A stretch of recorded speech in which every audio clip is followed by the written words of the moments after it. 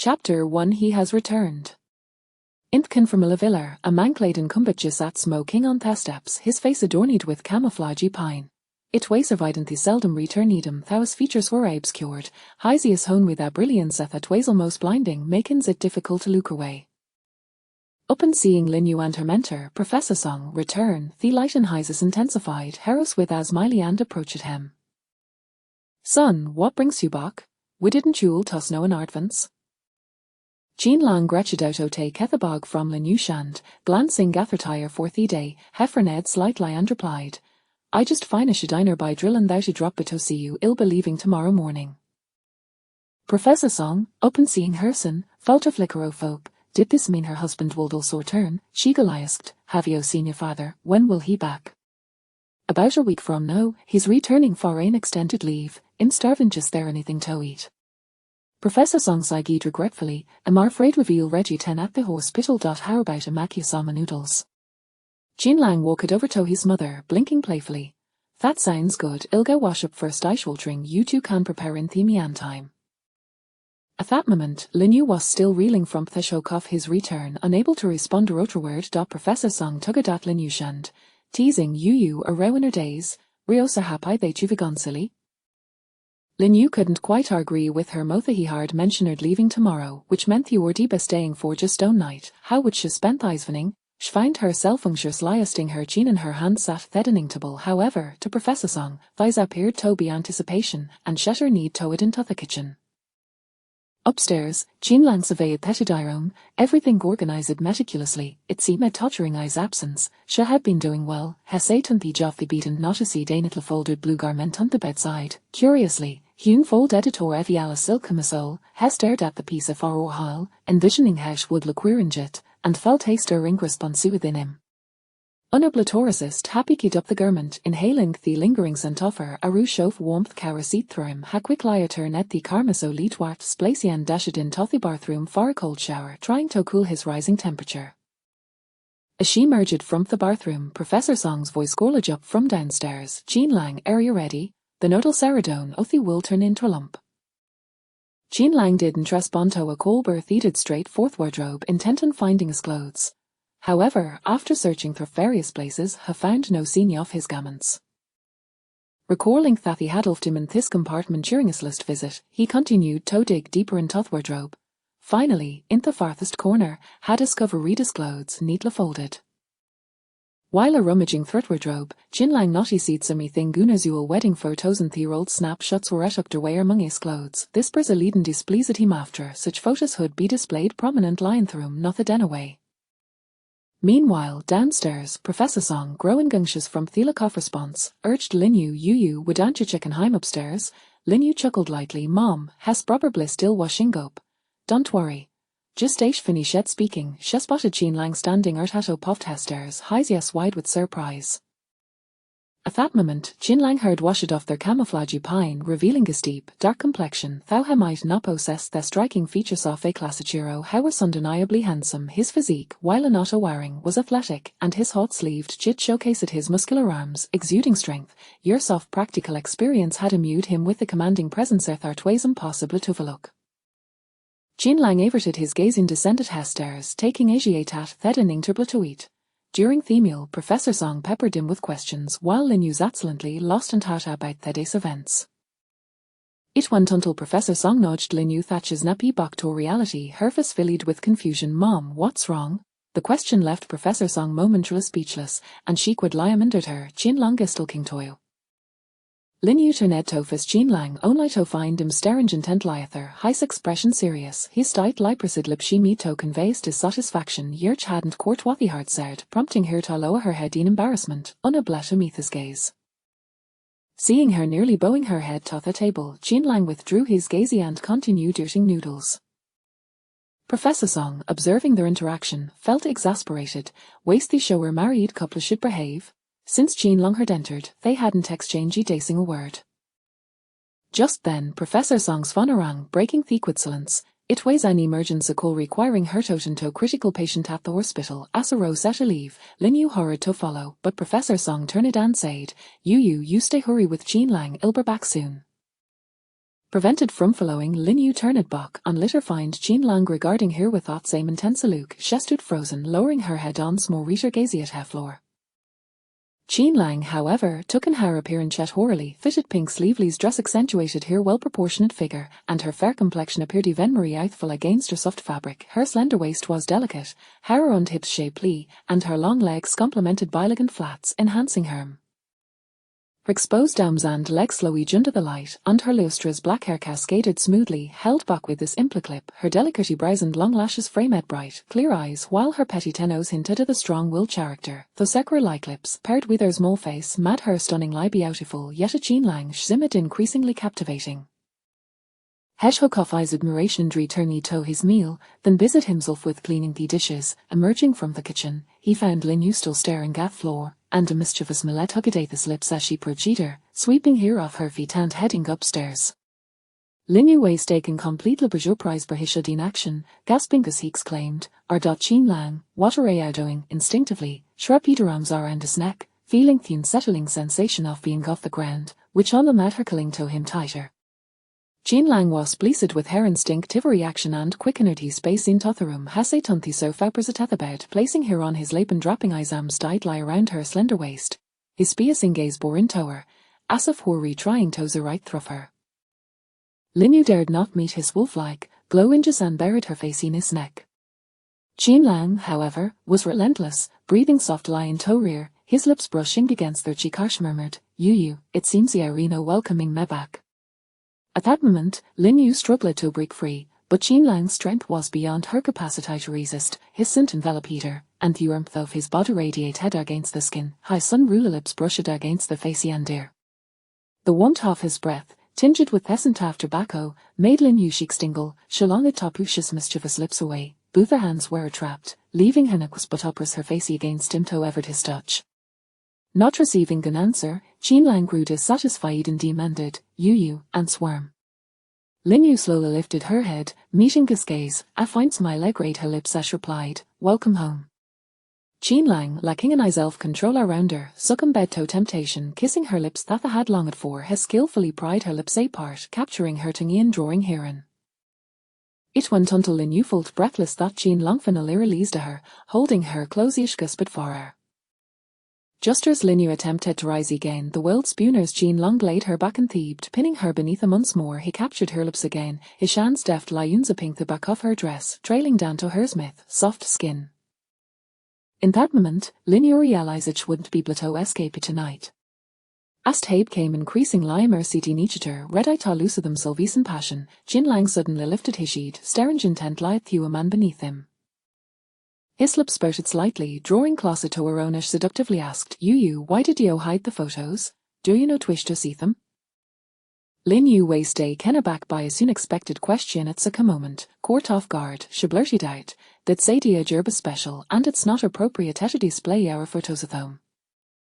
Qin Lang couldn't help but feel a bitter-sweet smell at Agatha's lips. She was indeed obedient. Happer said further, But that doesn't mean I can display them in our room.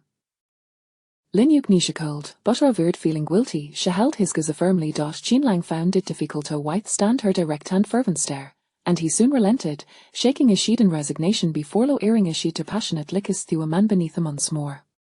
Soon, the room was filled with the low, restrained sounds of famine, sheavy breaths and a woman's intermittent gasps of protest. No, Qin Lang. Qin Lang. When Professor Song returned and didn't find them, Shepherd Pareto Goopstows. However, upon reaching the staircase, she heard sounds coming from the room. Having experienced life, she recognized Hosi sounds to a well and hurried downstairs. Upon entering the room, she couldn't help but think, It seems me worse were founded. A stone broke, sunlight filtered through the curtains and touched the room, prompting Qin Lang to instinctively open eyes. Heglan see that the woman in his arms, as it is wide smile spreading across his face. The clock and fuel was about to strike her quarter past 12, and Hick knew how to leave. Leaning down, he gently kissed her forehead, then carefully sat up. Quietly gathering the scattered clothes from the floor, he folded him neatly and placed him by the bed. After donning his own clothes, he tiptoed off the room. Qin Lang made his way downstairs and lightly knocked on the door, softly calling, Mom, I'm heading back to the base. Inside, he heard a faint rustle, followed by Professor Song opening the door. Son, drive safely, and take good care of yourself while they are away. Noticing Lin Yu's absence, she inquired, "Where's Yu? Is he still asleep?" Recalling how she had been too exhausted to move last night, Hetcha called softly, "Shooter lie were out last night pleasant take her over form."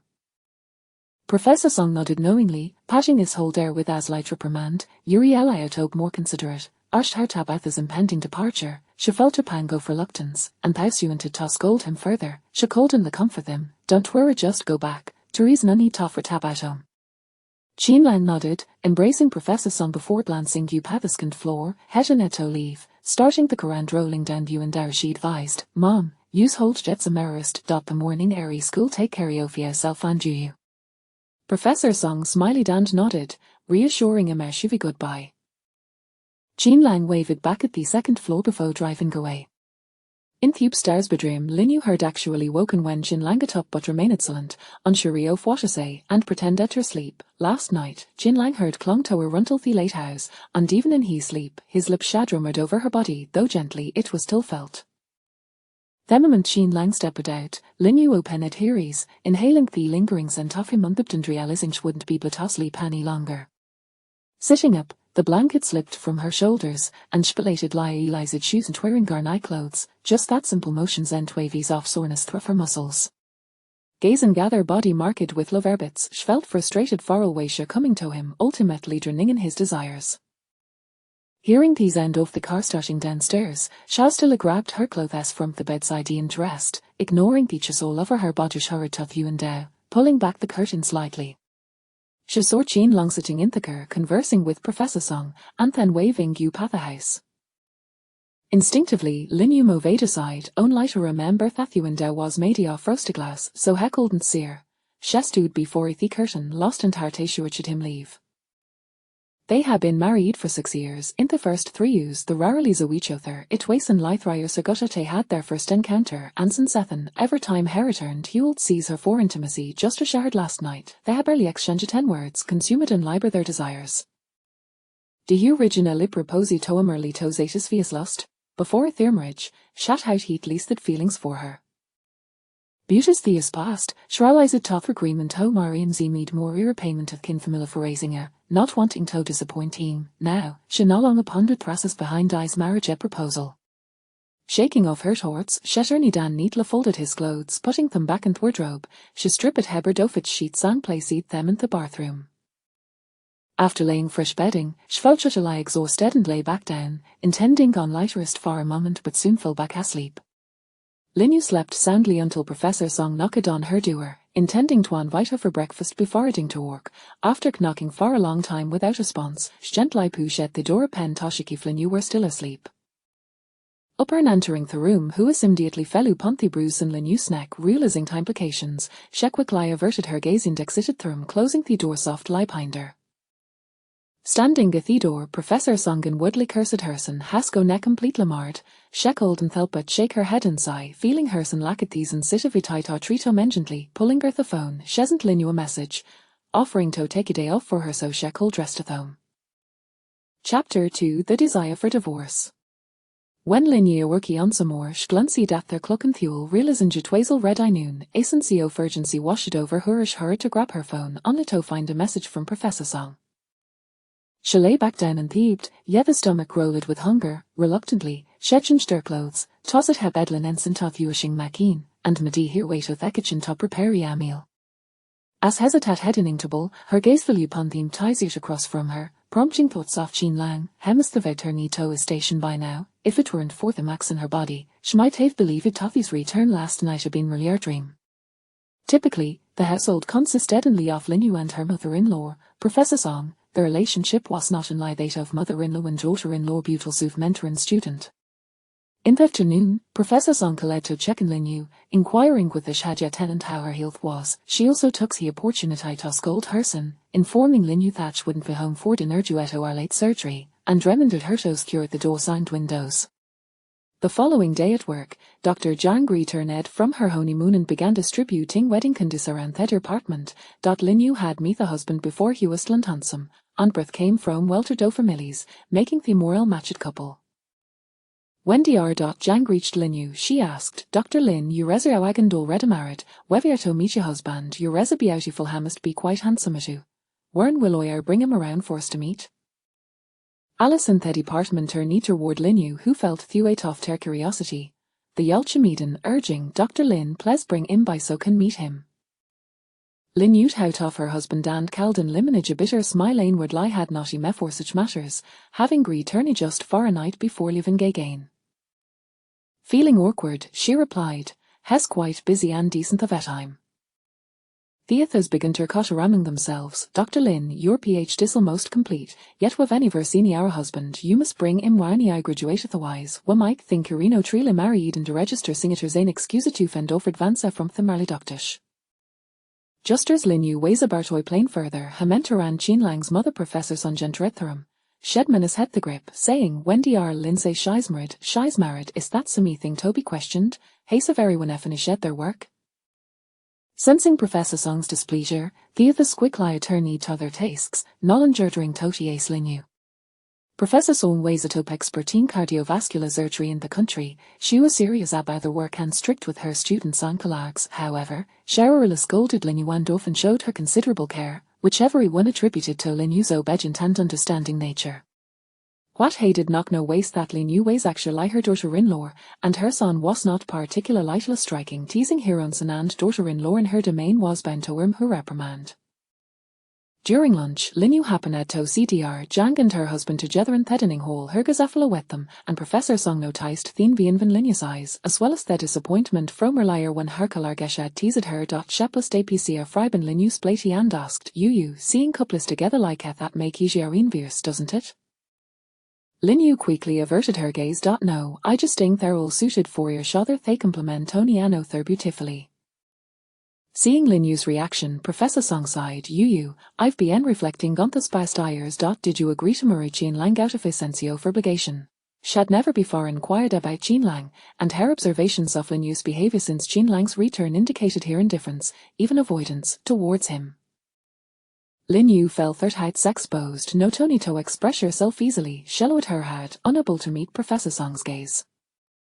Not a single reaction, Professor Song realized she guessed correctly and continued, it shouldn't have elo idiot marichin langwernia or rezoyakan without experiencing the proper courtship, given how unique was circumstances, you didn't even have its in wedding. But you, Chin Lang to scare for you otherwise, you wouldn't have ever skid punishment or return home after the exercise.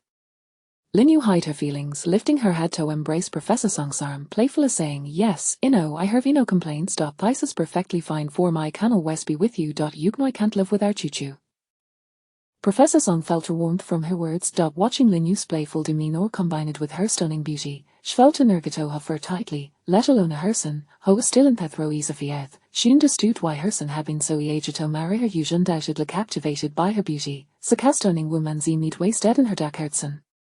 I fondness he could treat Chin Lang the same way, but had seemed unlikely.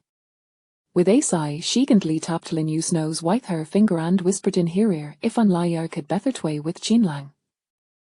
Instantly, Linyu's smile faded, her cheeks flushing as he focused in her meal. Professor Song watched her reaction, secretly amused, vowing to protect Herson's wife. In truth, Professor Song had always looked after Linyu well. Linyu was also quite understanding, never giving her too much trouble. Shanlai attended university outside the home for her undergraduate degree, but after graduating, she proactively pursued her master's degree and remained by Professor Song's side. Though Detran wanted attention, she declared her marital status during her graduate studies. Yerti Ventot did no deter some able suitors. Unbeknownst to Linyu, Professor Song had dissuaded many of them. The marriage between Linyu and Chin Lang had been arranged long before Linyu was born, a promise made in just to wartime heroes. At the time, Nernita could seriously, however, when Linyu was in junior high, her father did an exercise, and her mother followed suit in despair. Her grandfather, Honor Bleto Bearthlas, also passed away, leaving Linyu a faint. Recalling the premise, Chin Lang's grandfather, Chin Jung, brought Linyu back to kin for milito carafora. Professor Song, taken with the beautiful and well-mannered Linyu, immediately accepted her as a daughter-in-law. At the time, Chin Lang's father, Chin Ninghai, also worked in the military, and that was spent little at time together. Chin Lang was pulled into training Ji in high school to prepare for military academy entrance exams. Thus, there lie Duniachet her for companionship and support. Lin Yu treated Professor Song like a mother, showing her filial piety and dependence. Professor Song loved Lin Yu as if she were her own daughter. Once Qin Long secured a stable job, Hyun expected Lai proposed marriage to Lin Yu, and with a consent, they wed. In truth, their communication before marriage had been minimal. While Shu's in high school, Hugh's at the military academy, and during her university years, Hastert died abroad. Bethetty Mesha pursued her master's degree. Heher del Riadi became major. Ast hefter noon approached Hindof the walk day, Professor Song teak Lin Yu wyth herto an obstetrics consultation. Apathy in the developed postpartum depression due to a husband's long absence at the border and conflicts with her mother-in-law, which led her to neglect a congenital heart disease of her infant. Now that the husband had returned, they were preparing for the baby surgery. Professor Song assessed the situation and determined that the surgery could not take place for at least 3 months. To her surprise, this ignited the patient's emotions, leading her to declare that she would divorce her husband if he did not support her, threatening to take drastic measures. As neither Chanel nor wary obstetricians, they called in the offer consolation and exited the room to the doctor's office. The obstetrics department weighs a hosh of gossip, and the doctors join in the discussions. The old Aaroness opined, Marion Gasolja should have prepared her for this situation. Now, if she seeks a divorce, what will happen to that child? That would be incredibly irresponsible. Young Pia platodic too impulsively. Danger doctor scountered, the patient's intensi mushin syndicate that the husband scare has been lacking otherwise shouldn't consider divorce. Beauty military marriage is not something gonna can simply walk away from. Marrying today's a high-risk endeavor. Lin Yu agreed with Danger perspective. Without psychological resiliency and lacking companionship, one can indeed act rashly under pressure. However, she also believed the child needs both parent support. At this moment, the should work together for the baby. The patient is just struggling to process this blow. She will actually go through with a divorce, at least not within 3 months. Who can predict what will happen after that? Reflecting on her own marriage with Qin Lang, which often lacked companionship, a mess going for a fair without contactualize to twilish might not visit the same fate as the patient, she still a need for her husband's scurry and presence. She wondered if Shetu might any day contemplate a divorce. Unkith is thought too queert, it's Bradley a seedling rapidly growing and entangling her tights. For several days Lin Yu found herself preoccupied with this notion. Professor Song suspected that Lin Yu had not yet recovered from Qin Long's departure. One evening, Professor Song went upstairs to bring Lin Yu some fruit. After knocking and receiving no response, she gently pushed the door open. Hearing the sound of running water from the bathroom. Realizing Lin Yu was bathing, she intended to place fruit on the table and wait for her to finish. However, unteachable, she discovered a piece of paper densely scribbled with view or divorce. Shocked, Professor Song realized that had two could no longer maintain their current state. Remembering the patient from a few days prior, she understood the primary reason for Lin Yu's recent distraction. Hearing Future stop in the bathroom, Professor Song hurriedly carried the fruit back out and softly closed the door behind her. Chapter 3, Qin Lang became aware of her thoughts the following day. Professor Song was her usual self, while Lin Yu remained oblivious to the fact that Professor Song had already discerned her thoughts. Subsequently, Professor Song procured several outfits, accessories, and shoes for Lin Yu. Lin Yu's daily attire and adornments were all selected by her, even to the extent of personally purchasing Lin Yu's intimate garments. Whenever Lin Yu mentioned her own shopping, Professor Song would respond, "Of course, you can buy things for yourself, but I simply cannot help myself when I see such lovely items. You are young and beautiful, and you should dress to your heart's content. I would love to wear such clothes, but my age and figure no longer permit it." Therefore, when she presented all these items to Lin Yu felt no surprise, as it was entirely in keeping with Professor Song's character. Professor Song's family lineage traced back to early pioneers of the New China, and after decades of hard work, they had become quite affluent. Thus, she never considered the price or quantity when making purchases. Approximately a week after Qin Lang's departure, his father, Qin Ninghai, returned home. Qin Ninghai's temperament was much like Qin Lang's. Having spent a long time in the military, both were taciturn yet possessed an innate authority. The only discernible difference was that Qin Ninghai was very deferential to his wife, Professor Song. Although they spent little time together, their love remained strong. Each time Qin Ninghai was home on leave, Lin Yu and Professor Song would take on a more relaxed role, as he would manage all affairs. At times, Lin Yu reflected that part of her initial agreement to marry Qin Lang stemmed from her belief that he would embody the same kindness and gentleness as his father. However, reality proved otherwise. On the day Qin Ninghai returned, as they entered the house, the aroma of food wafted through the air. Before Lin Yu could fully grasp the situation, Professor Song hurried to the kitchen, calling out, "Old Qin, is that you back?"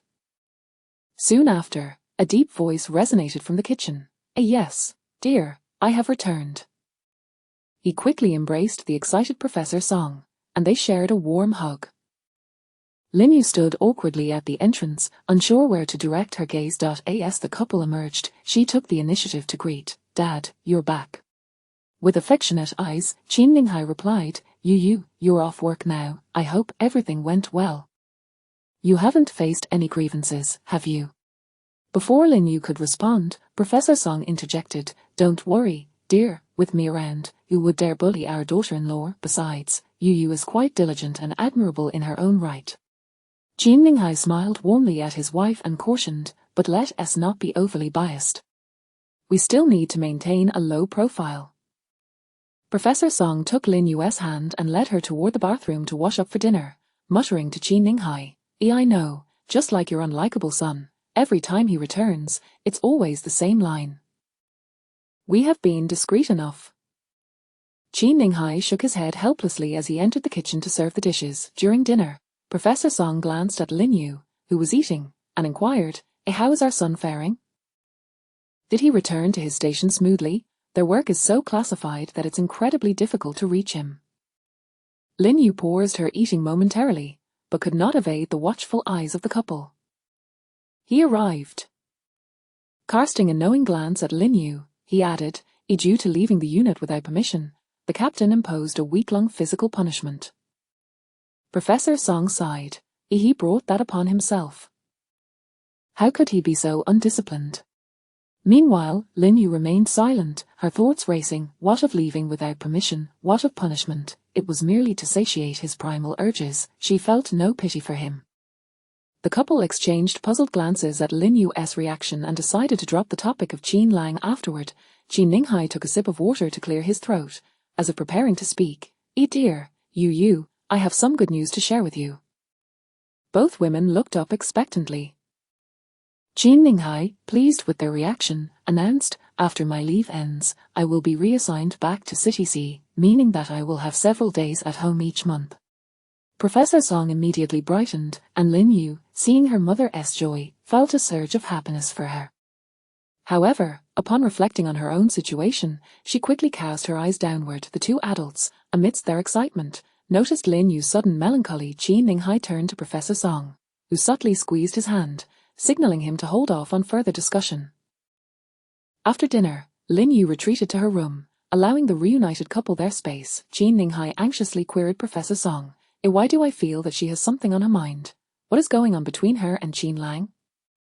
She seems utterly indifferent, showing no concern for him." Professor Song sighed, collapsing onto the couch like a deflated balloon. Yu is contemplating divorce. Her future with Qin Lang is uncertain. Qin Ninghai was perplexed. He believed they were well matched and voiced his confusion. "Why?" Professor Song straightened in her seat. "I am unsure. I merely stumbled upon this information and am speculating." She then recounted what she had seen to Qin Ninghai. After listening, he furrowed his brow, visibly upset and unsure of how to respond. "I haven't questioned you yet, thinking we could discuss it together now that you are back," Professor Song continued. "They have had too little contact since their marriage, and Yu is beginning to resist this union." Qin Ninghai rationally assessed, Indeed, we must devise a plan swiftly. If one day Yu tells us she wishes to divorce, what will we do? After all, both sides are dear to us." Professor Song began to analyze the potential future scenarios. Qin Ninghai stood and paced the room, suddenly recalling, Isn't Yu close to graduating with her doctorate soon? Though Professor Song did not comprehend the relevance of his inquiry, she nodded nonetheless. "Let us have Yu work at the city hospital where Qin Lang is stationed after her graduation." To his surprise, Professor Song immediately opposed, and no. They would still only meet during his leaves, which isn't much different than their current situation. It would merely afford them a few weekends together. Moreover, I won't be by Yu's side. What if she develops feelings for someone else? She has always had many admirers. Qin Ninghai found her reasoning sound and sank into a chair beside her, defeated. I have long considered Yu as my daughter. I cannot bear to see her leave our family. When she married Qin Lang, I felt it was an injustice to her. Had he not been my own son, I would never have agreed. Yu, though strong and brave, still requires Qin Lang's companionship. Professor Song expressed her sentiments regarding the injustices Lin Yu had faced over the years. Qin Ninghai patted her shoulder, articulating his thoughts. We should inform Qin Lang about this. If he truly cares for Yu, he will come up with a solution. If not, we must support her choice. Professor Song nodded, her heart heavy, gazing at Qin Ninghai. Qin Lang has always had Yu in his heart. Otherwise, why would he have rushed back last time? It's just that she is meticulous in her thoughts, while Qin Lang possesses a strong sense of responsibility. If they could simply spend more time together, I am certain they would fall in love. Qin Ninghai observed his wife, voicing his concerns. Why have they not had children all these years?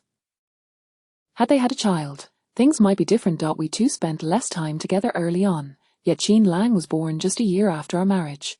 What's their situation? Qin Lang has always maintained that Yu is not yet graduated, so there is no hurry, a Professor Song responded, addressing Qin Ninghai's worries.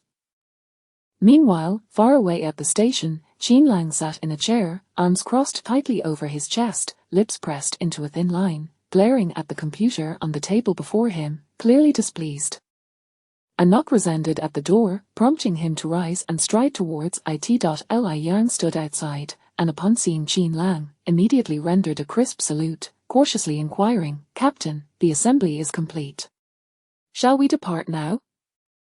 Qin Lang lifted his eyelids, fixing an unyielding gaze upon Li Yang, his expression reflecting irritation internally. He mused, how could Li Yang still be asking such trivial questions after following him for so long?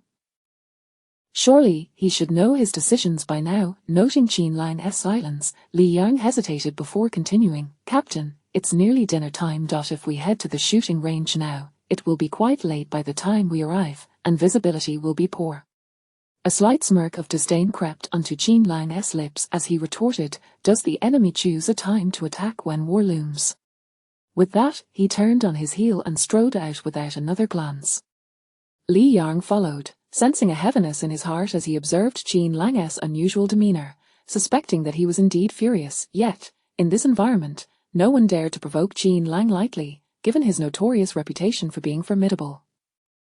Even last week, when subjected to punishment by the captain, he accepted it without displaying a hint of displeasure. Upon arriving at the shooting range, the situation was as expected. Almost all personnel had missed their targets, with the majority failing to hit even once.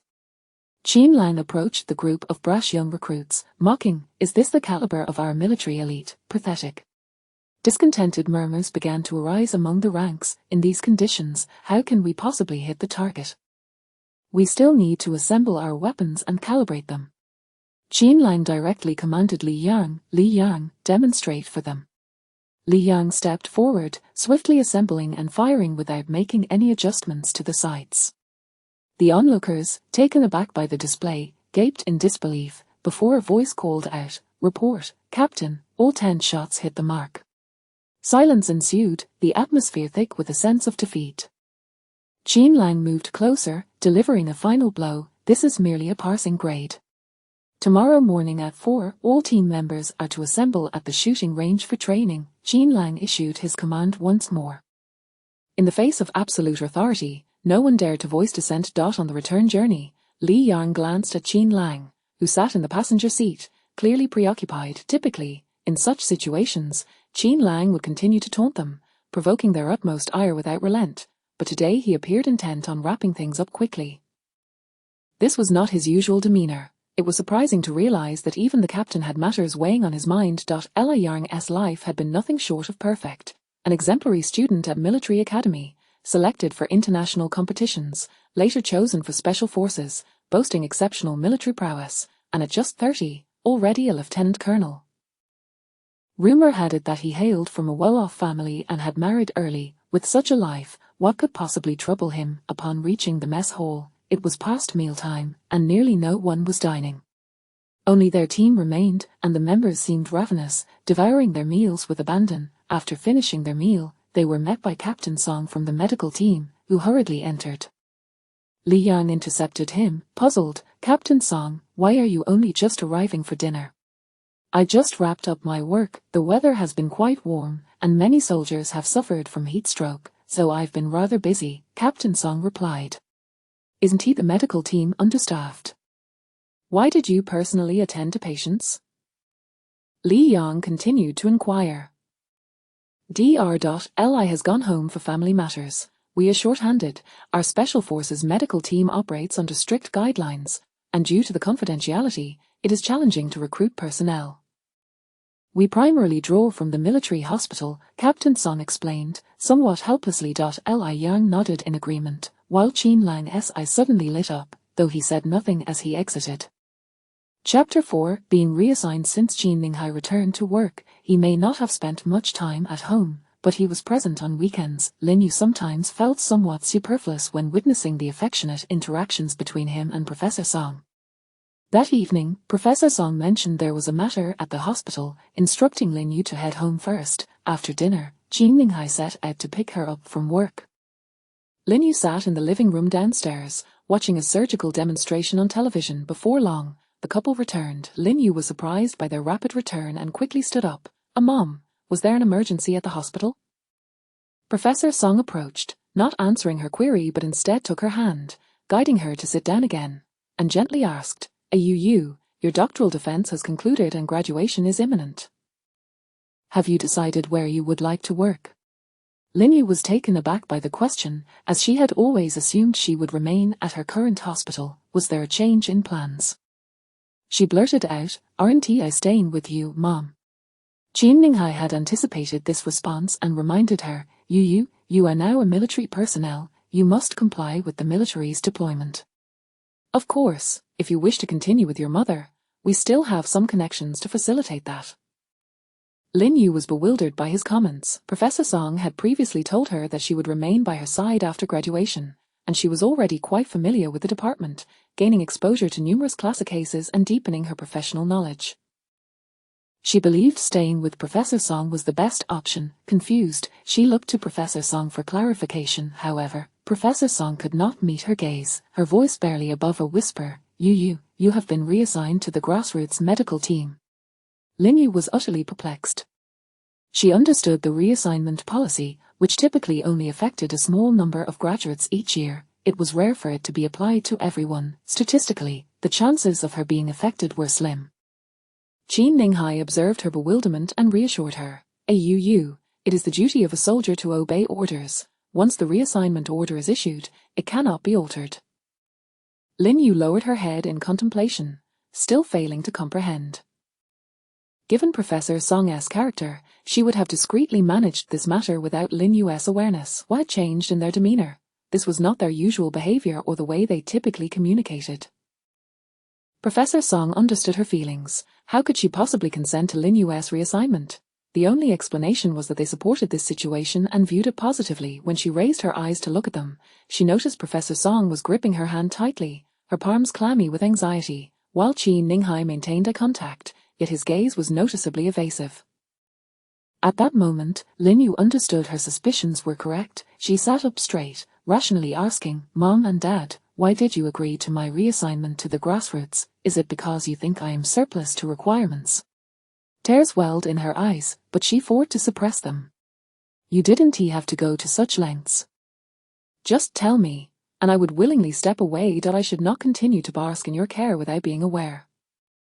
Her tears finally fell. Professor Song quickly lifted her chin, gently wiping away her tears, explaining, "No, Yu, I only learned of this afternoon, and I was equally shocked. You are our daughter-in-law. How could we ever think you are superfluous? It pains me to hear you say that." Yet Lin Yu's tears continued to flow despite her mother's attempts at reassurance.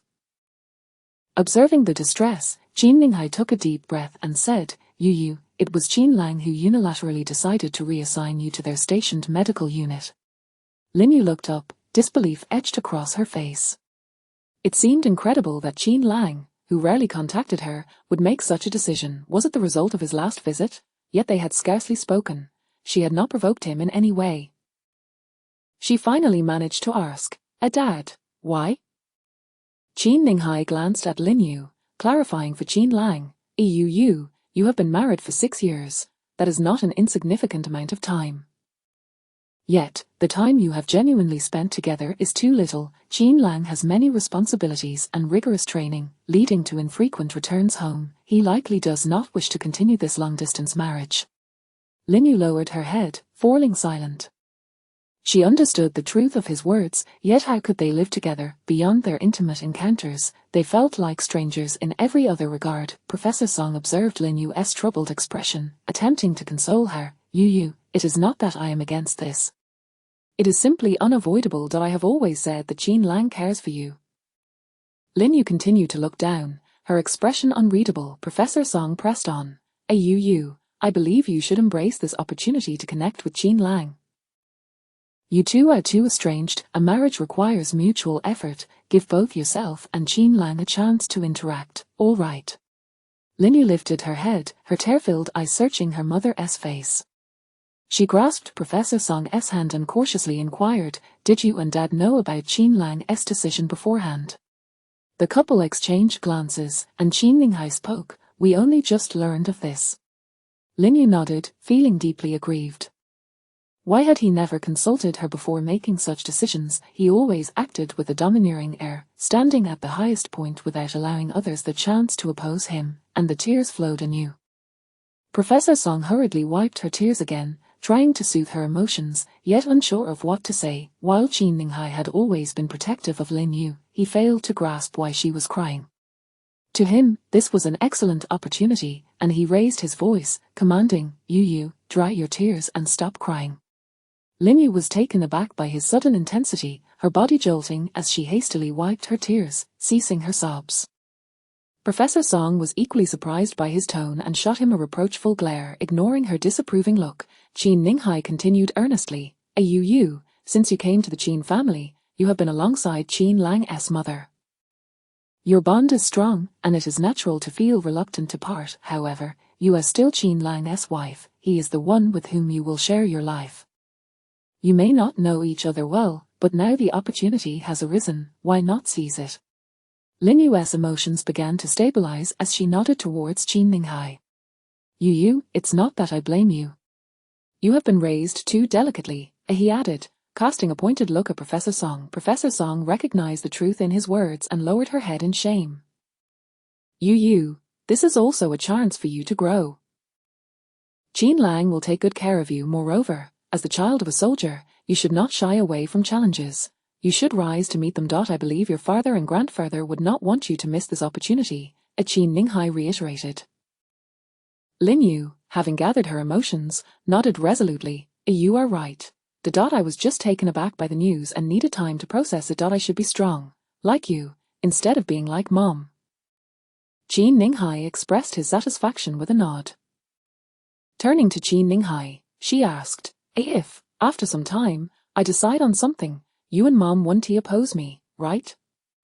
Qin Ninghai nodded affirmatively, indicating his agreement. Professor Song offered further words of comfort, informing Lin Yu that she need not go to the hospital the following day, as she would commence the necessary arrangements for her new position. As Lin Yu ascended the stairs, Professor Song turned to Qin Ninghai, concern etched on her face. What did you mean by that last remark? Will this ultimately lead to a divorce? Qin Ninghai chuckled helplessly, sometimes perplexed by his wife's thought process. In truth, Lin Yu bore some resemblance to her. Both were occasionally oblivious to the essence of situations. In contrast, he and Qin Lang were more alike, sharing a bond that left them with no choice but to navigate the challenges presented by these two women whom they adored. He stepped forward to embrace Professor Song, stating plainly, based on Qin Lang's current demeanor, he loves you deeply. He simply struggles to express it. Rest assured, I promise you they will remain together. Let them navigate their own path. Professor Song nodded in agreement, also aligning with Qin Ninghai's viewpoint. In truth, Lin Yu harbored feelings for Qin Lang, she just had not realized it yet. If she did not, why would she allow him to leave so many traces on her? The thought made her smile. Qin Ninghai turned to look at her, but she said nothing and headed towards the kitchen. Professor Song mused inwardly. How could she possibly reveal that she had overheard their intimate moments? Otherwise, she would be subjected to yet another lecture. Chapter 5. Arrival at the quarters. Ever since Qin Lang learned that Lin Yu had agreed to come to the quarters, the joy on his face was palpable, radiating a newfound vitality that was unmistakable. This transformation was so conspicuous that Li Yang couldn't help but wonder if Qin Lang had been replaced by someone else entirely. Qin Lang applied for a family accommodation and, during his free time, procured various pieces of furniture, household appliances, and daily necessities. Today marked the day these items would be delivered. As Li Yang and Shan Yi assisted in moving these belongings indoors, they were promptly ushered out by Qin Lang, who showed no hesitation in asserting himself. Li Yang, somewhat perplexed, remarked, "I've heard for quite some time that the captain is married, yet I've never seen his wife. I used to think their relationship wasn't very strong, but looking at the captain now, it's evident that he holds deep affection for her. He's taking care of everything personally." Shan Yi nodded in agreement, chuckling as he teased, "I can't help but wonder what kind of person she is to captivate the captain so completely. If you observe his excitement over the past few days, you'd think he was doing a splendid job of concealing it. When she arrives, I must see her for myself." Li Yang playfully slapped his forehead, cautioning, "You've seen how domineering the captain is. Do you really think you can just meet her?" Stop dreaming. The family building had been constructed just 2 years prior, and it was still quite new, with many families already settled in. The residence assigned to Qin Lang was uninhabited, making it easy to clean, merely a layer of dust to contend with. Though the space was only 90 square meters, it boasted a 3-bedroom layout, ample for 2 occupants. Qin Lang planned to convert one of the rooms into a study, specifically purchasing a bookshelf for this purpose. Alone, Qin Lang diligently mopped the floors of all the rooms until they gleamed. He then began unwrapping the various items and meticulously arranging the furniture and appliances according to the home's layout. It was evident that he was exceptionally thoughtful, ensuring that even curtains, hangers, tables, chairs, and essential kitchen utensils were all in place. While he may not have known which items were the finest, he chose familiar styles, hoping to create a sense of comfort and ease for Lin Yu, eliminating any feelings of unfamiliarity. After finishing the arrangement, Qin Lang took the packaging materials downstairs to dispose of them, then returned to wipe down the items once more, following up with another round of mopping. Finally, he stood at the doorway, surveying the entire room, feeling immensely satisfied with his accomplishments. The decor of this apartment closely mirrored that of their home, evoking a warm ambience, as if it were eagerly awaiting the arrival of its mistress. The thought of frequently seeing her in the future, of embracing her often, brought a gentle smile to Qin Lang's lips, filling his heart with hopeful anticipation. Their quarters were nestled within a serene valley, surrounded by towering peaks, a highly confidential location with poor signal reception, rendering communication with the outside world nearly impossible. Thus, even if he wished to contact her, he found himself utterly powerless. Furthermore, the need to cut off outside distractions during training made their communication even more challenging. Reflecting on her current thoughts, Qin Lang furrowed his brow, lost in contemplation. She was the one he had known since childhood, the one he intended to marry. He had always believed that even if they were apart after marriage, she would understand his feelings without him needing to say a word. Yet now it seemed she was entirely oblivious. Otherwise, how could she entertain such dangerous thoughts? If she could come here, he would ensure those thoughts were completely extinguished. Returning to his dormitory, he retrieved his civilian clothes and hung them in the wardrobe, rearranging his toiletries as well, before stepping into the bathroom for a shower, preparing to rest here tonight. Meanwhile, Lin Yu had completed all her preparations and was merely awaiting departure. In the past few days, Professor Song had taken leave, dedicating herself entirely to gathering the necessary items for Lin Yu. Gazing at the pristine mattress, comforter, and bedding set before her, Lin Yu couldn't help but chuckle. "Mom, will those things really be necessary over there? Perhaps we should leave them behind." Professor Song quickly explained, "Yu, the beds in the army are notoriously hard. You won't be able to acclimate without these, so it's best to bring them along. After all, your father will be taking you." Lin Yu turned to her father, her expression tinged with concern. "Dad, is this really all right? Won't people think I'm receiving special treatment?" Qin father waved his hand in reassurance. "It's no trouble. You, the captain used to be one of my soldiers. He is well aware of the situation. Plus, I have other matters to discuss with him during this visit, so it's perfectly fine to bring along extra. Professor Song had already begun sorting through the clothing and accessories Lin Yu would need to take. Upon seeing the pile, Lin Yu immediately intervened. Mom, let's keep the clothing to a minimum. After all, I'll be wearing a uniform for work. As for jewelry, it's even less necessary. Qin farther chimed in. Indeed, there's no need for jewelry. Keep it low-key, you can wear it during your time off. Instead, bring along some extra food, just in case you have any issues adjusting to the local cuisine. Professor Song, seeing the wisdom in this, complied and removed most of the jewelry from the suitcase, replacing it with ample food and fruits. Lin Yu and Qin farther ceased to object at this point. Once everything was packed, Professor Song produced a jade pendant in the form of a 9-palace 8-trigram design, its exquisite quality evident. She gently placed it around Lin Yu's neck, advising, "This is newly purchased and has been blessed at the temple. It will keep you safe. The hygiene team in the special forces sometimes requires fieldwork, so be sure to stay safe and steer clear of danger." At that moment, Lin Yu realized she was truly about to leave her home. She stepped forward to embrace her mother, imploring, "Mom, please take care of yourself. Don't overwork yourself or take on too many extra shifts. Remember to eat on time."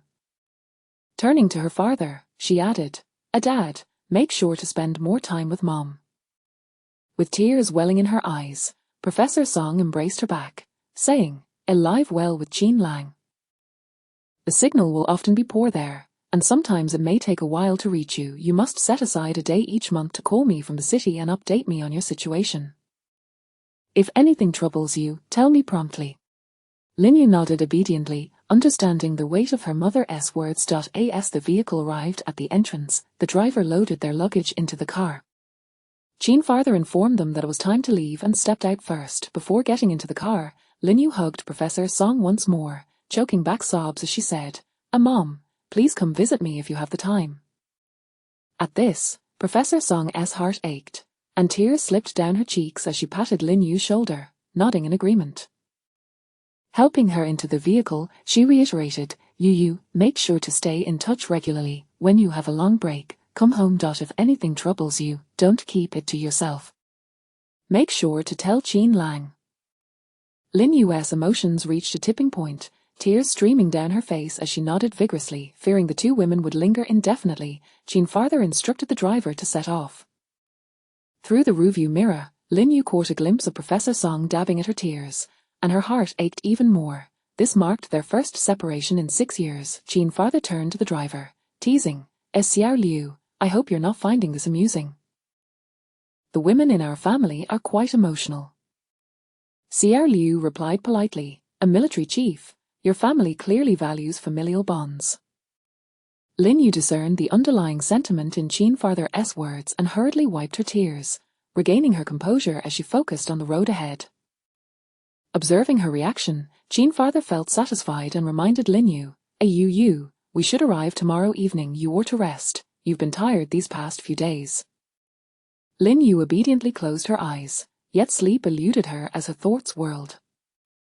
She considered the lengthy journey ahead. They would not reach their destination until tomorrow morning, having left at 10 o'clock in the morning, resulting in nearly a 24-hour trip. It was no wonder Qin Lang rarely returned home. Such long travels made frequent visits nearly impossible. She began to ponder her future life, the sorrow of leaving home still lingering in her heart. Simultaneously, she worried about how her relationship with Qin Lang would unfold. If they were to see each other often in the future, how would they navigate their interactions?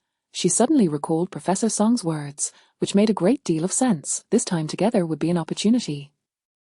If she were to give up without even attempting, would that not be a disservice to Qin Lang's parents who had nurtured him for so many years? As these thoughts swirled in her mind, Lin Yu gradually drifted off to sleep. When she finally opened her eyes, darkness enveloped the sky, the vehicles on the road illuminating their headlights, yet she was still unsure of her surroundings. Qin farther's voice broke through once more. Are you awake? We have arrived in Qihor City, Jing Province. We still have a dozen hours to reach Qin Lang's place, and we will change drivers at the camp ahead. Lin Yu responded with a softer millimeter. indicating her understanding. Throughout the journey, they changed drivers approximately 3 times, and by the next afternoon, they were traversing primarily mountain roads, surrounded by lush greenery that provided a refreshing atmosphere. By the next evening, Lin Yu noticed the absence of private vehicles on the road, with only military vehicles passing by. Through the vehicle's headlights, she observed the surrounding mountains. Were it not for her father's presence in the vehicle, she might have suspected she was being trafficked to the mountains. Before long, they reached a stretch of flat road, at which point Jean father also opened his eyes. Lin Yu realized they were nearing their destination. After about an hour, she caught sight of the military gate through the car window, where 2 guards stood at attention. The driver communicated briefly before entering and stopping in front of an office building. 2 soldiers, one a middle-aged man in his 40s and the other a young man around 25 or 26, stood rigidly in front of the building, yet Jean Lang was conspicuously absent. Lin Yu felt a pang of confusion. Where could Jean Lang be? Jean father instructed Lin Yu to disembark together. The 2 soldiers approached to assist Jean father in opening the car door, while Lin Yu opened her own door and stepped out.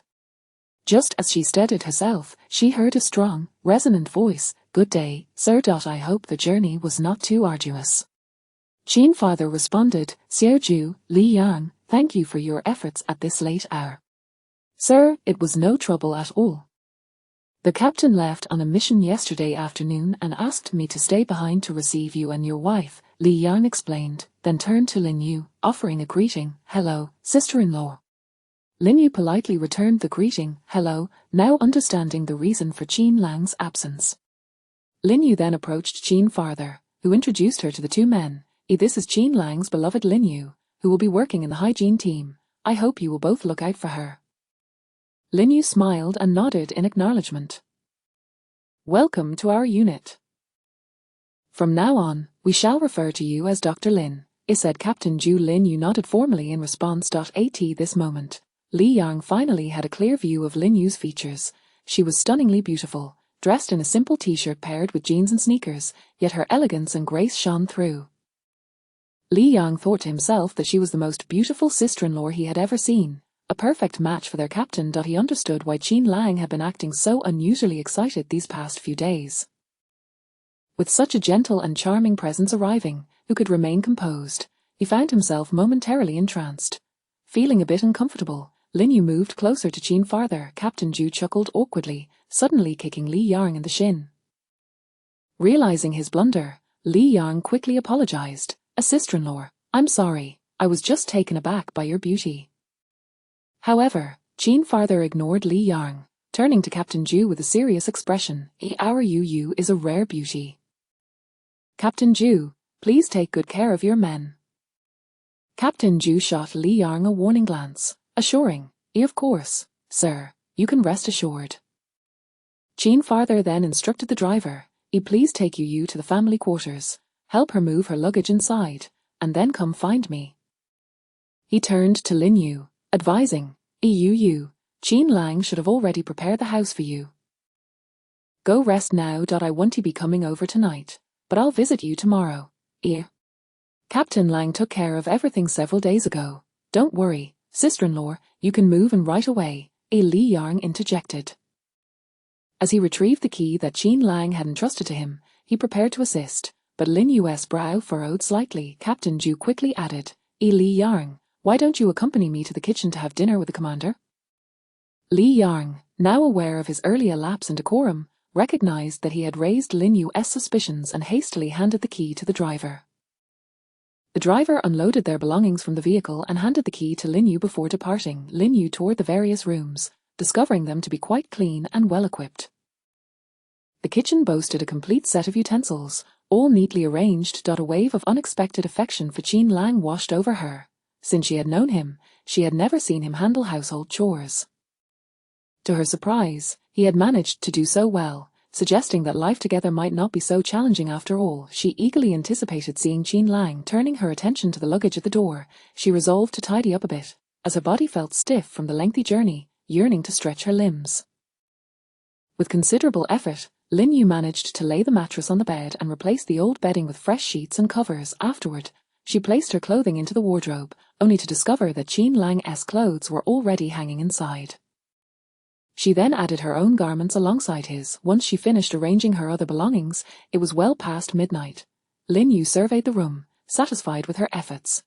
After breaking a sweat, she entered the bathroom for a shower, preparing for bed while locking the door securely behind her. Chapter 6. Qin Lang's return. When Lin Yu awoke, she found herself in an unfamiliar room.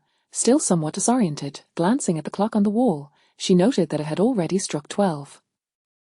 Remembering her father's promise to visit today, she hurriedly got out of bed, changed into fresh clothes, and tidied herself up. After finishing her meal and washing the dishes, she realized that Father Qin had yet to arrive. Picking up her phone to call him, she discovered there was no signal at all. Moving to the window, she drew back the curtains and beheld the distant, undulating mountains dot on the training ground. A group of soldiers was engaged in drills, their shouts echoing through the air. A few military wives entered downstairs, accompanied by their children. As she opened the window, a refreshing breeze rushed in, invigorating her spirit. Taking a deep breath, she relished the crisp air. The climate here was vastly different from that of City C, which was currently sweltering in the heat of summer. Here, it was pleasantly cool and the air exceptionally fresh. This weather brought a sense of comfort and ease that Lin Yu cherished, gradually calming her spirit. A knock at the door announced Father Qin's arrival, and Lin Yu eagerly opened it to find Captain Zhu accompanying him, with Father Qin carrying a bag of groceries. Lin Yu greeted Captain Zhu warmly. "Hello, Captain Zhu." He nodded in acknowledgement. Turning to her father, she inquired, Father, why did you arrive so late? I thought you had already left, and why are you carrying groceries?" Father Qin replied, I indulged in a few drinks with Captain Zhu last night and woke up a bit late. These are supplies from the mess hall. You can prepare them yourself. Taking the bag from her father's hands and placing it in the kitchen, Lin Yu grumbled in irritation. Father, Mother said you shouldn't drink. You never listen. You know your mother isn't here, right? A little indulgence now and then is harmless, Father Qin remarked, observing her displeasure gently. He coaxed her. All right, you. Father is leaving now, don't be upset. Feeling a wave of sadness wash over her, Lin Yu lamented, Father, are you really leaving so soon? Aren't you going to stay for a meal? Father Qin, noticing her distress, felt a pang of sympathy but feared her tears. He patted her shoulder encouragingly and advised, Captain Zhu said that when Qin Lang returns, he will take you to the medical team. For now, you should rest here and adjust. Once Qin Lang is back, you can live well together. If anything arises, contact me through Captain Zhu. All right, Father, then let me see you off, she offered. This place is quite secluded, with security all around. It will be difficult to find your way back. Once Qin Lang returns, he will take you around a few times, and you'll know the way, so there's no need to accompany me, he replied, turning to leave. Lin Yu could only hold back her tears as she bid farewell to her father. After closing the door and returning to the window, she watched as her father's vehicle disappeared from sight, her spirits sinking once more. She turned to find a novel, hoping to lift her mood. Lin Yu spent the afternoon reading, only to feel hunger pangs urging her to prepare dinner. She opted for a simple meal of instant noodles, and just as they finished cooking, a knock resounded at the door. Could it be Qin Lang returning? She wondered as she went to open the door. To her surprise, a well-dressed, elegant middle-aged woman stood there, holding a plate of dumplings and vinegar. Are you Lin, Qin Lang's beloved? She inquired. Lin Yu quickly responded, yes, I am, and you are? With a smile, the woman replied, I am Captain Zhu's wife. You can call me Sister Lin. We share the same surname, so we're family. My husband mentioned you were alone here, so I thought I would come by to keep you company. Sister, please come in, Lin Yu urged, setting the dumplings on the dining table. Sister Zhu noticed the noodles and chided her gently, men often spend time away from home. We must learn to take good care of ourselves, you can't subsist on just this. Thank you, Lin Yu replied gratefully, inviting her to sit down. Sister Zhu admired the well-furnished and tidy room, as well as the beauty of the woman across from her. Did Qin Lang prepare all this? She asked, smiling. He usually comes here at night to tidy up, refusing help from anyone. Now that I've met you, I understand why he feels compelled to pamper such an astonishingly beautiful wife, Lin Yu replied, blushing slightly. You are fortunate to have married the captain. You are also quite lovely, possessing grace and remarkable culinary skills. These dumplings are exquisite, a Sister Jew complimented. Hearing this, Lin Yu felt a rush of joy, surprised that such a stunning woman could be so unpretentious and genuine, instantly warming to her. After a bit more conversation, Sister Jew inquired, I heard you've been married for quite some time. Why haven't you come to visit? Lin Yu was puzzled, as Qin Lang had never mentioned anything about visiting, nor had Professor Song or Father Qin. She replied diplomatically, I've been busy with school and work at the hospital, so I haven't had the time.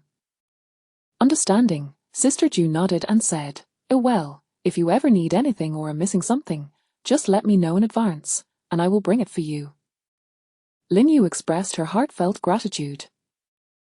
The two continued to chat, and when Sister Jew left, Lin Yu gifted her some local specialties from City C, explaining how to prepare them. In the following days, Sister Jew visited almost every evening to keep her company, and they would cook, drink tea, and converse, becoming fast friends. During those few days, Lin Yu mostly stayed indoors, venturing out only occasionally to discard trash, where she would be drawn into conversations, gradually losing her desire to go outside. Noticing the dwindling supplies in her refrigerator, she planned to accompany Sister Jew to the city for some shopping the next day, taking the opportunity to explore her surroundings. Meanwhile, in the passenger seat of a military Dongfeng Mengsher, Qin Lang held a cigarette, intently focused on the road ahead, occasionally taking a drag. Beneath his calm exterior lay a restless heart, wondering if she had arrived days ago, what she had been doing, whether she had acclimatized, and how she was eating. He pondered if her beautiful face had been flaunted around, and if she had reported to the medical team. The thought of these questions made him yearn to be by her side immediately. As the vehicle finally entered the parking lot of the base, Li Yang was already waiting there. Upon seeing Qin Lang disembark, he rushed over, saluting and reporting, Captain, your wife has been here for several days. Qin Lang shot him a sidelong glance and walked past, removing his cap and tucking it under his arm as he headed toward the dormitory. Li Yang was puzzled. Shouldn't the captain be going to the family quarters? Why was he heading to the dorm? Denis stepped forward, wrapping his arms around Qin Lang's neck. You sly dog. Do you know how perilous our mission was? Li Yang, hearing this, immediately glanced around at the other team members, relieved to see everyone unscathed. Denis reassured him, Don't worry, no one was injured. It was just a bit dangerous. Li Yang playfully punched Dan Yi on the chest, scolding, How can you joke about such things? It's reckless. Dan Yi shrugged it off, and the two embraced joyfully as the others gathered around, eagerly asking, Have you met the captain's wife? How is she? Lowering his head in embarrassment, Li Yang confessed the events of that night and mentioned Captain Ju's order forbidding him from appearing before Lin Yu for 3 months. Laughter erupted among the group, teasing Li Yang for his lack of discretion. Once the laughter subsided, Denis asked, Is she really that beautiful? Li Yang nodded gravely, and Dan Yi continued, Where can we find her? She seems to have been staying in the family quarters and hasn't ventured out much. In a few days, she will start working at the medical team, so you will all meet her then, Li Yang explained. However, I advise you to avoid the medical team, even if the captain allows it. The deputy captain won't agree, given how anxious he looked. Just then, they spotted Qin Lang emerging from the dormitory, clad in a short-sleeved training uniform, his hair still damp from a recent shower. Seeing Qin Lang's appearance, the others decided to heed Li Yang's advice and curb their curiosity. At that moment, Lin Yu had just dished out a bowl of rice and stir-fried some vegetables. Concerned that the meat might spoil from being left out too long, she had prepared an entire plate of braised pork, only to find it far too much for one person. She planned to set some aside for Sister Jew when she finished work. The weather was a bit warm today, so Lin Yu simply tied her hair into a bun, donning a beige halter knit top paired with light blue skinny jeans and canvas shoes. The ensemble was simple yet refreshing, complementing her fair skin and well-proportioned figure, exuding a sense of fashion while retaining a playful charm. Just as she finished portioning the braised pork, another knock resounded at the door. Who could it be? Sister Jew wasn't off work yet. Glancing at her attire, Lin Yu felt it was inappropriate to open the door like this, so she hurried into her bedroom, quickly putting on a short shirt that matched her top before heading to the door. Upon opening it, she was taken aback to find Qin Lang standing there. Chapter 7, A World for Two. Upon seeing Qin Lang, Lin Yu's mind went blank. For a fleeting moment, she found herself at a loss for words, merely standing foolishly at the doorway. They had shared intimate moments on numerous occasions and had been candid with each other time and again, yet each time she laid eyes on him, an inexplicable sense of nervousness and shyness would envelop her. In contrast, Qin Lang appeared to be in high spirits, a smile illuminating both his lips and eyes. Seemingly oblivious to her awkwardness and discomfort, he naturally took Lin Yu's hand, their fingers intertwining, guiding her into the room while effortlessly closing the door behind them. The moment Qin Lang's hand brushed against Lin Yu's, her body was jolted as if struck by an electric current, a tingling sensation swiftly coursing through her. This feeling left her somewhat disoriented, as they had never engaged in such an intimate gesture as holding hands.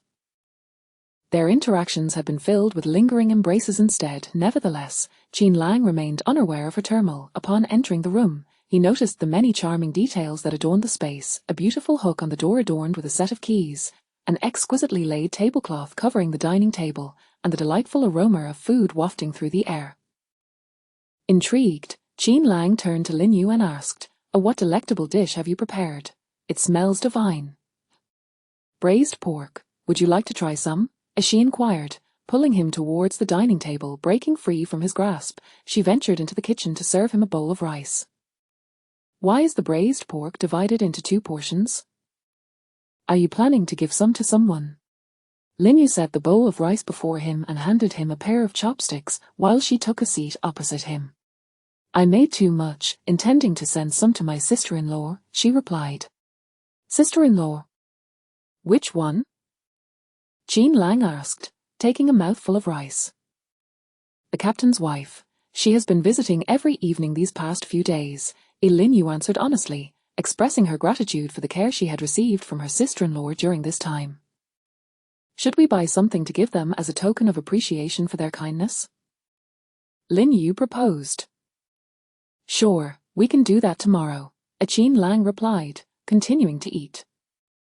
Observing his hearty appetite, Lin Yu wondered if he had gone several days without a proper meal. Despite his voraciousness, his manner was anything but crude. Rather, he exuded an air of refined enjoyment, savoring the flavors of the dishes.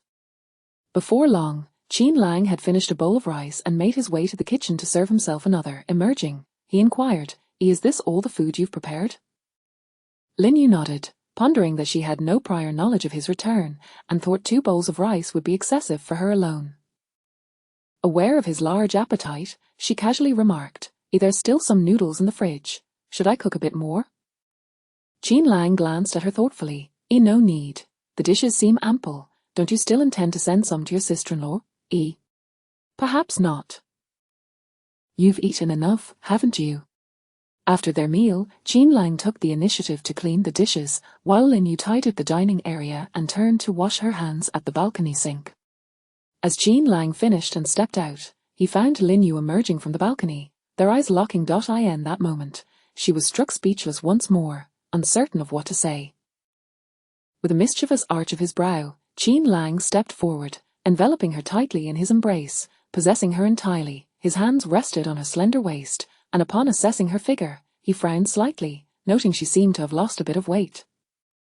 A fuller form would be healthier for her. Lin Yu attempted to wriggle free, but found herself utterly trapped, as though he were trying to meld her into his very being.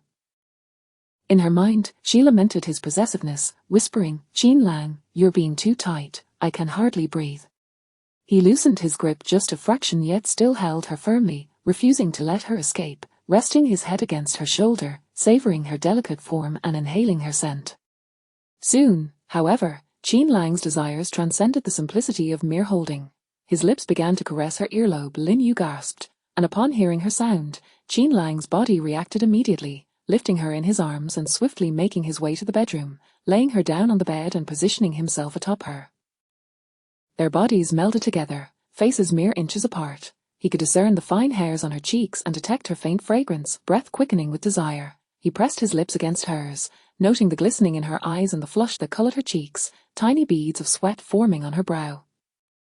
Her endearing expression stirred an irresistible urge within him, compelling him to claim her lips, entwining their tongues in a fervent exchange. greedily drawing in her essence. His actions were both forceful and tender, leaving her body tingling, her mind hazy, as she forgot to resist.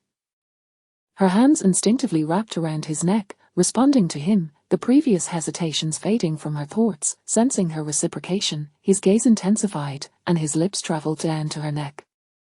However, the constraints of her shirt frustrated him. With a decisive tug, the buttons flew off, clattering to the floor and startling the enamored pair from their reverie.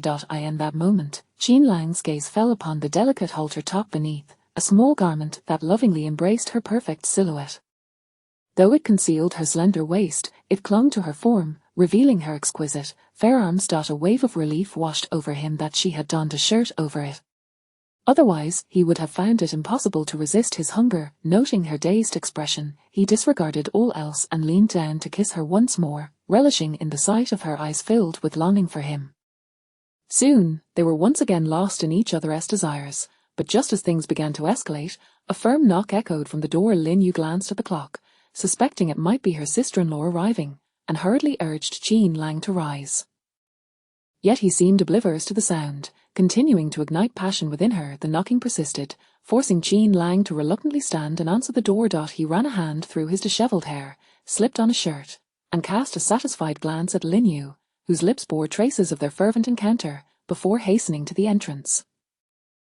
As expected, upon opening the door, Jean Lang found his sister-in-law standing there. His eyes blazed with intensity, and Lin Yu's presence was nowhere to be seen. His sister-in-law quickly grasped the situation, understanding what had been unfolding. "Jean Lang, you finally returned," she exclaimed. Jean Lang raised an eyebrow, answering, "Yes, sister-in-law, is there something you need?" Feeling a bit embarrassed, she replied with a shy smile, "Actually, there's nothing urgent. I thought you hadn't returned yet. And here you are, old Jew, without even letting me know." Understanding her implication, Jean Lang's irritation dissipated somewhat. "Thank you for looking after Lin Yu these past few days. I will express my gratitude in person soon. The captain has yet to meet me. Please do not hold it against him," he said appreciatively. His sister-in-law waved her hands, indicating it was unnecessary, and hurriedly took her leave. Returning to the room, Jean Lang found Lin Yu lost in thought, gazing at the torn shirt. Her expression had cleared, the haze of desire dissipating. Recognizing that they could not proceed any further, he reflected on how every encounter had occurred while she was still in a state of confusion upon his return. Once she regained her clarity, she would inevitably reject him. In the past few days, he had pondered whether her thoughts of divorce stemmed from his insistence on intimacy at each meeting, unable to conceive of any other reason. He was unable to control himself in her presence, yet she seemed to welcome his advances. With a decisive gesture, he yanked the torn shirt from her grasp and tossed it into the trash. Lin Yu felt a pang of regret, yet there was no remedy for it. Beyond repair, she averted her gaze from Jean Lang, fixating instead on the ruined garment. Jean Lang chuckled softly to himself, pulling her close as they sat on the edge of the bed. "It's merely a piece of clothing. I will buy you a new one later." In her heart, Lin Yu thought to herself that he had never bought her anything, but she remained silent, saying nothing at all. Chapter 8, A World for Tutu. Subsequently, Jean Lang posed a series of inquiries. Have you reported to the health team these past few days? Are you familiar with the surroundings here? Do you always cook for yourself? Have you met anyone? Is there anything lacking at home? Do you need to procure any additional items?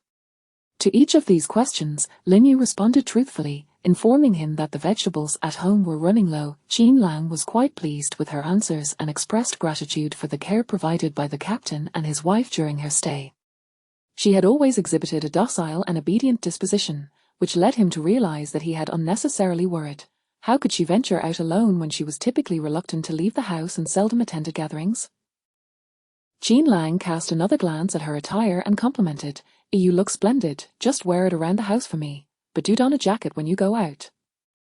Lin Yu pouted, What jacket? Didn't you just ruin it?"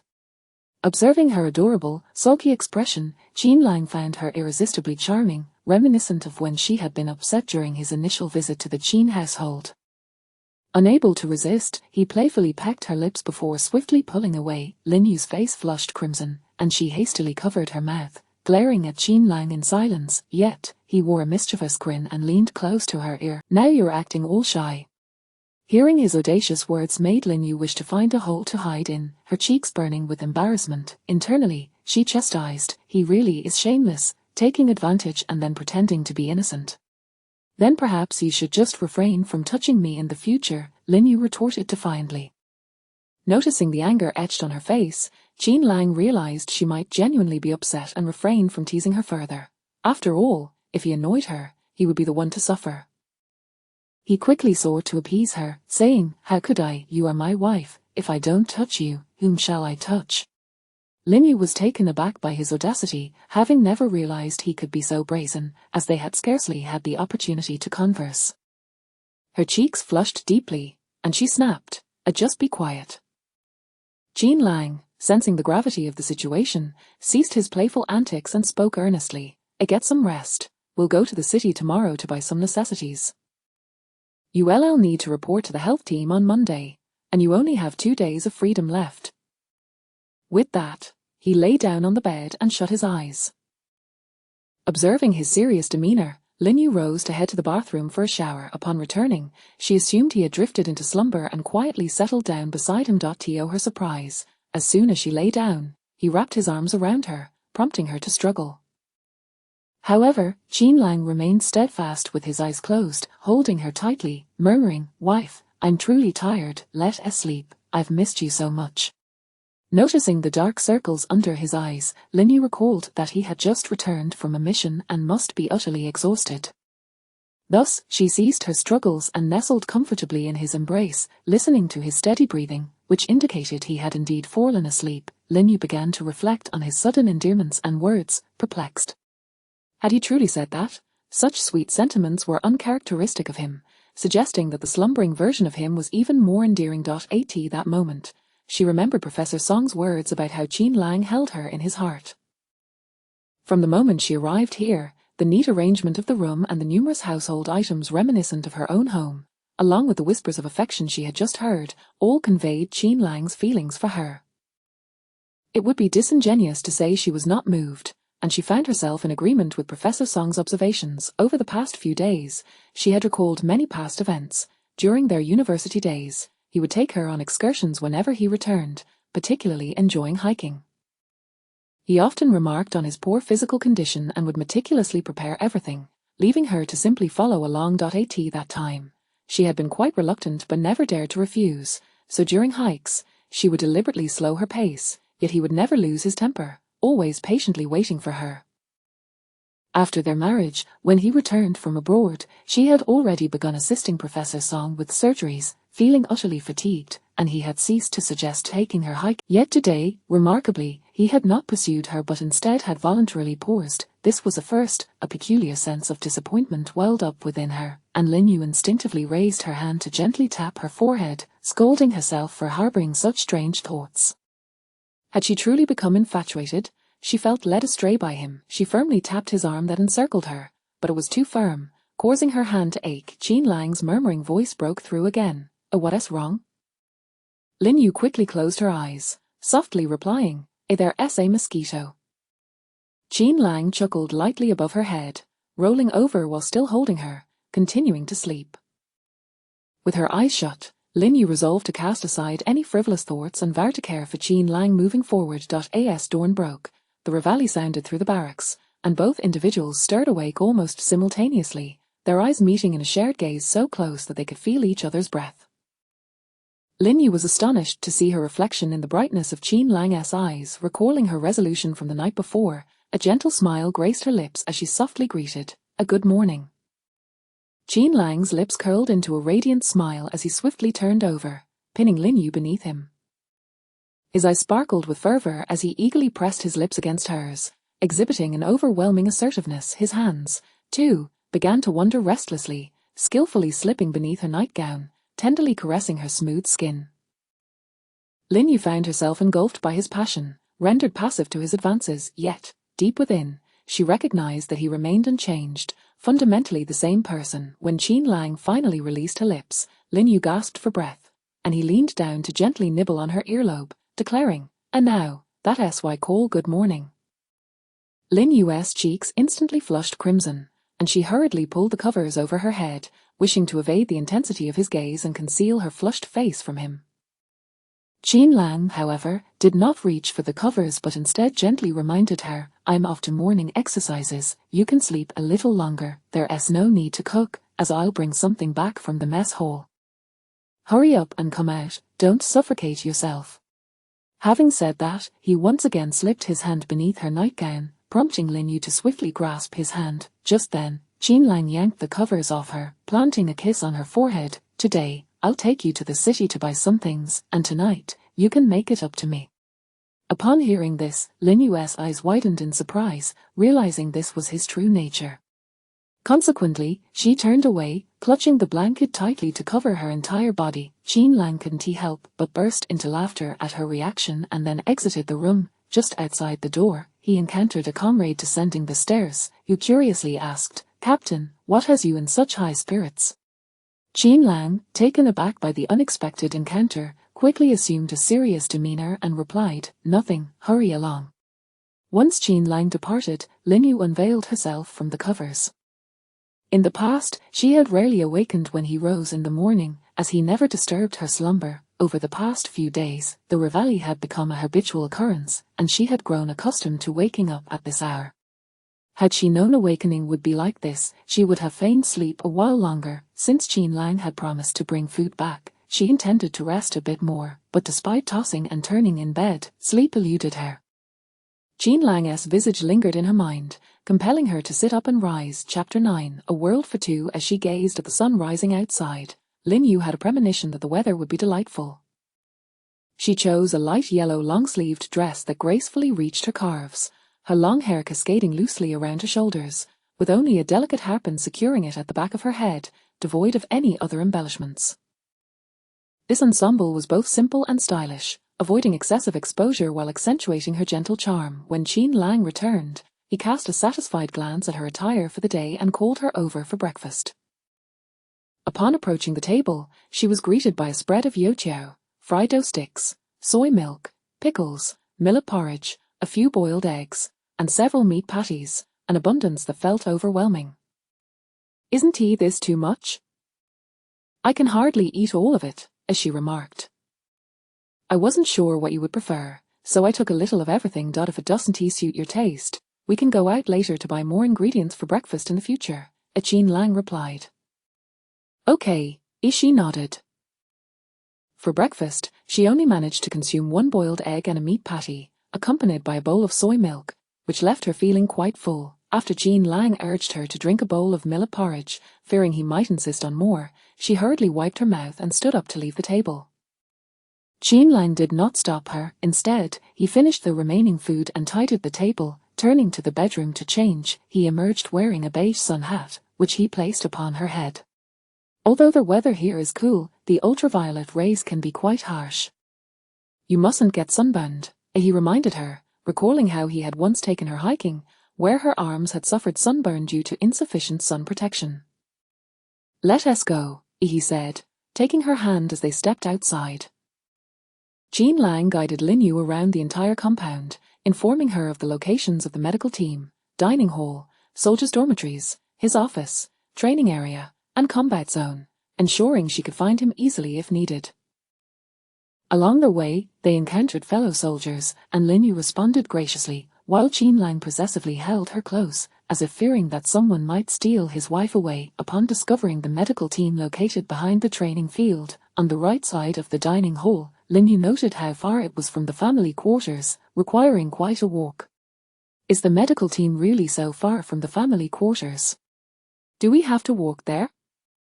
Seeing her distressed expression, Qin Lang gently patted her head, replying, "Yes, everyone walks to work. It's actually only a distance of about 2,000 meters, not far at all. Just get used to it. Walking is beneficial for your health, and this path is lined with trees, so it's not hot at all. But what if it's very cold in winter? When winter comes, you'll be accustomed to this path and won't feel the cold by the time you reach home, Jean Lang patiently explained. What if a soldier gets injured far from the medical team? Do they still have to walk? Lin Yu inquired. The medical team has military vehicles, so they won't need to walk, he reassured her. That's a relief, Lin Yu sighed, feeling more at ease. At that moment, Jean Lang realized that his mother had indeed spoiled his wife excessively. Was this distance truly considered a hardship? Next, Jean Lang led Lin Yu to the back of the family quarters, where there was a parking lot filled with private vehicles, presumably for the you can drive to, right? So when I'm not around, you can take the car out, but don't go alone. You can go with the nurses from the medical team, he advised. All right, Lin Yu agreed readily. After taking quite a detour, they exited through a different gate rather than the main entrance. Private cars can't exit through the main gate. We have to take this side gate, Jean Lang explained. I understand, Lin Yu replied. Along the way, he informed her of the route to the city centre, which was actually quite close. Only about an hour's drive. They passed through surrounding towns, and he detailed how after work she could accompany her colleagues to buy groceries and fruits in town. Upon reaching the city, they headed straight to the supermarket's grocery section, purchasing various vegetables and meats. Lin Yu watched as Jean Lang selected beef, lamb, and chicken, and was about to choose pork, particularly fatty cuts, which she particularly disliked. Let us buy some pork belly. It's delicious when stir-fried, he said, picking out a large piece of pork belly and placing it on the scale. She had intended to protest that it was too much, but remembering his hearty appetite, she refrained from further objections. Lin Yu then picked out some seasonings and dried vegetables. Preparing to leave, Jean Lang stopped her, asking, aren't you going to buy some fruit or snacks? There were plenty of fruit vendors along the way. They seemed much fresher, she noted, having noticed the quality of the fruits on their journey. Snacks? Let us head to the nearby snack shop, he suggested, walking alongside her, carrying bags of groceries. She felt quite fortunate to have a soldier husband. It was delightful not to have to carry everything herself. After spending the entire morning shopping for daily necessities, Lin Yu took the opportunity to buy nearly everything she could think of, as Jean Lang, despite his meticulous preparations, still lacked a few items. Observing her attentive and meticulous selection process, Jean Lang felt a deep sense of satisfaction. She was genuinely preparing to build a life with him, and she had yet to express any dissatisfaction with his unilateral decisions. Regardless of the purpose behind Lin Yu's purchases, all he needed to do was pay. The mere thought of coming home every day to see her and enjoy delicious meals made him feel that marrying her had been an exceptionally wise choice.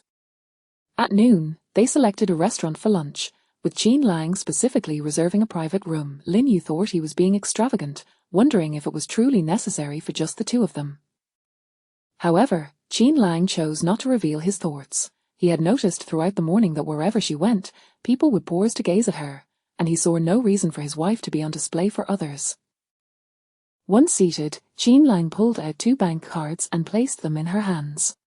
One of these cards holds my bonus, and the other my salary. You can keep them and spend as you wish. Lin Yu declined, replying, my mother already gave me quite a bit when I came. I really don't need it.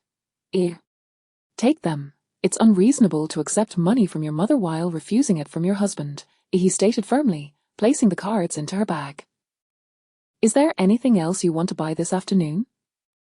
Jean Lang asked. I'd like to pick up a few long-sleeved or short-sleeved t-shirts. I am not sure what my mother was thinking. She only brought me camisole tops and some dresses, she said, looking at him with puzzled eyes. Jean Lang understood his mother's intentions. Seeing her naive and innocent expression made him realize he had been home too infrequently. He couldn't expect his mother to educate her on matters between men and women. Sitting beside her, he leaned in and whispered, kiss me, and I'll tell you why. Lin Yu felt a rush of warmth at his sudden intimacy and the seductive tone of his voice, her entire body tingling, her cheeks, neck, and even ears flushing crimson.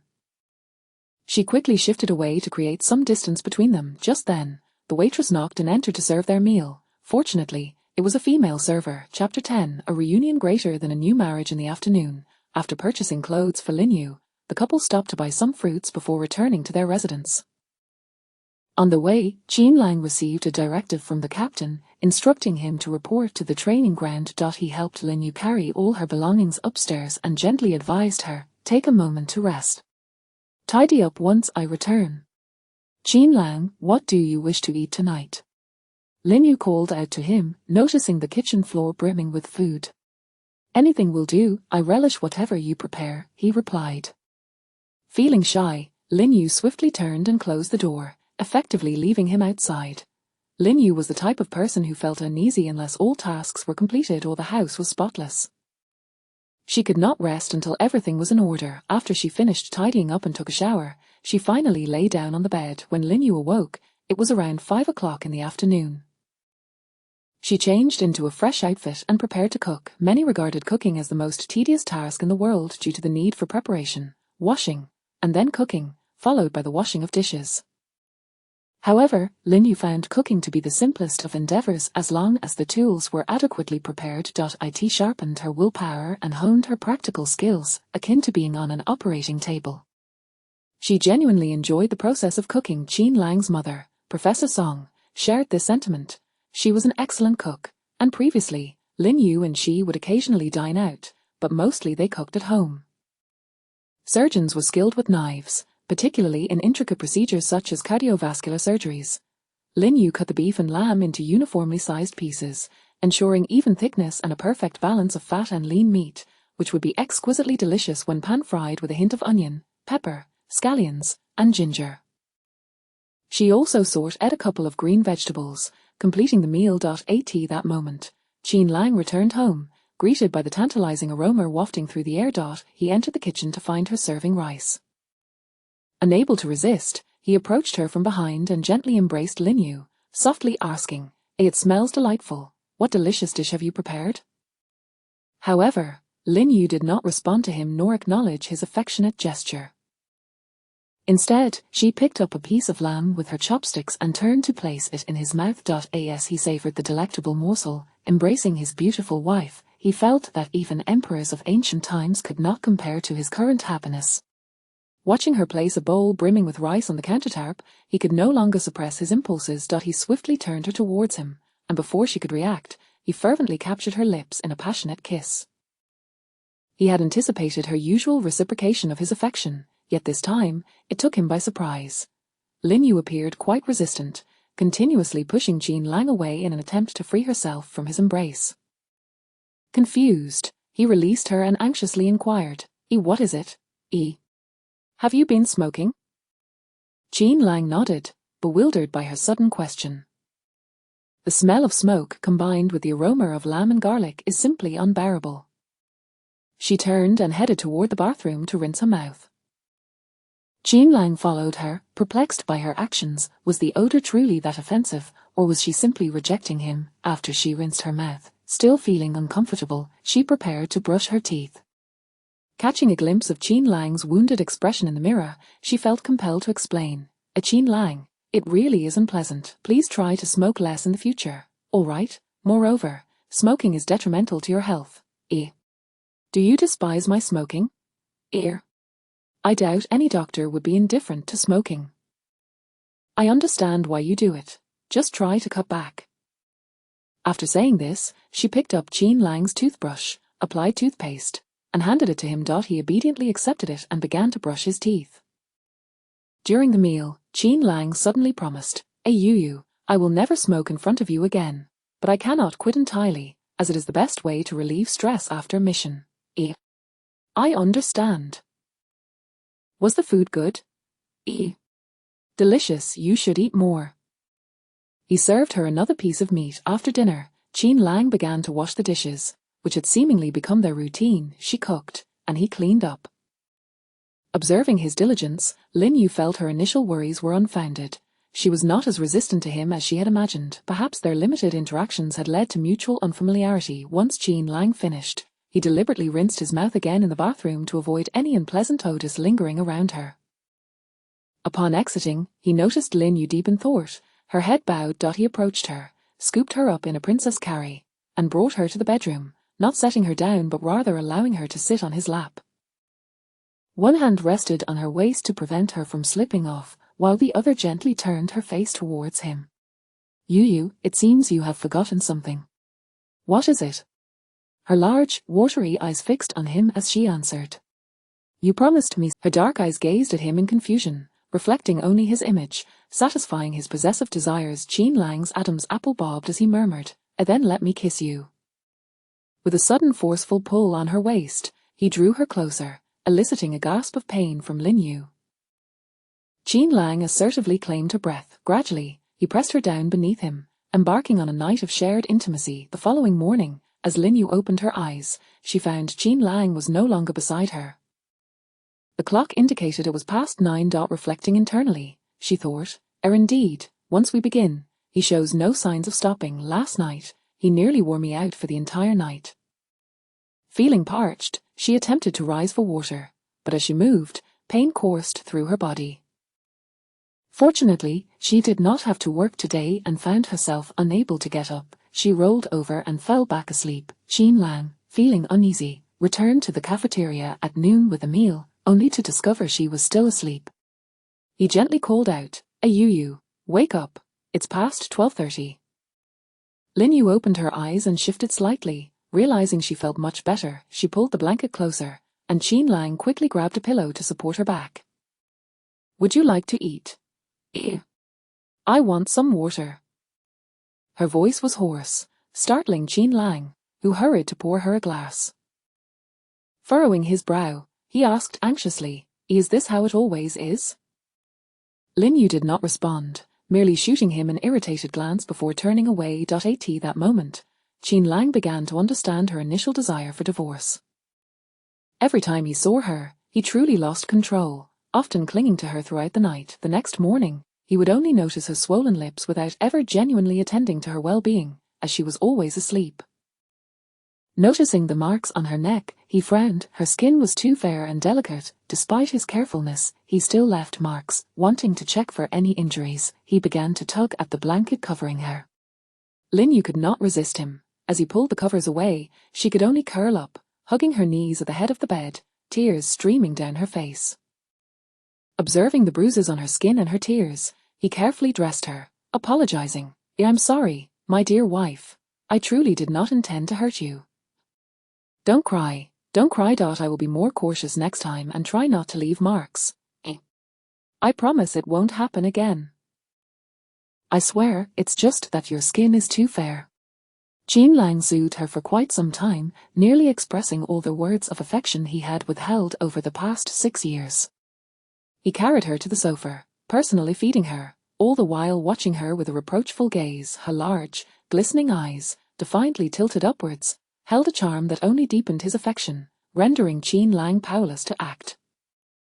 I had planned to take you to the clinic this afternoon, but it seems unnecessary now. We can discuss it tomorrow morning. Don't cry. In the future, try not to overexert yourself before work. I promise I will do nothing tonight. Chapter 11. Arrival at the health team. Today marks Lin Yu's first day reporting to the health team. After a day of rest yesterday, her body has largely returned to normal. Before the morning drills, Jean Lang teasingly inquires, do you want to rest for another day? Tomorrow will be the same. Lin Yu promptly throws her pillow at him, exclaiming, if we don't leave now, we'll be late. Be wary of the captain's punishment. Not at all. The captain is particularly understanding of my situation, he replies, placing the pillow back on the bed before pecking her lightly on the lips. Seizing the moment while she is flustered and unresponsive, he slips out the door. At this moment, Jean Lang and Lin Yu stand in Captain Song's office. Captain Song, this is Dr. Lin, a PhD in cardiovascular surgery from the Military Medical University, assigned to our local health team and also my spouse. Please do not feel pressured or feel the need to provide her with special treatment. Yu, this is Captain Song. Captain Song gazes at the stunning woman before him, whose beauty surpasses that of a fairy, her skin as smooth as jade and remarkably fair. A flicker of astonishment crosses his eyes, tempered by his own reservations. Lin Yu steps forward. Hello, Captain Song. Jean Lang has mentioned your professionalism and dedication. I hope to seek your guidance and learn from you in the future. Hello, Dr. Lin.it is we who should learn from you. Having a talented individual like you join our grassroots team is a great honor for our entire station. We greatly need high-caliber professionals like yourself. Captain, what a fortunate pairing you two make.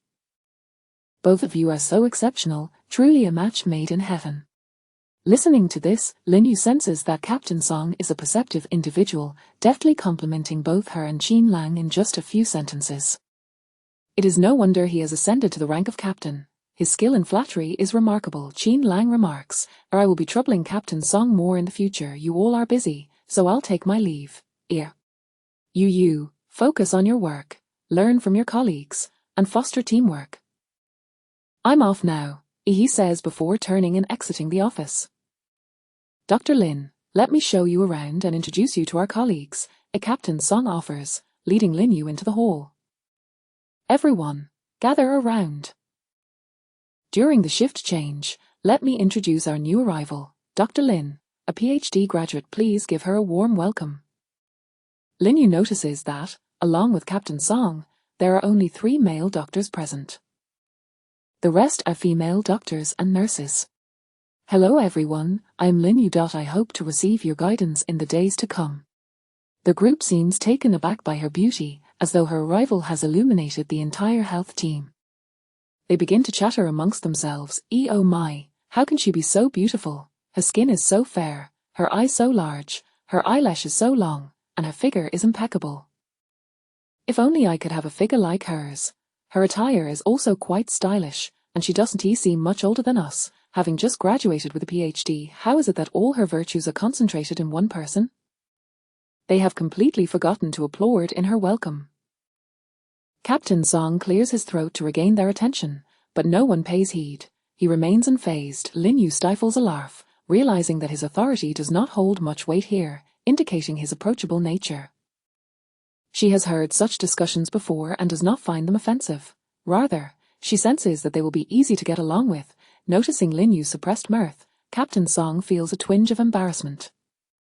Dr. Lin, after all, is the spouse of our team leader. Everyone, please give her a round of applause. This statement proves effective, and the chatter ceases as they enthusiastically clap for her. I hope everyone will not distance themselves from me due to any pressure stemming from Qin Lang. He assures me that you are all wonderful. Thank you, everyone. A slightly older nurse approaches. Welcome, Dr. Lin. I am Nurse Chief Deng. Let me introduce you to everyone. Hello, Nurse Chief Liu and Dr. Hello, everyone, Linyu responds. And these are Nurses Xiao Zhang, Xiao Jiang, Xiao Nan, and Xiao Bei. Nurses Xiao Wang and Xiao Dong, as well as Xiao Yin, are not present today. Hello, Xiao Nan and Xiao Bei, are you twins? Linyu inquires. Dr. Lin, you are quite the conversationalist. We don't look alike at all. My apologies, that was a subconscious reaction. I am Nan Xiao, and she is Bei Jiar, one of them replies, displaying her name tag. All right, I will remember that. Captain Song observes that Linyu has now acquainted herself with most of the staff. From her earlier demeanor, he realizes she is quite different from Qin Lang, who is highly capable yet remains enigmatic and sharp. In contrast, she is pure-hearted and straightforward, not elevating herself due to her prestigious education, special connections, or exceptional beauty.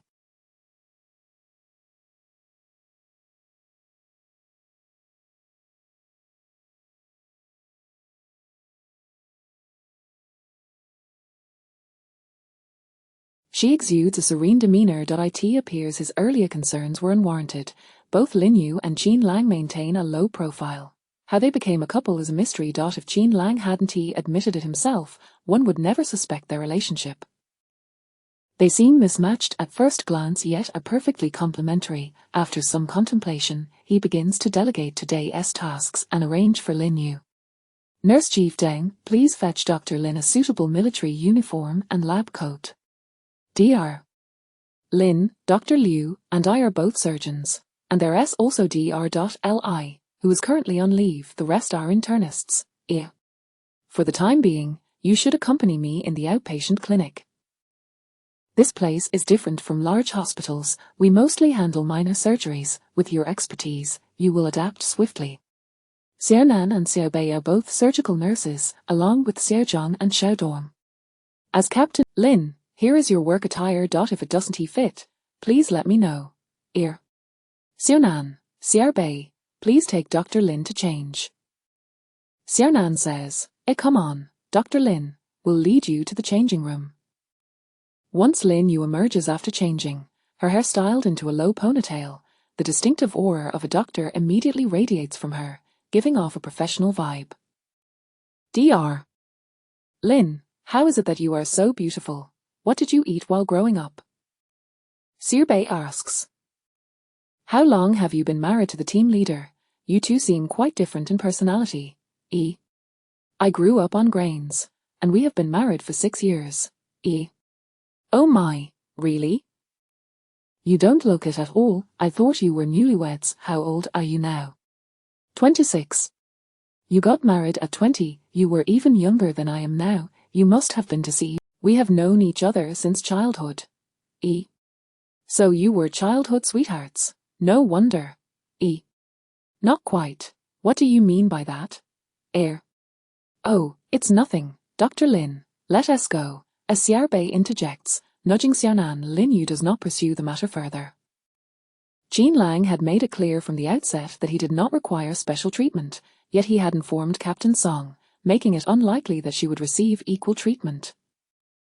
As for her other colleagues, they would certainly keep her identity in mind, likely refraining from forming genuine connections with her. She wonders how they will perceive her behind her back.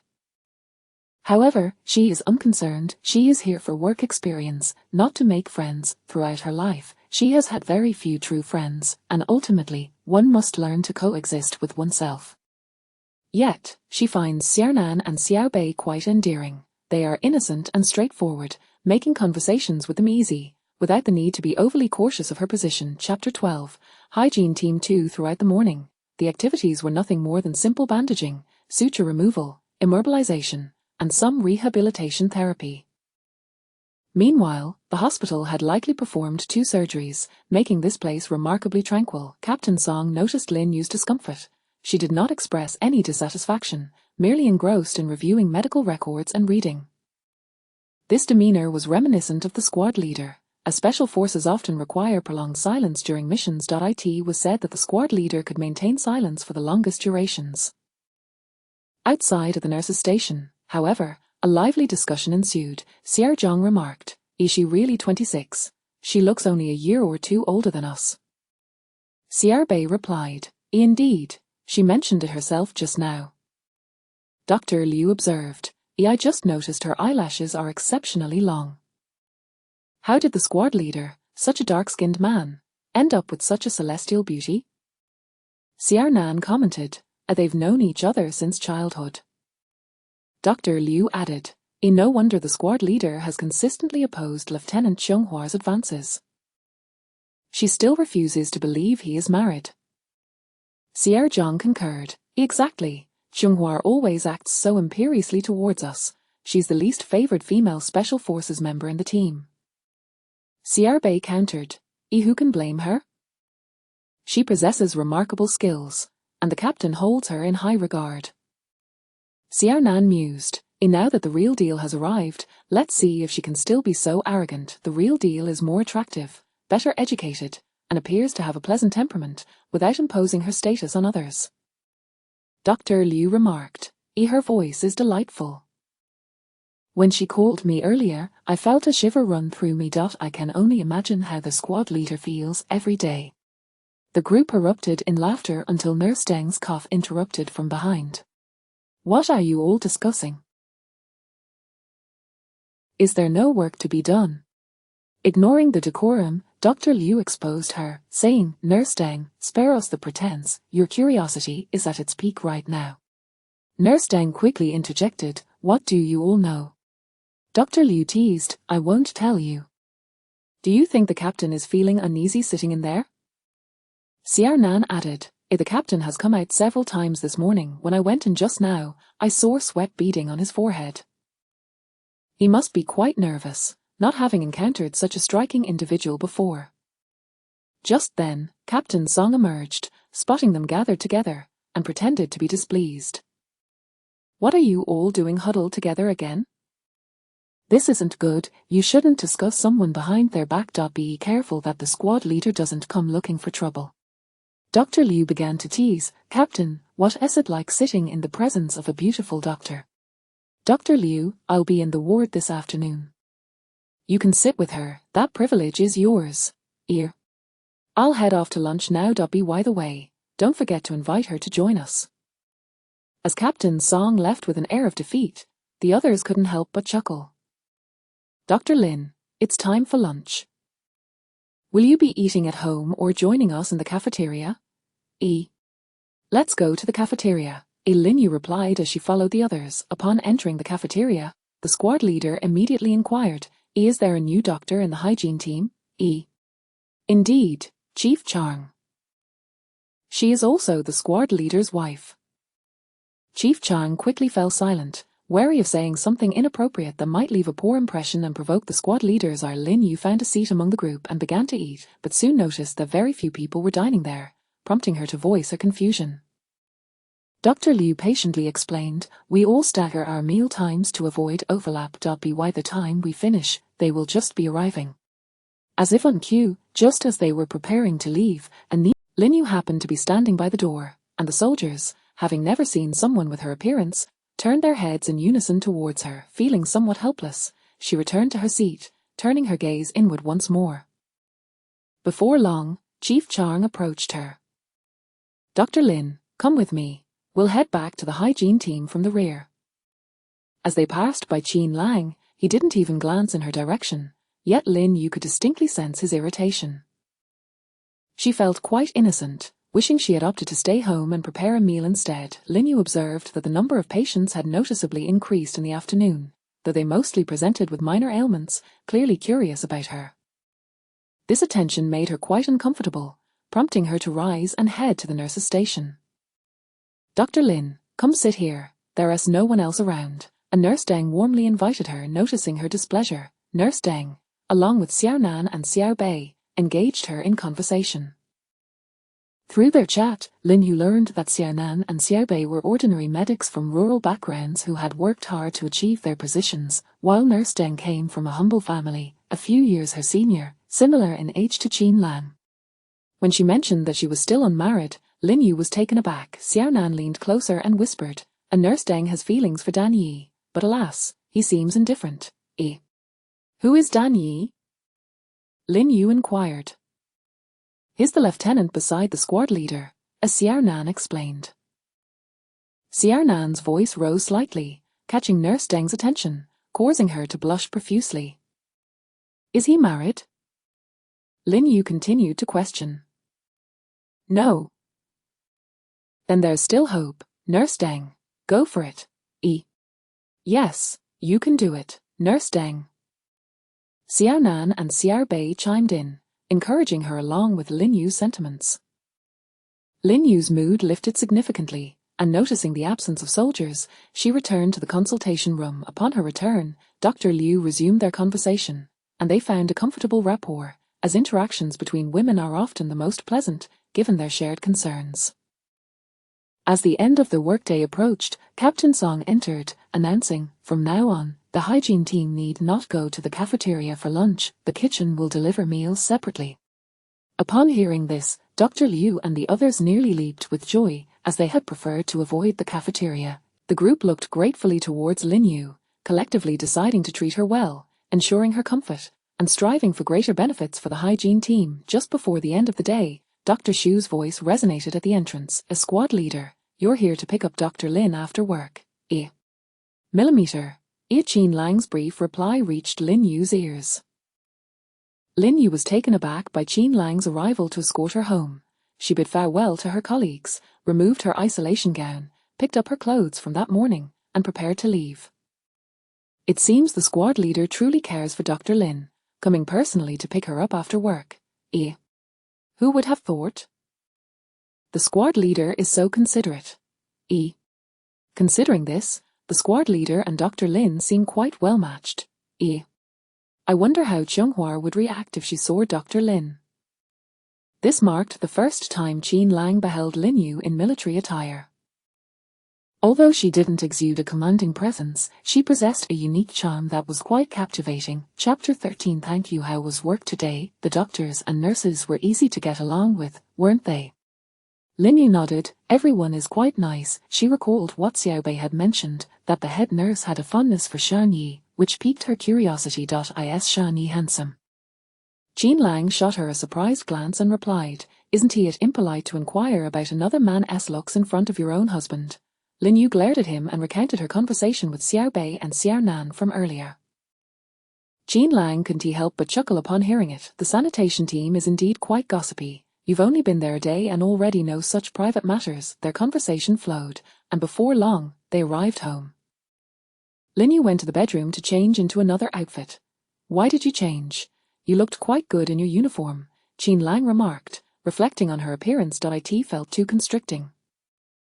It's like I was still at work, Lin Yu replied. The military boots are too rigid and uncomfortable. I hardly dare to walk in them today. I wish I could wear something flat instead, she continued, heading into the kitchen.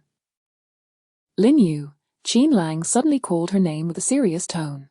What is it? She asked. Everyone dresses this way. It has been the norm for many years. It serves as a constant reminder to maintain military decorum. Even if it's uncomfortable, one must not complain in public, he admonished, failing to notice the subtle shift in her demeanor. I understand, Lin Yu responded, but internally she felt quite offended. Did he truly underestimate her ability to grasp such things? She recalled his reaction when he saw her at the cafeteria earlier and felt increasingly dissatisfied. Did he think she embarrassed him? Yet, it was unintentional. When the sanitation team's announcement came in the afternoon, she recognized it as Qin Lang's directive and understood it was for her benefit. However, due to his earlier remarks, she was unwilling to engage with him and busied herself instead. Had he taken the time to observe, he would have noticed the change in her mood, but upon discovering she was preparing chicken for dinner, he took a seat at the computer, engrossed in a military game. It was only at dinner that Qin Lang sensed something was amiss. What's wrong? Is it not to your taste? He asked, puzzled, then muttered to himself, that shouldn't be the case. It's your cooking, after all. He picked up a piece of chicken and placed it in Lin Yu's bowl. Lin Yu rolled her eyes inwardly, feeling exasperated, but seeing his gesture and the glimmering depth of his dark eyes, she found herself. Why did you tell Captain Song this morning that we are married? That said we should keep a low profile. Qin Lang, pleased that she was speaking, replied, with so many people in the family compound, it's only a matter of time before everyone knows. Besides, it's the truth. It has nothing to do with being low-key. Seeing her puzzled expression, he gently tapped her forehead with the other end of his chopsticks, satisfied with her surprised air. He recalled the earlier incident. In the future, try to avoid dining in the cafeteria. It reflects poorly.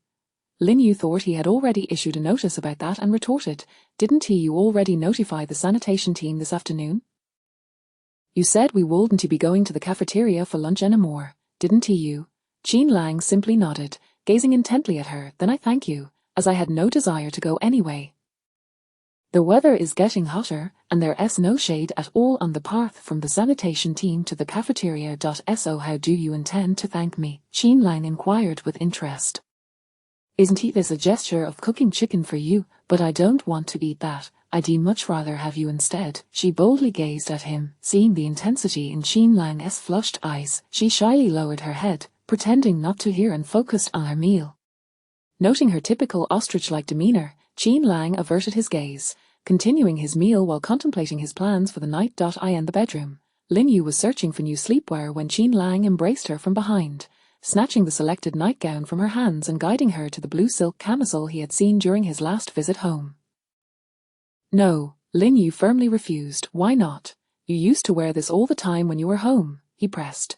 The weather in City C is hot. It's quite comfortable here, so I don't want to wear it, she insisted, pulling the nightgown from his grasp and placing it back in the wardrobe. Lin Yu she didn't catch his next words and turned to find him looking at her with a wounded expression. What's wrong? Instead of answering, Qin Lang sat on the bed, lifting his gaze to meet hers. Lin Yu, do you dislike me? We are approaching the 7-year itch. Lin Yu had never seen him so insecure and moved to sit beside him, turning his face towards her. No, besides, it's just that we've reached the time. We haven't truly spent enough time together. Jean Lang's eyes brightened with excitement as he voiced his request. May I kiss you? Lin Yu, taken aback by his unexpected boldness, she could only nod. A mischievous smile spread across Jean Lang's lips, erasing any trace of his previous despondence. He thought how easy it was to coax her. He wrapped his arm around her, pressing his lips against hers in a sweet kiss. Initially, Jean Lang intended to take it slow, but upon tasting her sweetness, he lost all restraint, asserting his dominance as he deftly pried open her lips, savoring her uniquely. As his lips began to linger on her neck, nibbling gently, she immediately protested. No, it'll leave marks. Summer uniforms can't conceal them. Jean Lang relented and shifted his exploration downward. Jean Lang, I haven't showered yet. He scooped her up and carried her to the bathroom. Turning on the shower, water drenched them both as he began to strip Lin Yu of her clothing, his lips never leaving hers. Soon, the bathroom echoed with their voices. Jean Lang, you said we have work tomorrow. I said to do less, not to abstain entirely. I promise it will only happen once, but Jean Lang, be gentle, my waist, I can't take it. All right. By the time Jean Lang carried Lin Yu out of the bathroom and laid her on the bed, she felt utterly exhausted, her only response a soulful gaze directed at him, thinking he was pretending. He had done this on purpose. Jean Lang, however, was thoroughly satisfied, ignoring her gaze as he dressed her in the camisole, while Lin Yu pulled the blanket over her, shutting her eyes to avoid the allure of his captivating gaze. Jean Lang, not insisting further, retrieved a hairdryer and began to dry her long hair. The strands danced through his fingers like fluttering willow branches, infused with her unique fragrance, intoxicating him. Noticing she was beginning to drift off, he removed the blanket and gently massaged her shoulders and the waist she had complained about in the bathroom. Under his soothing touch, Lin Yu ultimately set aside her shyness and succumbed to sleep, while Jean Lang began to admire her graceful form. Chapter 14. The first encounter with Zhenghua. Lin Yu sat in the medical unit, her eyes glued to the pages of a book while her mind wandered aimlessly. The previous night, she had acted quite irrationally, foolishly believing that he would be disheartened by her rejection. Even if she had indeed turned him down, it was clear he would not relent. He was, after all, a cunning wolf in disguise, having meticulously plotted everything, merely waiting for her to fall into his trap. Next time, she resolutely vowed to be more vigilant, ensuring he would not succeed. Yet, little did Lin Yu know that Jean Lang would not resort to the same tactics again. He was a seasoned strategist, well versed in the intricacies of human nature, and had myriad ways to ensnare a naive little rabbit like her. Dr. Liu observed her maintaining this pose for nearly a quarter of an hour. Pretending to cough lightly, he approached her, intent on unveiling her thoughts. Dr. Lin, what occupies your mind? This page seems to have been thoroughly perused. Are you pondering over the team leader? Startled by the intrusion into her private musings, Lin Yu bashfully lowered her gaze and turned a page, attempting to defend herself. Not at all. Why would I think of him? Dr. Liu, noticing her stubborn denial, continued to tease her. So you are thinking of another suitor. Otherwise, why would your cheeks be so flushed? Quickly donning a mask, Lin Yu retorted, Dr. Liu, please refrain from such nonsense. Seeing her flustered attempt at justification, Dr. Liu couldn't help but chuckle at her distress. Then why the anxiety? I am not anxious. What is there to be anxious about? As Dr. Liu observed her fidgeting, her eyes darting around as if seeking a place to hide, he burst into laughter. Lin Yu, feeling quite aggrieved by his jests, found herself at a loss for words, sitting there helplessly like a wounded little rabbit. Noticing her near tears, Dr. Liu realized he had perhaps overstepped the bounds of humor. He quickly adopted a serious tone, saying, the team leader genuinely cares for you. In my years of experience, I have never seen him exhibit such affection towards any female soldier. It is evident that you hold a special place in his heart. Lin Yu nodded silently, refraining from speech. While her own feelings might sometimes be imprecise, the perceptions of others often reveal a person's true character.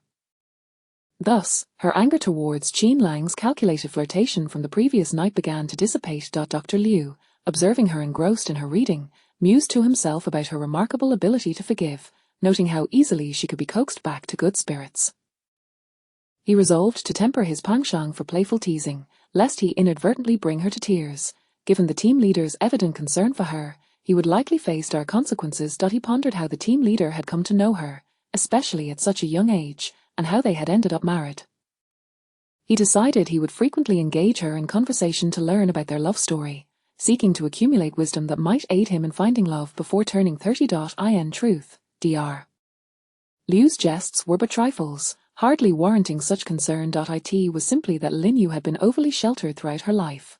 Her parents had doted on her, and being a well-behaved child, she had seldom encountered harsh words. After joining the Qin family, she was even more cherished by her in-laws. Although she attended university in City A, Professor Song frequently visited her, and to spare him the burden of traveling back and forth, she chose to study near him. Over the next 6 years, Professor Song felt that marrying her off to Qin Lang was somewhat of a disservice, and thus he did everything within his power to support her, quietly clearing away any obstacles in her path, thereby nurturing her gentle and innocent disposition. However, she was not merely a naive little rabbit, unversed in the ways of the world. She possessed eloquence and discernment, easily distinguishing between malice and goodwill, and remained unperturbed by minor grievances. The singular enigma in her life was her mother's decision to forsake her during her youth to follow her father. Did she not consider her own daughter at all? Years passed, and in retrospect, Lin Yu found it hard to forgive her mother. Thus, during annual memorial ceremonies, she only offered flowers in memory of her grandfather and father. Whenever Professor Song attempted to counsel her, she dismissed his words, unable to comprehend how a love could eclipse the bond between mother and child. Little did she know that in the not-so-distant future, she would experience a love akin to her parents and face similar choices, at which point she would come to understand and forgive her mother. In the afternoon, the medical unit remained unbusy. Xiaonan and Sherbei hurried in, whispering urgently in Dr. Liu's ear. "Is Jinghua here?" Upon uttering these words, the three of them turned their attention to Lin Yu in unison. "What is it?" Lin Yu inquired, puzzled by their reactions. Sherbei approached to remind her, "Lieutenant Jinghua has arrived. She is a renowned female special forces soldier, notorious for her fierce demeanor, regardless of what she says. Dr. Lin, do not engage with her. I just arrived and have not offended her. Why would she say anything to me? Isn't she here for medical attention?" Lin Yu questioned, bewildered by their concerns. Xiaonan exclaimed, "Oh dear, Dr. Lin, you simply do not understand. Just heed my warning." Just then, a short-haired, strikingly handsome female soldier in rugged attire strode confidently towards them. She seated herself with authority at the examination table beside Lin Yu, fixing her gaze upon her. At that moment, Lin Yu took a closer look at her. Logically, given her extensive training, she should have a darker complexion. Her eyes shone with determination, reminiscent of Qin Lang's, though lacking his commanding aura. Lin Yu glanced at the three individuals across from her, who appeared tense and apprehensive, wondering what was amiss. "May I ask, what seems to be the—" In mere minutes, had it not been for the trio approaching her, Lin Yu might have thought it all a dream. Xiaonan remarked, "Dr. Lin, she is just like that. Pay her no mind." Xiarbei added, "Indeed, she relies on her fair looks and a bit of charm, believing herself to be the most beautiful in the world." Dr. Liu remained silent, keenly observing Lin Yu, who showed no signs of being perturbed by Zhenghua's rudeness, instead turning to sit in a chair opposite. "Who is she? Why such arrogance?" "Her name is Zhenghua. Both of her parents hold esteemed positions in the military, and with her own exceptional abilities and striking appearance, she achieved the rank of lieutenant at just 25. She is proud and conceited, and thus, few people hold her in high regard," as Xiaonan explained. Lin Yu shared her thoughts. "I find her rather unpleasant, even though she is quite good-looking." "We share your sentiments. We all find her disagreeable. Dr. Lin, you are far more beautiful than she is, and we all adore you." "I cherish you all as well." The four of them laughed heartily, united in their camaraderie. Chapter 15. An initial encounter with Dan Yi. Lin Yu still harbored her own doubts. If no one likes her, why doesn't the captain request her transfer from here? Dr. Liu replied, "In this hierarchy, higher ranks suppress the lower ones. Both the captain and the lieutenant are at a loss with her. They would be more than happy to see her leave." Xiaonan interjected, But she simply refuses to go. Given her strong capabilities, the captain can only turn a blind eye. Lin Yu speculated that there must be something significant to her here that keeps her from leaving. So, there must be someone she holds dear here?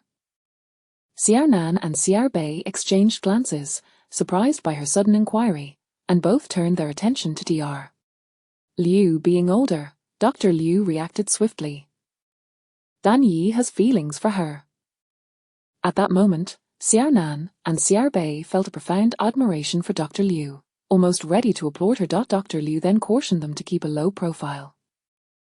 Otherwise, the person in question might become suspicious. Without a moment's thought, Lin Yu blurted out, Dan Yi, the one that the head nurse likes, she likes him, and he likes her. What about her? She is still contemplating her. The three on the opposite side thought to themselves that it was actually a pentagon involving Xiao Nan, the lieutenant, and Lin Yu, which she remained blissfully unaware of. However, seeing that she had not caught on, they prepared to breathe a sigh of relief when Lin Yu's voice rang out again. What did she mean by what she just said to me? Surely, the one she likes is someone else, not Dan Yi. The three felt their tension rise once more. Xiao Nan remarked, Dan Yi has terrible eyesight. She nearly drives me mad. Xiao Bei added, she is envious of your beauty. Just ignore her. Dr. Liu concluded, who she loves is her own business. It does not concern us, as we certainly do not like her. After expressing their opinions, they each sought excuses to leave. Lin Yu concurred with Dr. Liu's perspective. Who she chose to love was her prerogative, and it had nothing to do with them, especially since there was no communication between them. Yet, her attitude was genuinely off-putting. Where was her fragility? She was generally in good health, rarely falling ill. Remembering the peculiar behavior of the three, Lin Yu felt they were concealing something. But no matter how astute she was, she could not fathom that Cheung Hor had affections for Qin Lang. Meanwhile, the three hidden in the treatment room were patting their chests, gasping for air. That scared me. I feared Dr. Lin would see through us. They then began discussing, each voice overlapping. Dr. Lin will inevitably find out. Will she blame us for not telling her? The lieutenant does not harbor feelings for Cheung Hor. She is merely being overly sentimental. Will Dr. Lin be angry in the future? How could she not be? For now, we cannot concern ourselves with that. Let them resolve their own affairs. After work, Xiao Nan and Lin Yu walked towards the staff dormitory together. Xiao Nan's temperament was more vivacious, and Lin Yu enjoyed her company. Since she was not on duty that night, she didn't need to stay at the station and usually resided in the dormitory. Suddenly, Xiao Nan halted, whispering to Lin Yu, Dr. Lin, do you see the tall man speaking over at the training ground? Lin Yu nodded, indicating she had noticed. That is Dan Yi. Lin Yu took a closer look, estimating Dan Yi to be at least 180 centimeters tall. Although she couldn't see clearly from a distance, her intuition told her he was quite handsome. He seems quite compatible with Cheung Hor. Dr. Lin, how can you say that? The head nurse is not any less than Cheung Hor. Yes, I momentarily misspoke. I forgot about that. If you keep saying that, I might just forget your identity as the lieutenant's beloved and get angry. Xiao Nan playfully tickled her. Lin Yu, who was particularly sensitive to such teasing, burst into laughter, exclaiming that she would not dare do so again. Upon noticing someone approaching from across the way, the two quickly straightened up, refraining from their playful antics. However, Lin Yu couldn't shake the feeling of being watched from a distance. Within the office building, Qin Lang and the captain observed the scene unfolding before them. I didn't expect Dr. Lin to adapt so well. She has quickly integrated with the sanitation team. I fear my wife may feel neglected. Just the other day she mentioned how Dr. Lin hadn't visited, but it seems she has found new companions. Please don't say that. Tell my wife I'll go visit her tonight. Can you bear to do that? They exchanged knowing smiles. It was the first time Qin Lang had seen Lin Yu smile so joyfully.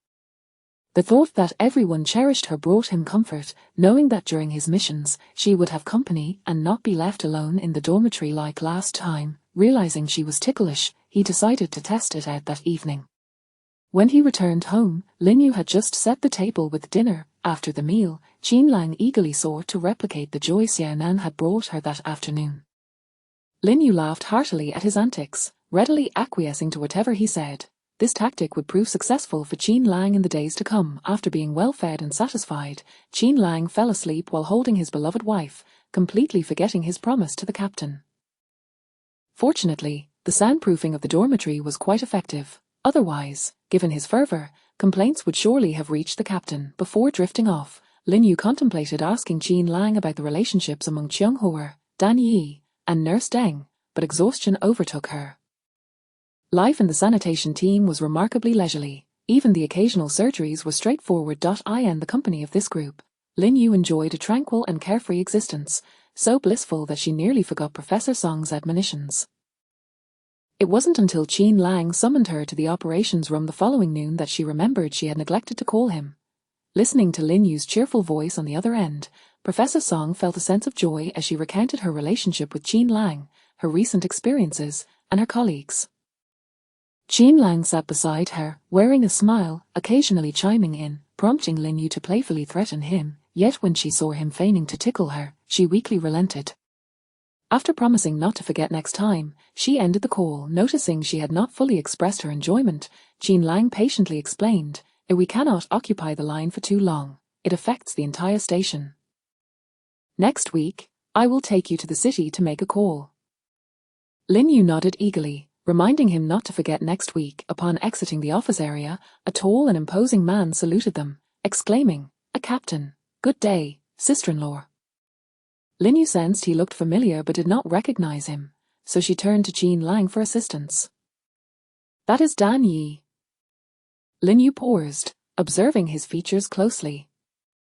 Though his skin was similarly dark, he possessed striking eyebrows and bright eyes. His handsomeness was undeniable, yet he lacked the imposing presence of Qin Lang. Retracting her gaze, she complimented him, "Hello, you are truly handsome."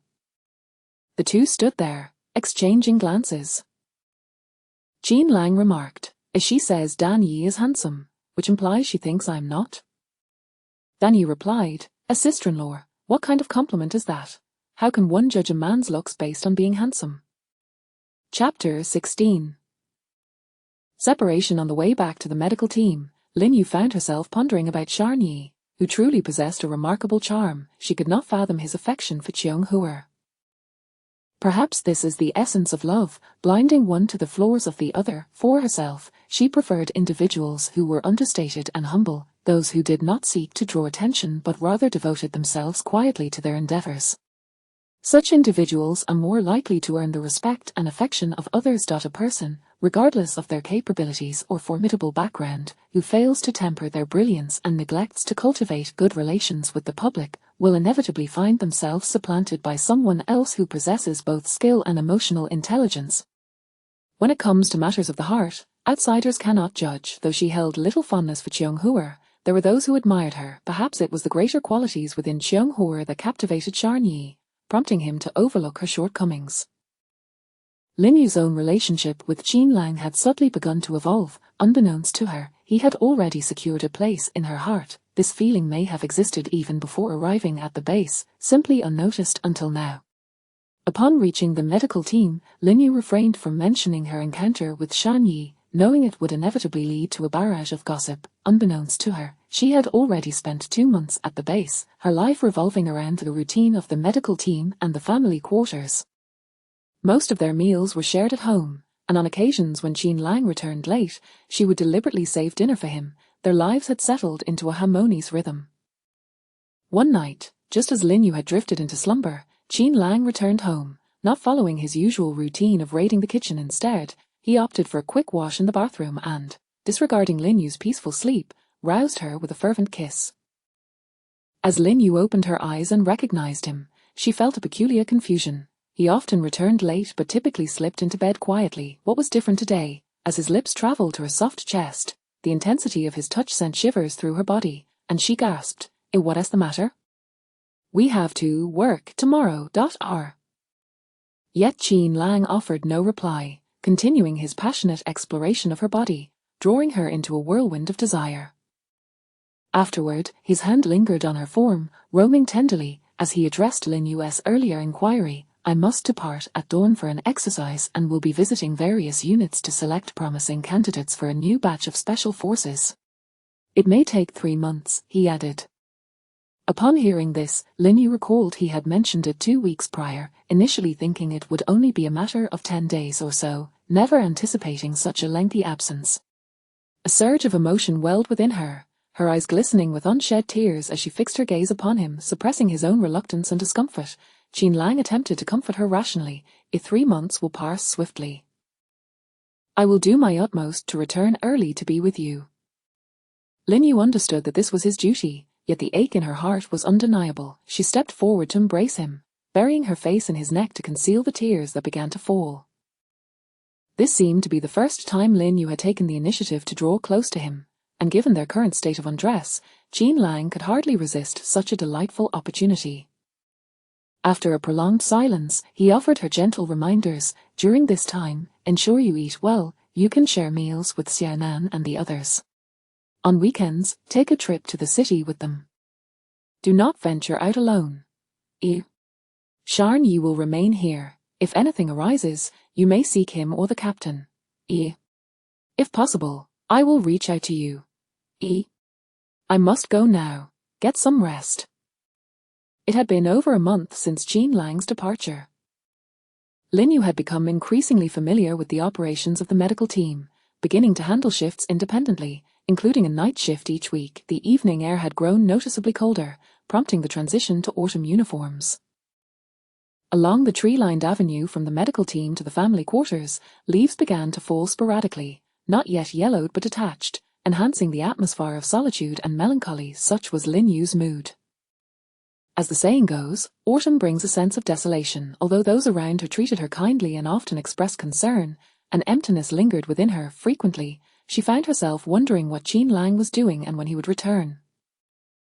In the past, his absences had been longer, sometimes lasting 6 months to a year, without evoking such feelings. It became clear that once someone occupies a place in one's heart, the fear of loss becomes inevitable.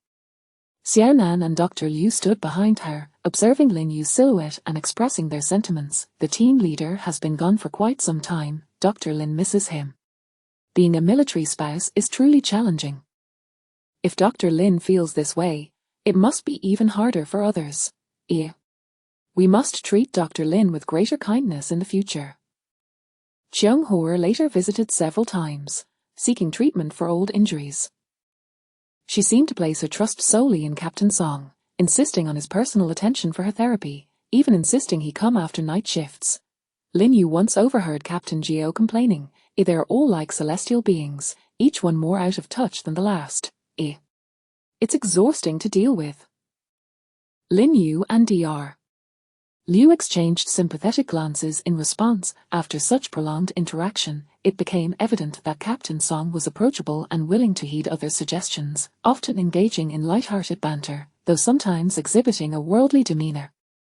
Regarding Cheung Hor's situation, he could have simply declined her requests but was hesitant, perhaps out of fear of her family background, feeling compelled to comply. Each time Cheung Hor visited, she would bypass Lin Yu, dismissively walking past her with a huff.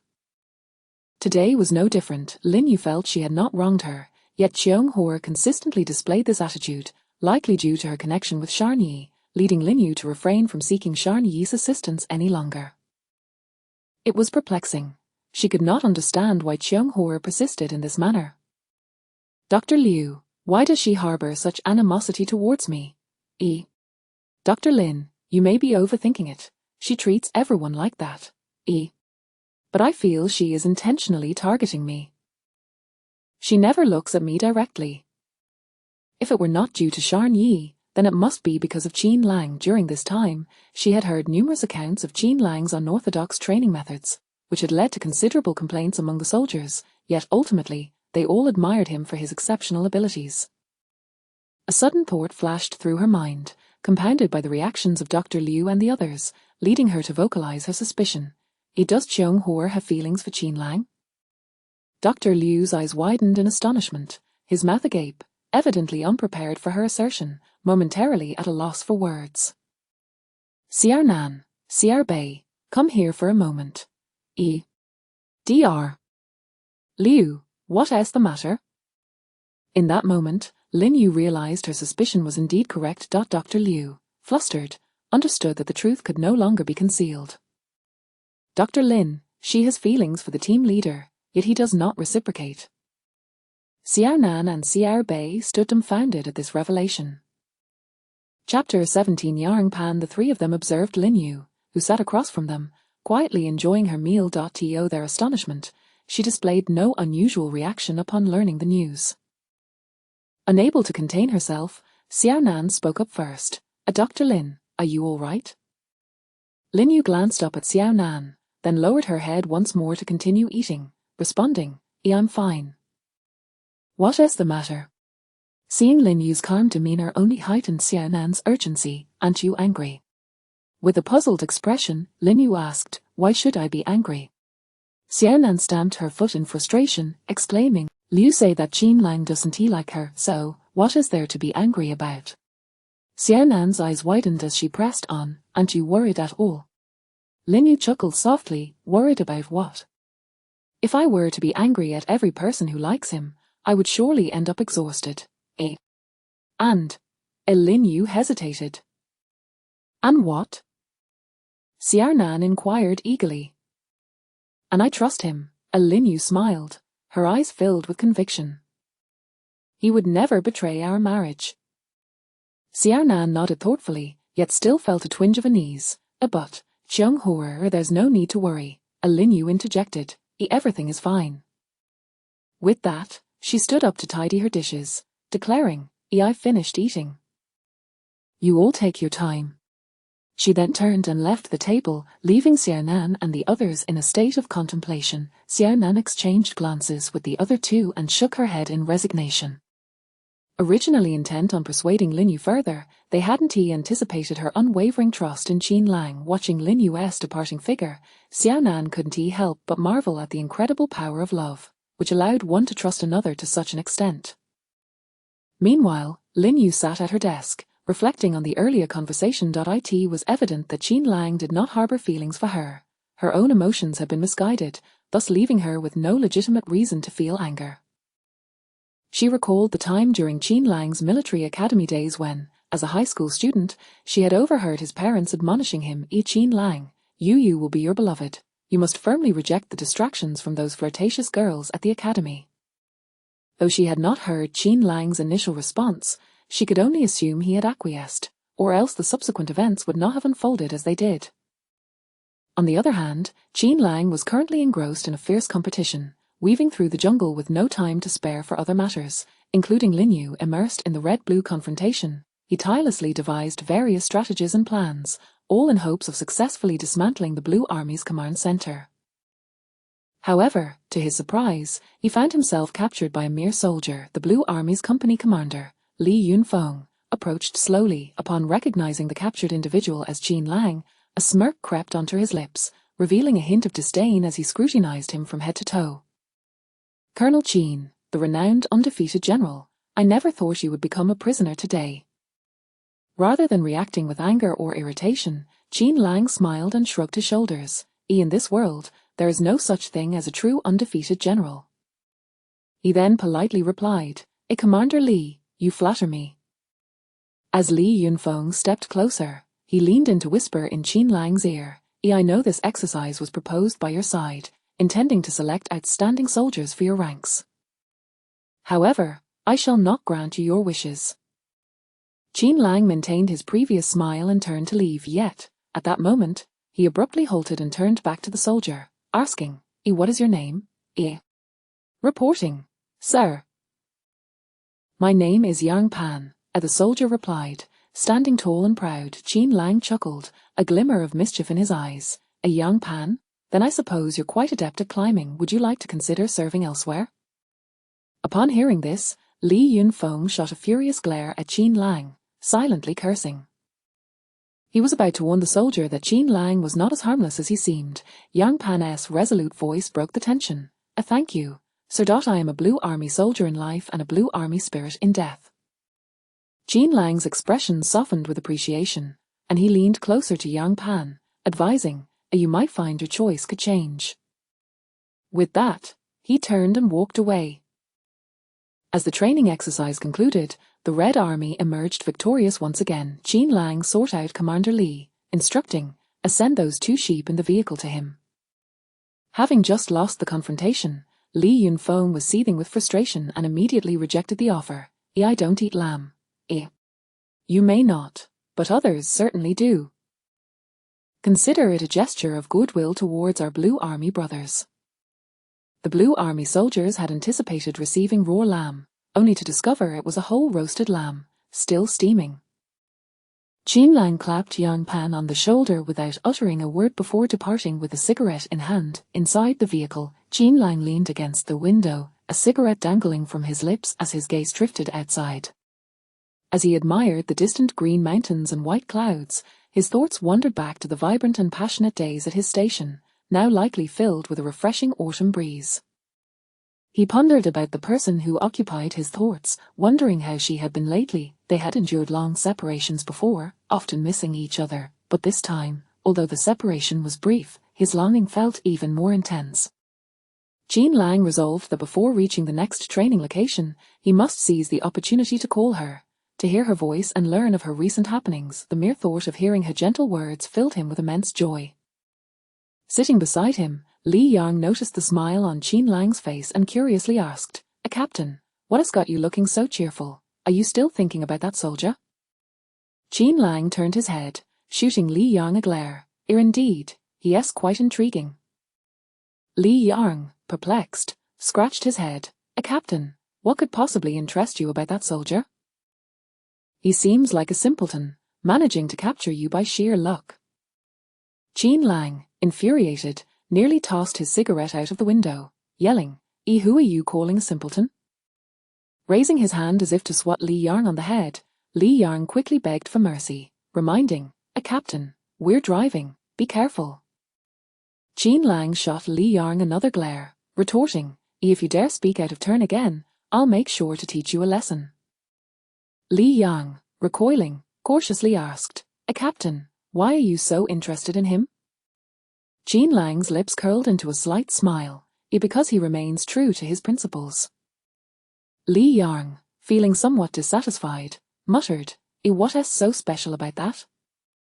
It's merely luck, yet he dared not voice his thoughts any louder, fearing further incitement of Qin Lang's ire. Listening to Li Yang's murmurs, Qin Lang shook his head in resignation. He had no intention of delving further into explanations, for perspectives varied from person to person. To Qin Lang, that soldier had left a lasting impression, and perhaps more stories awaited them to unfold in the future. Chapter 18. Return. After receiving a call from Qin Lang, Lin Yu felt an exhilarating excitement over the next few days, her joy visibly apparent. The thought that he would return in approximately half a month kept a smile dancing on her lips, and she eagerly anticipated his arrival. Even Captain Song began to tease her, saying, "Dr. Lin, what has you so elated? Do share, so we can all rejoice together." Lin Yu, feeling somewhat bashful, hesitated before replying, "Nothing." Captain Song, undeterred, pointedly remarked, "It must be that the team leader is coming back soon, right? I've noticed quite a few reserve personnel moving into the temporary dorms lately." At this, Lin Yu felt a rush of embarrassment and lowered her head, her cheeks flushed. Captain Song's voice echoed again, "The new batch of training will commence soon, and the team leader will be instructing the rookies." With that, he walked away. Perplexed, Lin Yu turned to Xiao Nan and Xiao Bei, inquiring, "Who are the rookies?" They exchanged knowing glances and burst into laughter, explaining, "They are the new recruits who must undergo a series of training before becoming official members." Xiao Bei added, "If a few manage to stick around, that is already impressive. We've even had instances of bald heads." Lin Yu nodded in understanding, recognizing that the special forces possessed unique characteristics that could not be treated with ordinary training methods. Dr. Liu chimed in, "Dr. Lin, soon you will witness the proud instructors alongside the dejected recruits." Lin Yu surmised that these so-called kings among soldiers were likely to face significant challenges, considering how exceptional Qin Lang and his peers were. Half a month swiftly elapsed. One evening, as the sun set, Qin Lang strolled down the main avenue of the base. Accompanied by a soldier named Yang Pan. They approached the dormitory building. Qin Lang called out loudly, "Dan Yi, all personnel accounted for. I have completed my mission." With that, he turned and dashed off in another direction, leaving Yang Pan puzzled. "Where did Major Qin go?" he asked. A gruff voice answered, "And not your concern. Refrain from asking questions that do not pertain to you." As Lin Yu neared the end of her shift, she was called to perform a surgery on a fracture. Consequently, when Qin Lang returned to the family quarters, he did not find her there. Assuming she had gone to eat, he headed into the bathroom. Upon emerging, he still did not see Lin Yu and decided to search for her at the medical station. Just as he reached the intersection, he spotted Lin Yu approaching alone. He quickly ran towards her, exclaiming, "Oh wife, I'm back." Upon hearing his voice, Lin Yu recognized it was Qin Lang, and the excitement in her heart could no longer be concealed. A smile broke across her face. Before she could even start running, he was already at her side, lifting her into the air and spinning her around. Qin Lang's hearty laughter echoed around them. The soldiers on the training field witnessed this charming scene, erupting in applause and laughter. Realizing there were onlookers, Lin Yu shyly punched Qin Lang's shoulder, saying, "Qin Lang, put me down. There are so many people around." Understanding her embarrassment, Qin Lang set her down and wrapped an arm around her as they walked briskly toward the family quarters. In the distance, Cheung Hoer, an instructor Yiqing caught sight of the earlier moment. Observing Cheung Hoer's despondent expression, Yiqing gently encouraged, "Cheung Hoer, do not cling to false hopes. The team leader holds affection for Dr. Lin." Cheung Hoer felt a pang of bitterness but stubbornly retorted, "What if he does? She's merely pretty. I am the one who truly understands him." Yiqing could only shake his head in resignation at her unwavering fixation. Once inside their quarters, Qin Lang could barely contain himself. He pinned Lin Yu against the door and urgently kissed her, as if trying to infuse all the longing he had felt during their time apart into that one kiss. He missed her desperately, and only through this intimate contact could he convince himself that this was indeed real, that he was truly with her. Lin Yu did not resist, her arms wrapped around his neck as she fervently returned his kiss, seemingly wishing to convey the depth of her own yearning.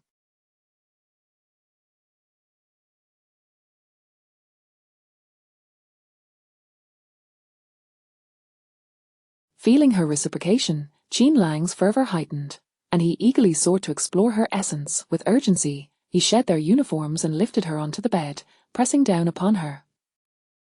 The contact of their skin elicited satisfied gasps from Qin Lang. He cradled Lin Yu's face, gently kissing her features as if cherishing a precious treasure, each kiss brimmed with profound affection, starkly contrasting the earlier fervent embrace.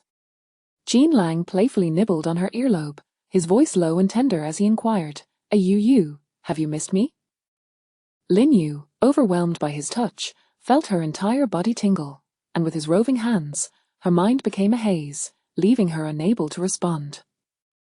Noticing her silence, Qin Lang assumed she needed more stimulation, intensifying his caress as he coaxed, You, tell me, have you thought of me? Millimeter. Lin Yu murmured softly, her mind clouded and thoughts jumbled. "I miss you, more than ever," Qin Lang confessed, his voice deep and magnetic. The tension in Lin Yu's heart shattered, her hands instinctively rising to caress Qin Lang's face, reveling in his warmth and the firmness of his features. Her gaze fell upon his dark, shining eyes, as if she could glimpse the desires and hopes nestled within. She found herself entranced by those eyes, forgetting everything else. Her lips brushed against his, feeling his warmth and softness, her breath quickening and heart racing. Then, she leaned closer, whispering in a gentle, shy tone, "I miss you, very much." Those words ignited a fervor within Qin Lang, causing his blood to surge with unrestrained desire and impulse, yearning for release. Meanwhile, Yang Pan was assigned to a 3-person dormitory by Dan Yi, informed that here he bore no name, only the number 56. His fellow teammates, 52 Lu Li and 48 Yang Ji-shang, welcomed him upon his arrival. Lu Li, a 25-year-old dual doctorate in defense mechanics, stood as a young major, treating Yang Pan with respect despite his soldier status. Yang Ji-shang, however, remained seated, uninterested and unresponsive. Unfazed by Yang Zhishang's demeanor, Yang Pan focused on unpacking his belongings, recalling Captain Li's instructions. You approach this like a mission. Do not concern yourself with anything else. After his desires were momentarily sated, Qin Lang held Lin Yu tightly, outlining their plans for the upcoming 3 months. We will be training the new recruits. There may even be late-night drills, and weekends will be scarce. Lin Yu looked at him, puzzled, uncertain why he shared this with her. Qin Lang tenderly kissed her still enchanted eyes, advising, "At times, I may stay in the dormitory, possibly not seeing you for several days." Lin Yu, hearing this, felt no alarm as long as he remained at the base. Everything would be fine.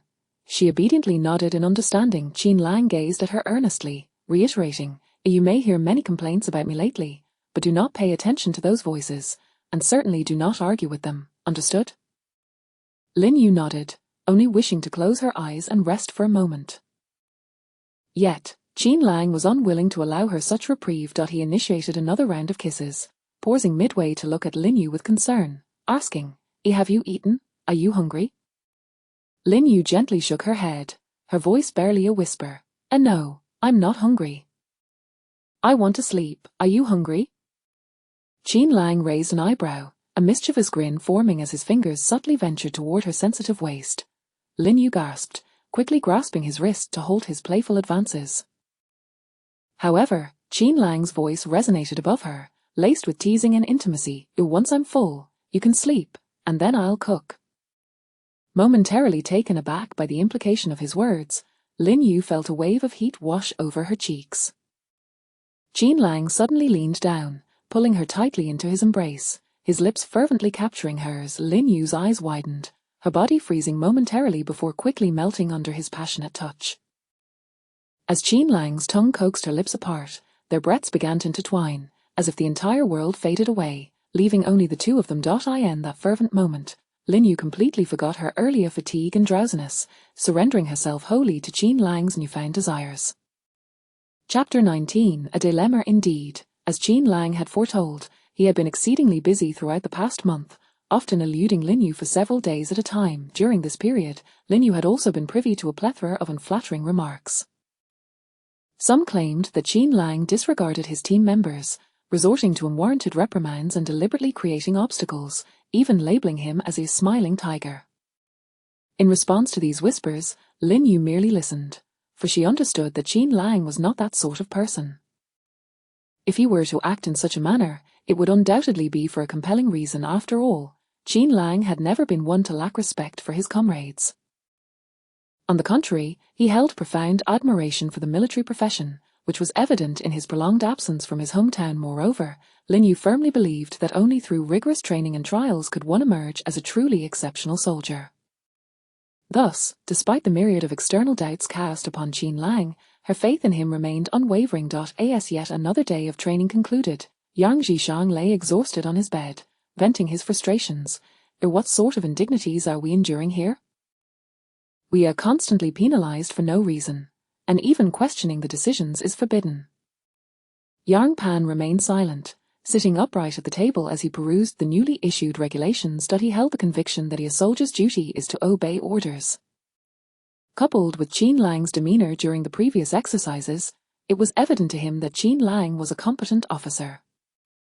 The reasons behind Qin Lang's change in attitude, however, remained a mystery to him. Liu Li, too, was silent, engrossed in performing bodyweight exercises. Not hearing any responses, he turned to the two and observed their current actions, perplexed. I truly do not comprehend you both.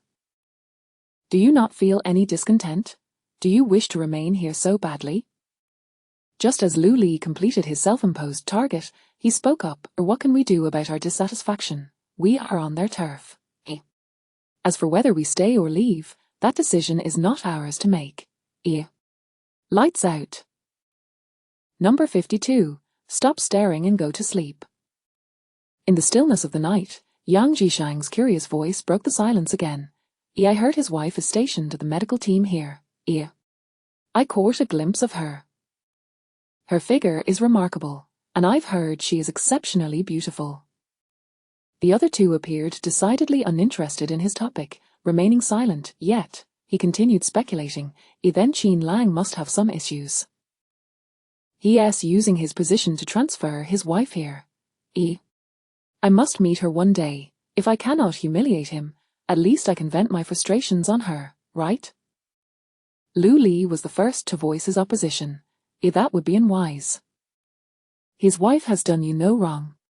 Yang Jishang countered immediately. Her husband has wronged me. She should be blamed for not choosing a better husband. Yang Pan also expressed his opinion. If you proceed with such an action, I will hold you in contempt. Bullying women is not a mark of true masculinity. Lu Li interjected, continuing to dissuade. I've heard she is a medical PhD from a military academy, likely transferred here in accordance with military protocols, and aligns with the Army's talent acquisition plan. There is absolutely no issue there.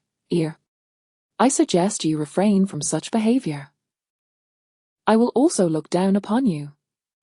Yang Jishang, growing impatient, retorted, all right, number 52, you seem to know it all, yet you have not shied away from countering Qin Lang in the past. Seeing that the other two remained unyielding, they fell silent and drifted off to sleep. The following day, a light rain began to fall from the sky, though the downpour was not heavy. The onset of early autumn brought a chill to the air. Being soaked by the rain left one feeling cold and extremely uncomfortable. Yang Jishang, already in a poor mood, found his spirits further dampened by the dreary weather, resulting in a lackluster performance and frequent deductions in points. Then he noticed Yang Jishang's unusual demeanor and called out sharply, "In number 48, what is the matter with you? You've been out of sorts all day." Yang Jishang did not retreat or cower. Instead, he rose abruptly from the ground, rolled up his pant leg to reveal a conspicuous scar, and responded in a similarly loud tone, "I injured my ankle. It aches worse in damp weather." Qin Lang approached to inspect the injury. He quickly discerned that it was merely a superficial skin wound, not a surgical scar involving bone. He commanded firmly, "Continue training. It won't kill you." At last, when the day's training came to an end, everyone hurried towards the mess hall. Yang Jishang was the first to finish his meal and made a beeline for the medical team's quarters.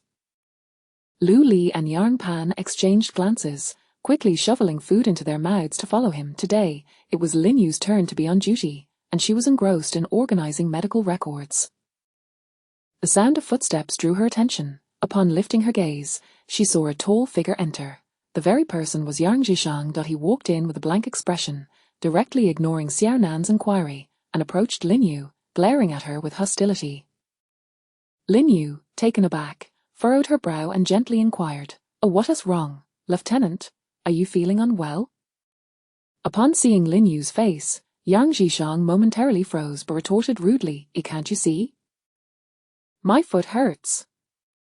With that, he made no further move. Lin Yu knitted her brows, internally chastising him for his rudeness. Asa doctor, she endeavored to maintain her professionalism, softly suggesting, "Please remove your shoe. I need to examine it." Yet, Yang Jishang remained unmoving, coldly replying, "My hand hurts, you take it off for me." His tone was laced with an air of command. Lin Yu's distaste was evident on her face. "I believe you can remove it yourself." Xiao Nan, hearing the commotion from outside, approached and squatted down. "Let me help you." Seeing Lin Yu's evident disdain, Yang Jishang lashed out at Xiao Nan. "What are you? You not worthy." Lin Yu hurriedly helped Xiao Nan to her feet, preparing to leave with her. At that moment, Lu Li and Yang Pan approached Yang Jishang, pulling him away. "Let us go. Your behavior is unbecoming of a soldier." However, Yang Jishang had lost all sense of reason. He stood up, reaching for Lin Yu, only to have her deftly evade him. Enraged, he hurled insults at her. "Why did you marry Qin Lang? With your seductive appearance, you must have used some tricks to ensnare him, right? How much does he pay you monthly? How did you manage to get into the military?" Lin Yu's delicate features were now suffused with rage. She released Xiao Nan and stepped forward to confront Yang Jishang, her gaze sharp as a blade, her pupils constricting as they gathered her fury. Even the three men, seasoned as they were, could not overlook the formidable aura emanating from her. Yet, Yang Jishang remained undeterred, brazenly threatening, "Keep looking at me like that, and I'll..." In that instant, A glint of steel appeared in Lin Yu's hand, a sharp surgical knife, and she swiftly advanced, the blade poised dangerously close to Yang Jishang's carotid artery. Her voice, cold and filled with lethal intent, echoed, "Do you believe I want to kill you?" Her swift actions left the battle-hardened individuals momentarily stunned, unable to process Yang Jishang's vile words before realizing that his life could be extinguished in an instant with a mere flick of her wrist. Even Qin Lang, Dan Yi, and Captain Song, who had been summoned by Xiao Nan, were left in shock, their mouths agape at the unexpected turn of events. None of them could fathom that such a deadly maneuver and icy declaration could emanate from Lin Yu, who typically appeared gentle and devoid of any harm. Meanwhile, everyone overlooked Lu Li's astonished gaze and the unmistakable thrill etched across his features. Chapter 20. Addressing the situation, Qin Lang was the first to regain his composure, hastening to Lin Yu's side and gently patting her shoulder. The scalpel in Lin Yu's hand was swiftly withdrawn. Upon recognizing Qin Lang, her sharp eyes instantly reflected an overwhelming sense of grievance. Her vision blurred with tears, Qin Lang swiftly pulled Lin Yu behind him, his facial muscles quivering with rage, his eyes ablaze with fierce anger, the ferocity in his dark gaze resembling that of a wild beast, as if he intended to rend the disheveled individual before him to shreds. Nevertheless, he endeavored to maintain his composure and directed his inquiry at Captain Song. Is it insufficient for Lin Yu, a doctoral graduate from a military medical school, to be transferred according to the proper protocols? A master's degree is adequate. A Yang Jishang, upon witnessing Lin Yu retract the scalpel, promptly collapsed to the ground, experiencing the closest brush with death he had ever encountered, his body drenched in cold sweat, trembling uncontrollably, evidently still ensnared in the throes of fear. He could hardly comprehend the exchange between Qin Lang and Captain Song. Qin Lang commanded Captain Song, present all of Lin Yu's employment documentation for his review.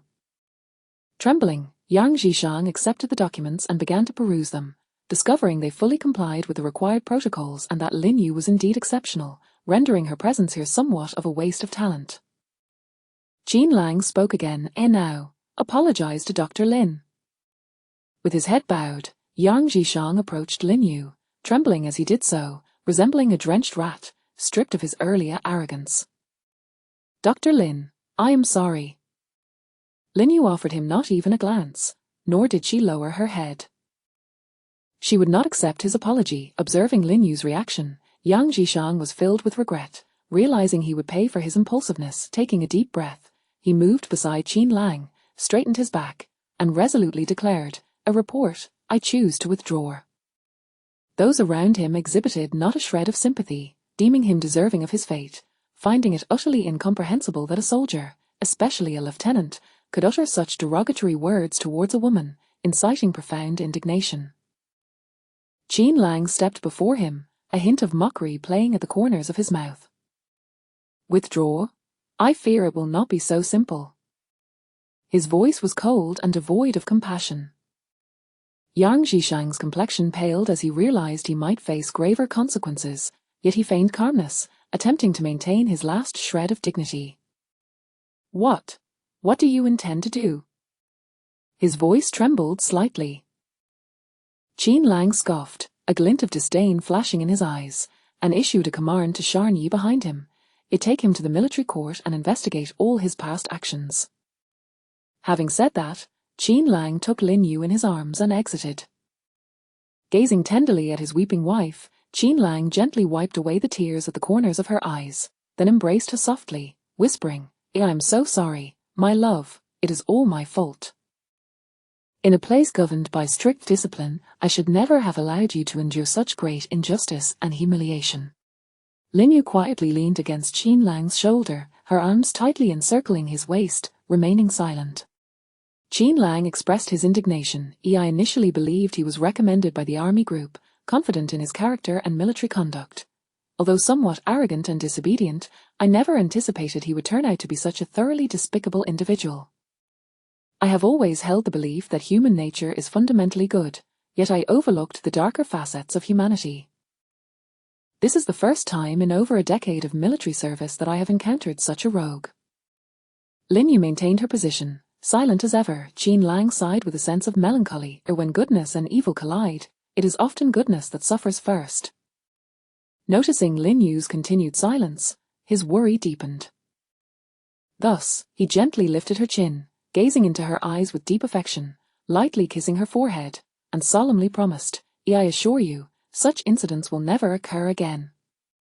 Lin Yu simply looked at him, saying nothing. You, are you blaming me for having you transferred here? Lin Yu shook her head slightly, indicating otherwise, and nestled back into Qin Lang's neck to regulate her emotions. At that moment, Qin Lang shifted the topic, softly inquiring about the questions weighing on everyone's minds. How did you manage such close-quarters combat, and with such swiftness and precision? Lin Yu slowly raised her head and replied, and my father personally taught me during a visit home 3 years ago. Father? Why did he ask you to practice this? He said it was to protect me, assuring that he would never allow me to be a threat to you, at least enabling me to defend myself. Qin Lang felt grateful for his father's foresight. Had it not been for that decision, Lin Yu might have faced even greater humiliation at the hands of Yang Jishang today. Is this your first experience with close combat? Yes. Are you afraid?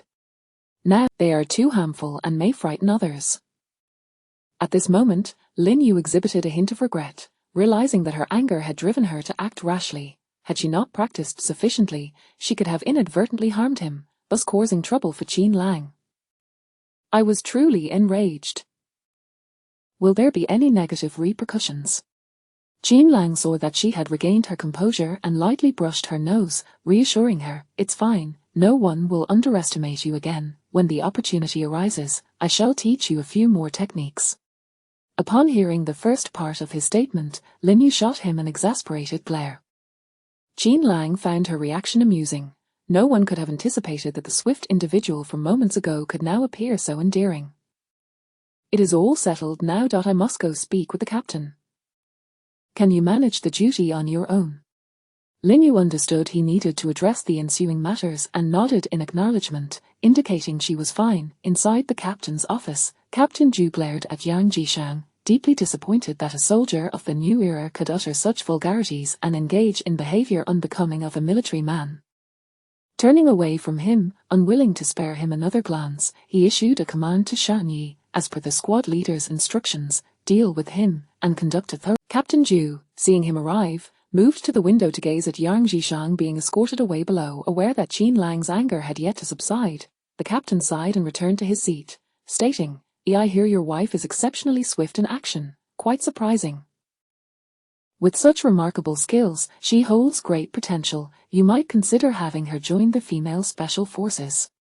Upon hearing this, Qin Lang's gaze turned fierce, akin to that of a wolf, as he fixed his unwavering stare upon Captain Zhu, resolutely opposing the notion. She has no interest in such matters and lacks the capability. Captain Zhu, however, was unperturbed, smiling as he replied, not necessarily. In a few days, there will be a selection for the female special forces. You could have her try out.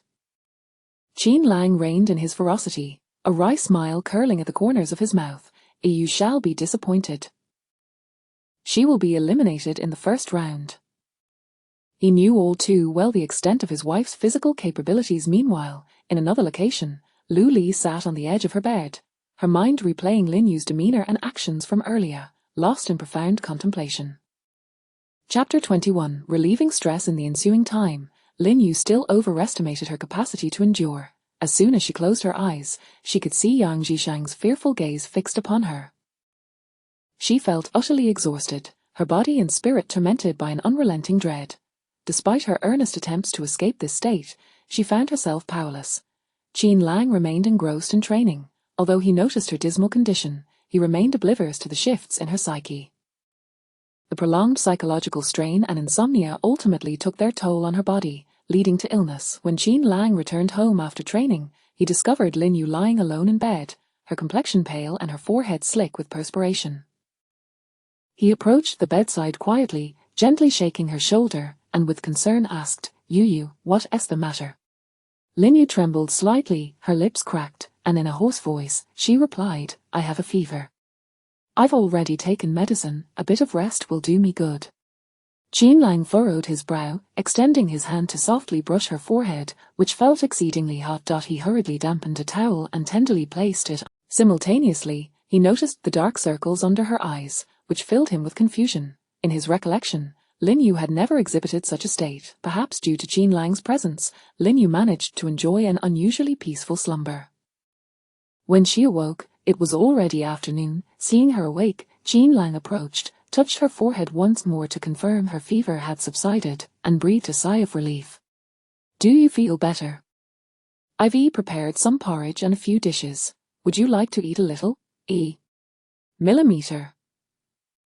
Qin Lang carefully assisted her to sit at the dining table. Lin Yu savored the meal he had prepared, her appetite seeming quite good, consuming more than usual. Observing her condition gradually improving, Qin Lang's spirits also lifted. As she finished her meal, Qin Lang quietly regarded her and asked with concern, Yu, why do you appear so fatigued lately?" Qin Lang listened patiently as she spoke. After she had finished, he led her to sit on the sofa, enveloping her in his embrace and finding a comfortable position. He recounted his past. "The first time the captain took me to the border for a mission, it was my first experience taking a life. Although it was a long-range kill, the treacherous terrain caused the suspect to plummet from the cliff, landing merely 5 meters away from me. That was my first encounter with a corpse, bloated and disfigured, yet his eyes, filled with rage and defiance, served as proof of his desperate nature.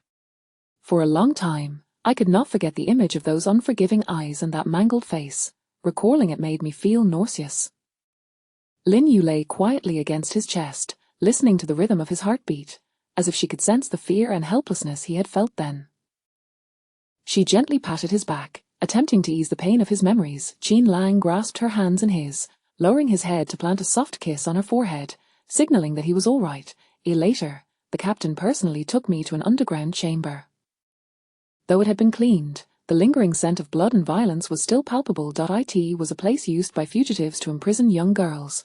Although those girls were rescued, the prolonged torment rendered them incapable of confronting normal life, and many succumbed to suicide shortly after their liberation.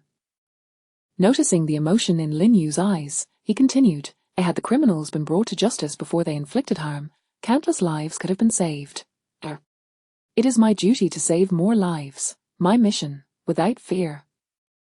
Lin Yu understood the rationale behind his words and nodded vigorously. "I comprehend." Fortunately, Yang Zhishang completely revealed his true character at this juncture.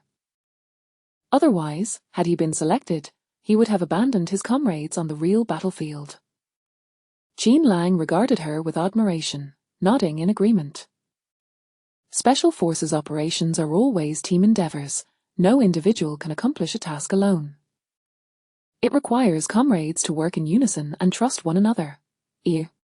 On the battlefield, Yang Zhishang is a ticking time bomb, unable to control his emotions, which would hinder the team. He also lacks the fundamental qualities of a soldier, failing to respect his comrades and resorting to casual insults. Even if it were not for your involvement, he would not have lasted, as his merits were stripped away.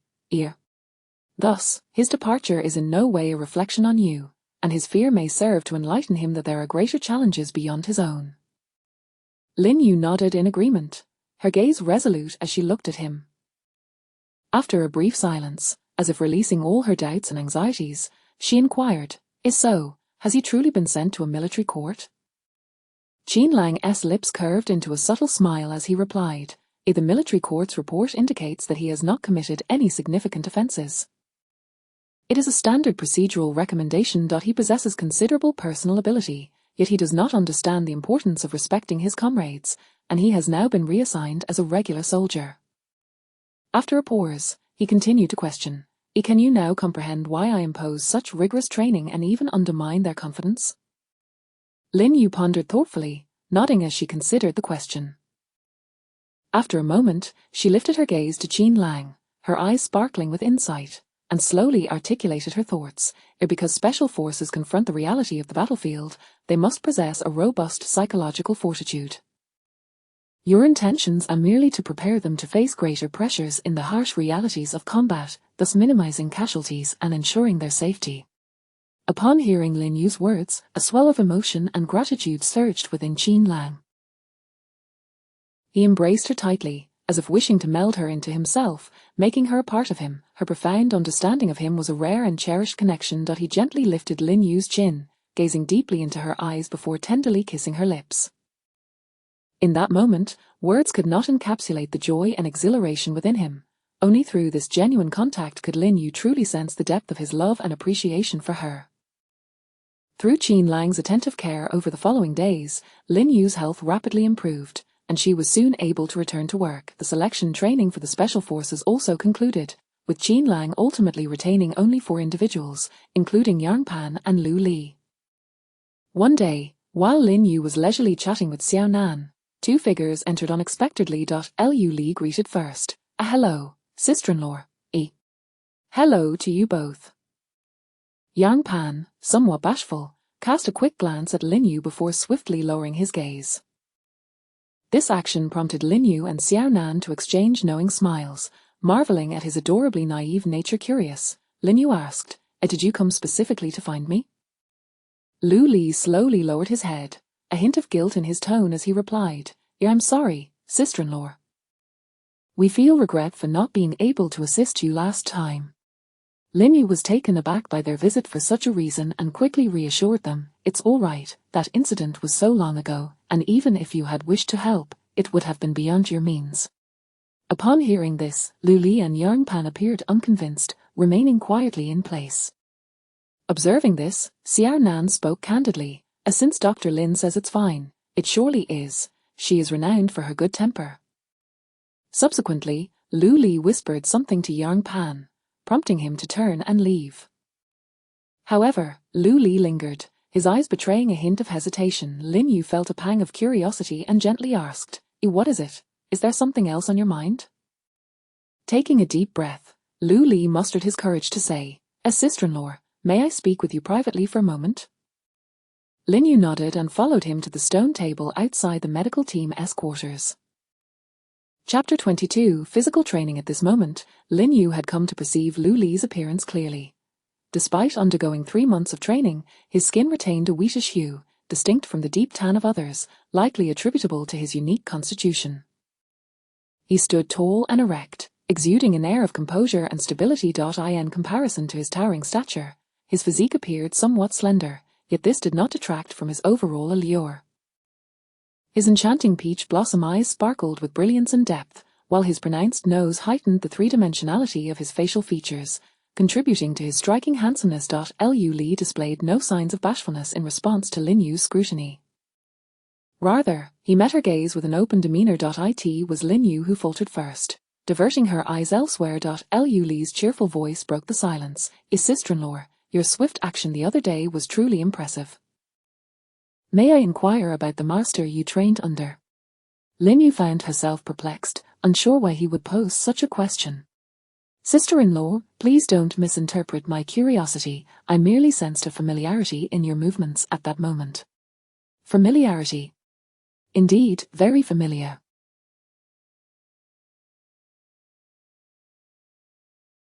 "My father is also familiar with that technique, having been taught it by a friend of his who has since passed away. My father has long sought to find his friend's descendants."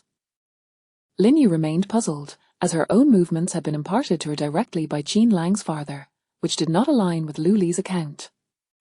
"The person I learned from cannot possibly be your father's friend, as he is alive and well, with children of his own." A distinct sense of disappointment flickered across Lu Li's face, and Lin Yu felt a pang of sympathy. "Perhaps I could inquire about it on your behalf." Hope rekindled in Lu Li's eyes as he gazed at Lin Yu, seemingly on the verge of saying more. "Is there anything else? Sister-in-law, do you have any other family members?" This question made Lin Yu feel as though he was aware of her parents' demise, prompting her to become guarded. "Of course, I still have my father and mother."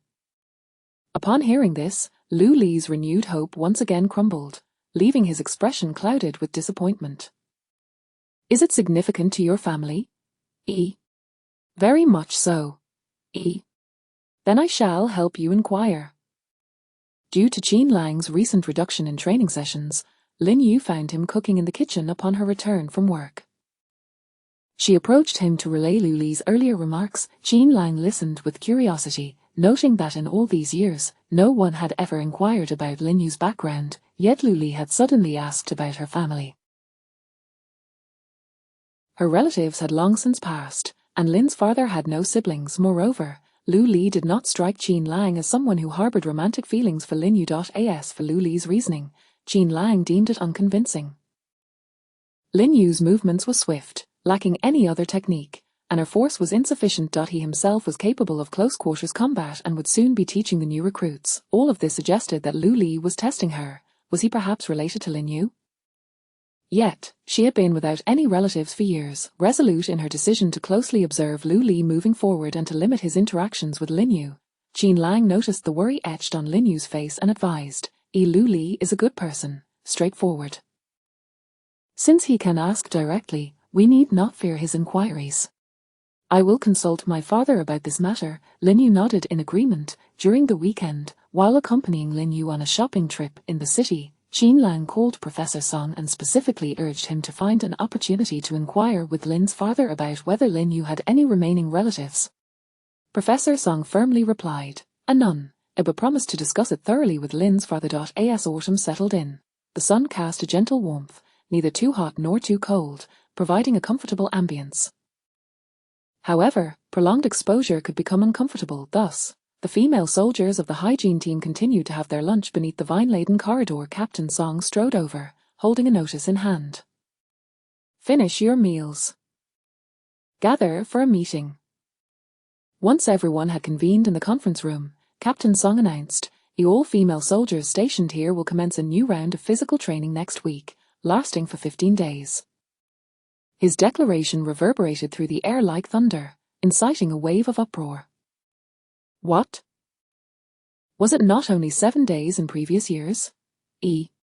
Why has it been extended this year? Indeed, what are we to do? Captain Song, we already have a considerable number of female soldiers. If everyone goes out for training, how will our unit function normally? The soldiers voiced their grievances in a cacophony. Captain Song furrowed his brow, observing the chattering team members with a sense of helplessness and irritation. It's a new regulation. There's no choice. We'll split into 2 groups, one for internal medicine and one for surgery. With that, Captain Song turned to leave. Eager to escape the din, Nurse Deng quickly approached and blocked his path. Captain, this grouping seems impractical. If we only close one department, the burden on the others will be excessive, leading to potential issues. Nurse Deng's urgent reminder resonated with Captain Song, who contemplated for a moment. Then you may organize the teams yourselves. His tone softened as he glanced at Lin Yu. The coach will be Cheung Hua. As soon as those words escaped his lips, the previously hushed soldiers erupted into chatter once more, their voices a flurry of speculation regarding the impending physical training regimen. Lin Yu found herself troubled by this development, as her physical fitness had always been lacking during her graduate studies. Although she frequently participated in rigorous training, Professor Song had always been considerate, finding various excuses to excuse her from the strenuous activities. She could hardly fathom the notion of physical training being introduced here as well. Fuming, Qin Lang stormed into the captain's office, clutching the notice. Why was Cheung Hua assigned to lead the hygiene team's physical training? The captain, observing Qin Lang's agitated demeanor, offered him a cigarette. Are you not aware that the hygiene team undergoes this fitness assessment every quarter? I am but why appoint Cheung Hua as the instructor? Everyone else is unavailable, and she volunteered. Qin Lang took a puff and exhaled, fixing the captain with a knowing look. Don't think I don't see through your intentions. What intentions do you mean? To scout for potential female special forces candidates within the hygiene team. The captain remained unfazed by Qin Lang's attitude. Isn't this how we all came up? Qin Lang sighed, meeting his gaze. She truly isn't suitable. Her constitution is frail. Besides, I'm concerned that Cheung Hua may deliberately create difficulties for her. The captain lit a cigarette of his own, continuing, if she isn't suitable, then let her build her strength. I've already cautioned Cheung Hua that simple training will suffice, and I spoke with Wen Xin to keep an eye on her. Qin Lang nodded in agreement. Strengthening her physique was indeed necessary. Lin Yu was quite delicate, Often complaining of fatigue upon returning home after minor exertion, Professor Song had previously mentioned her good health, indicating she could assist him during surgeries. Why changed? A bit of training would do her well, yet Qin Lang failed to reflect on the fact that Lin Yu's current frailty stemmed from his own overwhelming desires. Chapter 23. The first day of training on Monday morning, Zhonghua stood early at the entrance of the medical team, observing her comrades leisurely sauntering in. Devoid of any semblance of tension, she was seized by a wave of anger. "Hurry up, assemble immediately," she barked, directing her scorn at Captain Song, who had just emerged. "Is this the usual laxity of your medical team, Captain Song?" The instructors are present, yet the team is still not fully assembled. Captain Song's face flushed with embarrassment, alternating between shades of red and green as he forced a smile. "Lieutenant Cheung, I take full responsibility for my leniency in their training. Please temper your ire and do not hold this against us." Captain Song then shouted inside, "Assemble." The burden of his silent struggle weighed heavily on him. Among the assembled were the wives of squad leaders, while outside stood a formidable woman, capable and well-connected, whom no one dared offend. Once the assembly concluded, Zhonghua approached each individual in turn, eventually standing before Lin Yu. Noticing Lin Yu's exquisitely polished face, evidently slathered with sunscreen, she couldn't help but express disdain in her gaze, thinking to herself, how truly pampered she is. What could the squad leader possibly see in her, aside from her pretty face? Lin Yu found herself thoroughly irritated by Zhonghua's condescending demeanor. "From today onwards, for the next fortnight, I shall be accompanying all of you.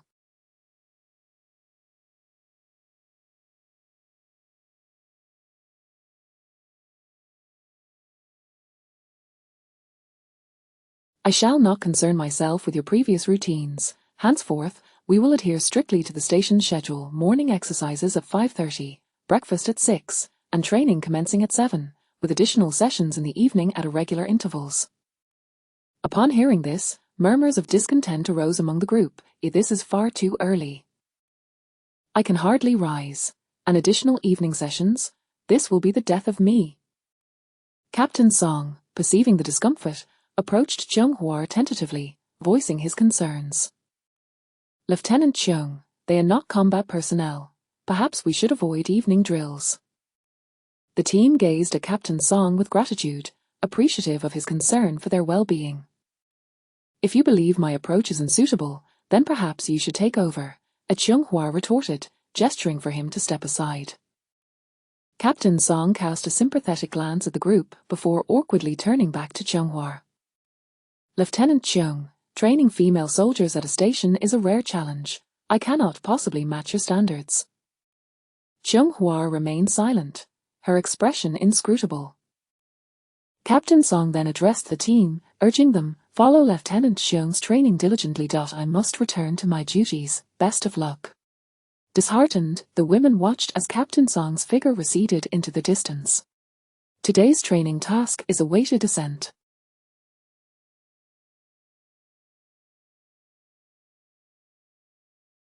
Lunch is prepared, and each of you must pack your weight bags. We will assemble in 2 minutes to depart. In this brief interlude, Lin Yu recalled that the station was surrounded by mountains. It seemed impractical to scale them all. Turning to Xiao Nan, she inquired, "Which mountain are we climbing?" "I have no idea. This training exercise has never been part of our regimen before. We usually drove up to see the injured soldiers." Lin Yu felt uneasy about such intense training on the very first day. One must consider a gradual approach, yet she could not display her apprehension before Zhonghua. Once the assembly was complete, Zhonghua led the group in a run towards the mountains. By the time they reached the foot of the hill, the team was already gasping for breath, with Xiaobei collapsing onto the ground. Conveniently, they had arrived at the shooting range, where Qin Lang was demonstrating firearm assembly and operation. The crisp sound of his rifle echoed as he achieved a perfect 10, prompting the previously complaining female soldiers to exclaim, "How incredible, squad leader!" Qin Lang's attention was drawn to the group, his gaze landing on Lin Yu, who was captivated by his prowess, though he noted her slightly labored breathing. On the first day, they ought to have engaged in simpler training exercises. He took out the communicator, attempting to contact the female Special Forces instructor. Wen Xin, the medical team's training was typically of low intensity, and Lin Yu's physical condition posed no issues.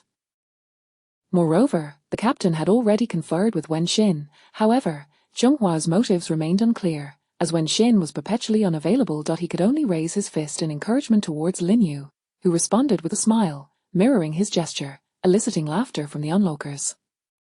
Both felt a tinge of embarrassment, particularly Lin Yu, who dared not meet anyone's gaze. Zhenghua, witnessing their interaction, found it exceedingly irksome and commanded them to continue moving forward. As Qin Lang watched the team gradually distance themselves under Zhenghua's command, he felt a wave of concern. What was Zhenghua truly seeking to achieve? He attempted to reach her again via the communicator, yet to no avail. He resolved to seek her out post-training. He had always known of Zhenghua's affections for him, yet his heart had been captured the moment he laid eyes on Lin Yu, a sentiment that had only deepened since. Qin Lang discreetly observed Lu Li's reaction, noting the absence of jealousy. Instead, Lu Li appeared genuinely pleased, affirming Qin Lang's earlier suspicions that he harbored no inappropriate thoughts regarding his wife. Throughout the morning, Lin Yu lost track of the distance she had traversed, only aware of the throbbing pain in her feet, certain that blisters were forming. Otherwise, the intensity of her discomfort was inexplicable. It remained uncertain whether Zhenghua's insistence on leading them through the sunlit grass and rugged terrain was intentional or not. When shaded pathways were available, finally, they reached a flat area halfway up the mountain. Zhenghua ordered the group to rest, still insisting they sit in the sun. Having already sweated profusely, further exposure could be perilous. Lin Yu resolutely sought shelter in the shade, prompting others to follow suit. When Zhenghua approached and ordered, "A return to your positions," Lin Yu ignored her and continued to gaze away. Zhenghua, infuriated, demanded, "Dr. Lin, are you prepared to defy orders?" Lin Yu turned her head yet again, remaining silent. The others observed Lin Yu's demeanor and sensed that she was genuinely upset. She was not typically like this. "Dr. Lin, are you attempting to assert the authority of the squad leader's wife?" Zhenghua chastised. The squad leader has always prioritized military discipline. It is surprising to find his wife so dismissive of orders. Lin Yu stood up, retorting, "Lieutenant Cheung, are you not aware of the principle of gradual progression? We are not your subordinate special forces. Each individual's physical constitution varies, and so do their limits. You should commence with simpler tasks rather than imposing such intensity on the first day. This could disrupt our immune systems and jeopardize our health." Zhenghua was taken aback by Lin Yu's unexpected eloquence. Recalling Lin Yu's previous encounter with Yang Zhishang, along with Wen Xin and the captain's admonitions, she realized she could not push her too hard. Nevertheless, she raised her voice in reprimand. Enough of this. "Dr. Lin, are you truly defying military orders?" "Lieutenant Cheung, I believe you are misunderstanding my intentions. I merely suggest that everyone requires a brief respite, rather than continuing when they are clearly at their limits. Should we all collapse, who will attend to the duties of the medical team? Even during our physical assessment phase, should there be an operation tonight, we must still be prepared." Zhenghua's expression soured, recognizing the validity of their points, and could only concede, "A rest in place for 1 hour, then prepare to descend." Having replenished a modicum of energy, Xiaonan noticed that Lin Yu's earlobes were beginning to blister. Cautiously glancing around to ensure no one was observing, she whispered, "Dr. Lin, your ears." Lin Yu instinctively touched her ears, feeling a slight heat, and smiled sheepishly. "I know, it's nothing to worry about." This was a common occurrence due to her fair complexion. A bit of sun exposure would inevitably lead to such reactions. Hence, Professor Song had always insisted she apply sunscreen liberally whenever they ventured outdoors. Before descending, Zhenghua took one last jab, tauntingly remarking, "In the army, we are all equal, and so is the sun. As long as you are here, you must endure it all." Chapter 24, Temptation. As they descended the mountain, Zhenghua unexpectedly commanded them to take the stairs. Is she doing this on purpose? Indeed, she is envious of Dr. Lin's good looks. What a petty person. Even though I am the squad leader, I have no affection for her. Listening to these murmured complaints, Lin Yu remained silent, believing that Zhenghua had already shown her enough consideration by allowing everyone to rest during lunch. Thus, there was no need for her to advocate further for them. Moreover, she felt particularly exhausted, both weary and thirsty, and suspected her body was covered in prickly heat. She could only strive to conserve her energy and hope they would reach the bottom of the mountain soon. At the base of the mountain, Qin Lang found Wenshan. Wenshan, why have you not responded? My communicator is broken. I just went to retrieve it and have yet to calibrate it. Squad leader, what is the matter? Qin Lang turned and sat on a chair, inquiring, why did Zhenghua take the sanitation team into the mountains? She mentioned that during the training period, they need to familiarize themselves with the mountainous terrain for future rescue operations. Last time, it took quite a while for the sanitation team to locate the injured with fractures. Qin Lang recalled this incident and nodded. Why go on the first day? Especially with a heavy load? Wenshan was unaware of this. Did they go today? I thought they were driven up. Qin Lang nodded. Squad leader, I assumed they would go in a few days. Zhenghua also said they would ride. She then shared her perspective. The path up the mountain is treacherous, and the descent is equally challenging. If the sanitation team's female soldiers are exhausted today, no one will endure the next fortnight. Even during training, they will still need to handle emergency rescues at the station. Zhenghua is truly misguided. Qin Lang observed Wenqin's self-reproachful demeanor. Since you are well aware of everything and understand Zhenghua's temperament, why did you agree to let her be the instructor? Wenshan sighed and confided in Qin Lang. You know Zhenghua's temperament, and considering her father's connections, it puts us in a difficult position. Qin Lang comprehended their predicament but felt powerless, settling with, tomorrow, you take the sanitation team for training. I will speak with the captain. After listening to Qin Lang's account, the captain said nothing, instead casting a meaningful glance at Qin Lang. The squad leader is indeed protective, so quickly eliminating the entire sanitation team. Qin Lang ignored his probing gaze and directly exposed the truth. Did you not see the surveillance from the mountain? Each of them looks despondent. Who is fit for this? Here. Best to remain honestly in the sanitation team. As Lin Yu and her companions approached the shooting range, they noticed a vehicle waiting at the base of the mountain. Xiao Nan exclaimed with delight, Is that the sanitation team's vehicle come to fetch us? Dr. Liu playfully tapped her head and retorted, What are you thinking? Look at that female tyrant behind. Is it possible? Xiao Nan pouted in silence. As they drew closer, it indeed was the sanitation team's vehicle, with Dr. Xu leaning out to say, Come on, we're taking you home. Once in the vehicle, Lin Yu could no longer hold herself together. Her body relaxed completely as she leaned against Xiao Nan and Dr. Liu weakly. She murmured to Xiao Nan, Let me lean on you. As Xiao Nan and Dr. Liu, observing Lin Yu's utter exhaustion, couldn't help but lament, Zhenghua has truly gone too far. We at least have some relevant experience, but this is Lin Yu's first time participating in such training. Upon arriving at the sanitation team, everyone was already ravenous, yet lacked appetite, hastily consuming a meager amount of food. Lin Yu slowly made her way to the treatment room, carefully removing her shoes and socks, discovering her toes were covered in blisters of varying sizes. Just as she was examining her feet, the head nurse happened to enter, immediately taken aback by the condition of Lin Yu's soles. Gently, the head nurse lifted Lin Yu's foot, meticulously inspecting it before saying with concern, How did it get this bad? She carefully disinfected the instruments, delicately puncturing each blister and applying antiseptic.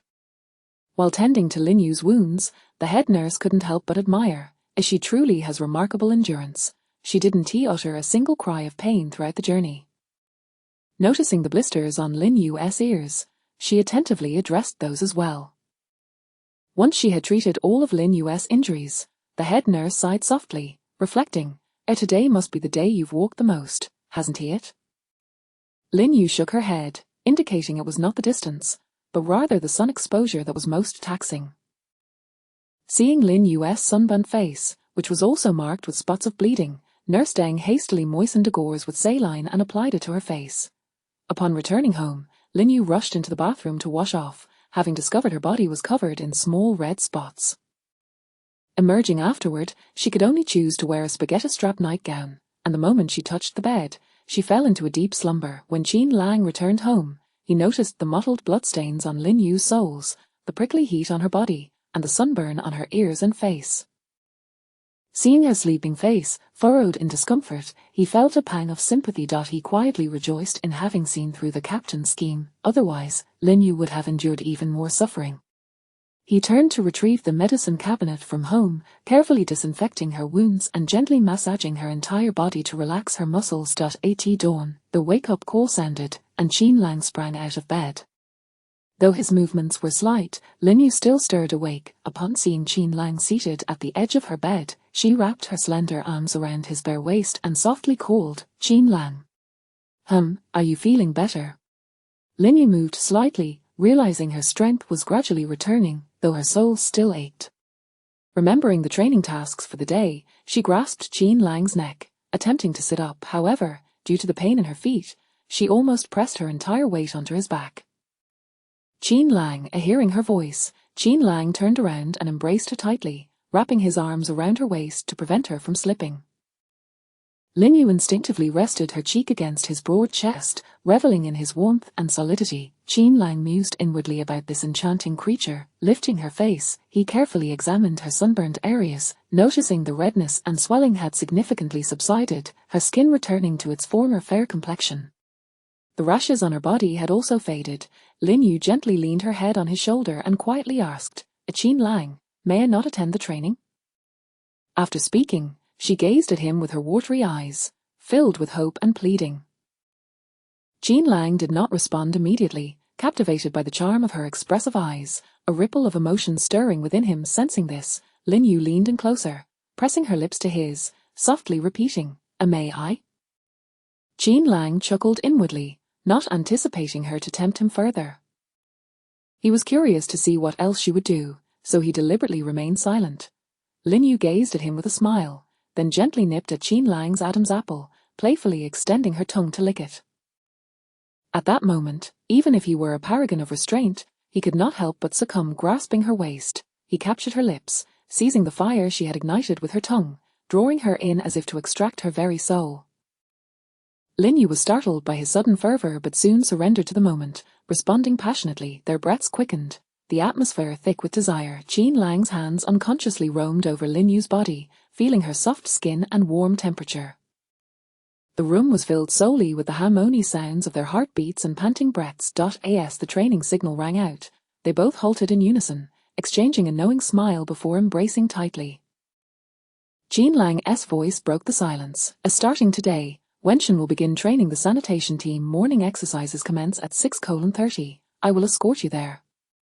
Chapter 25. The young girl's infatuation. Wenshin, undoubtedly a product of her training background, exuded an air of authority that was hard to resist. Although she maintained a serious demeanor during training sessions, it did little to diminish the affection her peers held for her. Once training concluded, she transformed, engaging in lively conversations and laughter with the team. Lin Yu held her in high regard as well. Within the dormitory of the female Special Forces soldiers, Instructor Wenshin, Captain Yi Qing, and team members Chunghua and Jingchu sat together, indulging in casual chatter. Wenshin turned her gaze towards Chunghua and said softly, "Chunghua, Dr. Lin is a wonderful person, and the squad leader is very much in love with her." She then added with conviction, "It is time to relinquish those unrealistic notions of yours." The other three were taken aback by Wenshin's sudden shift in topic, their expressions betraying their surprise. Yi Qing turned her head, echoing Wenshin's sentiments. "If the instructor speaks truthfully, Chunghua, you truly ought to heed her advice." Jingchu couldn't help but interject, "Though I haven't had much interaction with Dr. Lin, it seems that everyone in the station adores her." After a brief silence, Chunghua looked up and inquired, "Has she mentioned anything to you? Or what does the squad say?" Wenshin promptly shook her head in denial. "No, they haven't confided anything to me." She paused for a moment before urging, "I simply do not wish to see you continue waiting in vain." In truth, Shanai is quite a good match. Yi Qing observed Zhenghua and continued, I have heard from others that the two have been married for 6 years. Zhenghua rolled her eyes in exasperation and retorted, we've known each other for a decade. With a gentle sigh, Yi Qing replied helplessly, the squad leader clearly rejected you farther back then, which indicates that he harbored no feelings for you at that time. Without a moment's hesitation, Zhenghua shot back, you all have no idea of the true circumstances. Dr. Lin and the squad leader were betrothed by their families since childhood. He is a man of his word, and given that Dr. Lin's parents passed away early, he feels a sense of responsibility to care for her, which is why he felt compelled to marry her. She then added, and moreover, they have not spent much time together since their marriage. Otherwise, how could it be that he has never visited her family in all these years? Thus, I believe he does not feel that strongly for her beyond her beauty. What else does she truly have to offer? The three women were taken aback and puzzled by Zhenghua's words, utterly unprepared for the reality of their marriage. At that moment, Yi Qing reminded them, but now she has joined the military. If the squad leader did not care for her, why would he allow her to come to the station? His temperament does not suggest that he would marry someone he does not like. She then shifted her focus. Dr. Lin is a medical doctor, and her method of dealing with Yang Jishang was remarkable, garnering the admiration of everyone at the station. She is certainly not lacking in substance. Wenshan nodded in agreement with Yi Qing's assessment and added, even if the squad leader does not harbor deep feelings for her, they are, after all, married, and the possibility of divorce is nearly non-existent. Jingqiu offered her perspective. I believe the squad leader does not dislike her. Rather, he loves her deeply. Dr. Liu from the medical unit mentioned that Dr. Lin appears very happy. If the squad leader did not care for her, how could she possibly radiate such happiness? Yi Qing continued, it is rare for a man to remain indifferent to a woman as beautiful as Dr. Lin. Undoubtedly, the squad leader is among those captivated by her. Jingqiu, who had remained silent until now, spoke up again. Zhenghua, loving someone does not necessarily require one to marry them. As long as one is happy, is that not a beautiful thing in itself? Moreover, I believe you should heed your father's advice and attempt to accept Shanai. Irritated by their defense of Lin Yu, Zhenghua replied, please, no more of this. As of now, I refuse to give up. After he saved my life, I can no longer let go of my feelings for him. Furthermore, you do not understand the depth of our relationship. I intend to frequently visit the medical unit to observe her.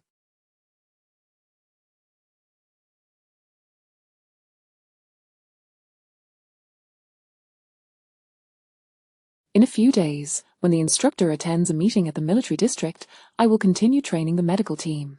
I want to see what it is about her that so many people adore. Seeing Zhenghua's unwavering determination, the three exchanged resigned glances. They understood her stubborn nature. Once she set her mind on something, it was nearly impossible to change it. Matters of the heart often cloud one's judgment, while outsiders can see clearly. They decided to let her come to her own conclusions. Wenshan silently made a decision in her heart, then turned off the lights, preparing for sleep. On the final day of Wenshan's training, she took the initiative to accompany Lin Yu back towards the residential quarters. Lin Yu was surprised, as she knew they both stayed in dormitories and were not supposed to be traveling together. This led her to wonder if Wenshan had something to discuss with her. Taking the initiative, Lin Yu inquired, Instructor Wen, is there something you wish to discuss with me? Wenshan maintained her calm demeanor, revealing no signs of unease. After spending a few days together, she had come to appreciate Lin Yu not only for her professional medical skills but also for her remarkable intellect. Furthermore, Lin Yu was neither arrogant nor pretentious, which made Wenshan quite fond of her. Wenshan smiled gently and said, Dr. Lin, I would like to talk to you about Zhenghua. Lin Yu nodded slightly in response. Please, go ahead. Wenshan continued, are you aware of Zhenghua's feelings for the squad leader? A flicker of curiosity crossed Lin Yu's eyes, yet she politely nodded. Wenshan noted that Lin Yu's expression reflected only confusion, devoid of jealousy or anger.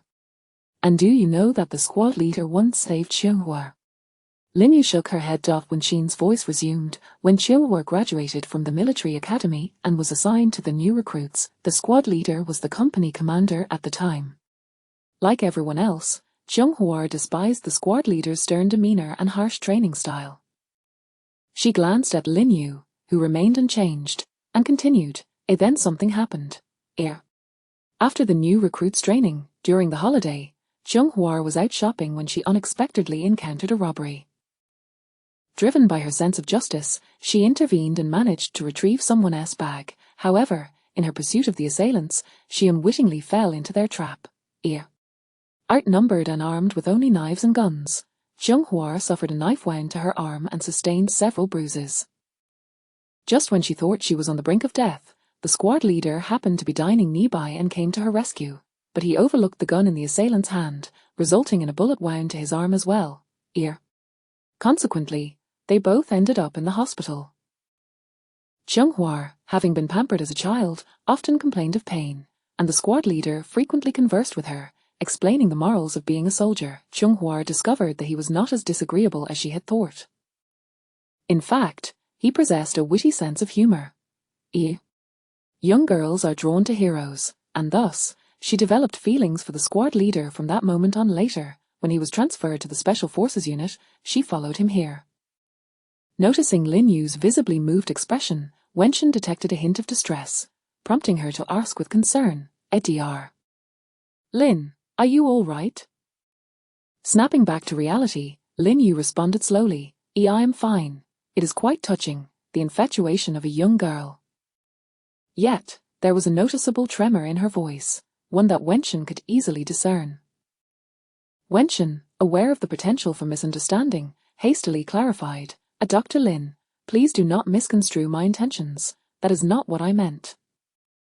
However, Lin Yu interrupted her with a cool demeanor, asking, may I inquire why the instructor felt it necessary to share this with me? With a sigh of resignation, Wenxin continued, Dr. Lin, I merely hope that you can understand Qianghua and not develop any aversion towards her due to her actions. In truth, this is merely the one-sided affection of a young girl. Moreover, whenever Qianghua confessed her feelings, the squad leader would unhesitatingly reject her. Even Qianghua's father has intervened, but the squad leader has consistently made his stance clear. Finally, Wenxin earnestly stated, starting tomorrow, Qianghua will take over the final 3 days of training for the medical unit.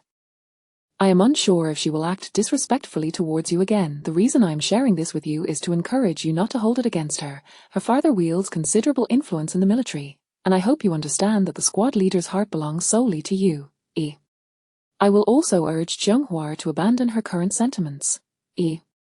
Wishing you and the squad leader everlasting happiness. Chapter 26. An unfathomable anger. After Wenxin departed, Lin Yu found herself unable to quell the tumultuous emotions swirling within her. Sitting vacantly on the settee in the hallway, she had long been aware of Qianghua's affection for Qin Lang, initially believing it to be a mere unrequited love, inconsequential in nature. However, she was taken aback to discover that their acquaintance spanned such a lengthy duration, accompanied by a touching narrative. Lin Yu felt no animosity towards Qianghua. Any naive and innocent young girl encountering such a scenario would inevitably fall for the other, and she was no exception. As for the gunshot wound on Qin Lang's arm, she recalled him mentioning a decade ago that he had been accidentally injured by a stray bullet during a drill. Little did she know it was in the act of saving Qianghua. Understanding that such acts were part of his duty, she realized that any soldier in similar circumstances would instinctively intervene. Yet, an inexplicable discomfort gnawed at her heart, angered by Qin Lang's omission of the truth, questioning why he felt the need to fabricate a lie. Did he not believe they would comprehend? What troubled her further was the realization that Qin Lang had displayed such early compassion and thoughtfulness. In her mind, he had always been rather averse to others' tears. How could he now take the initiative to comfort someone? A flicker of doubt crossed her mind. Had Qin Lang harbored feelings for Qianghua from the very beginning? Otherwise, how could he be so considerate, to the extent that it endeared Qianghua to him? Years ago, during one New Year's visit, Lin Yu had fallen ill with a fever in the early hours while Professor Song was on night duty, and her father had yet to return home. Thus, Qin Lang was the only one available. At that time, She had a fever of 39°C and requested him to fetch some medicine. Instead of complying, he persistently insisted that she drink more water, which only resulted in her feeling bloated and making frequent trips to the restroom located in the courtyard of the military compound. It was night time, and she was too frightened to go alone. While he complained about the delay in her perspiration, her body had always been like this, reluctant to sweat, but ever since that night, she had been sweating frequently. Now she understood that his advice had been sound. Only by sweating could the fever subside, yet she was consumed by an unrelenting anger, pondering why he could be so attentive to others while being indifferent towards her. Though it was a matter from many years ago, she felt an inexplicable fire smouldering within her, causing her distress. Just then, Luli happened to pass by and noticed Linyu sitting there, troubled. "Sister-in-law, what troubles you?" Linyu snapped back to reality, rising to her feet. "It's nothing." "Sister-in-law, did you inquire as I requested?" Linyu replied with a puzzled hum, clearly not understanding his words.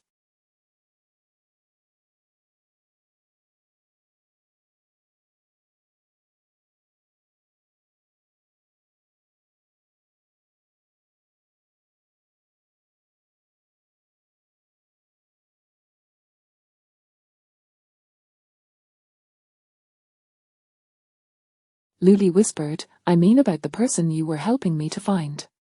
"Oh, I remember now. I did ask, but I have yet to receive a response." Luli nodded, cautiously probing, "I heard you lived with the captain's family since childhood. Why don't you live in your own home?" Linyu was taken aback, puzzled at how they came to know this. Her displeasure was evident on her face, her brows furrowing. "How do you know that?"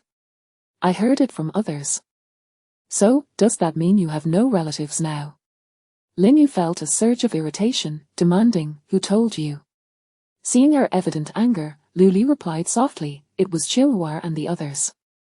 Linyu was genuinely upset now. How could Chilhua know? She had never disclosed such personal matters, leading her to suspect that Qin Lang had shared this information. Why had he chosen to disclose such details to them? If Linyu had thought rationally, she would realize that Qin Lang was not the source of this information. Observing her frown, Luli continued to inquire, "Are you all right, sister-in-law?" "I'm fine." "Sister-in-law, if what they say is true, perhaps you could try to find your relatives. You might still have family nearby." Upon hearing this, Linyu fixed her gaze intently on him, exclaiming, "That doesn't he seem to concern you at all." With that, she turned on her heel and left, leaving Luli feeling frustrated, regretting his impulsiveness and eagerness. As Linyu descended the stairs, she pondered the situation. Her father's side undoubtedly had no relatives. As for her mother's side, from the earliest memories she could recall, she had never encountered her maternal family. If they existed, her mother would have informed her back then. Even if her maternal relatives were to appear now, it would be of little consequence, for they had never shown concern for her family, nor had they offered support during their most trying. In the kitchen, Qin Lang noticed her return but failed to detect her suppressed emotions. "Darling, why are you back so late? Was there a surgery at the health team?" Linyu merely responded with a simple hum as she retreated to the bedroom to change. Upon emerging, she heard Qin Lang say, Darling, are you ready to wash your hands and eat?" Gazing at her reflection in the mirror, Linyu found her features delicate and wondered, "What does he cherish most about me? Is it my appearance? He has changed so much. He was never this gentle before. Has he learned this from someone else?" Qin Lang approached her from behind, enveloping her in an embrace, burying his face in her neck, his warm breath brushing against her cheek. She attempted to scratch the area, but he seized her hand, preventing her movement. Instead opting to nibble gently with his lips, she turned to face him, wrapping her arms around his waist, resting her head against his chest. Yet, Qin Lang's lips continued their relentless pursuit, planting kisses on her cheeks. She finally pushed him away and walked towards the dining table. Qin Lang reluctantly acquiesced, sitting across from her and serving her rice. When Qin Lang once again pinned her beneath him, Linyu breathlessly posed her question, "Qin Lang, do you like me?" Qin Lang raised his head, hovering above her, and lightly kissed the corner of her mouth. Just as Linyu thought he would remain silent, he replied, "Of course I do, otherwise, what am I doing here?" Linyu locked her gaze onto his dark eyes and posed another question, What do you like most about me?" Qin Lang bit her earlobe, his voice laced with desire as he murmured, I adore the way you look beneath me. Just like now. Then you only desire me, Lin Yu retorted. Qin Lang began to nibble at her neck. Desire doesn't exist without affection, silly. Did you ever like someone else before, perhaps Zhenghua?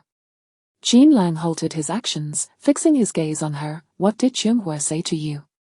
Lin Yu shook her head, unwilling to discuss the day's events. Yet, she couldn't shake the thought that Qin Lang had never paused in similar situations before. Why was he doing so now? Noticing her distracted demeanor, Qin Lang became puzzled. Shouldn't they both be thinking of each other at such a moment? Why bring up others? He lowered his head and captured her lips in a fierce kiss, ensnaring her tongue, biting gently yet firmly, ensuring not to hurt her. His tongue invaded her mouth, leaving no room for escape. Lin Yu felt breathless, clinging tightly to Qin Lang's body. Pleased with her response, Qin Lang observed her glistening eyes, allowing her a moment to breathe, while his hands began to remove the barriers between them. Chapter 27, Illness. The following day, it seemed that everyone had arrived early at the entrance of the medical team to brace themselves for Zhenghua. However, Lin Yu was tardy due to the upheaval caused by Qin Lang the previous night. Upon noticing Zhenghua standing there with a serious expression fixed upon her, she could only sheepishly join the ranks. Xiaonan leaned in and whispered, Dr. Lin, why are you late? Didn't we agree to assemble early? I forgot to reset my alarm, Lin Yu replied. Seeing Xiaonan's evident skepticism, she raised a finger to her ear and then quickly lowered it, making a promise, I assure you, I will not be late tomorrow. Xiaonan found her furtive demeanor quite endearing, albeit frustrating. Zhenghua approached the two, her gaze sharp as an eagle's, and sternly interrogated Lin Yu. Dr. Lin, do you find tardiness to be commendable? Lin Yu lifted her head to meet Zhenghua's gaze for a fleeting moment before hastily lowering it again. Observing Lin Yu's silence, Zhenghua assumed her guilt and pressed on with increased severity. Do you understand that, as a soldier, punctuality is the most fundamental discipline? Taking a deep breath, Lin Yu summoned her courage to respond. I apologize, Instructor Zhenghua. I promise it will not happen again. Zhenghua nodded approvingly. Very well, you shall practice an additional hour at noon. At that moment, Lin Yu felt a surge of resentment toward Qin Lang, blaming him for his lack of restraint. Stealing glances at Zhenghua, she noted that there seemed to be a certain compatibility between her and Qin Lang. They likely shared many common interests, although her relationship with Qin Lang had blossomed remarkably since their arrival, with him often pursuing her. Her heart was now entirely filled with thoughts of him, a stark contrast to her feelings upon first arriving. How else could one explain being furious one moment, only to be swept away by his passion the next? The previous night, Qin Lang had issued a final warning. Should you mention anyone else at such a time again, it will not end as easily as it did tonight. He had indeed exerted all his efforts to compel her into numerous bashful actions and words. This morning, she had come to understand what Professor Song meant when he said that a woman's desires are simple. She seeks a career of her own and a true partner. As he aptly stated, without fondness, where does desire arise?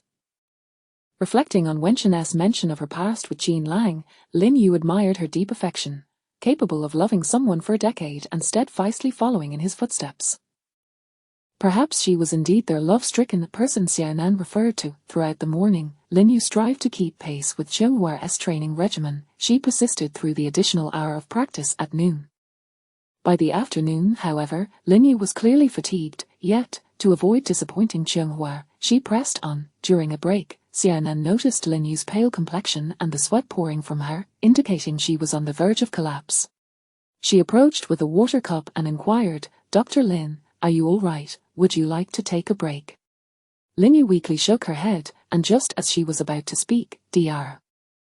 Liu interrupted. With a serious expression, she admonished Lin Yu, Dr. Lin, you did not rest at noon, and the sun is still quite fierce. You cannot possibly endure in your current state. I will request leave for you.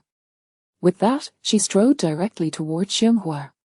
As Zhenghua approached, Lin Yu quickly stood up. Zhenghua then mockingly remarked, Dr. Lin, if you cannot withstand a mere hour of extra practice at noon, how did you manage to enter the military medical academy? Whether as a soldier or a military spouse, one should possess extraordinary willpower and resilience. Please set an example for everyone and refrain from giving up so easily. Xiaonan could no longer tolerate Xianghua's sarcastic tone and spoke up. Lin is currently drenched in cold sweat and may faint at any moment. If she were to collapse, how would that benefit you? Perhaps the captain would even reprimand you upon discovering the situation. Lin Yu hastily grasped Xiaonan's hand, signaling her to cease further comments.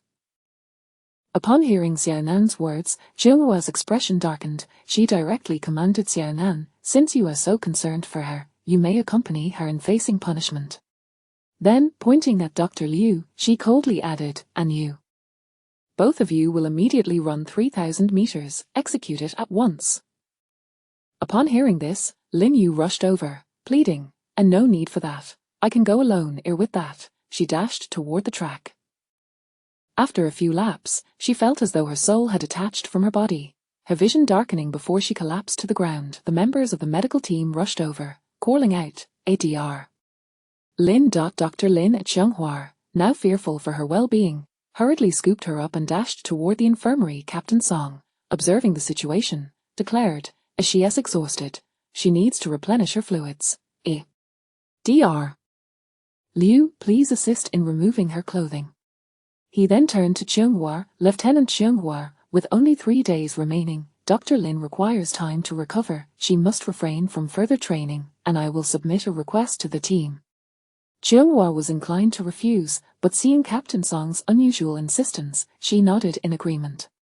Nurse Deng chimed in, should we not notify the squad leader? Captain Song replied, the squad leader has been dispatched on a temporary mission. As Xianghua and Dr. Liu removed Lin Yu's outer garment, they all noticed the various hickeys adorning her neck and chest. Dr. Liu quickly covered her with a blanket, frowning as she complained, a captain, truly lacking in consideration for delicate feelings. The rest of the medical team nodded in agreement. Xianghua, of course, noticed this and her expression soured, awkwardly excusing herself from the room. When Lin Yu awoke again, it was already evening. Upon seeing her awake, they rushed over with concern. How do you feel now? Is there anywhere that still hurts? Lin Yu moved her limbs. Aside from some pain, she felt relatively fine, shaking her head. You should eat something. Lin Yu nodded, sitting up, only to realize she was now dressed in a shirt rather than her formal attire.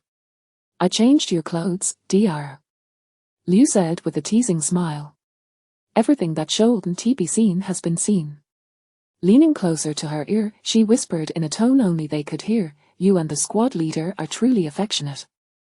Your love marks are quite evident. Lin Yu's face instantly flushed crimson as she found herself at a loss on how to face everyone. Nurse Deng playfully nudged Dr. Liu, continuing to jest, only now are you beginning to feel shy. What good does that do? With that, laughter erupted around them. Nurse Deng cleared her throat and helped Lin Yu rise, guiding her into the duty room to eat something. Lin Yu, well aware of Qin Lang's mission, found herself worrying for him.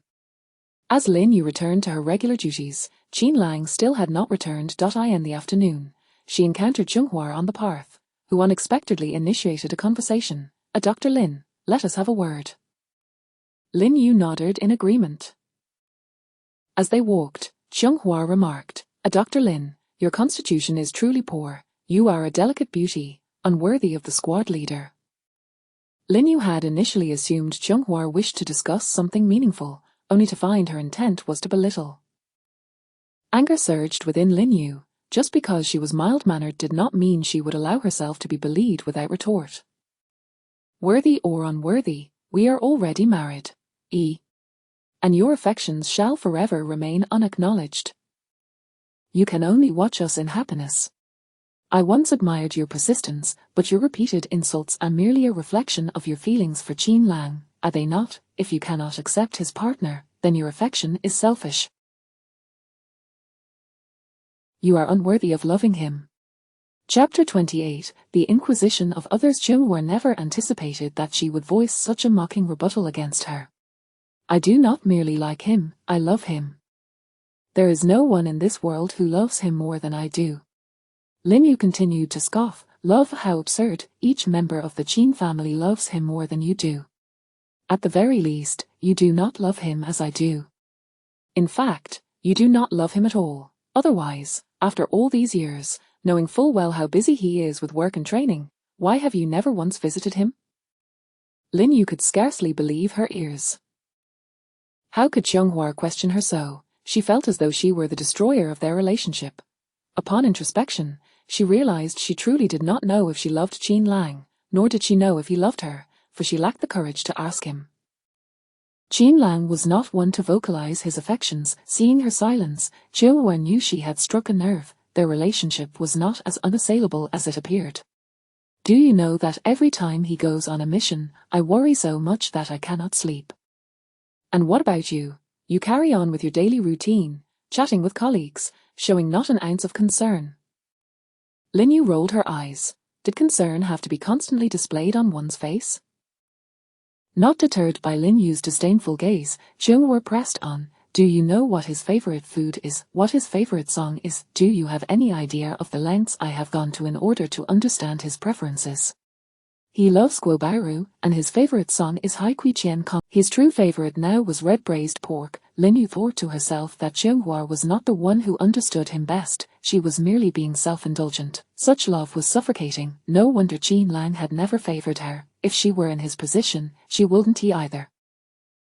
Seeing Lin Yu still appear unconcerned, Xianghua continued to provoke. He used to take me shopping and gave me flowers. Lin Yu noticed a flicker of shock in her eyes. Xianghua then produced a 4-leaf clover necklace from Jacques Fath, which Lin Yu recognized.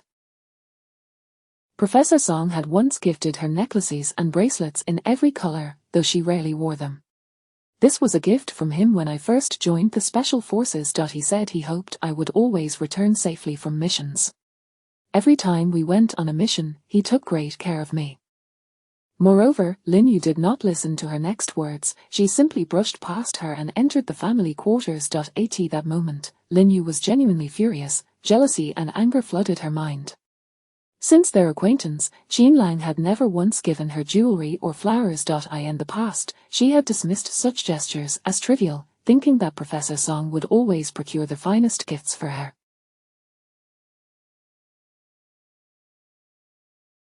Now, she discovered he had given gifts to someone else. Lin Yu felt truly betrayed by Qin Lang. Knowing others harbored feelings for him, he still failed to maintain a distance. Anyone would assume he had affection for Xianghua given his overt gestures. That night, as Lin Yu lay in bed, her thoughts were consumed by Xianghua's words. The following day, Lin Yu appeared at the health team with dark circles under her eyes. During lunch, Xiaonan looked at her and asked, "Dr. Lin, has the captain returned?" Lin Yu shook her head, replying, "No." "No, why do you look like you haven't slept?" "I had insomnia." Dr. Liu approached her, curiously observing her, circling around her and concluding, "You must be missing the captain too much to sleep alone." Lin Yu felt utterly speechless but said nothing. During the afternoon break, she managed to nap for a short while, which improved her state somewhat. In the afternoon, to her surprise, Xianghua returned to the health team. She strutted past Lin Yu and headed to the physical therapy room. The sight of her infuriated Lin Yu. Why was she able to behave so brazenly? Why did Qin Lang allow her to remain at the station? Simply because of her competence. Lin Yu, being Qin Lang's wife, felt repeatedly tormented by one of his admirers. Why could she not articulate a rebuttal? Because Qin Lang had never explicitly declared his love for her. One evening, Qin Lang returned home, and Lin Yu was already lying in bed, unable to sleep. She could clearly hear him changing clothes and entering the bathroom. He quietly entered the bedroom, saw her asleep, and pulled her into his embrace. Lin Yu feigned sleep, wanting to voice her thoughts but unsure how to begin. Listening to his steady breathing, she guessed he was probably exhausted. The thought of the dangers he faced during missions made her reluctant to wake him. In the early morning, just as dawn broke and the sun had yet to rise, a dialogue between a man and a woman filled the bedroom. One voice was brimming with enthusiasm, while the other seemed somewhat resistant. "Qin Lang, what are you doing? Here. What else could I be doing? Of course, I'm thinking of you. Don't you miss me? You went to sleep so early last night. You should get up first. I have a bit of a stomachache and need to use the restroom." After a moment, the woman's voice returned, and my period started. Don't move. I want to sleep a little longer. The man's voice, tinged with confusion, followed. It wasn't he at the 23rd last month? How can it be the 10th already? Lin Yu, lying in bed, looked at Qin Lang in astonishment, not expecting him to remember her menstrual cycle. Although she felt a surge of happiness, the recollection of Chunghua's words made her want to ignore him. She shut her eyes, pretending to sleep. Qin Lang, however, was relentless, bestowing kisses upon her face. Lin Yu opened her eyes to find him brimming with vitality, completely unaffected, while she felt harassed by his admirer. If it weren't for him, how could she have been questioned so harshly by Chunghua? Tears began to well in her eyes. Noticing her change, Qin Lang quickly withdrew from her, cradling her in his arms, asking, "What's wrong? Did I hurt you?"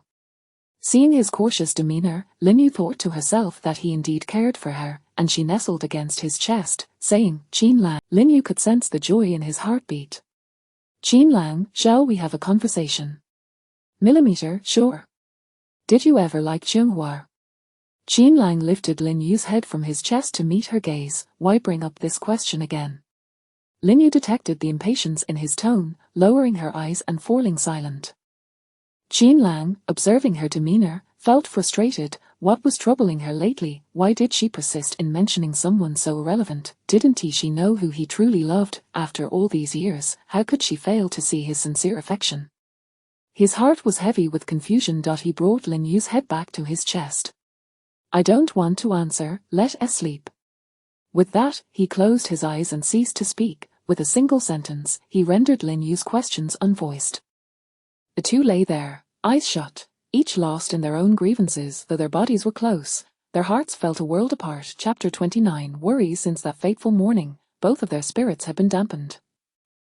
Lin Yu harbored all her concerns within, choosing silence over expression. Qin Lang, too, sensed her turmoil, but, despite his inquiries, she remained reticent, leaving him to grapple with his desires in solitude. Observing her weary demeanor stirred his heart with a pang of sympathy, yet he believed that only through such moments could she be wholly consumed by thoughts of him. After an extended period of companionship, their relationship seemed to regress to its initial state. Previously, Lin Yu had been indifferent. At least when he was absent, her discomfort was less acute. However, now that her feelings for Qin Lang had deepened, his indifferent demeanor caused her sorrow, as he unrestrainedly demanded her presence without addressing the underlying issues. Upon arriving at the medical team, Qin Lang learned from his comrades of Lin Yu's distress, which had been exacerbated by Chunghua's deliberate antagonism, leading to her fainting. That very day, he confronted Chunghua, questioning, "Why do you intentionally make things difficult for her?" His eyes widened in fury and disappointment as he fixed his gaze upon her. Chunghua feigned innocence, replying, "I did nothing wrong, it was merely a standard training session. I was unaware of her condition that day. She was merely late in the morning, and an extra hour of training is a reasonable consequence, is it not?" Qin Lang recalled the events of the night before his departure, yet he pressed on, "Have you said anything to her recently?" Observing the suspicion in his eyes, Chunghua felt a twinge of relief. Evidently, Lin Yu had revealed nothing to him, thus, she shook her head. With a deep sigh, Qin Lang resignedly said, "Chunghua, I have long informed you of my marriage. I hope you can relinquish your obsession with me. We remain comrades," he added before turning to leave. After completing his training that afternoon, Qin Lang hurried toward the medical team. As he arrived, Lin Yu emerged, greeting him with a smile. "Wife, are you tired? I came to pick you up." Lin Yu remained silent, walking ahead without acknowledgement. Noticing her silence, Qin Lang began to speak for himself. "I visited Chunghua this morning." Lin Yu halted, her gaze shifting toward him, a flicker of surprise in her eyes. "She did not deliberately make things difficult for you. Your tardiness merely warranted an additional hour of training." Qin Lang grasped Lin Yu's hand, imploring, "This is my fault, I beg for your forgiveness. I was unaware that Chunghua would be present for training the following day." As Lin Yu's disbelief was evident in her expression, he continued to explain, "Such scheduling would not be communicated to me." Lin Yu forcefully withdrew her hand from his grasp, anger propelling her forward. She had approached Cheung-hua with the hope of being defended, only to realize that Qin Lang's trust in Cheung-hua overshadowed his concern for her. On the way home, Lin Yu walked ahead while Qin Lang trailed behind, occasionally reaching out to nudge her, as colleagues passed by, saluting him. It was clear to all that the pair was in a quarrel. In the distance, Yang Pan, Lu Li, Shan Yi, and Li Yang approached. Upon noticing them, Qin Lang stepped aside, tilting his head skyward. The four seemed oblivious to his discomfort, and continued toward him. "Captain, what are you looking at?" "Admiring the blue sky and white clouds." "Beautiful." "Indeed, the beautiful sister-in-law has walked away." Qin Lang glanced back, and Lin Yu had indeed entered the family compound. Li Yang cautiously inquired, "Captain, is your sister-in-law upset?" Qin Lang sighed, nodding in affirmation. "Women, a few kind words will suffice." Lu Li expressed a differing perspective. "Merely soothing words won't suffice, one must take tangible action." Qin Lang disregarded. At that moment, his radio crackled to life. "Qin Lang, urgent assembly." The group immediately sprang into action. Upon returning home, Lin Yu settled onto the sofa, awaiting Qin Lang. She contemplated the futility of their current approach, recognizing that open communication might yield better results. If Qin Lang truly cared, she would step aside for him. Cheung-hua's words might hold some truth, but if so, she was jeopardizing a military marriage. How could she? The sound of a helicopter reverberated outside, prompting Lin Yu to rush to the window. She opened it to see Shan Yi and others boarding the aircraft, with Qin Lang standing nearby. It seemed he noticed her, waving as he did so. Fearing for his safety and wishing not to distract him, she waved goodbye. After witnessing him board, the helicopter vanished from sight, yet her heart remained restless. Lin Yu observed that the mission was extensive, including Yi Qing, Wenxin, and Cheung-hua. The thought that they would be together for an extended period unsettled her. She chastised herself for such thoughts. After all, they were embarking on a mission, and it was unbecoming to dwell on such matters. Lin Yu's personality was complex. She exhibited both vulnerability and a sense of insecurity.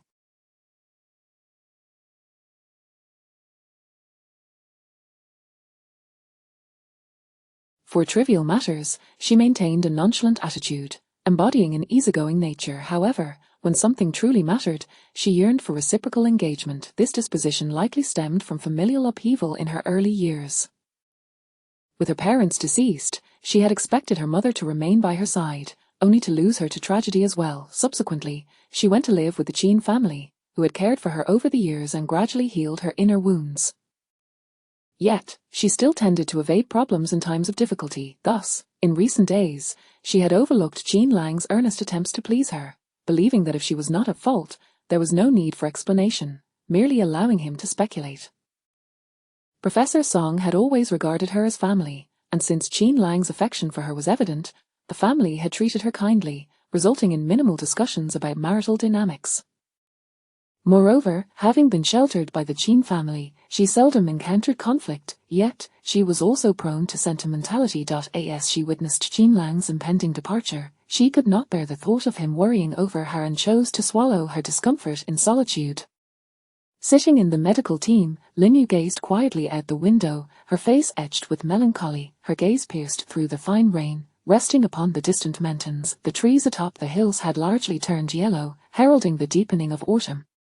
A lone sycamore leaf drifted down, gently landing upon the water's surface, creating ripples that spread outward. With each autumn rain comes a chill, Lin Yu softly recited to herself. As the autumn rain descended, the weather would inevitably grow colder tomorrow.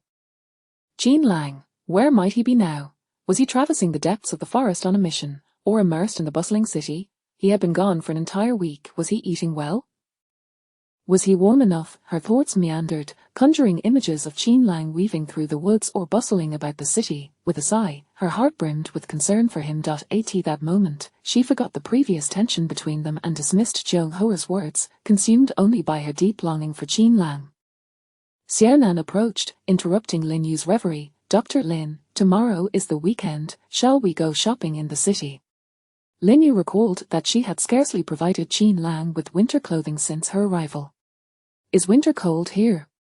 Winter can be quite chilly. I plan to buy a down jacket tomorrow. Very well, then we shall go together.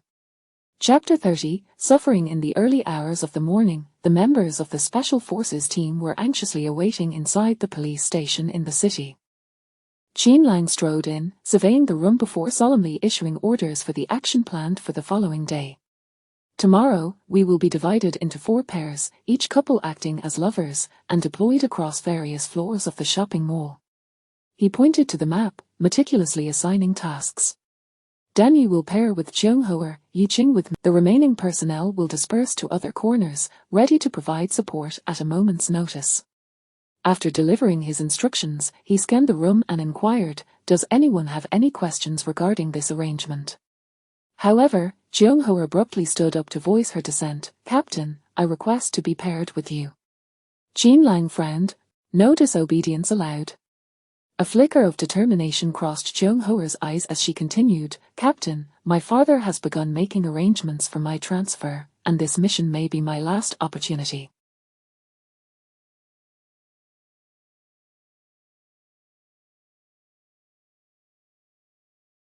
"Please grant me this." Dan Yi, standing nearby, quickly chimed in, "Captain, just let Cheung Hoa partner with you." Jean Lang noticed the police chief beside him quietly observing the exchange. Understanding Cheung Hoa's character, he realized that if he rejected her now, she might take reckless actions that could jeopardize the entire team's mission. He was perplexed as to why the commander had assigned Cheung Hoa to this operation. Reluctantly, he agreed to her request and adjusted the pairings accordingly. Next, Jean Lang approached Dan Yi, narrowing his eyes to reveal a chilling glint, compelling Dan Yi to lower his gaze, unable to meet his stare.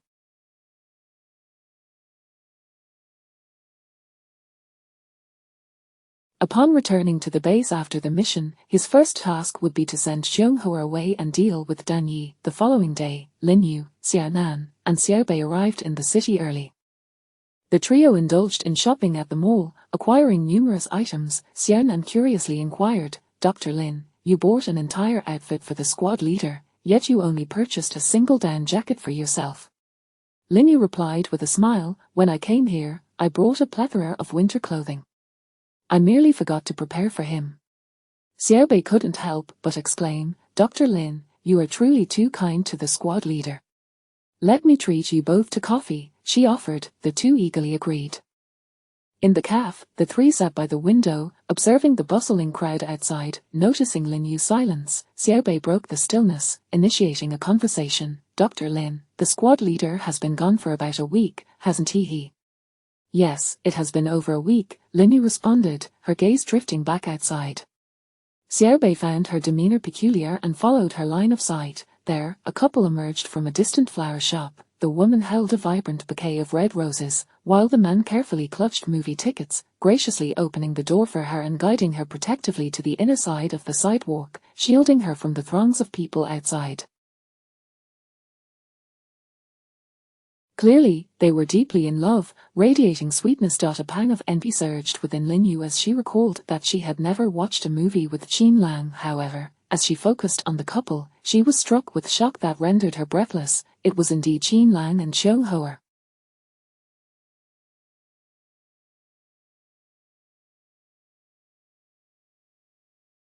She could scarcely believe her eyes, her heart aching unbearably. It appeared the couple had noticed her as well. Cheung Hoa deliberately leaned closer to Jean Lang, as if to provoke her. Jean Lang merely cast a fleeting glance at her before turning away. The two observers across the way witnessed this exchange and hurried to console Lin Yu. "Dr. Lin, they are certainly on a mission." Another added, "This indicates that there may be danger in the mall. We should leave quickly." Realizing the gravity of the situation, Lin Yu snapped back to reality, hastily rising to gather her belongings with the others, and they rushed towards the parking lot, driving away.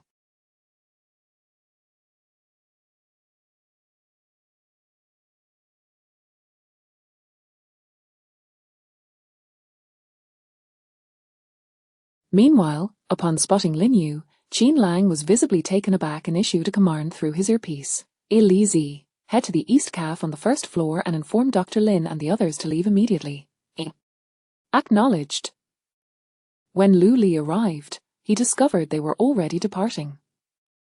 "Captain, they have left. They must have sensed the danger." As Lin Yu drove, her hands trembled uncontrollably, as if she had lost command of herself. Upon reaching the outskirts, she had to pull over, attempting to calm the tumult within her. Vivid images of Cheung Hoar's taunting gaze and Qin Lang's attentive care flooded her mind. She had once believed that such affection belonged solely to her, only to realize that it was extended to another as well. His gestures were so familiar and effortless, as if he had long mastered them. The flowers in Cheung Hoar's hands, along with her entranced expression, ignited a spark of jealousy within Lin Yu. All these years, he had never gifted her a single flower, let alone an entire bouquet. Their outings typically revolved around procuring necessities, devoid of any romantic gestures or gifts, and he had never taken her to see a movie. Back in high school, when Professor Song fortuitously acquired 2 tickets to an SHE concert, she had incessantly complained about his reluctance to take her. Thus, she had refrained from broaching the subject of films for many years. Yet now, he had chosen to take someone else. Moreover, the last time Cheung Hoar had boastfully showcased the necklace Qin Lang had given her, although at the time she had been unaware of its authenticity, she now pondered if it might indeed be genuine. What did Qin Lang truly perceive her as, a complete fool, or merely a vessel for his desires? Turning her gaze to the garments prepared for Qin Lang in the passenger seat, a surge of anger welled up within her. Without hesitation, she seized the clothes, flung open the car door, and hurled them out with force. The 2 in the back witnessed this scene, observing Lin Yu's fury, her eyes aflame with rage, her lips tightly pressed, her breath coming in quick gasps, her hands gripping the steering wheel, trembling uncontrollably. Xiaonan hurriedly exited the car, retrieved the clothes, and handed them to Xiaobei before taking the passenger seat, gently patting Lin Yu's shoulder in an attempt to comfort her. "Dr. Lin, please don't react this way. It frightens me. Don't misunderstand the squad leader, they are merely executing a mission and will employ various disguises." Xiaobei chimed in. Xiaonan cautiously suggested, "How about we go to a bar tonight for a drink? If we get drunk, we'll forget everything." Lin Yu's rationality returned slightly, and she shook her head. Turning to Xiaonan, she asked, "Xiaonan, can you drive?" Xiaonan nodded. "Then you take the wheel." Lin Yu exited the car, exchanging positions with Xiaonan.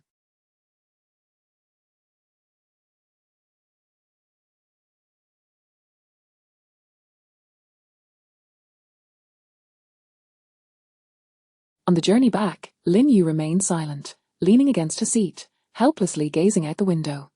Her once vibrant spirit felt as though it had been drained by an invisible force, leaving her frail and fragile. The beauty of her countenance was now marred by weariness and anguish, resembling a delicate flower ravaged by storm and rain, stripped of its former brilliance. Upon arriving at the base, Lin Yu alighted from the vehicle, bidding farewell to the 2 before heading home. Chapter 31, The Quarrel. On the following day at work, Lin Yu deliberately donned a pair of black-rimmed glasses to conceal her swollen eyes. Xiaonan and Xiaobei, privy to the circumstances, could easily surmise that she had likely spent a restless night. They hurried over, their concern palpable. "Dr. Lin, are you all right?" Lin Yu gently shook her head, indicating that she was not seriously unwell. During the morning meeting, Dr. Liu, intrigued, inquired, "Dr. Lin, why are you wearing glasses today?" Lin Yu glanced at Xiaonan and Xiaobei beside her before replying, "I accidentally got caught in the wind and sand on my way back yesterday, and now my eyes are prone to watering." Upon hearing this, Dr. Liu advised, "You should apply some eye drops. Otherwise, it must be quite uncomfortable." Lin Yu promptly responded, "Thank you, I have already done so." Throughout the day, Xiaonan and Xiaobei sought the opportune moment to comfort Lin Yu, yet today she was exceptionally busy, attending to numerous emergency surgeries. For Lin Yu, this business provided a sense of solace, as immersing herself in work allowed her to forget the troubling thoughts that plagued her mind. Finally, as the afternoon drew to a close, Xiaonan and Xiaobei approached Lin Yu, sincerely extending an invitation. "Dr. Lin, it must be quite exhausting to return home alone and cook for yourself."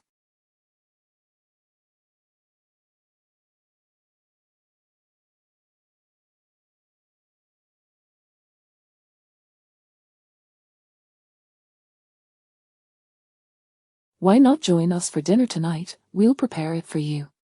Lin Yu felt deeply grateful for their concern, but hesitated, fearing it might impose upon them. "Thank you, but I'm a bit tired and would prefer to rest at home," she replied. Upon returning home, Lin Yu found herself lacking any appetite. She opted not to cook and instead prepared instant noodles before retiring to bed. Perhaps due to her exhaustion from the day, she enjoyed a deep, uninterrupted slumber. 3 days later, Jean Lang returned. While Lin Yu was in the shower, she heard the sound of keys turning at the door, leading her to speculate that he had come back. On the verge of finishing her shower, the thought of facing Jean Lang upon exiting sent her retreating deeper into the bathroom. Her gaze fell upon the clothes she had brought in to change, and she decided to wash them first. After drying her hair with a hairdryer and finishing the laundry, Jean Lang entered the house. Hearing the sound of running water from the bathroom, he deduced that Lin Yu was inside. He turned to the kitchen, where he discovered remnants of food still warm on the dining table, likely left over from her meal. Taking a bowl and chopsticks, he seated himself at the table to eat while contemplating what to say to her, wondering if she had misunderstood what had transpired that day. After finishing his meal, the sound of water continued unabated from the bathroom. With no signs of her emerging, Jean Lang felt a twinge of confusion as he approached the bathroom door and gently knocked. "You, are you in there?" "I am back." Upon hearing Jean Lang's voice, Lin Yu felt a tumult of emotions, yet she refrained from responding. Suddenly, she heard him forcefully tugging at the bathroom door, which stirred her agitation. Reflecting inwardly, she realized that if she did not exit soon, he would undoubtedly come in. After all, he was the one who had erred. Why should she fear pulling the door open? Upon seeing Lin Yu standing inside, Jean Lang rushed forward to embrace her tightly, exclaiming, "Wife." The term struck Lin Yu as particularly jarring, prompting her to furrow her brow and extricate herself from his embrace. She pivoted to retrieve her freshly laundered clothes and headed toward the balcony. As she opened the door, Jean Lang caught sight of her unusually frigid gaze and displeased expression, instantly realizing that she was indeed angry. He had hoped to hold her close, expecting her to reciprocate as she usually did. However, she did not. At that moment, he felt a wave of panic, more intense than any he had experienced even in life-threatening situations. Cautiously, he followed her, attempting to explain, "You, that day was during a mission. Please don't misunderstand, there was nothing between us, truly nothing." Lin Yu turned to face him, her eyes ablaze with fury as she coldly questioned, "How did you sustain the injury on your arm?" "During a mission," he replied. Lin Yu let out a derisive laugh and pressed on, "Have you ever given gifts to Cheung-Hoa?" Jean Lang was baffled by her inquiries, but upon witnessing her brow furrowed tightly, eyes wide with indignation, and nostrils flaring as if suppressing her wrath, he steadfastly replied, "No." Lin Yu's incredulous gaze bore into him, her expression overflowing with disbelief and anger.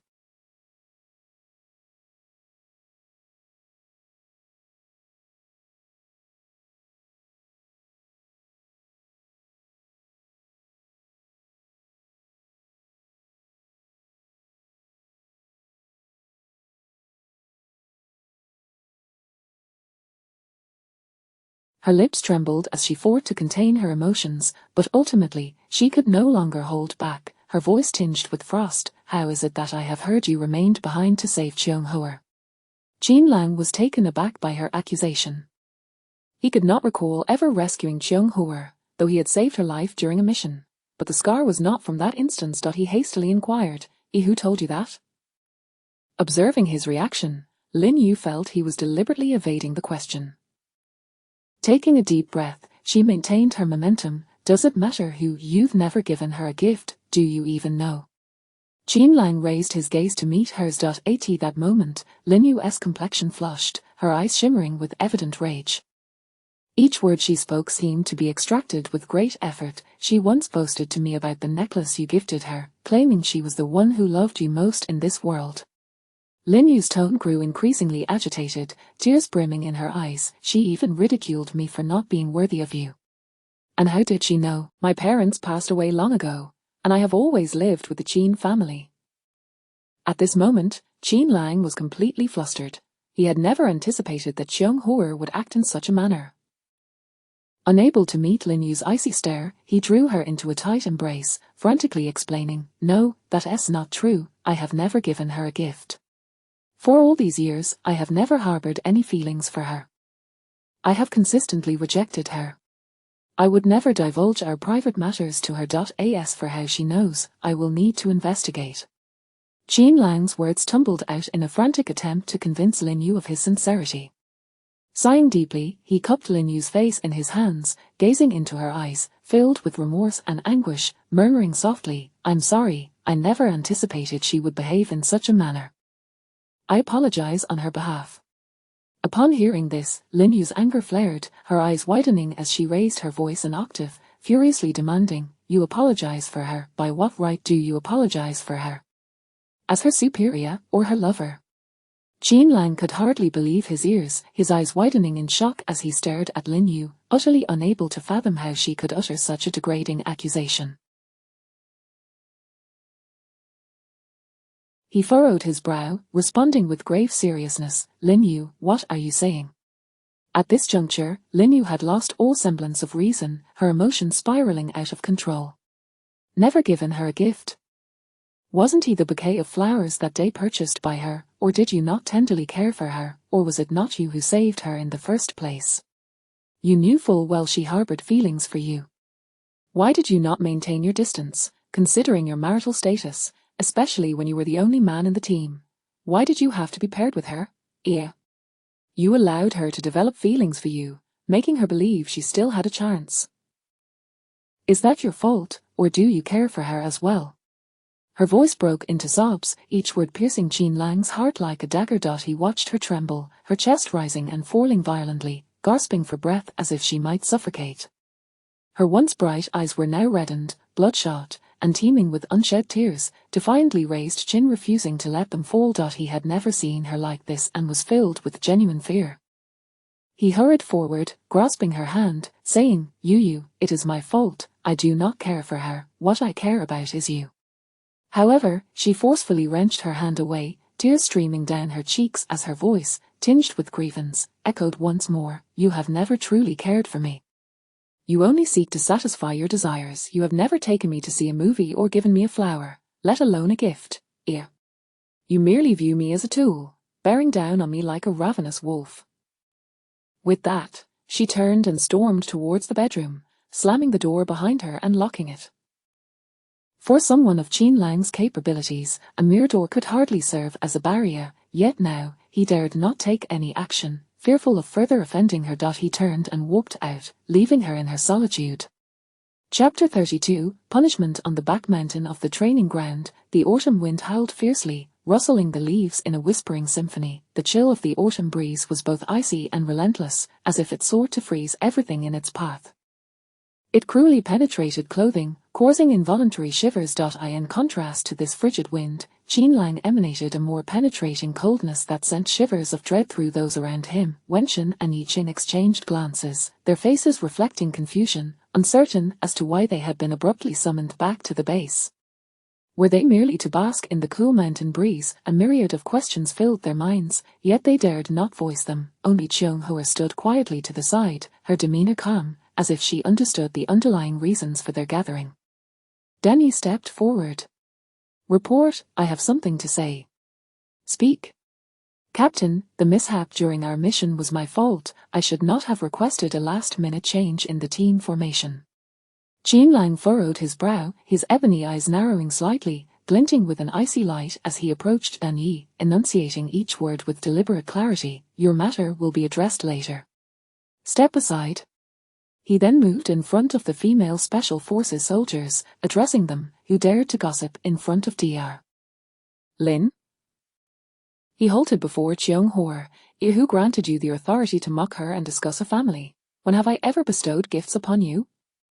Jean Lang's gaze was frigid, akin to an eagle in the night, noble yet formidable, silently observing Cheung Hoa, whose heart chilled at the intensity of his stare. She dared not meet his eyes, bowing her head under the weight of his imposing presence. Everyone understood the reason behind Jean Lang's ire. It stemmed from Dr. Lin. Recalling their unintentional encounter with her that day, they speculated that perhaps a misunderstanding had occurred. Yi Qing was the first to inquire, "Captain, weren't we on a mission that day? Did Dr. Lin misinterpret the situation?" Jean Lang's gaze suddenly sharpened. "I did not ask you." You choose not to speak, do you? It seems you all have too much leisure time to indulge in others' private affairs. Then let us conduct late-night training. Wenchen appeared to recall something significant. She stepped forward, raising her voice. Captain, I have something to say. I was the one who informed your sister-in-law about you saving Cheung-Hoa. As she watched Qin Lang's dark eyes grow increasingly profound, she timidly added, I merely wished to prevent any misunderstandings between her and Cheung-Hoa. At this moment, Qin Lang seemed to grasp the entirety of the situation. It was indeed Cheung-Hoa who had orchestrated this mischief, and regardless of her esteemed background, he would not show her leniency this time. A bloodthirsty smile crept across his lips. Dan Yi. I wish to know about the person you hold dear. Turning to the 3 female soldiers, he inquired, and what of your comrade? Standing rigidly before Cheung-Hoa, he demanded, will you speak for yourself, or shall I speak for you? Cheung-Hoa, now acutely aware of the gravity of the situation, recognized Qin Lang's fury. Though he smiled, the ferocity in his gaze was terrifying. Remembering her father, she began to act recklessly, confronting Qin Lang loudly. She is an orphan, am I wrong in saying so? What right does she have to marry you? Just because of some childhood jest, you are willing to wager a lifetime on a promise to her. Why does she, having done nothing, deserve you, while I have done so much, yet remain unseen by you? It was I who fabricated lies, telling them you saved me during basic training. It was I who deceived her into believing you gifted me something. Everyone was taken aback. Cheung-Hoa had been deceiving them all along. Observing her current hysterical state, they felt she had brought this upon herself. Qin Lang lowered his gaze, casting a sidelong glance at her. I do not care who your father is. Apply for discharge tomorrow. No military would accept someone like you. Cheung-Hoa's voice erupted in anger once more. Qin Lang, you are a fool. She harbors no feelings for you. Otherwise, how could she, upon your return, show no concern for your wounds, but only remember her own grievances? She does not love you. Has she ever visited you in all these years? What has she done for you? Qin Lang's expression hardened, his eyes cold and fierce. None of that matters. What matters is that I love her. You do not need to know what she has done for me. His gaze flickered with determination and devotion. Having spoken, Qin Lang turned and departed without hesitation. Striding down the mountain, Dan Yi approached Cheung-Hoa, disappointment and anger evident in his eyes, gazing at her. He spoke gravely. Cheung-Hoa, I have truly misjudged you. His words carried profound reproach, as if he were expressing immense disappointment in her actions. The other 3 gathered around, their eyes revealing dissatisfaction and disillusionment. With Cheung-Hua. Ching voiced the collective sentiment. We once believed you were merely blunt, yet how could you deceive and ridicule others for your selfish desires? We thought you were straightforward, but now we see your cunning. It truly disappoints us. Wenchen stood silently to the side, quietly observing the unfolding drama. Concern etched on her face. She worried that Cheung-Hoa might face dire consequences due to the group's accusations. Yet, she did not leave but chose to remain by Cheung-Hoa's side. Eventually, the others gradually descended the mountain, leaving Cheung-Hoa to confront her inner turmoil and suffering alone. In the dead of night, upon returning home, Qin Lang collapsed onto the sofa, contemplating the myriad grievances Lin Yu must harbor. Having been married to him for 6 years, he had indeed failed to fulfill even a fraction of his duties as a husband, allowing her to come to the base only to be bullied by others. She claimed that he only desired her. Did she truly not see his efforts? He had always believed that his mother would take care of her, yet he had neglected the fact that he was the one meant to care for her for life. Thus, with his eyes open, dawn broke. When Lin Yu emerged from the bedroom, she found Qin Lang had prepared a meal, waiting for her to eat. However, she had no desire to see him, choosing to ignore him as she prepared to leave. Qin Lang promptly grasped her arm, speaking gently, Yu, please eat something. Lin Yu shrugged off his hand and stepped outside, leaving all that Qin Lang wished to express unspoken. Chapter 33, Misunderstanding. The sanitation team was not particularly busy throughout the morning. Dr. Liu observed Lin Yu, who was engrossed in her reading, and curiously inquired, Dr. Lin, has the squad leader returned? Lin Yu nodded in acknowledgement. Xiao Nan and Xiao Bei exchanged glances and communicated silently. Dr. Lin and the squad leader must have quarreled, otherwise, it wouldn't be so quiet. She hasn't uttered a word since the start of her shift. In the captain's office, Jean Lang had just completed his briefing on the recent mission, also relaying the events of the previous night. The captain's expression turned troubled. Jean Lang, I hadn't anticipated Cheung-ho's temperament. Nonetheless, we should inform her father. After all, her father is acquainted with yours. He had once expressed his desire for you to marry her. Jean Lang scoffed, rising to his feet and walking to the window, gazing toward the sanitation team. The captain approached and patted him on the shoulder. Your wife may appear amiable, but she possesses a rather delicate temperament. It likely won't be easy to placate her. Should I have my wife intervene? Jean Lang flatly refused. No need. I can handle it myself. The captain regarded him with skepticism. Jean Lang turned back and continued, when will Cheung-ho be able to leave the station? Awaiting her father's notification, Cheung-ho is quite capable, but she's been blinded by love. Noticing Jean Lang's lack of emotional response, the captain jested, it's surprising.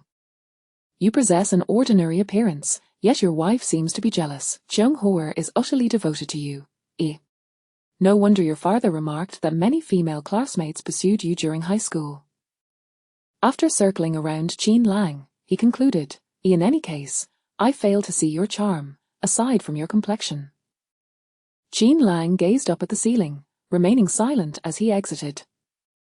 At the end of the workday, Lin Yu arrived at her doorstep only to realize she had forgotten her keys. Reluctant to seek out Jean Lang, she turned back towards the sanitation team. Coincidentally, she encountered Lu Li and Li Yang. Sister-in-law, just finishing work. Yes. Why are you heading back? I forgot my keys. Lu Li kindly suggested, the sanitation team isn't far, it would be closer to find the captain up ahead. Lin Yu nodded but remained silent, continuing towards the sanitation team. Lu Li was about to remind her that she was going the wrong way when Li Yang pulled him back. Sister-in-law is upset after quarreling with the captain. Lu Li looked at Li Yang skeptically, thinking, Lin Yu appears so easygoing. How could she possibly argue with anyone? Curiously, he asked, what was the argument about? It seems to be related to Cheung-ho. She is likely leaving the special team. Li Yang then recounted the events of the previous night in detail. Upon hearing this, Lu Li immediately expressed his outrage. This is entirely the captain's fault. Cheung-ho deserves it. He promptly turned and dashed towards Lin Yu, calling for her to. Lu Li approached Lin Yu, exchanged a few words with her, and then they walked together towards the entrance. Lu Li effortlessly removed the pin from his arm and gently inserted it into the lock, making slight adjustments before successfully unlocking the door. Lin Yu beamed at the sight of the open doorway, exclaiming, wonderful, thank you, please come in and sit for a while. However, Lu Li waved his hand in refusal. No need, sister-in-law, you should hurry back. Feeling somewhat guilty for his assistance, Lin Yu quickly said, wait a moment. She rushed back inside, retrieved the fruits she had purchased earlier, and offered them to both of them. They hesitated, feeling embarrassed to accept, yet reluctant to decline. Please take them. I truly cannot eat them all. Consider it a token of gratitude for your help, Lin Yu said earnestly. Seeing them accept, Lin Yu finally displayed her first smile of the day. Suddenly, Lu Li remarked, sister-in-law, you bear a striking resemblance to my aunt, though I haven't seen her in ages. Lin Yu was momentarily at a loss for words. Li Yang, equally perplexed, couldn't help but inquire, how old is sister-in-law? Who is your aunt that she could possibly resemble her? Lin Yu quickly shifted the topic. The phrase Ban Lu Li Chi Shang must be the origin of your name, right? It seems your father has great expectations for you, hoping for a bright future. Lu Li nodded in agreement. Li Yang then gave Lin Yu a thumbs up, praising, a sister-in-law, you even understand poetry, that's impressive. Lin Yu smiled faintly but soon fell silent, turning to enter the house. Both of them felt somewhat bewildered. At that moment, they turned to find Jean Lang quietly standing at the stairway entrance. Captain, you're back. Sister-in-law forgot her keys, and we came to help her open the door, Li Yang explained. You two are the most resourceful. Couldn't she simply come to me for them?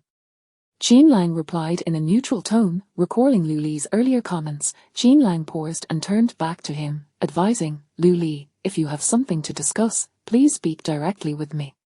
After a brief pause, he shifted his tone, adding, however, I would prefer that you do not contact her directly. Lin Yu returned to her room, locking the door behind her. Qin Lang gazed at the firmly shut door, sighing in resignation, before quietly taking a seat on the couch outside. After a moment of contemplation, he stood up and walked to the bedroom door, gently knocking a few times, and softly said, You, there's no need for duty today. Let's go out for a meal together. No response came from within the room. Feeling a pang of disappointment, Qin Lang was not willing to give up easily. He turned towards the kitchen, found a toothpick, and effortlessly unlocked the door. Upon entering the bedroom, he caught sight of Lin Yu changing clothes, her face instantly flushing with embarrassment as she hurriedly shielded her body with her hands. Seeing this, Qin Lang's lips curled into a sly smile. He swiftly approached, disregarding Lin Yu's protests and insistence, and forcibly helped her into her coat, firmly grasping her hand as he prepared to take her out. Lin Yu struggled desperately but could not break free from Qin Lang's grasp. As they walked, passers-by occasionally glanced their way, preventing her from calling out for help. Reluctantly, she could only follow Qin Lang passively. They arrived at the parking lot, where Qin Lang opened the car door and pressed her into the passenger seat before starting the engine. The drive was enveloped in silence, save for Qin Lang's voice. Cheung-Hoa has admitted that those were all fabrications. I did indeed save her, but the injuries I sustained were not a result of her actions, nor have I ever given her a necklace. You are correct. It is indeed my fault that she developed feelings for me. I have notified Cheung-Hoa to apply for discharge and return home. She will no longer appear before us. And I will ensure she no longer causes you distress. It was my oversight regarding Cheung-Hoa's obsession. Lin Yu listened quietly to his words, remaining unresponsive. He failed to comprehend the true reason for her anger. Cheung-Hoa's audacity was merely a byproduct of Qin Lang's special attention towards her, which had emboldened her.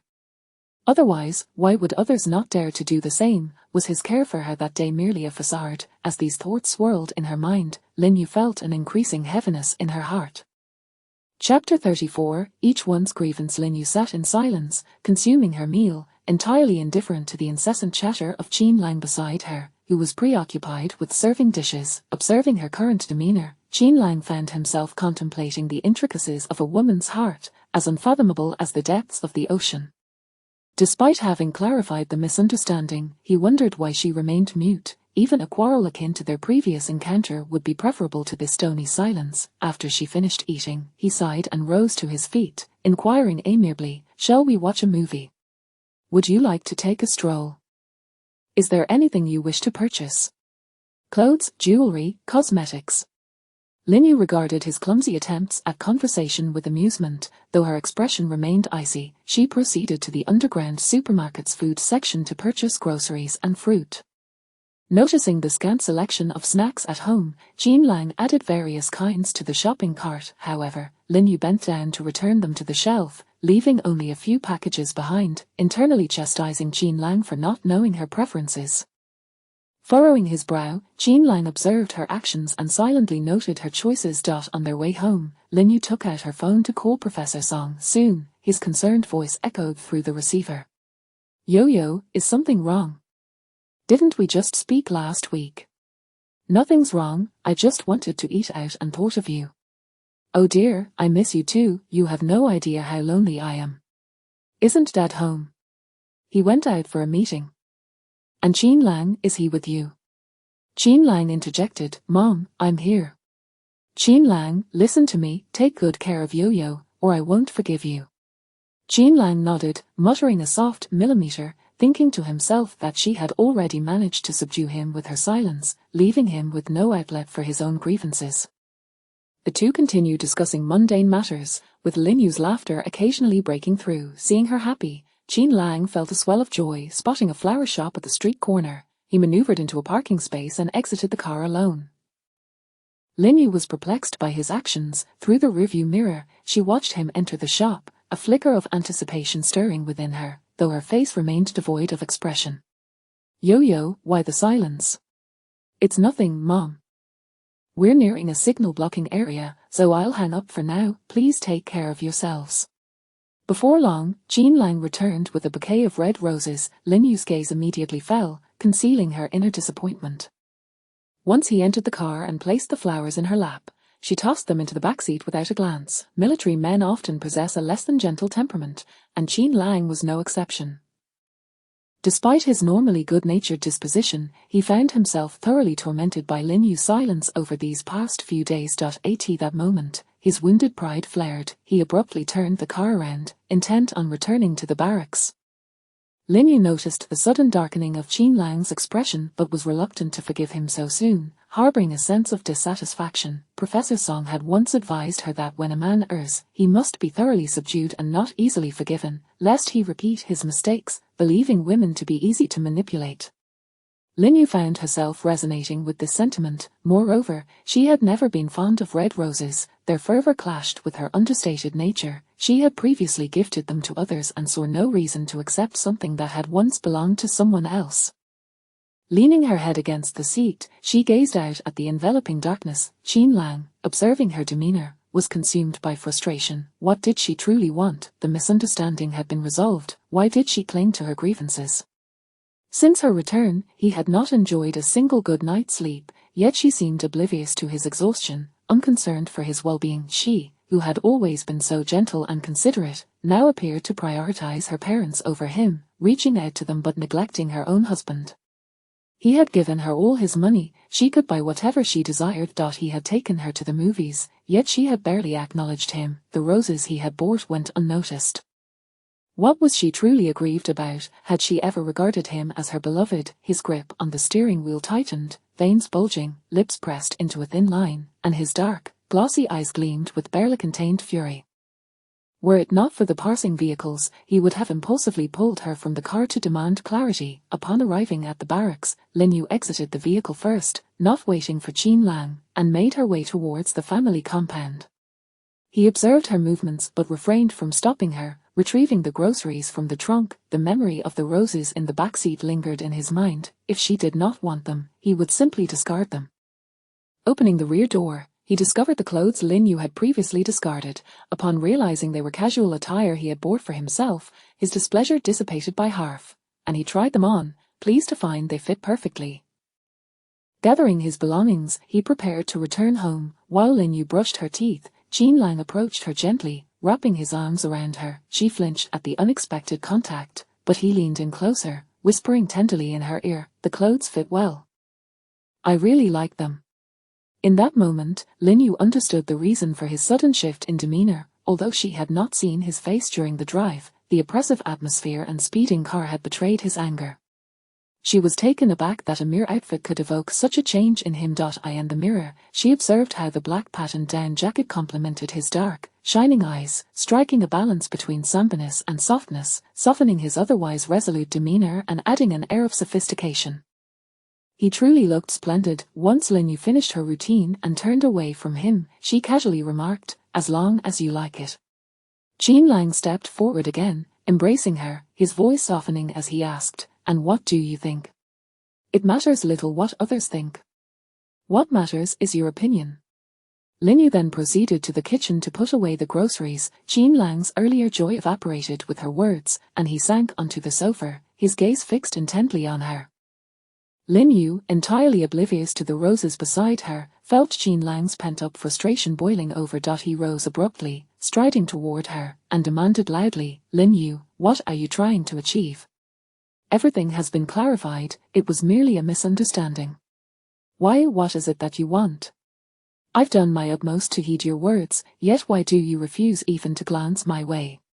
What do I signify to you? Do you even consider me your husband?" With that, Jean Lang flung open the door, discarding the bouquet of roses as if they were refuse. He turned back to glare at Lin Yu, demanding, "Why?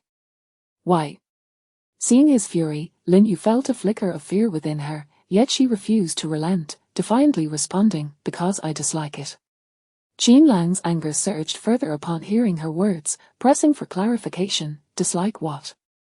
The flowers, or me?" Lin Yu thought to herself, why did he have the audacity to question her? He was the one in the wrong. she was the victim. As these thoughts coursed through her mind, her grievances morphed into tears, brimming in her eyes. Through misty vision, she gazed at Qin Lang, offering no further response. He frowned, dismissing her tear-filled eyes, and pressed again, "Speak, what is it that you dislike?" Lin Yu remained silent. In a fit of frustration, Qin Lang swept her into his arms, casting her onto the bed, quickly shedding his outerwear and pinning her beneath him, his lips urgently claiming hers. Ignoring her struggles, he held one of her hands firmly while his other hand ventured beneath her clothing. The icy sensation sent shivers through her, and once again, he seemed utterly indifferent to her feelings, deepening her sense of grievance, which erupted into tears. Qin Lang felt her trembling body and the tears streaming down her cheeks, yet he found himself unable to restrain his actions. This was the only way she would acknowledge him, the only way she would understand that she cared for him. He missed her desperately, nearing the brink of madness. Just as Qin Lang's demeanor softened, Lin Yu seized the opportunity, biting down hard on his lip. The sudden pain caused him to pull back, a metallic taste of blood filling his mouth. Helpless, he climbed off her, while Lin Yu curled up on the edge of the bed, her tearful gaze locked onto him. Her lips trembled as she declared, "I detest it all. I loathe the way you pounce on me like a ravenous wolf." Upon hearing her words, Qin Lang's eyes turned crimson, and with blood trickling from the corner of his mouth, he appeared utterly terrifying. He advanced toward her, locking eyes with Lin Yu as he coldly stated, "Is this why you wish to divorce me?" Lin Yu's eyes widened in shock, her face reflecting disbelief as she struggled to comprehend his accusation. Staring vacantly at him, she found herself momentarily paralyzed, unable to respond. Qin Lang's icy voice pierced the air once more, "You would do well to abandon that notion, it is utterly impossible." With that, he turned on his heel and left the room, slamming the door shut behind him. Alone in the corner, Lin Yu curled into herself, tears cascading down her cheeks like a torrential flood, filling her with an overwhelming sense of helplessness and despair, her heart consumed by uncertainty about the future.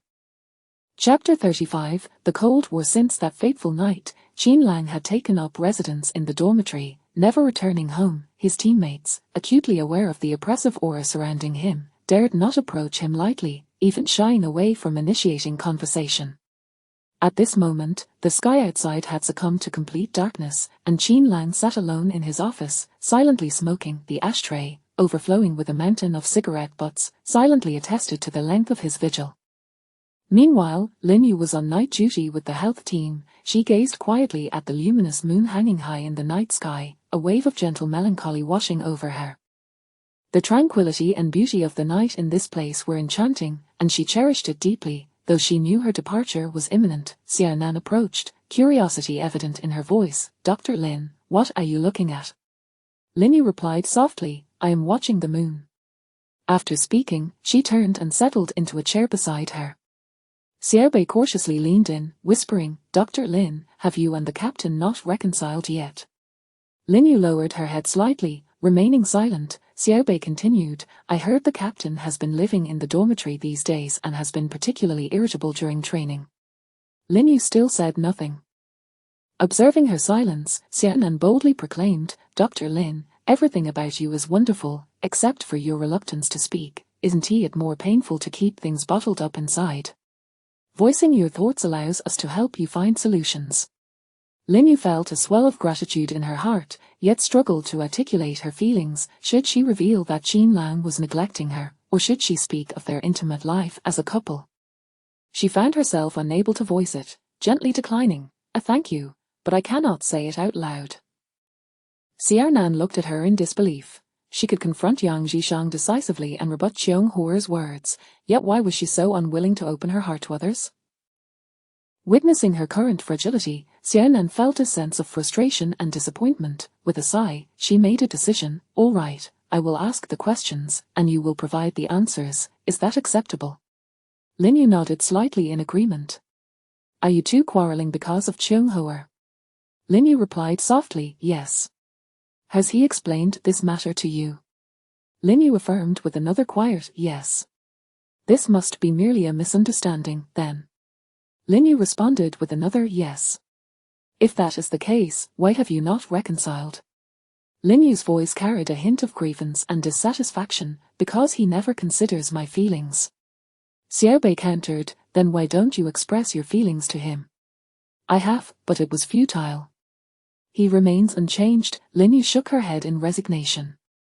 Perhaps you have not articulated it clearly enough. Military personnel tend to be straightforward. You should be more direct. Lin Yu recalled her complaints, yet no changes had occurred. That night remained the same. With a sigh, she felt a sense of powerlessness. Xiaonan suddenly interjected, "Is your marital life not harmonious?" Lin Yu was taken aback by the question, nearly spitting out the water she had just swallowed. She hastily shook her head in denial, asserting that their married life had been relatively harmonious since arriving at the station. Then all is well. What is there to be angry about? Lin Yu quickly clarified, "You wouldn't understand. You are not married." Xiaonan retorted, "Though I am not married, I have read many novels. Isn't that what couples go through?" Xiaobei then teased, "Could it be that the captain is too formidable for you to handle? We did see those marks on you last time." Upon hearing this, Lin Yu choked on the water she had just swallowed, breaking into a fit of coughs. Xiaonan and Xiaobei rushed to pat her back. Their head nurse, who had been eavesdropping outside, entered and scolded Xiaonan, "You child, how can you speak so recklessly here? Marital relationships are never so simplistic." Turning her attention to Lin Yu, she added earnestly, "Dr. Lin, I know you are someone who keeps many things bottled inside, but the essence of a marriage lies in communication. One cannot rely solely on assumptions. Regarding Cheung-Hoa, it is truly just a misunderstanding. Everyone at the station knows that the captain does not harbor feelings for her. His true concern lies solely with you. Cheung-Hoa's affections are unreciprocated. Moreover, the captain often has to undertake perilous missions. If you both maintain this frosty standoff, do you not worry about his safety?" The nurse observed the worry. "You are partners. Mutual understanding is essential. Tomorrow, seek out the captain and communicate with him sincerely." Lin Yu's expression betrayed her reluctance. Deep down, she understood she did not wish to confront the issue. "I believe the captain will overlook everything and return home with you," the nurse reassured. "I do not want to go," Lin Yu said softly, her inner conflict rendering her indecisive. The nurse pressed on, "Do you love the captain?" This question plunged Lin Yu into contemplation, leaving her uncertain about her feelings. She shook her head, indicating her indecision. The nurse, observing her, answered on her behalf, "You do love him. Otherwise, why would you feel jealous? The captain loves you as well. Otherwise, he would not be so irritable these days." Her tone was firm and assertive, attempting to help Lin Yu clarify her own heart. "He fears doing something to hurt you when he returns home," the nurse continued, hoping to alleviate Lin Yu's concerns. "Listen to me. Seek him out tomorrow." The nurse encouraged her to muster courage. Lin Yu nodded in acquiescence. The following day, after work, Lin Yu returned home to find the door unlocked, suggesting Qin Lang had come back. As she pushed the door open, she discovered Qin Lang preparing to leave, likely having returned to collect clean clothes. Their eyes met unexpectedly, and neither had anticipated the other's presence. Lin Yu immediately averted her gaze, unable to meet his eyes. Seeing her unchanged demeanor, Qin Lang disregarded her, walking past her and out the door. At the moment the door closed, it felt as if all the strength had been drained from Lin Yu's body, and she sank helplessly onto the sofa. The nurse had asked if she loved Qin Lang. Deep down, she knew she did, for otherwise, why would she feel jealous of Cheung-Hoa? Why would she care about his tenderness towards her, fully aware it was merely a fade? Yet her heart felt heavy, and she found herself at a loss for words. She tormented herself and Qin Lang. The state they had fallen into was largely of her own making. Initially, she had intended to heed the nurse's advice and reach out to Qin Lang, but now, confronted with his indifference, she found herself devoid of the courage to act. Had it been in the past, she would have never found herself in such a predicament. Even now, divorce was a thought that had not crossed her mind in ages. Those words had long been absent from her consciousness.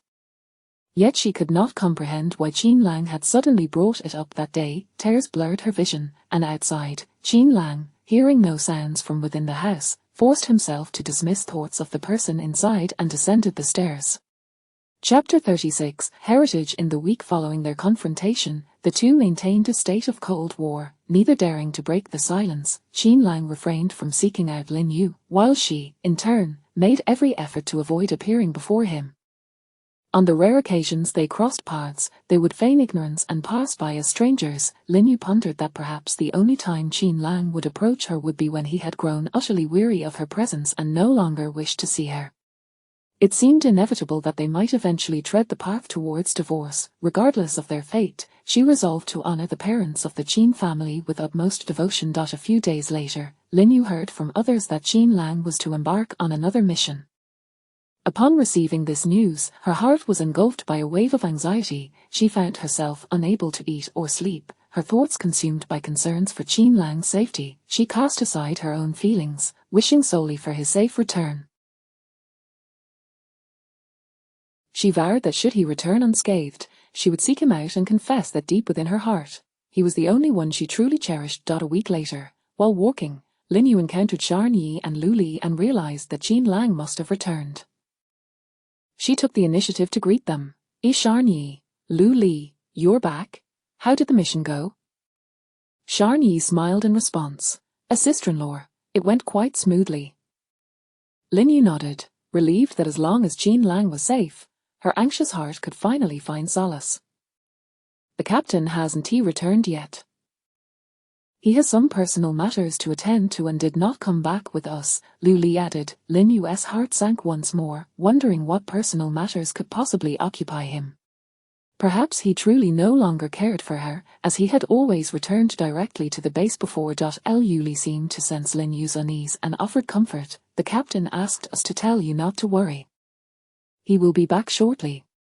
Lin Yu nodded in gratitude, yet she walked despondently towards the family quarters. Meanwhile, Qin Lang hurried back to City C and sought out his father at the first opportunity.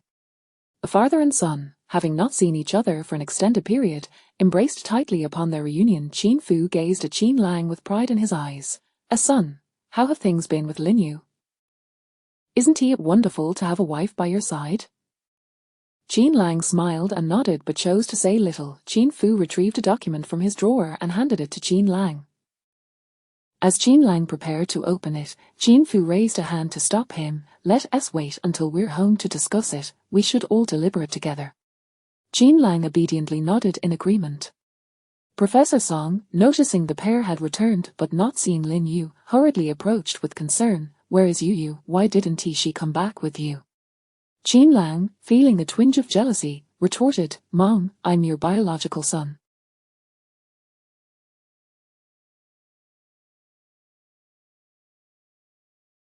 Shouldn't you be more concerned about me?"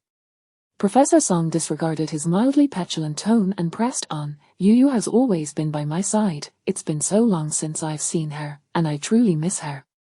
Is Yu well? How is she adjusting? It's getting cold. Has she bought winter clothes?" As thoughts of Lin Yu flooded Qin Lang's mind, he could not suppress his discomfort. They had yet to reconcile before he left. To spare his parents' worry, he forced a smile and replied, "She's doing well. She has everything she needs." Qin Fu, perceptive to his son's hidden feelings, understood that Qin Lang was concealing something. He turned to his wife, Professor Song, and said, Dear, why don't you go prepare dinner? We have some important matters to discuss." After the meal, the three sat together in the living room, the atmosphere heavy with tension. Qin Lang took a deep breath and slowly opened the folder in his hands. His eyes widened in surprise as he discovered it filled with photographs of the same woman. Realizing that this woman bore a striking resemblance to Lin Yu, he deduced that it was Lin Yu's mother, Lu Jing. The images of Lu Jing were captivating, each exuding a magnetic charm. However, to their astonishment, many of the photographs featured Lu Jing alongside another man, who was not Lin Yu's father, Lin Xiang. Professor Song, puzzled, examined the photographs closely. Furrowing her brow, she murmured, "Why are there so many pictures of Lu Jing? Where did these come from? Our family does." Professor Song pointed at the man in the photo. "Is this Lu Jing's brother, Yu's uncle?" Qin Fu nodded and began to explain. Lu Jing's father was once a renowned scientific talent, having studied abroad and contributed to national research projects. He married and had a son and daughter later in life. He vehemently opposed his daughter marrying Lin Xiang, wishing to spare her from hardship, yet Lu Jing was determined to be with him. Thus, he consistently disapproved of their union. Eventually, Lu Jing eloped, concealing her family background, and they married. Even Lin Fu remained unaware of Lu Jing's heritage until his sacrifice. We have only just learned of this. Professor Song expressed her concerns, but why have they not sought out Yu all these years? Qin Fu continued, Lin Fu's sacrifice was a military secret. How could it have been uncovered by outsiders? Even until Lu's father's passing, he still yearned for his daughter. Hence, the search for Lu Jing fell to her brother, Lu Juchen, who discovered a few years ago that Lu Jing had passed away and left behind a daughter. We have kept Yu well protected all this time, and they have found no leads until now, when Lu Li, who is close to Qin Lang, came into the picture, prompting our concern. Professor Song turned to Qin Lang, is this Lu Li trustworthy? Qin Lang nodded, as far as I can tell, he seems reliable. Given that the Lu family opposed their daughter marrying a soldier back then, do they now accept their granddaughter marrying one? Professor Song voiced her apprehensions. Qin Lang rose resolutely, stating, whether they agree or not, she is already married. The other two nodded in agreement, acknowledging the truth in his words. Qin Fu then inquired of Qin Lang, should we inform Yu? Let us wait a while before telling her. I intend to return now. Professor Song quickly intervened, son, Yu's birthday is approaching. I've bought her some clothes and jewelry for you to take back. Qin Lang glanced at the items Professor Song had prepared, primarily clothing, and recalled her recent mood and demeanor, feeling a bit overwhelmed. Opening a jewelry box, he found a set of necklaces and earrings, which he promptly set aside, reminding Professor Song, the army doesn't allow such items, they would be of no use. Professor Song shot him a disapproval. This is Yu's favorite style and brand. Yu's birthday is on November 18, remember to buy her a gift. Qin Lang nodded, recalling the disdain she had shown towards red roses and directly asked, Mom, doesn't she like red roses? Professor Song shook her head, replying, Yu adores pink roses, especially the Elser variety, whose language signifies you are the only one in my heart. Make sure to give them to her on her birthday. Red roses are too passionate and do not suit Yu's temperament. Moreover, they are rather cliché. Qin Lang nodded, understanding why she had disregarded them that day. It turned out she genuinely disliked them, but what of his feelings? Did she not harbor affection for him either? Were her words that day sincere? Did she truly detest him? Observing her son's furrowed brow, Professor Song became concerned. Son, is everything well between you and Yu? Qin Lang did not respond but instead asked, Mom, does Yu hold any feelings for me? Professor Song looked directly at her son and inquired, have you and Yu had a quarrel? Qin Lang replied, no, though he could not meet her gaze. Professor Song saw through him, if that were the case, you would have brought Yu back with you or at least had your father fetch her. How could you leave her alone at the base? Yu can be quite stubborn. Though she appears mild-mannered, when she is angry, her silence can be suffocating. Qin Lang readily agreed with this observation. Taking a deep breath, he decided to share the recent events with Professor Song. Upon hearing, she swiftly smacked Qin Lang on the arm, her tone sharp. What's wrong with this Zhong Hoer? How dare she directly confront Yu? Doesn't she know who the rightful party is? Yu is merely reserved, which is why she has been bullied. I must return with you to see her and demand justice. Does she think the Qin family is without support? With that, she pulled out her phone, preparing to request leave from the hospital. Chapter 37, A Night in the Mountains. In the end, Qin Lang managed to thwart Professor Song's intentions, assuring her that he would take the initiative to apologize. At this moment, Professor Song's protective instincts were clearly revealed as she delivered a stern lecture to Qin Lang. Yo is ignoring you for good reason. She is jealous and deeply cares for you. Son, communication is paramount in a marriage. If Yo remains silent and you do not take the initiative, how will you navigate your lives together? You hold feelings for Yo. I have always known this, but she remains unaware. You must express it. It's akin to Yo not understanding Lu Jing's decision all those years ago, which is why she has never visited Lu Jing's grave. Qin Lang nodded, comprehending Professor Song's underlying message. He picked up the luggage that Professor Song had prepared and got ready to leave. She accompanied him to the door, continuing to remind him, once you reconcile, do remember to give us a call. Meanwhile, on the other side, upon seeing his state, Lin Yu quickly stood up and inquired, Captain, what has happened? Captain Song replied, panting, Dr. Lin, a fire has broken out on the back mountain due to children from the village accidentally starting it. Lin Yu was taken aback by the news, her concern mounting. Is it under control now? Mostly, but we have some injured soldiers. You need to come with me to the mountain immediately. Without hesitation, Lin Yu gathered her belongings and accompanied him up the hill. Given the location, they had to trek a considerable distance on foot. Upon their arrival, they discovered that, despite the timely discovery of the fire, everyone had begun extinguishing it on their own before the arrival of the emergency services, resulting in some injuries. They hurried to tend to the injured. Among them, they found Li Yan in the most critical condition, suffering from multiple burns and a fracture in his lower limbs, necessitating urgent transport to the hospital. Captain Song instructed Lin Yu, I will take him to the hospital, you stay here and treat the others' wounds, when you come down later, you can return with them. Lin Yu promptly agreed, don't worry, Captain, you go ahead.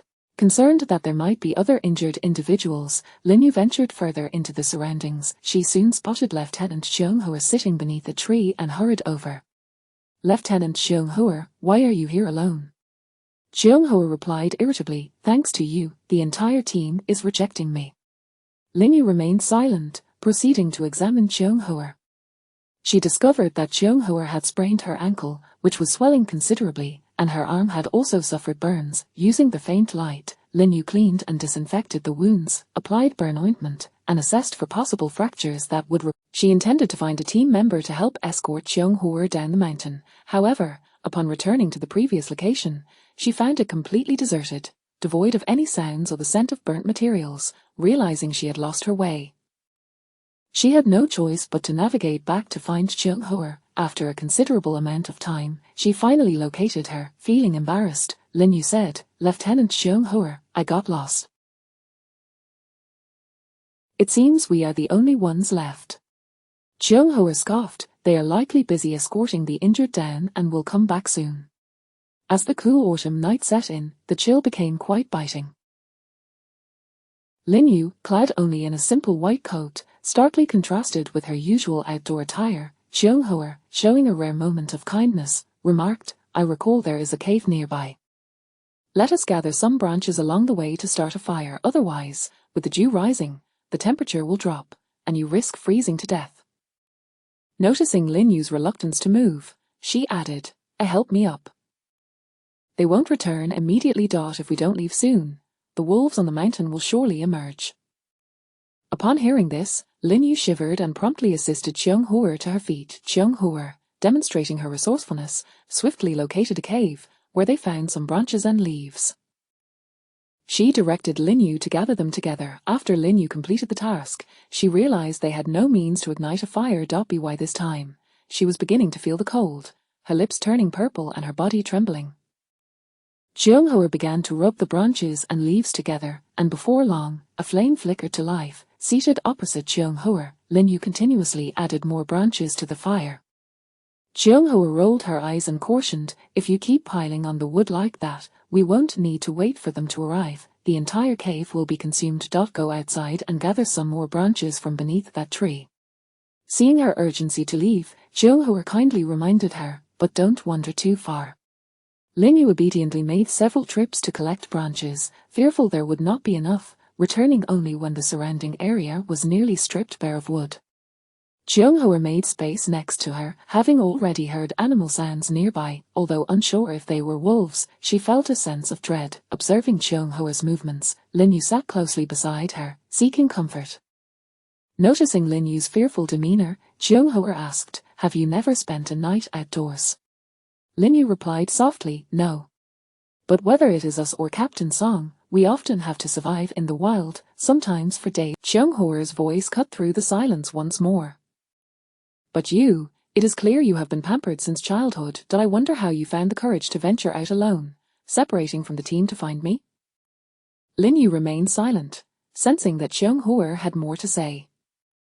As expected, Xiong Hua continued, Captain Song is always at risk of being called to duty, facing danger, yet you are only preoccupied with your own grievances. Do you not worry about him?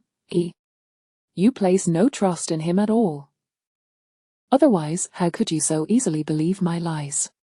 Thus, it appears you do not truly love him. Upon hearing Cheung Hoa's accusations, Lin Yu felt a pang of guilt. She realized she had never genuinely trusted Qin Lang. Tears began to well in her eyes once more. But he trusts you immensely. Do you know what he said when he found me that day? Lin Yu lifted her gaze to meet Cheung Hoa's. He said you would prepare water for him, cook his meals, and wait for him to return home each day. He revels in the life you provide him. As long as you continue to do this, regardless of whether you are angry or in a silent treatment, just seeing you is enough for him, and he will never consider divorce.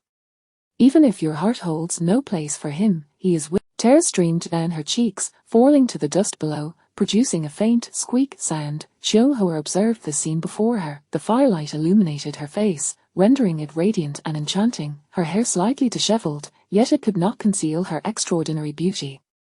The tears in her eyes sparkled like pearls, cascading down her rosy cheeks, evoking a sense of pity and lament. In that moment, Cheung Hoa understood that no matter her efforts, she could never insert herself between them.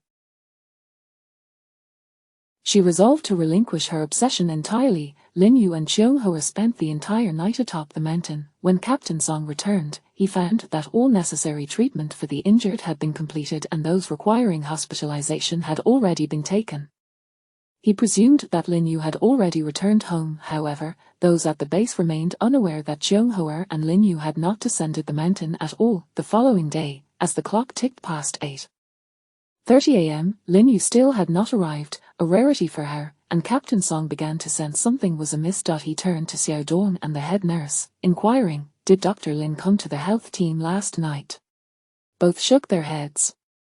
Captain Song, disregarding the morning meeting, slapped his thigh in dismay and exclaimed, "This is bad." He instructed Xiao Nan and the head nurse, "Xiao Nan, you hurry to the family quarters and see if Dr. Lin is home.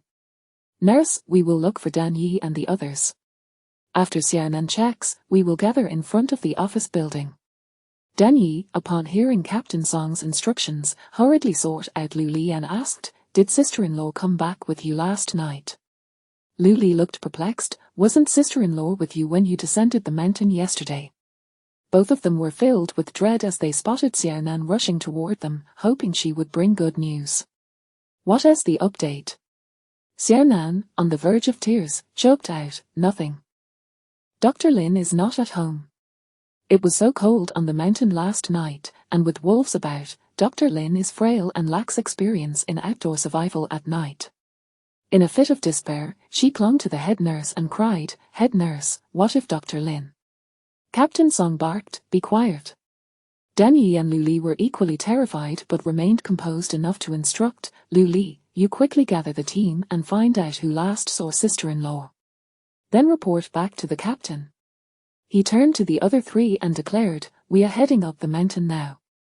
Qin Lang, having just entered the base with his luggage, happened to see Dan Yi and the others rushing past, his curiosity piqued by their haste so early in the morning. He called out loudly, Dan Yi." Chapter 38. The search. The four of them turned to see Qin Lang, whose originally handsome face had become contorted and unappealing before long. Qin Lang stood before them, noticing that they all had their heads bowed, an expression of unspoken concerns etched across their faces. "What are you all planning to do so early in the morning?" Dan Yi and Captain Song exchanged a glance, preparing to respond, when a soft voice full of tears from Xiao Nan broke through. "Captain, Dr. Lin is missing. None of us knew she hadn't come down last night." Qin Lang's heart tightened painfully, causing him to bend slightly, yet he fought to stand tall, demanding an explanation from Dan Yi. "What on earth happened? What do you mean she's missing?" Captain Song recounted the events of the previous night to Qin Lang. After listening, Qin Lang said nothing, discarding his belongings and sprinting up the mountain. He quickly arrived at the site of the fire from the night before, searching the area in vain for any sign of her. Their calls echoed through the air, met with silence and no response. Qin Lang's complexion turned ashen, a wave of intense anxiety surging within him. Clenching his fists, he struggled to maintain his composure. She cannot be in danger, Qin Lang whispered, his gaze resolute yet anxious. He turned to scan the surroundings, hoping to uncover any clues. Dan Yi and the others followed suit, beginning their search in the vicinity. At last, they discovered a series of footprints to the south of the fire site.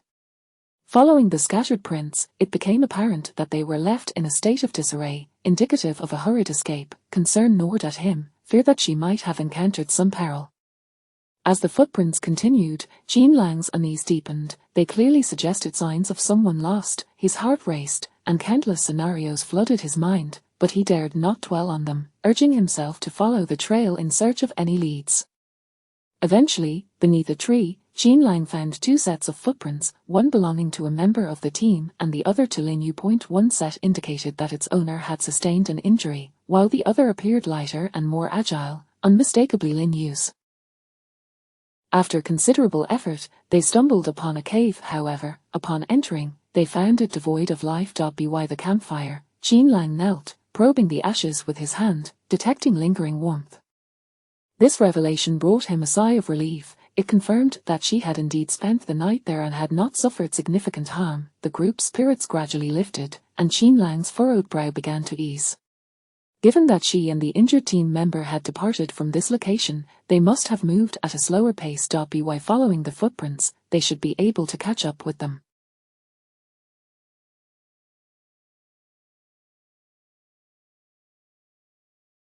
Qin Lang led the group toward the back mountain, meticulously searching for any trace of her. Finally, at the foot of the mountain, he caught sight of Lin Yu's figure.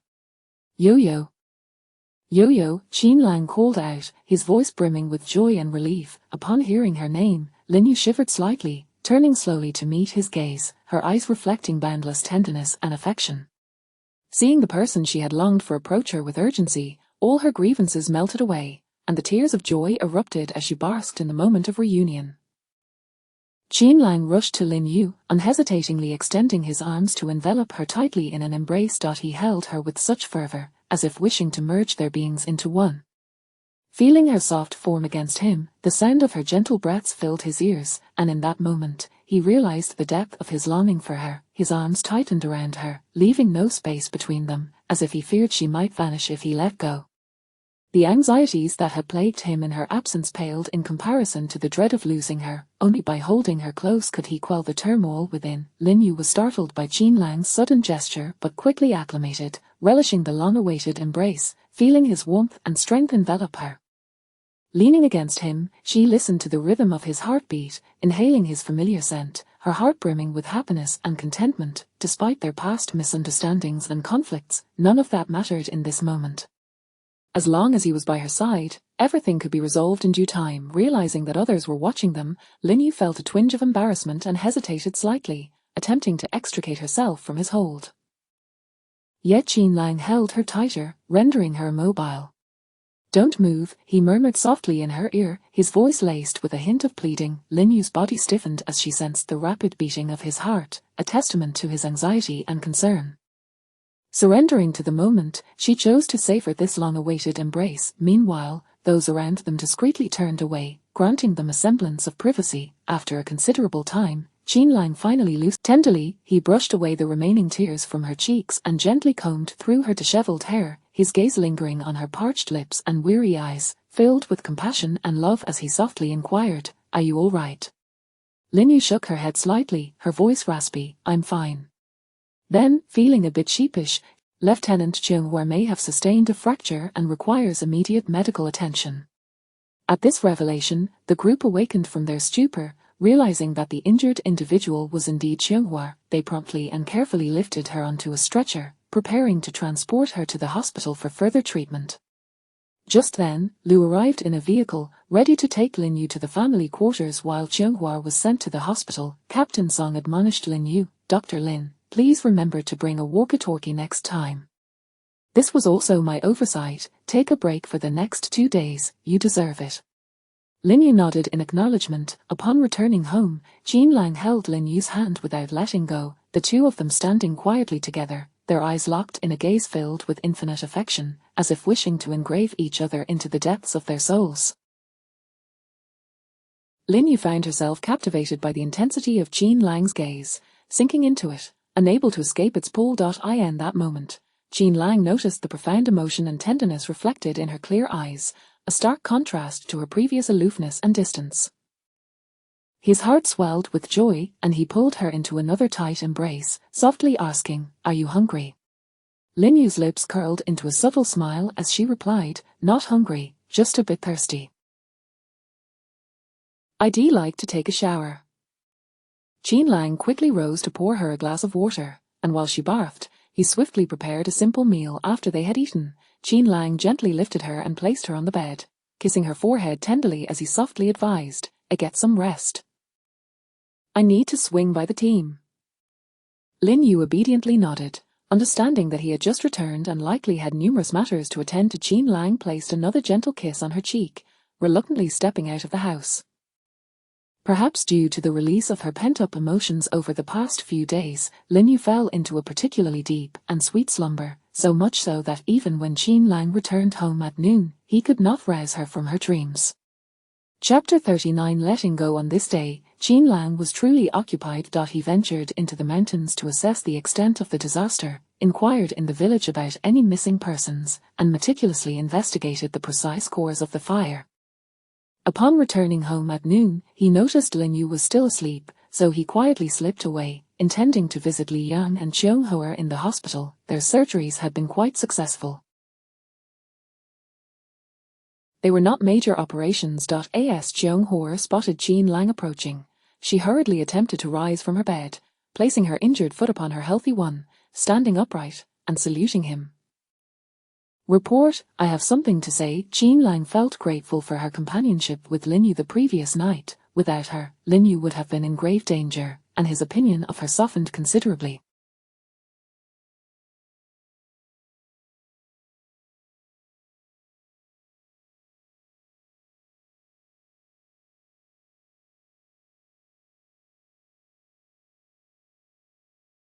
"Speak," he replied, seeing the disdain in his eyes from before had vanished. Cheung Hoa felt elated and declared loudly, "Captain, I apologize for my prior misdeeds to you and your wife.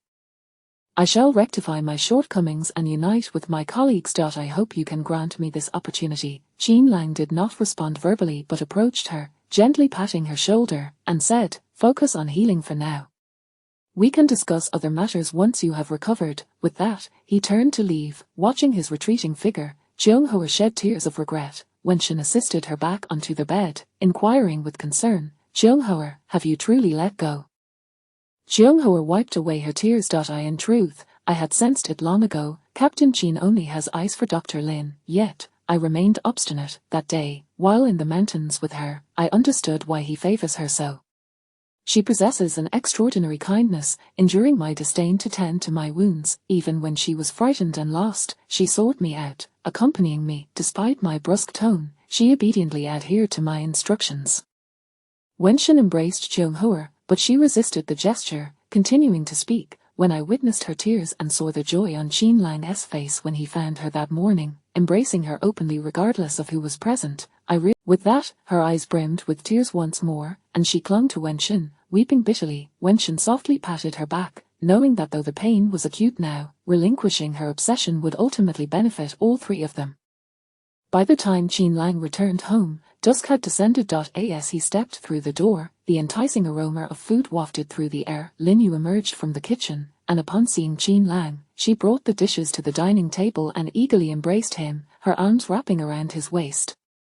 Lifting her gaze, she smiled gently, "Welcome home." Seeing her return to her previous warmth, the weariness that had clouded his face that morning dissipated, allowing a smile to grace his lips, revealing a charming warmth.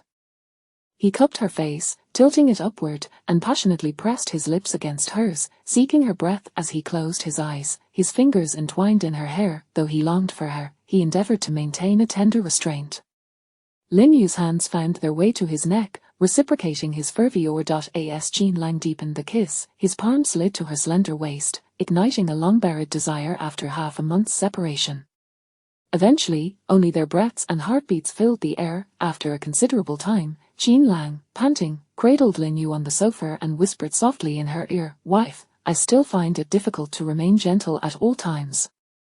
Lin Yu placed a gentle kiss on his lips, nestling against his chest. From now on, you may do as you wish. Qin Lang emitted a low, rumbling laugh from his chest. After a while, he lifted Lin Yu and seated her at the dining table. Despite her shyness prompting her to rise from his lap, his strong arms held her firmly in place. He placed a piece of meat in her mouth, smiling as he teased, "Didn't you say I could do as I please?" Lin Yu focused on chewing her food, not uttering another word. Qin Lang recalled her earlier grievances, released her, and stood to serve rice. Lin Yu promptly sat at the opposite end. After dinner, Qin Lang went to take a shower while Lin Yu washed the dishes. Having slept nearly the entire day, Lin Yu felt wide awake now and picked up a book to read casually on the bed. When Qin Lang emerged from the bathroom, he climbed onto the bed and tossed the book from her hands, laying her back and positioning himself atop her. Noticing the fatigue etched on his face, Lin Yu, not wanting him to exert himself further, gently pushed him away, softly reminding, "You've been busy all day, and you traveled late last night. Aren't you tired?" Qin Lang rolled off her, lying beside her but still holding her waist. "Wife, let us have a chat." Lin Yu turned to face him, her hands caressing his rugged features, her lips parting slightly. "All right." As Qin Lang savored her touch on his face, a pleasant sensation coursed through him. "Am I handsome?" Lin Yu was taken aback by his sudden question and let out a soft laugh, but upon seeing his earnest expression, she nodded in affirmation. "Very handsome." Compared to Wangxin, Lin Yu, momentarily confused, instinctively asked, "Who is Wangxin?" Qin Lang burst into laughter. It was delightful that she had forgotten him, indicating he was of no significance. Suddenly, Lin Yu sat up, looking intently at Qin Lang. "Did you go to the hospital today?" "I did." "How are Zhonghua and Li Yang?" Qin Lang gently laid her back down, wrapping his arms around her as he replied, "Both are fine." With that, he closed his eyes. After a while, Lin Yu softly confided in Qin Lang's embrace, "Zhonghua is actually quite a good person. If it weren't for her yesterday, I wouldn't have known what to do." Time passed slowly, and Qin Lang remained silent. Lin Yu, anxious, bit her lip, and finally mustered the courage to voice her request. "Let us forgive Zhonghua. Ultimately, this matter stems from our own issues. If Zhonghua can recognize her faults, let us not punish her, shall we?" Qin Lang remained silent, feeling puzzled, yet he understood this was a sensitive topic that required more time for discussion. Lin Yu gently lifted her head and noticed Qin Lang had fallen into a deep slumber. Observing his exhausted visage and the dark circles beneath his eyes, she recalled how he had exhausted himself for her that morning. While she could rest all day, he continued to juggle his responsibilities for the team. He was genuinely fatigued. Lin Yu felt a pang of sympathy. What Zhonghua and the head nurse had said was true. Qin Lang's work was fraught with peril, and she should not burden him with her concerns, nor should she argue with him. She needed to learn to be independent and strong, not allowing him to be distracted by her. Despite the emotional distance that had emerged between them, neither had mentioned the previous discord. At this moment, those grievances no longer held significance. As long as they remained in each other's presence, they were content. Such is the nature of marriage. Even amidst fierce quarrels and unspoken grievances, sometimes a simple kiss or a moment of intimacy can effortlessly resolve many issues. Chapter 40. The afterglow beneath the setting sun. The lives of Qin Lang and Lin Yu returned to their previous routine, and neither of them mentioned the discord that had transpired between them. Soon, the day of Lin Yu's birthday arrived. As she was leaving in the morning, Qin Lang stepped forward to embrace her and whispered in her ear, "I'll pick you up after work and take you somewhere special." Lin Yu turned to him and inquired, "Where are we going?" Qin Lang offered a mysterious smile, evading her question directly.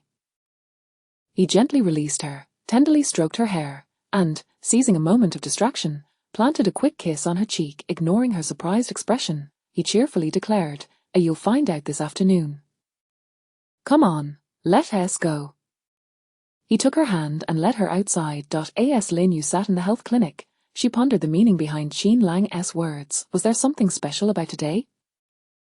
Lost in thought, she failed to notice Xiaonan and Xiaobei quietly entering the room. Xiaonan, observing her preoccupied demeanor, approached and exclaimed, "Hi!" startling Lin Yu. Snapping back to reality, Lin Yu stood up and playfully reached out to tickle Xiaonan. The latter, yielding in mock surrender, sat in front of her and whispered, "Dr. Lin, have you reconciled with the squad leader?"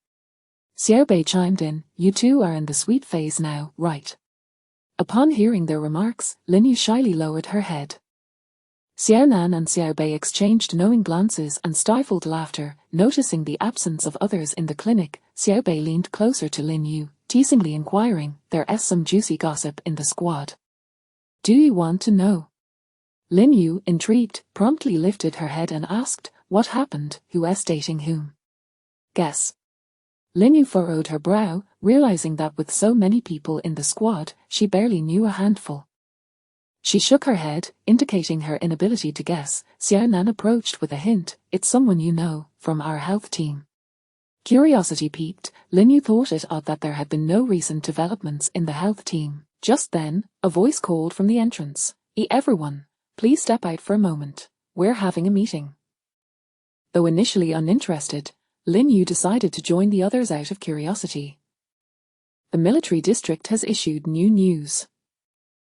To enhance the standards of grassroots health teams, there will be a nursing skills competition at the end of the year. Everyone is encouraged to sign up. We will first conduct self-selection within the squad. As opinions were shared, Lin Yu felt detached from the conversation, considering it a matter for nurses, and turned to re-enter the clinic. Their head nurse entered and asked her, Dr. Lin, you have been with the health team for a while. Who do you think would be best to represent us in the competition? Lin Yu was taken aback by the question but responded politely, I believe everyone has commendable skills. It is best to allow for fair competition. The head nurse nodded in agreement. Lin Yu sensed that she had changed recently, though she couldn't pinpoint how. Was it her appearance? No, her voice? Not that either. Perhaps her demeanor? No, it was a happiness that was inexplicable. The head nurse, noticing Lin Yu's gaze, felt a strange sensation. Dr. Lin, is something wrong? Why are you staring at me? Have you encountered some good fortune lately? You seem positively radiant. Their head nurse remained silent, however. The nurses outside overheard their conversation and chimed in, the head nurse is in love, it's with Dan Yi. In that moment, everything clicked for Lin Yu, and she beamed at the head nurse's slowly reddening face. Ignoring her embarrassment, Lin Yu approached to congratulate her. Congratulations, head nurse, on realizing a long-held wish. The little nurses echoed, congratulations. He puzzled over the situation, asking, what happened to the head nurse? Is she crying? Who bullied her? Laughter erupted among the group. Captain Song, even more perplexed. Captain Song, respecting her silence, proceeded to deliver new news. Dr. Lin, not only the nurses but we doctors also have a skills competition. And the squad has decided that you will represent us. Our what? This is a prestigious opportunity. Moreover, you hold the highest degree in our squad, and your mentor is one of the best in the country. We have faith in you. Lin Yu nodded in agreement, albeit with a hint of uncertainty, and asked, where will the competition be held? In Kyoto. Kyoto. Lin Yu had longed to visit Kyoto since childhood, yet due to her mother's circumstances, she had refrained from stepping foot in the city all these years. She never imagined she would someday go there for work. Xiaonan and Xiaobei entered, offering encouragement. Dr. Lin, you will surely bring honor to our health team. We believe in you. Captain Song chimed in, mimicking their enthusiasm. I believe in you too. Lin Yu smiled in response. This smile prompted Xiaonan to blurt out, Dr. Lin, with your looks, I wonder if the squad leader will approve? Lin Yu, feeling a wave of embarrassment, rushed forward to cover her mouth, silencing her. When Qin Lang arrived to pick up Lin Yu that afternoon, he was driving a military jeep. After assisting her into the vehicle, they set off toward the mountains. Perplexed, Lin Yu asked, what are we doing in the mountains? Aren't we eating? If we eat now, it'll be too late, we won't see anything. On the way, she recounted what Captain Song had said earlier. Actually, I don't want to participate in such a competition. It would be better if it were nearby. Kyoto is too far. Qin Lang, understanding her concerns, reassured her while driving, it's okay, don't be afraid, haven't you always wanted to visit Kyoto? You can see it for yourself. But Qin Lang reached out, gently patting her head, signaling her to relax. This year I have vacation days and can take time off to accompany you. After your competition, we can head straight back to City C to celebrate the new year and return to the base afterward. Hearing this, Lin Yu's eyes sparkled with joy. She recalled how Qin Lang had brought her clothes a few days ago. Professor Song had been exceptionally kind, even thinking of her when she wasn't around, buying her clothes and accessories.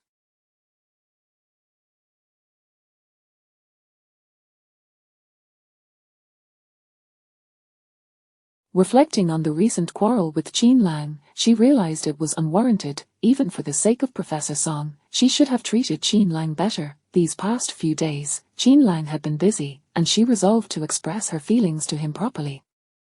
Qin Lang parked the vehicle in an open area, draping a down jacket over Lin Yu's shoulders. He took her hand, leading her toward a vast expanse of land. Stopping, he pointed into the distance. Following his gaze, Lin Yu was astonished to see the ocean stretching far beyond. She had never known it was there. The sea, a boundless expanse, melded with the sky. The afterglow of the setting sun cast a golden sheen upon the water's surface, shimmering and flickering with the rhythm of the waves, resembling countless stars dancing upon the sea. At that moment, the sun had transformed into a vibrant red sphere, gradually descending toward the horizon. Its glow softened, painting the surrounding clouds in resplendent hues. Some clouds appeared fluffy like cotton candy, others floated gracefully. These clouds, illuminated by the sunset, formed a stunning tableau that evoked wonder at the marvels and beauty of nature. Lin Yu was left breathless by the breathtaking scenery, her heart brimming with emotion. She recalled a time when Qin Lang had taken her hiking. Because she climbed slowly and miscalculated the time, they reached the summit just as the sun was setting over the distant sea. That night, they returned home in the early hours, and Professor Song had unusually scolded both her and Qin Lang. Since then, they had not hiked in the afternoons nor witnessed such a magnificent sunset. Grasping Qin Lang's hand tightly, she exclaimed, "It's beautiful, just as beautiful as the sunset we saw when we climbed the mountain before." Surprised that she remembered, Qin Lang embraced her and let her rest her head on his shoulder as he shared the reason for bringing her there. The days in the mountains can feel monotonous and lonely. The afterglow of the setting sun always brings back memories. Every time I missed you, I would come here. Qin Lang began to narrate the depth of his affection for her over the years. Chapter 41, Heartfelt Confessions. Do you remember the day we first met? At that time, you had already been living at the Qin residence for several days, while I had spent that summer training with my father in the army, preparing for my entrance examination to the military academy. When I returned home, I immediately spotted a high school girl in a white dress, her hair tied up in a high ponytail, tending to the flowers in the courtyard. My father informed me that this girl was named Lin Yu and that she would become my wife. To be honest, I was quite taken by your appearance the moment I laid eyes on you. After all, you were far more beautiful than any of my friends' girlfriends. In truth, from that very moment, I knew you would one day be my wife. The boys from the neighborhood were all aware that a girl had come to our home, with some even claiming you were a child bride brought from the countryside by my mother. I certainly knew this was not the case, but as a teenage boy with a fierce sense of pride, I boldly retorted, "Don't say such things. She is not a child bride. She will be my wife." As time passed, you began to appear before others, and gradually they recognized your beauty and excellence. Not only were you stunning, but your academic achievements were remarkable as well. Your circle of friends grew larger, and naturally, you attracted the attention of several male classmates. During that time, my heart was consumed with jealousy and anger. One night, in a fit of rage, I poured hot water on all the flowers you had planted, killing them. Lin Yu, upon hearing him recount this long-forgotten incident, realized she had almost forgotten it herself. She had planned to plant peonies in the courtyard, only to discover one day that they had all perished. Professor Song had attributed it to unsuitable soil, not knowing it was he who had destroyed them. Qin Lang lifted his gaze and gently kissed her forehead, pulling her back into his embrace. When you entered high school, I had already gone to the military academy. I could only return home during holidays, and during that time, I began to understand the concept of affection. I yearned to spend moments alone with you, taking you hiking, but I never anticipated your frail constitution, you would tire after just a few steps. Thus, when your mother suggested you apply to the military medical university, so, as your graduation approached, I coaxed you into applying for graduate school under Mother's guidance, resolving to marry you. I was astonished when you agreed. During that time, I was immensely happy, happier than when I was selected as a Special Forces soldier, because it meant we would always be together, never to part. When we first married, due to my unique circumstances, we did not have a proper wedding, and I felt a lingering guilt towards you, vowing to love you wholeheartedly. Yet, life in the military was incessantly busy. Today it was drills, tomorrow it was training, and the next day it was missions, so our wedding night only occurred after your graduate school graduation. I had always thought you were too young, hesitant to approach you for fear of scaring you. It was only that night, seeing you celebrate joyfully with your classmates, that I realized you had matured and that there were suitors vying for your attention. That day, I claimed you as my own. For years, she had reveled in the affection of his parents, never contemplating his solitude and struggles. She had always assumed he did not harbor feelings for her, yet he had cherished her in his heart all along. In a bid to hide her tears from him, she buried her face deeply into his embrace, holding him tightly. Qin Lang gently lifted her chin, gazing into her eyes with deep affection. I love you, truly, deeply, from long ago. The time you spent at the station has been the happiest of my life, for I could see you often. In the past 3 years, I disregarded your feelings, wanting only to be close to you, for it was the only way to alleviate my longing and the ache of your absence. Only by truly being with you did I feel that you cared for me in return. Can you forgive me, please? Lin Yu once again buried her head in his chest, and Qin Lang held her tightly. I have never truly been angry with you, nor have I rejected your touch.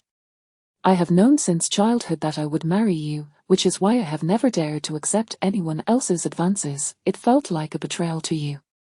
The time spent at the station has... As for Jung-Hoer, it stemmed from my own distrust of you, but I promise to communicate openly from now on, to never hurt you without cause, and to believe in you wholeheartedly.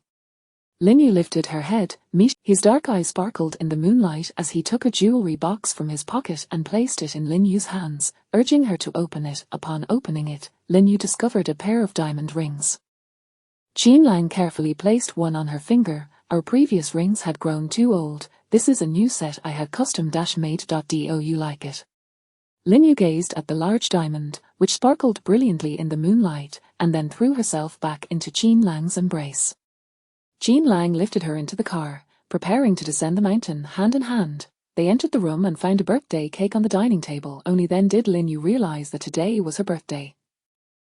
Qin Lang emerged from the bedroom, holding a bouquet of Aisha roses, kneeling on one knee as he said, "Wife, happy birthday, you are all that resides in my heart." Lin Yu looked at the flowers before her, his words, and the ring on her finger. She helped him to his feet, saying, "I love it, thank you, my husband." Moved by her words, Qin Lang could no longer contain the impulse he had suppressed all evening. He eagerly kissed her lips, exploring her mouth, leaving no corner untouched, filling every space with his breath. Lin Yu eagerly reciprocated. They kissed their way from the doorway to the sofa, then from the sofa to the bedroom, from the bedroom to the bathroom, and finally back to the bed. The neglected birthday cake on the dining table and the scattered clothes on the floor bore witness to their fervor. The sounds of a woman's soft gasps and a man's deep, restrained voice echoed from the bedroom. "Wife, I love you." Chapter 42. The sweetness of the following day, when Lin Yu opened her eyes, she was surprised to find Qin Lang still lying in bed, a rare occurrence indeed. Recalling the events of the previous night, a blossom-like smile spread across her face.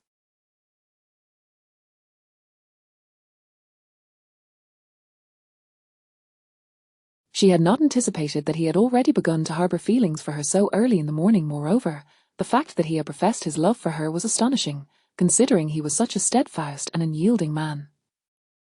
The smile on her lips widened as she leaned in to plant a gentle kiss on Qin Lang's resolute lips. Just as she intended to pull away, his lips captured hers. Qin Lang repositioned himself atop her, his hands beginning to caress her delicate, smooth skin once more. After some time had passed, Lin Yu found herself sprawled on Qin Lang, devoid of any strength. "Darling, I'm hungry," she murmured. Qin Lang chuckled softly. "Didn't I just satisfy you?" Lin Yu playfully thumped his chest, attempting to rise from his embrace. Qin Lang swiftly wrapped his arms around her, observing the lingering desire in her eyes, the blush on her cheeks, and her swollen lips. Burying his head in her bosom, he softly pleaded, Yu, this is my happiest moment, tell me you love me. Qin Lang, I love you, she replied, and at the sound of her satisfying response, he lightly kissed her lips before getting up to prepare breakfast. After their meal, the two of them gazed wistfully at the leftover cake on the dining table. It seems the cake can no longer be eaten. If we can't eat it, then let us throw it away.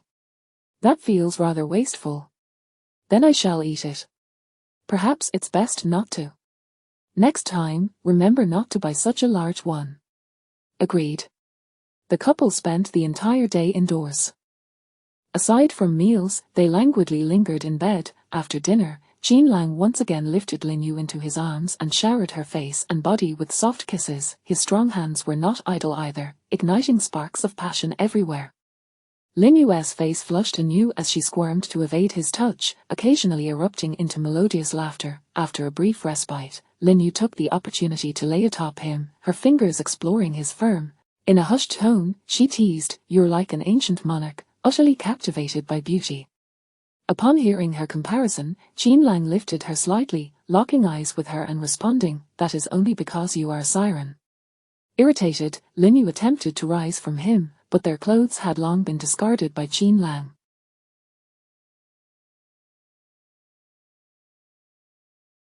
At that moment, her movements revealed her exquisite form to him. Noticing his crimson gaze, she hurriedly covered his eyes. However, the true sensations in the darkness only served to stoke his desires further. Qin Lang tightened his grip around her waist, flipping her beneath him once more with her hands pressed against his chest. She softly pleaded, No, I was wrong. You are the valiant Captain Qin, not a debauched king. Seeing the unyielding determination in his eyes, she continued to persuade him. A little indulgence is acceptable. What will you do if these thoughts arise during your missions? As Qin Lang observed the marks of affection on her neck and chest, he recognized that he should indeed refrain from continuing. Burying his face in her, he pondered the necessity of remaining vigilant during missions. There was no time for such distractions. The dynamics of marriage are truly fascinating, unlike the fervent flames of romance, which demand complete devotion in love and resolute departure in its absence. Marriage resembles two strangers, devoid of blood ties, cohabiting daily, gradually discovering the allure within one another, ultimately falling into love and becoming integral parts of each other's lives. Qin Lang and Lin Yu were not strangers. Through their prior interactions, they had unknowingly fallen deeply for one another. However, due to their scarce time together and frequent separations, they had yet to discern each other's feelings. Now, having come to understand one another's sentiments, they no longer felt the insecurity that had once plagued them, allowing them to relish an unparalleled joy in their intimate moments. In the days that followed, Lin Yu often indulged in playful whims with Qin Lang, who, in turn, would skillfully utter sweet nothings to bring her joy, creating a life for them that was as inseparable as glue. Chapter 43, Preparing for the competition. The skills of a nurse predominantly encompass techniques such as venipuncture and the operation of various medical apparatuses. Conversely, a physician's responsibilities are largely confined to disinfection, suturing, bandaging, stabilizing injured patients, and conducting emergency drills, addressing scenarios like shock during surgery, allergic reactions, uncontrolled hemorrhaging, and improper However, both professions must equally master cardiopulmonary resuscitation techniques, an essential competency for all medical personnel. Each member of the health team is proficient in these fundamental operations. The variance lies solely. Lin Yu, having studied under Professor Song and frequently assisting her during procedures, has honed these techniques remarkably well throughout her doctoral studies. The local health team, primarily situated at the grassroots level, seldom encounters genuine rescue situations. When Lin Yu executed a cardiopulmonary resuscitation procedure with both precision and professionalism, the onlookers were left in awe. Every movement she made was scrutinized, each step executed with exactitude, and every detail Captain Song, visibly excited, applauded enthusiastically and approached Lin Yu, his eyes brimming with appreciation. Dr. Lin, you truly are an exceptional talent. Your execution of this procedure is nothing short of textbook quality. It is executed to perfection. I knew selecting you for the competition was the right choice. Their head nurse joined, her face radiant with satisfaction, offering Lin Yu a thumbs up in commendation. Dr. Lin, your speed is astonishing, and each step is executed flawlessly. Nurse Xiaobei will accompany you to Kyoto for the competition. I believe you will achieve outstanding results. Captain Song, addressing the group, solemnly announced, prior to the competition, we shall relieve Dr. Lin and Nurse Xiaobei of their duty assignments, allowing refrain from attending work henceforth. He patted their shoulders encouragingly. Do your best, we have faith in you, and we are confident you will bring honor to our health team. As the crowd dispersed, Xiaobei gazed at Lin Yu with a hint of worry, softly voicing, Dr. Lin, I can't shake the feeling that the pressure is quite substantial. Lin Yu smiled reassuringly, it's all right. There's no need to worry. As long as we prepare diligently, we will undoubtedly succeed. Grateful, Xiaobei looked at Lin Yu but couldn't he help, but I am merely an undergraduate, and I fear I may hinder your progress. Lin Yu gently patted Xiaobei's hand, offering soothing words, you have already performed remarkably well, do not burden yourself with excessive pressure. Meanwhile, in Qin Lang's office, he sat contemplating at his desk when a knock resounded at the door. Report. Come in. Lu Li entered, taking a position opposite Qin Lang. Captain, did you summon me for a specific matter? Qin Lang lit a cigarette, scrutinizing Lu Li's delicate features, which seemed ill-suited for a soldier. Noticing that despite his time at the station, Lu Li still bore a normal sun-kissed complexion, Qin Lang recalled the impression he had formed upon first seeing him, somewhat effeminate. Lu Li, perplexed by Qin Lang's probing gaze, questioned, Captain, why do you stare at my face? Have you fallen for me?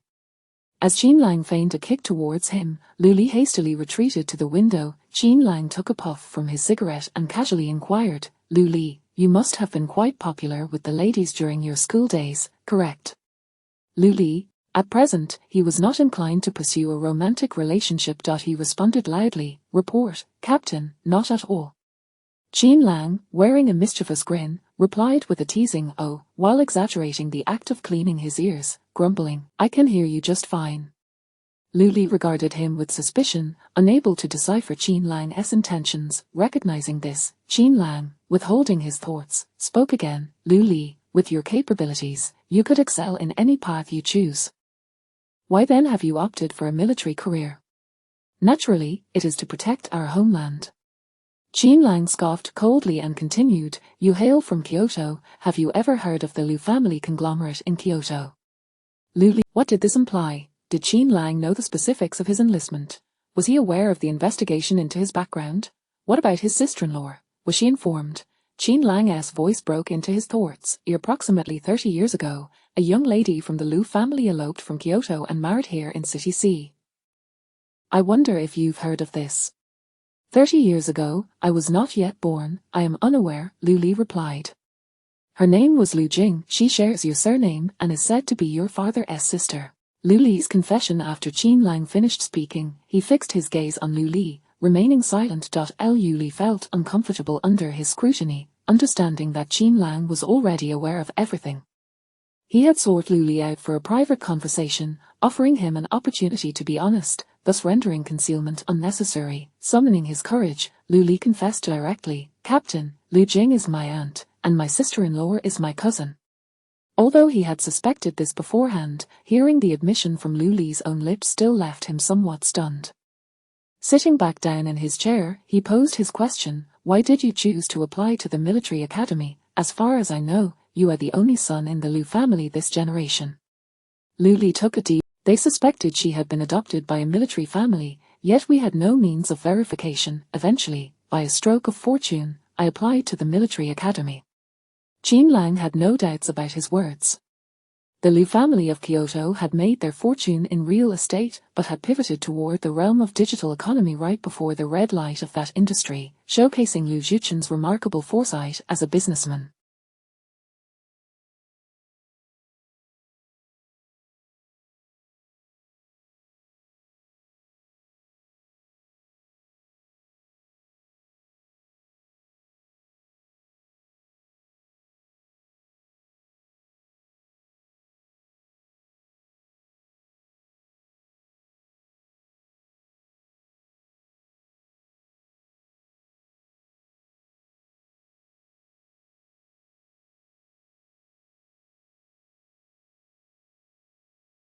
Qin Lang placed his cigarette in the ashtray and spoke again. Have you informed your father about Yo-Yo's situation? My father is already aware of everything. Qin Lang stood up abruptly, slapping the table in anger as he questioned. Since you already know everything, you must have conducted a thorough investigation and know that I have not breached any regulations. Otherwise, why would you be seeking me out now? Qin Lang regarded. Now your cousin is marrying one as well. What does your father say about this? Lu Li lit the cigarette and glanced at Qin Lang before answering without hesitation. My father says it is all fate.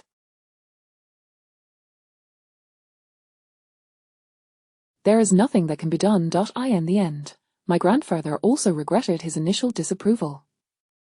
Qin Lang nodded in agreement. Fate is an intangible force, unseen and unfelt, yet it follows a predetermined path, guiding one's course even when it strays. And even when it deviates, it retains a fundamental direction. Lu Li conveyed his father's request. My father wishes to meet my sister. Seeing that Qin Lang remained silent, he continued. Upon hearing news of my sister, he was very excited and hopes the captain can facilitate this meeting. Qin Lang expressed his discontent with the term of address. Even if she is your sister, you should still refer to her as sister-in-law. Lu Li fell silent, pondering the necessity of such distinctions. After all, they were all but one person. Qin Lang thought for a moment before informing Lu Li. I haven't mentioned this to you yet, but the health team will be heading to Kyoto for a skills competition at the end of the year. We can arrange something then. Lu Li stood up and saluted Qin Lang. Thank you, brother-in-law. I will inform my father this weekend. Upon hearing the change in address, Lu Li hurriedly fled the room. Moments later, Lu Li's voice resounded from the doorway. Report. Come in. Qin Lang glared at him and asked, Is this endless? What more do you want? On Saturday evening, I would like to invite sister and brother-in-law to dinner. He then cautioned, our relationship must remain confidential, be mindful of the implications. What does sister like? I want to prepare a gift for her. She lacks for nothing. That won't do, the Lu family has plenty of money, so there's no need to be modest. Then the Qin family is not short on funds either. Understood. I will take care of the purchase myself, but do remember to mention it to sister. That evening, after dinner, Qin Lang watched as Lin Yu emerged from the bathroom. He took the towel from her hands to dry her hair, then retrieved a hairdryer to help her. Once everything was taken care of, he embraced her on the sofa, inhaling the fragrance of the body wash lingering on her skin as he toyed with her long hair, contemplating how to broach a delicate subject. Lin Yu, however, remained oblivious to his unusual demeanor. She turned to wrap her arms around his waist, burying her face in his neck, and softly complained, My waist hurts. Qin Lang laid her gently. While he continued, he observed her waist and noted that she seemed to have lost weight. Wife, have you lost some weight? Not at all, I weigh over 100 pounds now, whereas before I never surpassed that. Qin Lang nodded. In truth, Lin Yu's figure was not considered thin. She possessed curves in all the right places, embodying the kind of physique that drew envy, slim in clothing yet shapely when undressed. Lin Yu, not having heard Qin Lang's response, assumed he was tired. She turned over to face him. What's wrong? Much better now, there's no need to continue, let us rest a bit. Qin Lang lay beside her, instinctively pulling her into his. Qin Lang held her close again, softly confessing, all these years, your relatives have been searching for you. He lifted her chin to meet her gaze, saying, It's your uncle, he recently got in touch with me. Lin Yu sat up straight. Her mother often spoke of her brother, saying he was the most important man in her life aside from her father. Qin Lang, leaning back against the headboard alongside her, wrapped her in his arms.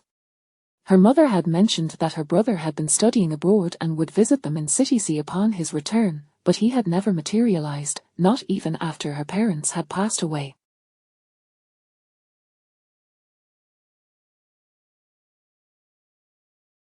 Her mother had never mentioned her grandparents. When Lin Yu had inquired, her mother would simply gaze toward Kyoto in silence. Noticing she was deep in thought, Qin Lang continued to reveal the truth. Lu Li is your uncle's son. What? This is the truth. They have been searching for you all along. When you were brought back to the Qin family, very few knew about it, and it was not until Lu Li encountered Yu here that suspicions began to arise. After hearing this, Lin Yu simply held onto Qin Lang, saying nothing. Qin Lang whispered softly to her, Tomorrow is Saturday. Lu Li wants to invite us to dinner." Lin Yu remained silent, and Qin Lang understood her feelings. After all these years, her life had revolved solely around the Qin family, and the prospect of having other relatives appear was understandably overwhelming. With a sigh, Lin Yu raised her head to look at him. He lowered his head to ask her, Yu, what do you think of Lu Li? He seems quite nice. Yu, regardless of whether you can accept this or not, for both emotional and rational reasons, you should meet them. It is not only a matter of honoring your mother's memory but also acknowledging their years of searching for you. Chapter 45 Heart Knots. On Saturday evening, Lu Li had reserved a private dining room in the downtown area, eagerly awaiting the arrival of Lin Yu and Qin Lang. As Qin Lang entered with Lin Yu, Lu Li's gaze remained fixed upon her, unable to bear it any longer. Qin Lang delivered a gentle kick to Lu Li, awkwardly snapping back to reality. Lu Li affectionately addressed Lin Yu, Sister, what would you like to eat? Feel free to choose. He handed her the menu, surprised by the change in address after so many years. Few had ever called her sister. Lin Yu furrowed her brows and voiced her discomfort. You should just call me sister-in-law. I am not quite accustomed to this. Lu Li promptly countered, It's fine, you'll get used to it in time. Lin Yu ordered dishes according to her and Qin Lang's tastes and handed the menu back to Lu Li. You should order what you like as well. Lu Li, unfazed, selected several dishes and handed the menu to the waiter. Feeling quite awkward, Lin Yu found herself at a loss for words, while Qin Lang spoke up. Lu Li, did your father study abroad for many years? Yes, nearly a decade. I was born overseas.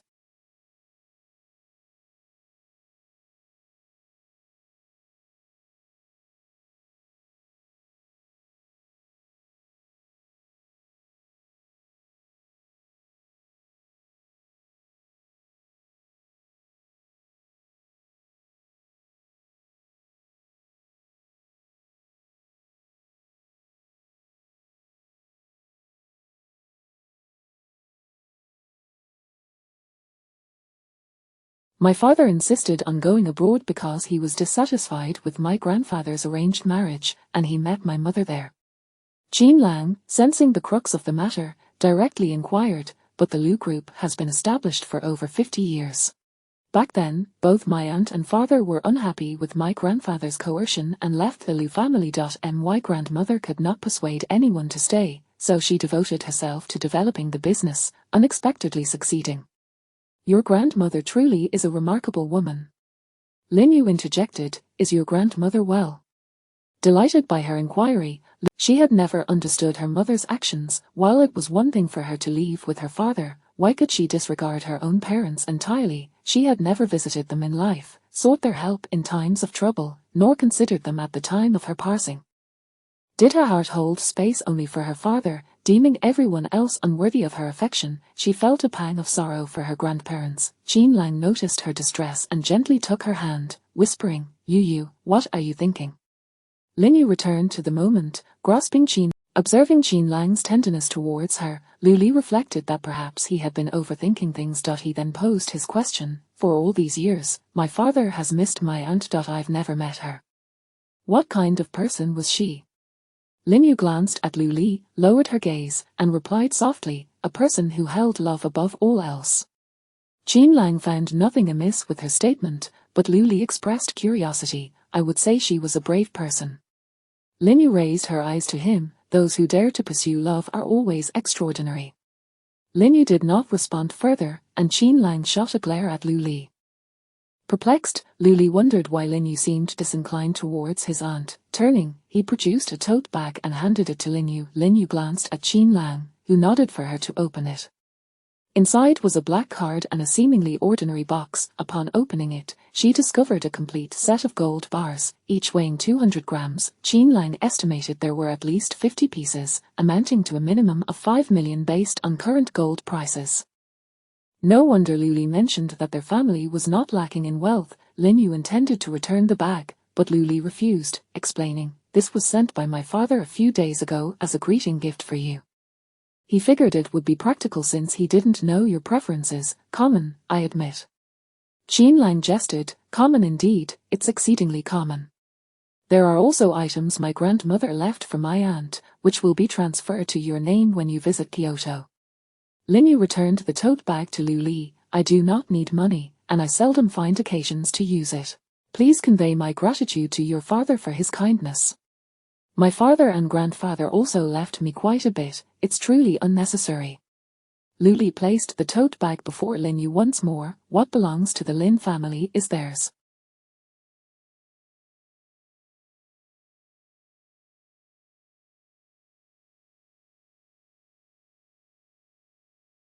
This is our goodwill. Do you not wish to acknowledge me as family? Lin Yu looked towards Qin Lang for support. He accepted the bag without hesitation. Lin Yu gazed at him in confusion, not comprehending his rationale.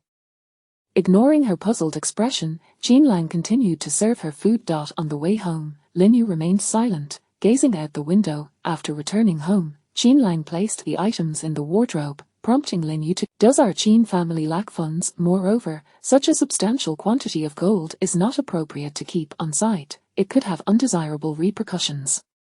Qin Lang turned to her, guiding her to sit beside him on the bed, and softly inquired, even now, can you not understand your mother's actions back then? Lin Yu felt puzzled. What did this have to do with her mother? Seeing her confusion, Qin Lang spoke, after all these years, I have come to comprehend your mother's decisions. How so? When a person's long-standing support is lost, they often lack the courage to continue living. I believe your parents must have viewed each other as their only lifeline. Lin Yu nodded in agreement, recalling her childhood when her parents were deeply in love. She often heard quarrels from the neighbors, yet her own home was devoid of such discord.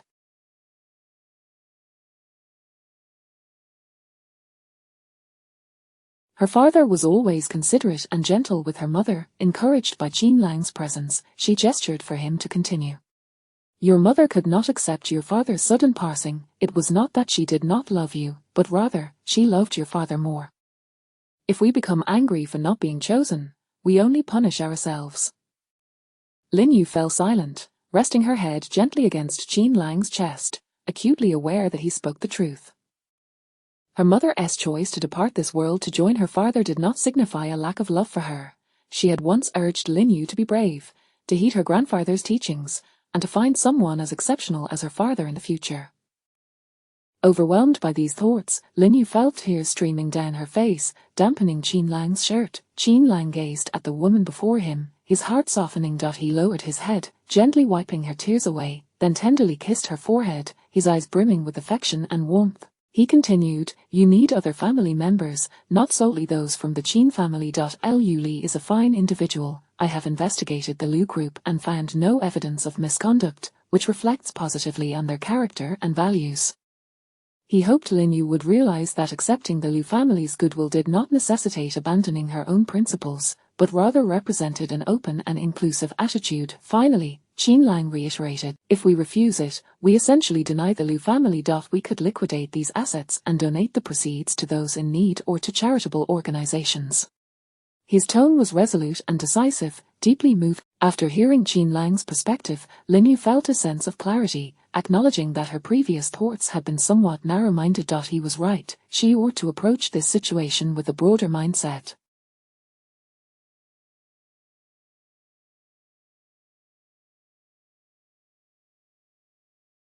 Thus, she nodded in agreement, signaling her acceptance of Qin Lang's suggestion. Chapter 46. The competition concludes. Recently, Lin Yu has been diligently working. After a period of concerted effort, they have become proficient in completing various tasks, demonstrating seamless cooperation and remarkable efficiency.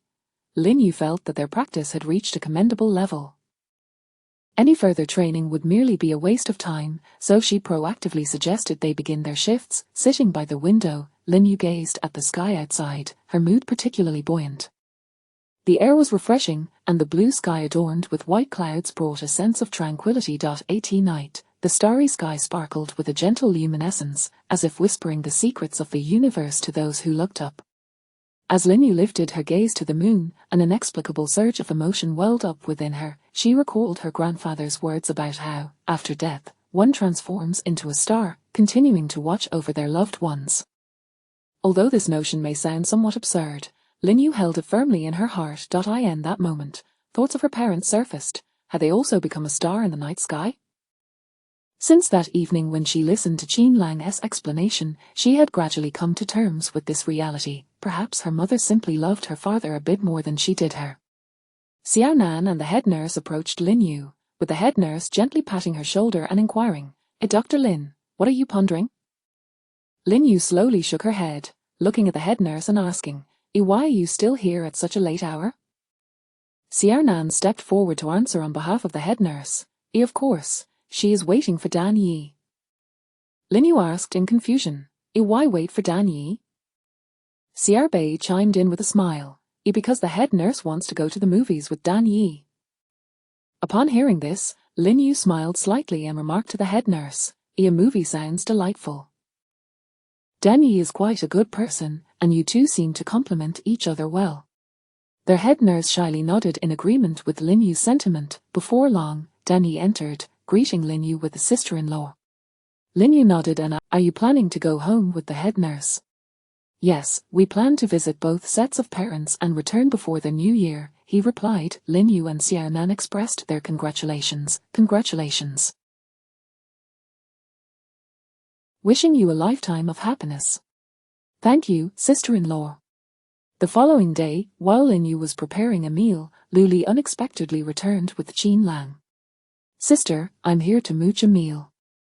Ever since that day, Lin Yu had largely accepted Lu Li, no longer rejecting his address and occasionally showing genuine concern for him. During the meal, Lin Yu brought up the matter of Dan Yi and the head nurse.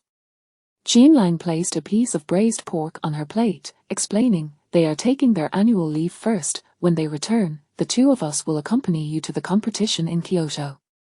After that, we might need a few more days before we can return to City C for the new year. Lin Yu reflected on how she had been stationed for half a year. Time had flown by from summer to winter and then to spring. The bond between the two had indeed progressed rapidly, and she had even found her mother's family. Fate is indeed a curious thing. Time passed swiftly, and soon it was the day for Lin Yu and Xiao Bei to participate in the competition. The weather was clear, and the sun shone brightly, seemingly heralding their success.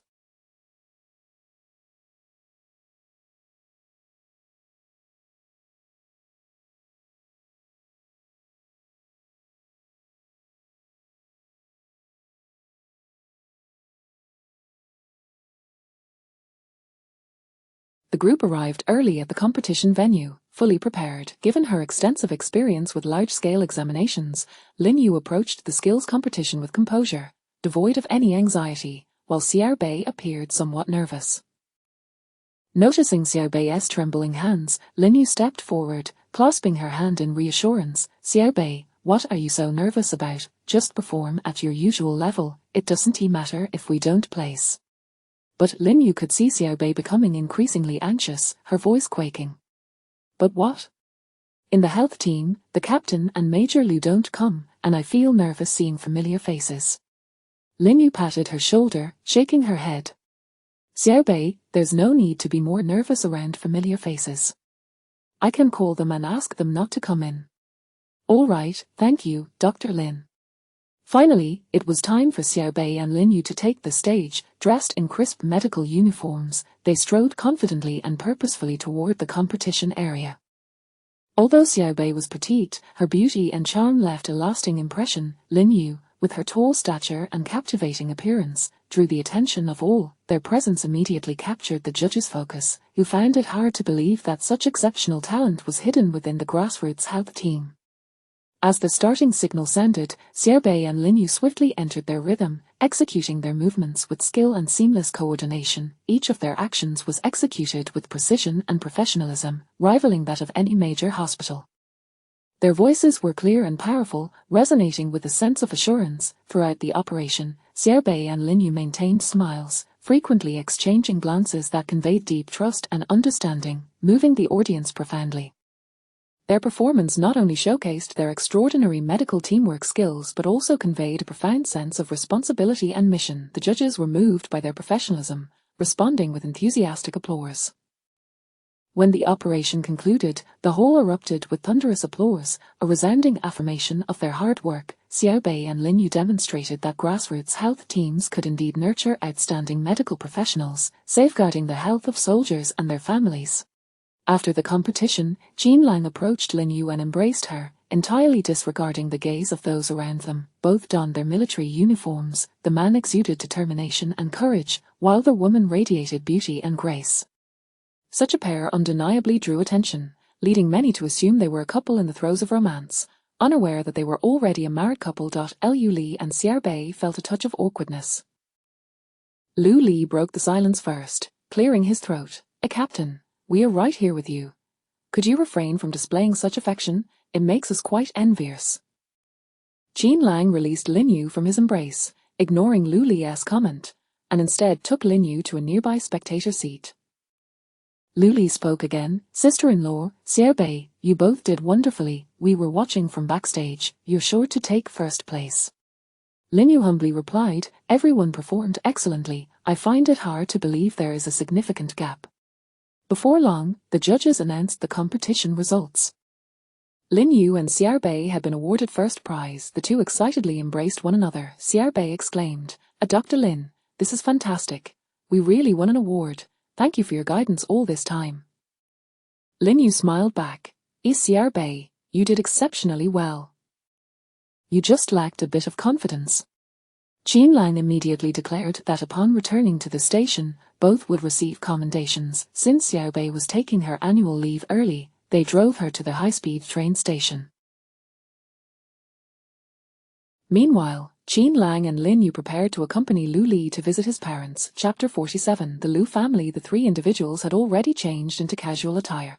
Lin Yu donned a beige long-down jacket paired with a matching scarf, her hair simply styled in a bun, presenting a refreshing and charming appearance. Qin Lang, on the other hand, was clad in a black down jacket and black trousers, exuding a mature and steady demeanor that complemented his military bearing. Standing side by side, the handsome man and the beautiful woman made a striking pair.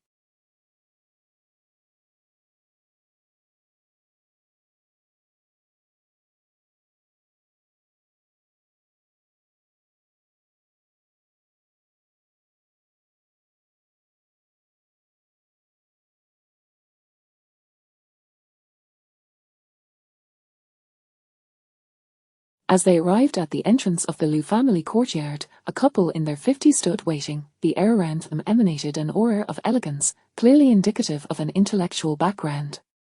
Upon seeing Lin Yu step out of the car, the man's eyes instantly glistened with moisture, his lips quivering slightly as he softly murmured, "It's truly you. How wonderful it is to find you in this lifetime." Lin Yu keenly sensed the genuine emotions reflected in the man's eyes and understood that he was a member of her family. With a smile, she approached him and politely addressed, "Uncle, Aunt." Upon hearing Lin Yu's address, a look of relief spread across the man's face as he nodded gently, "Child, you have suffered over the years." He then turned to Qin Lang, his gaze revealing curiosity. "It is a pleasure to meet you." The uncle warmly extended his hand to shake Qin Lang's, expressing his welcome. He then ushered the two inside, saying, "Come in quickly, the winter in Kyoto is indeed quite cold." Upon entering the villa, Lin Yu and Qin Lang were immediately enveloped by a wave of warmth. The interior decor was predominantly neutral, characterized by simplicity and elegance, yet it bore an air of refinement. Although the overall color scheme was understated, one could discern from the details that each decorative piece had been meticulously selected and was quite costly. Even Lin Yu and Qin Lang, who had seen many worldly wonders, couldn't help but be awed. Liu Li's father, Liu Juchen, gazed intently at Lin Yu, tears welling in his eyes. If it weren't for the awkwardness between men and women, he would have embraced his niece, as seeing her after searching for so long felt akin to encountering his own sister. Liu Li stepped forward to console. "Dad, please don't be like this. You'll frighten my sister." Liu Li's mother, Wang Yu, kindly took Lin Yu's hand and remarked, Yu, please don't mind him. He simply misses his sister too much. After so many years, seeing you suddenly, it's a bit overwhelming for him." She continued, but you truly resemble your mother. After speaking, when you released Lin Yu's hand, stood up, and retrieved a stack of photographs from a drawer, handing them to Lin Yu. Confused, Lin Yu accepted the photographs and began to peruse them. Due to her lack of understanding towards her mother, she had never seen a single photo of her over the years. As she scrutinized the images, she realized just how strikingly similar she was to her mother, which explained why Lu Li had recognized her at first glance. Gazing at the photographs before her, she became aware that her longing for her mother had been deeply buried within her heart all along. For years, she had strived to suppress this emotion, yet now, these photographs served as a key, unlocking the door to her innermost memories. Her mother's figure emerged in her mind, that gentle yet resolute woman who always encouraged her to bravely pursue. Tears began to cascade down her cheeks unbidden. Qin Lang gently enveloped her in his arms, attempting to offer solace through his warm embrace. Sensing his concern and care, she grasped his hand tightly, signaling that she was all right. Lin Yu felt grateful that she had not adhered strictly to her mother's teachings, choosing instead to pursue freedom and independence at all costs. Had she followed her mother's guidance, how could she have discovered the mutual feelings between herself and Qin Lang? Each choice in life yields different outcomes, and Qin Lang was undoubtedly worth it. Lu Li's parents observed Qin Lang's attentiveness and Lin Yu's reliance upon him, exchanging satisfied glances and nodding in approval.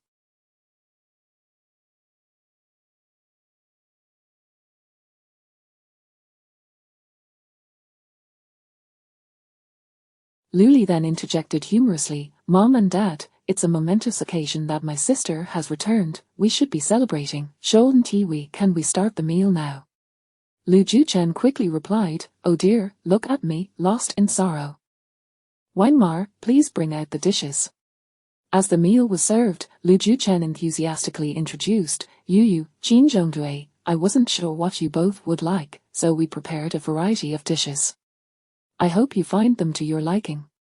He proceeded to serve a generous portion of food into Lin Yu's bowl. Lin Yu glanced at her bowl, overflowing with food, and felt compelled to continue eating. Noticing that she could no longer manage anymore, Qin Lang naturally helped himself to the food in front of her. Observing this scene, Lu Juchen couldn't help but reflect on how well the Qin family had cared for Lin Yu, providing her with an excellent education. Furthermore, it was evident that Qin Lang's affection for her was sincere and profound. After the meal, the two were led to a room. "This is the bedroom my dad renovated this year, specifically prepared for my sister," Lu Li announced as he opened the door, inviting them inside. Lin Yu surveyed the bedroom before her. The room was spacious and bright, adorned with a cozy and inviting ambience. The bed was soft, with exquisite decor gracing the headboard. In front of the window stood a small table, adorned with a plethora of fresh flowers, particularly her favorite, the Aisha rose. "Thank you. I truly love it," Lin Yu expressed her gratitude sincerely. "I'm glad you like it. You must be tired today, sister. Tomorrow, I'll take you to explore Kyoto. Get some rest," Lu Li said before leaving the room.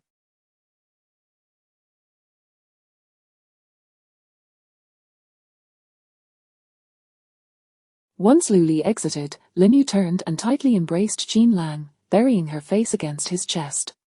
"Qin Lang, I miss Mom and Dad," she whispered. Qin Lang gently patted her shoulder, offering comfort. "I understand."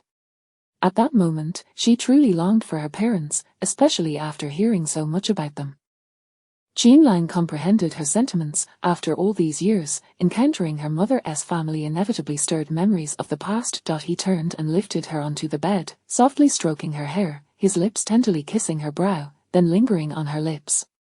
With one hand cradling the back of her head and the other wrapped around her waist, he kissed her with deep affection. He was unwilling to witness her sorrow, yearning only to see her joyful and carefree every day.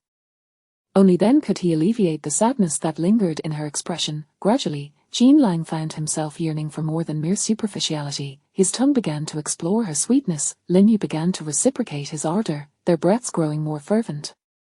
Qin Lang's hands began to remove the garments draping their bodies, and as their bare skin met the cool air, Lin Yu couldn't help but shiver slightly. Qin Lang quickly pulled the blanket over them, enveloping them in warmth. Yet, just as he sought to advance further, Lin Yu suddenly raised her hands, blocking their chests. Breathing softly, her eyes revealed a hint of shyness and hesitation as she murmured, "No, please, this isn't our home. Qin Lang halted his movements, gazing at her beautiful face, filled with love. He gently stroked her hair. I understand, I'm not accustomed to doing such things in someone else's home either. After saying this, he held Lin Yu tightly in his embrace, soothing her embarrassment and anxiety.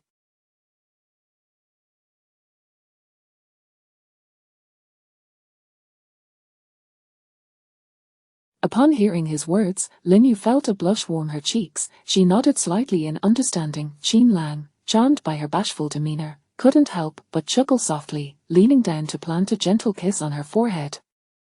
His voice was deep and tender. Rest now. We'll spend another day here tomorrow before heading home. Leaning against his chest, Lin Yu felt the strong rhythm of his heartbeat, gradually calming her emotions.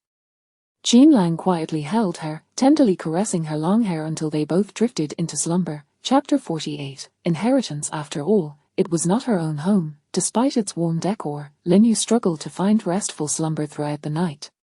She had always been somewhat sensitive to unfamiliar beds, and had it not been for Qin Lang by her side, she likely would not have managed to sleep a wink.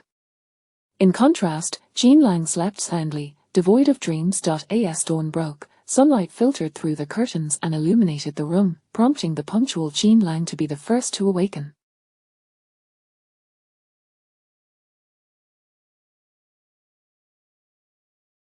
Turning his head, he glanced at the still slumbering Lin Yu, a smile unconsciously curling at the corners of his mouth. Noticing her deep and peaceful sleep, he carefully rose from the bed, dressing quietly in order not to disturb her.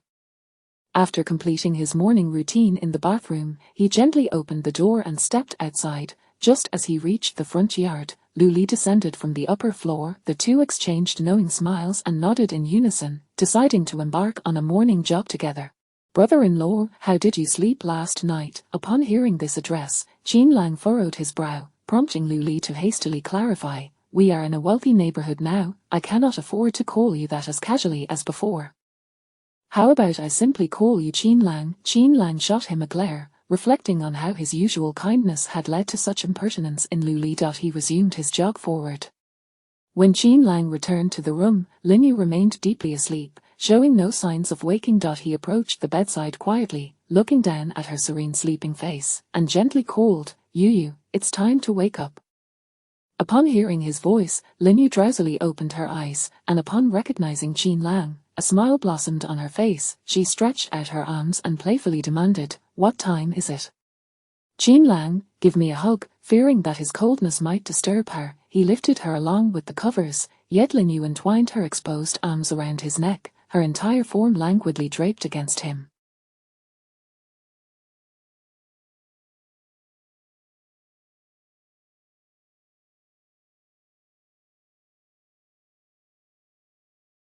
In that moment, she bore no resemblance to the composed figure from the previous day's competition. Instead, she appeared akin to a lethargic sloth. Noticing her eyes flutter shut once more, Qin Lang tenderly kissed her forehead and softly reminded, darling, it's already past 7.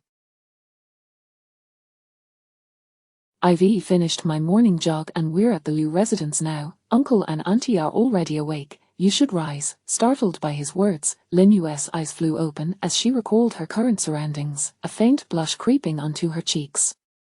She turned to Qin Lang and softly requested, could you please fetch me an outfit? Qin Lang nodded gently, of course. He then turned to select suitable clothing for her. As he reached for garments from the suitcase, he suddenly remembered Lu Li's mention of Auntie Lu having prepared numerous outfits for them. It seemed inappropriate not to wear them today, especially in light of their kindness. Closing the suitcase, he walked towards the wardrobe and, upon opening it, discovered it indeed overflowing with an array of clothing styles and seasonal attire, just as Lu Li had described. Qin Lang could not help but admire Auntie Lu's meticulousness and thoughtfulness. He turned to find Lin Yu watching him, and their eyes met, both breaking into knowing smiles. In truth, Lin Yu was familiar with numerous luxury brands but maintained that clothing should simply be comfortable and aesthetically pleasing, without the necessity to chase after ostentatious labels. In contrast, the Qin family had always been rather understated. Professor Song occasionally gifted her luxury items, yet they paled in comparison to Auntie Lu's generosity. Lin Yu chose a simple, loose beige sweater paired with fitted light jeans and white sneakers, presenting a fresh and comfortable appearance. Jean Lang opted for a straightforward casual outfit that harmonized well with her attire.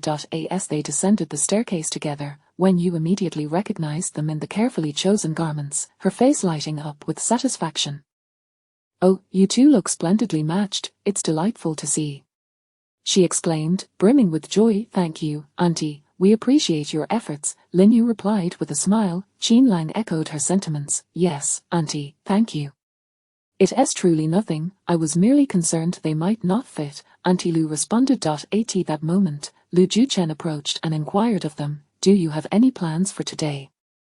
Lin Yu glanced at Jean Lang, who met her gaze and replied, "No, we'll follow your guidance." "Very well then, after breakfast, we shall head to the company together." Upon their arrival at the Lu Corporation building, Jean Lang noted its prime location in the bustling city center of Kyoto, where land was indeed a privilege. To possess such a substantial edifice here was a testament to the Lu family's formidable stature. It was no wonder Auntie Lu was so generous, and Lu Li was equally free-handed.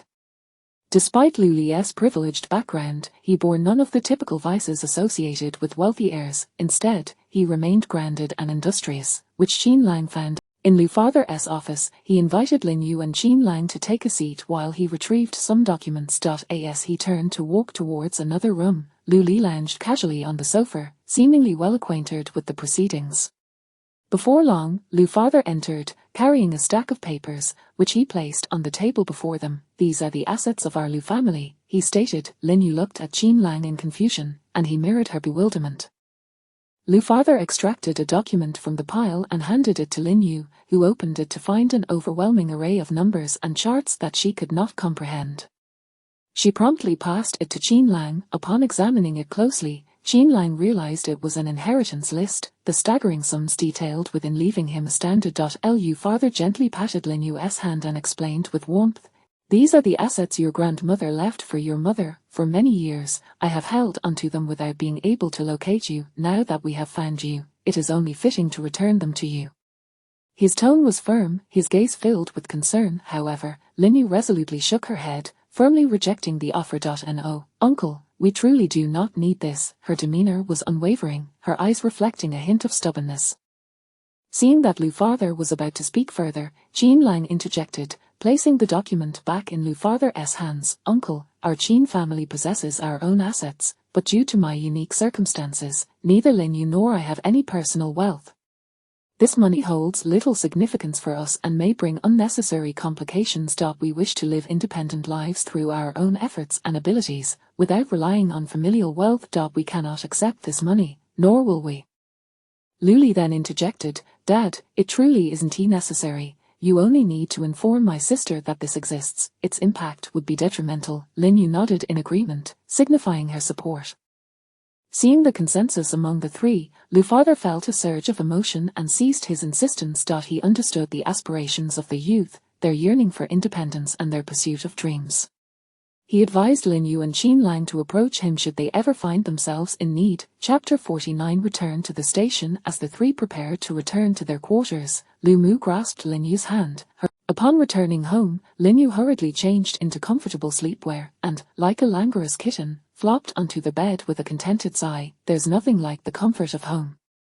Closing her eyes, she savored the familiar warmth. Jean Lang quietly sat at the edge of the bed, observing her relaxed demeanor, a faint smile gracing his lips. He reached out, gently caressing Lin Yu's hair, and tenderly suggested, "If you're tired, you should rest well." Jean Lang stood up and walked to the kitchen to prepare a cup of warm milk for Lin Yu. He returned to the bedroom, offering her the milk. "Drink some milk and take a nap." Lin Yu accepted the milk and began to sip it slowly. After finishing the milk, she felt her body gradually unwind, and drowsiness enveloped her. Setting the cup down, she nestled under the covers and quickly drifted into slumber. Jean Lang gazed at Lin Yu's peaceful sleeping face, his heart brimming with affection. He softly placed a kiss on her forehead, then turned off the light and exited the bedroom. In the early morning, the exercise call rang out. Jean Lang was the first to awaken, noticing Lin Yu still deep in slumber, a warm smile unconsciously spreading across his face. He rolled over, leaning down to kiss her. Lin Yu, startled by his sudden movement, opened her eyes, and in that fleeting moment when their gazes met, the warmth between them intensified. Ultimately, reason prevailed for Qin Lang. He took a deep breath, striving to temper his desires. "Good morning, my wife." "Good morning, my husband," Lin Yu replied, her eyes sparkling with tenderness. Qin Lang leaned down once more to kiss her forehead, embracing her as he rose. "Time to get up. I have early morning exercises." Lin Yu nodded and sat up in bed. After breakfast, when Lin Yu arrived at the health team, she was astonished to find all her colleagues standing at the entrance, lined up neatly as if awaiting something. "What is going on?" Lin Yu inquired with curiosity. Captain Song was the first to speak. "Welcome our hero." Lin Yu recalled that this special reception was due to her participation in a competition and her commendable performance, feeling somewhat embarrassed. "It's nothing. It is the result of everyone's collective effort." Their head nurse chuckled and replied, "Dr. Lin, do not be too modest. You and Xiaobei truly brought honor to our health team." With that, several colleagues embraced her and ushered her into the health team. Upon entering, Lin Yu was delighted to discover that the atmosphere was already imbued with the spirit of the new year. Red lanterns hung high, couplets and the character for blessing adorned the surround. Curious, she asked Dr. Liu beside her, "Have you all prepared for the new year in advance?" Dr. Liu smiled and responded, "Yes, the station prepares for the new year every year. Moreover, the soldiers are very enthusiastic. Everyone participates, and each person even performs a program." Upon hearing this, Lin Yu couldn't help but frown, as she had little interest in such activities and felt a headache at the thought of preparing a performance. Their head nurse seemed to sense her distress and directly said, "Dr. Lin, given your outstanding performance in the competition, you won't need to prepare a program this time." Upon hearing this, Lin Yu immediately broke into a joyous smile, hastily thanking the Aside from the occasional soldier consulting health issues or picking up common medications, most of the time was spent in leisure. The other personnel in the health team were busy rehearsing their performances. The health team's show depicted a skit about the close-knit bond between soldiers and civilians, portraying a tale of mutual care and assistance. Lin Yu, lacking any talent for performance, found that Xiaonan portrayed the innocent goodness of the common folk exceptionally well. She truly possessed a gift for acting. In the evening, when Qin Lang returned, he found Lin Yu seated at the dining table, resting her chin on her hands, deep in thought.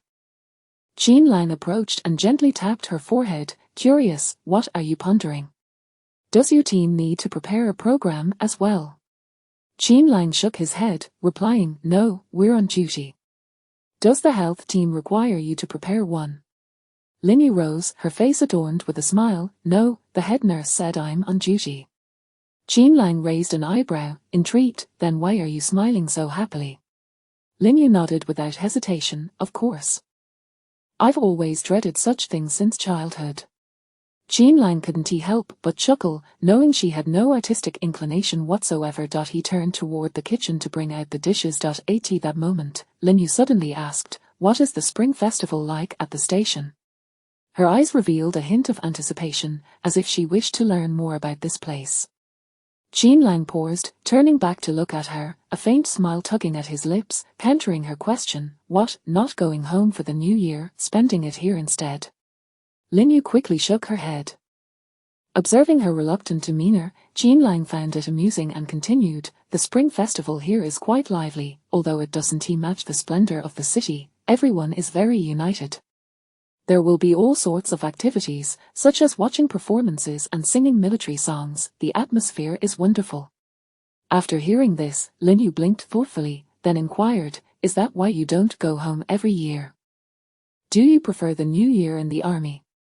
Qin Lang didn't expect her to ask that, lightly tapping her forehead with his chopsticks. "You know best whether I want to go home." Lin Yu recalled the last time he returned home, her face flushing with embarrassment as she lowered her head. Soon, the day of the performance arrived, December 28th. The station was enveloped in a jubilant and harmonious atmosphere, filled with laughter and vibrant decorations. As night fell, the outdoor sky was gradually illuminated by splendid fireworks. Lin Yu stood by the health team's window, gazing at the dazzling fireworks in the night sky, her heart yearning to go out and enjoy them, but tonight was her turn to be on duty. Captain Song entered and, noticing her wistful gaze out the window, remarked, "Dr. Lin, you should go out and experience the festive atmosphere at the station." Lin Yu hesitated, replying, "But I still have to be on duty." Captain Song smiled kindly, patting Lin Yu's shoulder. "Since this is your first time experiencing this atmosphere, go ahead. I've been here for many years and have grown accustomed to it. I will cover your duty." Hearing Captain Song's thoughtful words, Lin Yu felt immensely grateful and quickly expressed her thanks. "Thank you, Captain." Chapter 50. Homecoming. Once Qin Lang had meticulously arranged matters at the station, the two finally embarked on their journey home, arriving at the Qin residence just before New Year's Eve. As they stepped through the door, Professor Song greeted them warmly, taking Lin Yu by the arm and scrutinizing her with concern. "Yu, has Qin Lang been taking good care of you? You seem to have lost weight," she inquired, with a smile. Lin Yu replied, "Oh no, not at all. Look, I've even put on a little weight." As she spoke, she playfully pinched her cheeks to demonstrate. However, Professor Song remained unconvinced, insisting on guiding Lin Yu further into the house while asking, "Is that truly the case? What do you both usually eat?" At that moment, Qin's father approached, taking the luggage from Qin Lang's hands. He exchanged a knowing glance with his son and shook his head in resignation. Joining them inside, Professor Song gently urged Lin Yu to sit on the sofa, carefully observing her complexion and demeanor. Although she couldn't discern any weight gain, Lin Yu's radiant complexion and cheerful spirit reassured her that the couple's relationship was flourishing, prompting a sigh of relief as her earlier worry seemed unwarranted. Lin Yu noticed that Professor Song appeared to be in good spirits as well, likely due to the company of Qin's father during this period. It was indeed true that a woman thrives on the care and affection of her partner. The two women seemed to share a tacit understanding, exchanging knowing smiles as they embraced, while the two ladies sat on the sofa sharing their heartfelt sentiments. The two men busied themselves in the kitchen, setting the table with an array of dishes just as the women were still deep in conversation.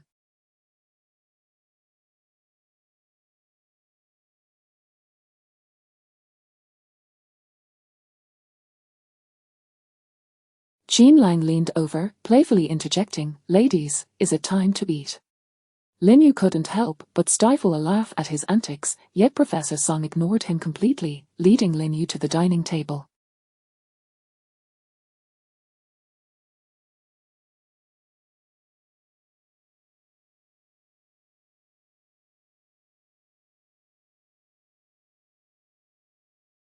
Lin Yu glanced back at Qin Lang, who wore a comical expression that was both amusing and restrained. Qin Lang then complained, "Mother, can't you spare a glance for your son who's returned home?" Professor Song retorted with a hint of annoyance, "Look to your father. We haven't had enough time together, just the two of us." Qin Lang rolled his eyes dramatically, standing there in exasperation. Qin's father stepped forward, nudging Qin Lang towards the dining table. During the meal, the four engaged in lively discussions about their individual experiences and plans for the Spring Festival, punctuated by bursts of laughter. Such a scene was a rarity in the Qin household. In previous years, Qin's father often spent New Year's Eve with the soldiers at the base, while Qin Lang remained at the station, leaving Lin Yu and Professor Song to celebrate the holiday alone, sometimes with Professor Song on emergency duty at the hospital. Now, the rare gathering filled their hearts with joy, and they raised their glasses in a toast. In the study of the Qin residence, Qin's father regarded Qin Lang with a serious expression and queried, "Have you had any dealings with the Liu family? Are they trustworthy?" Qin Lang nodded, sharing his insights. "The Liu family is indeed affluent, yet they conduct themselves with a sense of He then shifted the topic, reflecting, "It's fortunate that Yu has such relatives." Casting a glance at his son, he mused, "Had the Liu family sought her out earlier, your prospects might have been quite different. It seems fate can be quite peculiar at times." Qin Lang nodded in agreement, recognizing the truth in his father's words. He was grateful that she had married him early on, for with the Liu family's wealth, she might not have looked his way otherwise.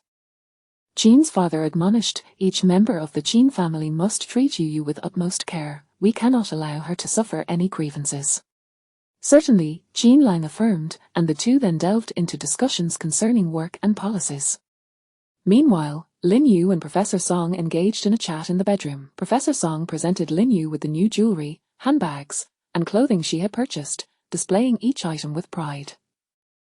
Lin Yu had previously thought that Professor Song was far more understated than Lu's mother, but it seemed they were quite similar in their indulgences. Sighing in resignation, Lin Yu remarked, "Mother, you've bought far too much.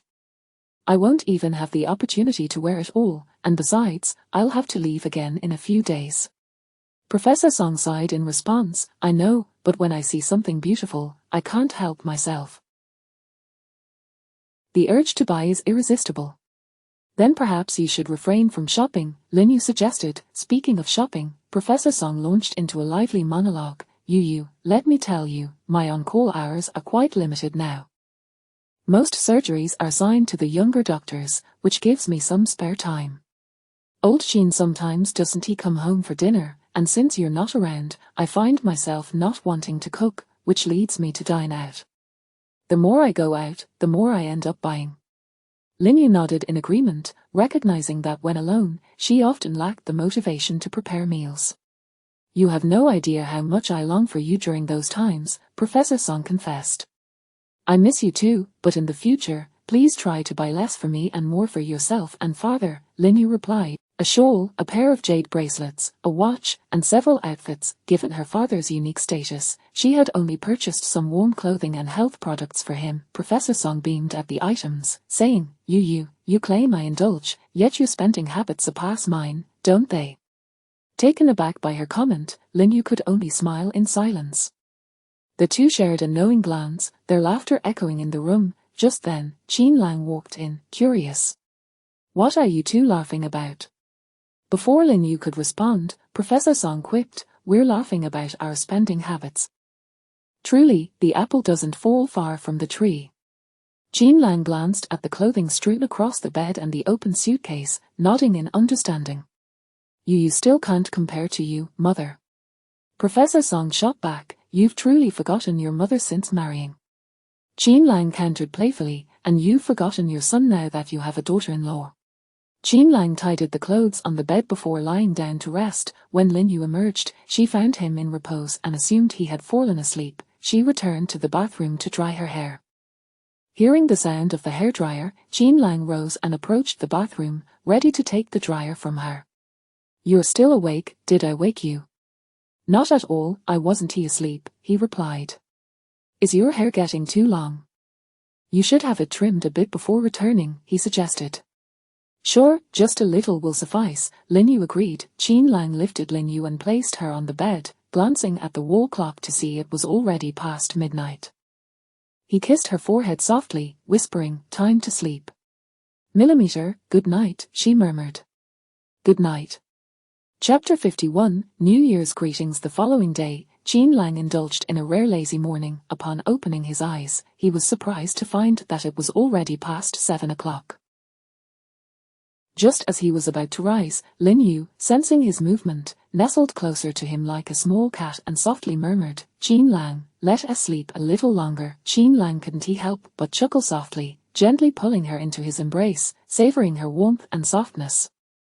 He also realized that they were no longer living in the compound, and likely, not many people knew he had returned. Moreover, there was a distinct lack of noise downstairs, suggesting that his parents had already left. With this thought, he casually reached for his phone on the bedside table and indeed found a message from his mother. "We've gone out. You've traveled a long way, it's perfectly fine for you to head out later." Qin Lang smiled, placed the phone back down, and closed his eyes once more, drifting back into slumber. When they finally awoke and got ready, it was already past 10 o'clock, neither too early nor too late. They decided to visit the old compound to see friends from their childhood. In the compound, those who once played and frolicked together had now all grown into adults. It had been a long time since they had seen each other, and their life paths had diverged, leading them into various professions, including a significant number of military personnel. Due to stringent confidentiality protocols among the different military branches, certain topics were best left undiscussed, thus, they could only reminisce about amusing events from their childhood. In previous years, it was common to see Lin Yu and Professor Song entering and exiting together, or Lin Yu accompanying Qin Lang's parents, yet it was rare for them to appear together as a couple. Consequently, some began to speculate whether they were truly married. I recall one year when a spirited aunt eagerly offered to introduce Lin Yu to a suitor, prompting Professor Song, with no other option, to reveal the truth of their marriage. Xiao Lang, I truly didn't expect that you, this dark lad, would actually marry this beautiful girl, Yu. Qin Lang exchanged amused glances with Lin Yu, both laughing heartily. He approached the elder, smiling as he replied, indeed, just look at my good fortune. This elicited a chorus of laughter from the crowd. The young men beside the elder began to tease about the amusing anecdotes from their high school days. Qin Lang, back then, everyone mocked you for your mother finding you such a lovely bride, and you were furious. Noticing that neither Qin Lang nor Lin Yu was offended, he continued, you even proclaimed that if anyone mentioned it again, you would sever ties with them. Now, it seems that if someone doesn't say such things, you'd be the one to cut ties with them. Several other young men chimed in, indeed, Qin Lang, aren't you being a bit greedy? You have no idea how envious everyone was of you back then. As these words were spoken, Lin Yu's face flushed crimson, while Qin Lang quickly stepped beside her, tightly wrapping his arm around her shoulder, declaring to the group his claim, well, you'll just have to hope for the next life, and let your parents find you good wives early. One of them jested, then in the next life, I'll just be a parasite in your family. Without hesitation, Qin Lang responded, that's impossible. Her next life and the one after that will belong to me. Another person couldn't help but tease, Qin Lang, you're still as stingy as ever, reaping the benefits while acting coy. Qin Lang chuckled, well, you've hit the nail on the head there. After visiting a few more friends to extend their New Year greetings, they prepared to head home. On the way, Professor Song called to say, we'll be dining out tonight, so we won't be returning, you two can eat something light. Qin Lang turned to Lin Yu and gently asked, are you tired? Do you want to head home to rest first? Lin Yu shook her head lightly, indicating she wasn't fatigued. Qin Lang smiled and suggested, how about we go out for a meal and then catch a movie together? It would be a good opportunity to see if any festive films are showing.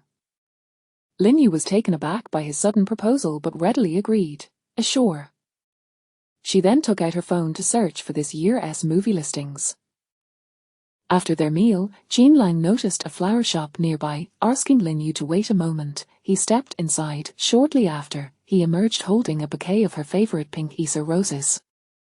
Lin Yu cradled the flowers while watching the movie, and Qin Lang sat quietly beside her. The warm atmosphere combined with the holiday spirit filled Lin Yu with immense happiness. She had already dismissed the teasing remarks made by their childhood friends earlier that day. After all, Qin Lang had already explained everything to her, and given their current sweetness, why dwell on the past? What mattered most was the beauty of the present moment and their companionship. Upon returning home, they discovered that Professor Song and Qin's father had not yet returned. They removed their coats and hung them in the hallway. Noticing it was only 8:15, they turned to the sofa, placing the flowers on the table as they looked at Qin Lang. Qin Lang admired her hair tied up in a bun, her delicate face exposed, clad in a light grey sweater, and under the soft glow of the lights, she truly outshone the flowers. He settled beside her and softly inquired, how come you didn't see your childhood friends today? I remember you had a good friend in high school named Xiao Xiao, who was quite timid. Did she get married? Xiao Xiao. Her name isn't Xiao Xiao, it's Xiao Xiao, with the character for elegant. As Lin Yu recalled Xiao Xiao, she couldn't help but feel that Qin Lang had been rather excessive during their youth. Among all the girls in the compound, only they were in the same class, which meant they spent much time together going to and from school. Sometimes, when it got late, as Professor Song occasionally had night shifts, it was often Xiao Xiao's parents who came to pick them up. Once, Qin Lang had come to fetch her. He had just learned to ride a motorcycle and decided to take both girls home. However, he rode too fast, and with poor lighting and his lack of skill, the three of them ended up tumbling into a flower bed by the roadside. Before either Qin Lang or Lin Yu could react, Xiao Xiao began to cry, claiming her leg was broken and she couldn't move. Alarmed, they rushed to find their respective parents, only to discover that she was perfectly fine. Due to this incident, Qin Lang was banned from riding a motorcycle thereafter. That holiday, every time he saw Xiao Xiao, he would tease her, and given her sensitive nature, she would burst into tears upon seeing him. When Lin Yu had agreed to marry Qin Lang, Xiao Xiao had even advised her, "Why would you marry him? You can't disregard everything just for the sake of gratitude." Later, Xiao Xiao moved to New Zealand with her husband after getting married, and they hadn't been in touch for quite some time. Qin Lang hadn't mentioned her, and Lin Yu had almost forgotten about her. Noticing Lin Yu lost in thought, Qin Lang asked, "What are you thinking about?" "I was just reflecting on how excessive you were in your youth." "What? In what way was I excessive?" Lin Yu recounted the events of their past, and Qin Lang, unfazed, defended himself. "She was always a crybaby, wasn't she? I barely said anything to her." "What more did you want to do?" "Even that was enough to scare her away from you. Yet she still dared to advise you against marrying me. Now I truly regret not listening to her advice back then." At this, Qin Lang couldn't help but reach out, tickling her. Lin Yu, unable to withstand it, could only squirm away while pleading, "No, Qin Lang, I was wrong, I don't regret it." Har har har har, Qin Lang was not one to relent just because she pleaded. He continued to tickle her. Gradually, the atmosphere between them shifted, and soft gasps from Qin Lang mingled with Lin Yu's voice filled the air. "Stop!" At that moment, Professor Song's voice echoed from the yard. Yu, Qin Lang, we're back." The two on the sofa quickly sprang to their feet just as Professor Song walked in. Lin Yu felt relieved that their clothes remained intact, while Qin Lang instinctively pulled Lin Yu close to shield her flushed face from view. "Mom, Dad, it's good that you're back. We're feeling tired and will head to bed now," he said, wrapping his arm around Lin Yu as they ascended the stairs, leaving Qin's parents in a state of bewilderment. Chapter 52, Li Yunfeng. Upon returning to City C, Qin Lang and Lin Yu had been inseparable for the past few days. Qin Lang took her to indulge in nearly all the activities that couples typically enjoy.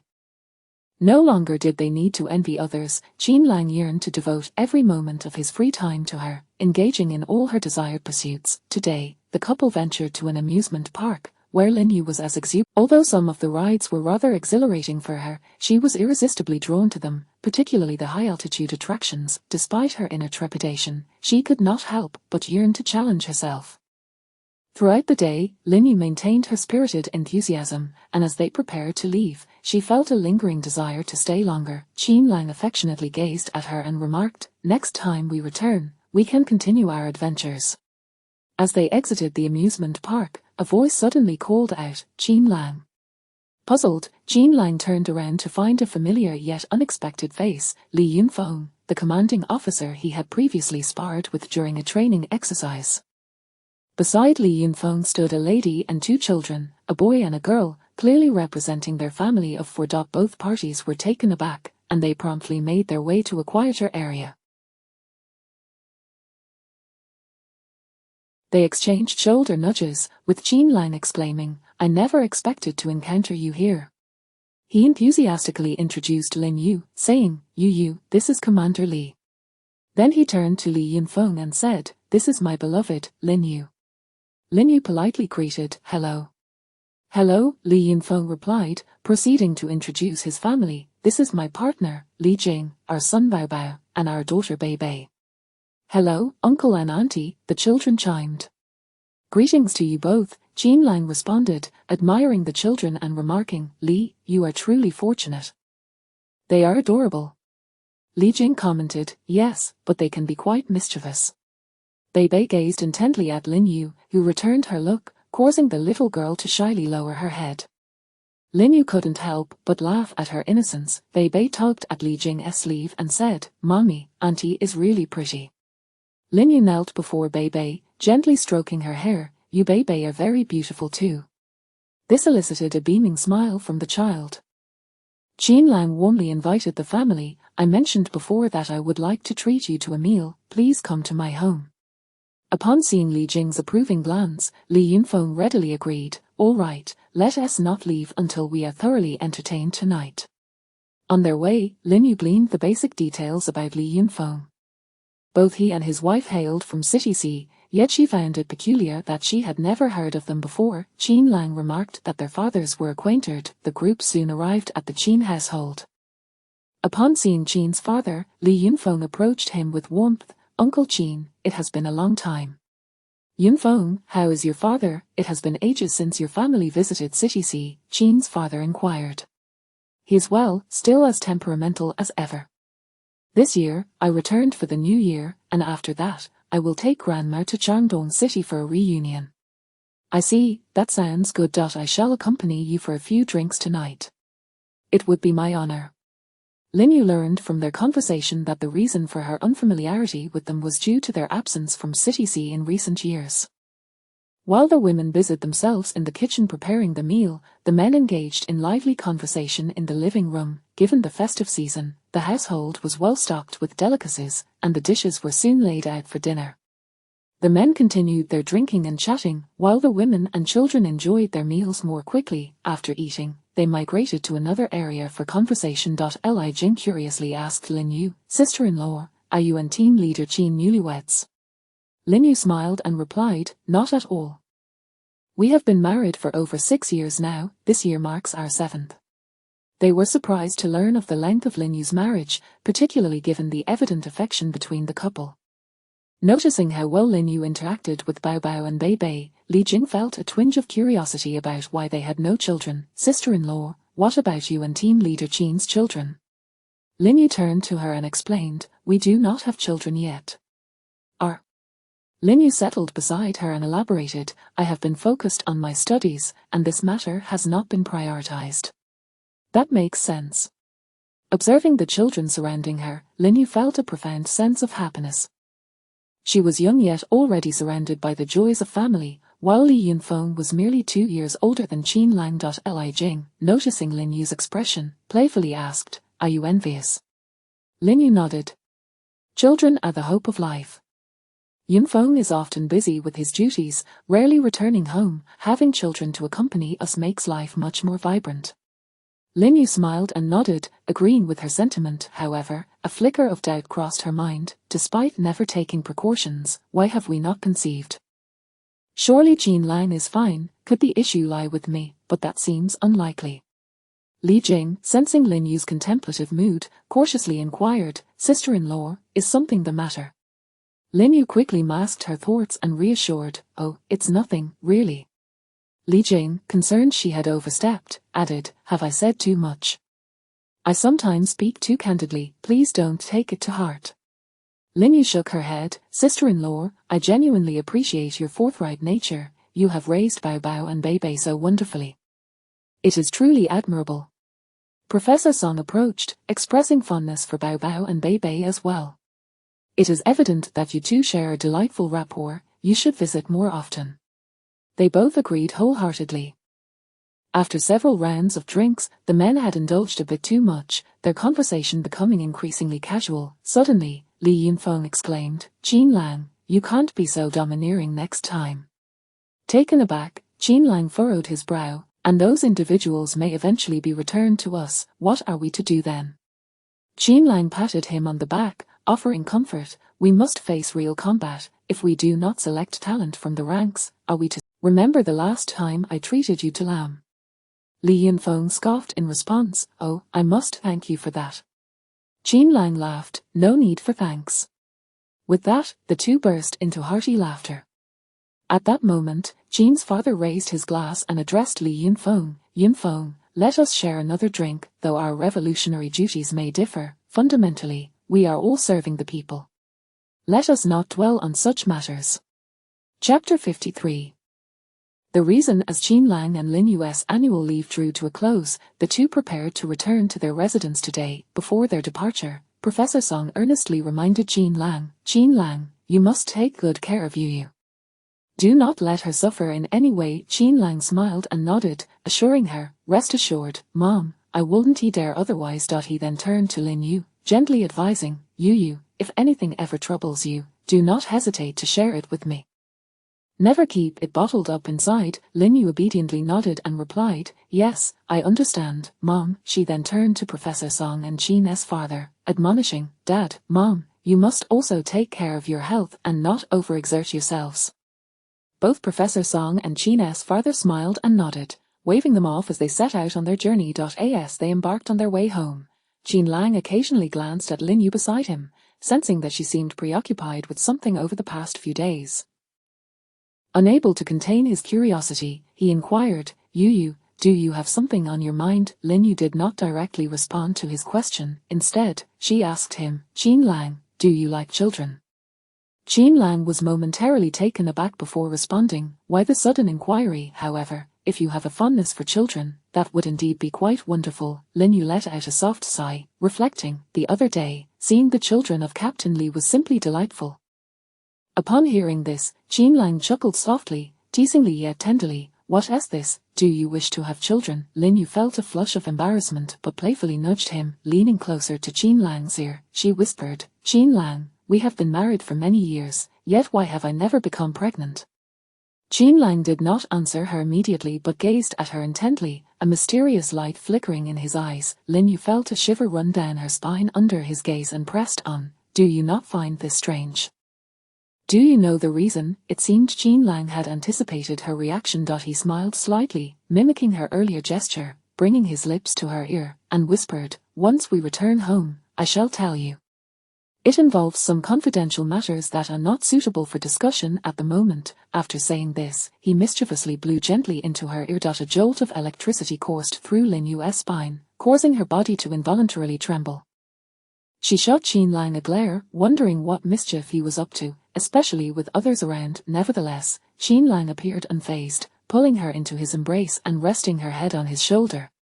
Why not take a nap? Lin Yu, upon hearing his words, felt she might have been overly concerned. Upon returning to their residence, after helping Lin Yu carry the luggage upstairs, Qin Lang was called away by Dan Yi.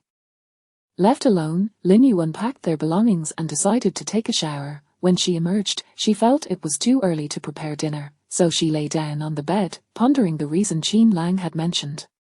She imagined what their child might be like, surely as adorable as Baby and Bebe. This thought made her turn over in bed, and she couldn't help but laugh softly to herself. Before long, she drifted off to sleep. When Qin Lang returned, he noticed she was asleep and chose not to disturb her, instead heading to the kitchen. Soon, the sound of the range hood awakened Lin Yu. After changing into a fresh set of clothes and reaching the kitchen door, she caught Qin Lang's gaze as he turned around. Awake, did the sound of the range hood wake you?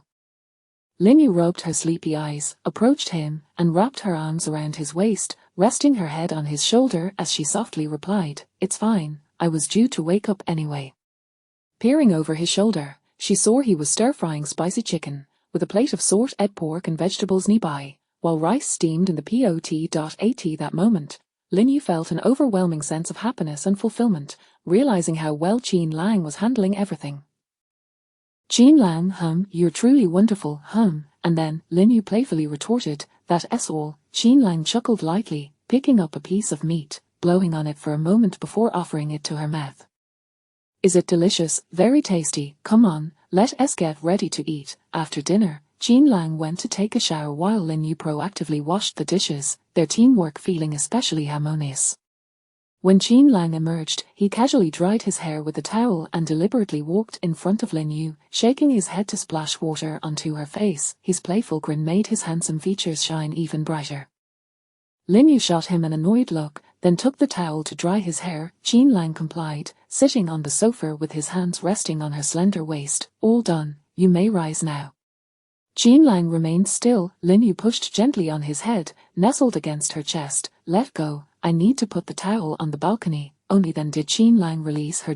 As soon as Lin Yu hung the towel on the rack, Qin Lang swept her off her feet, bringing her back to the sofa and seating her on his lap.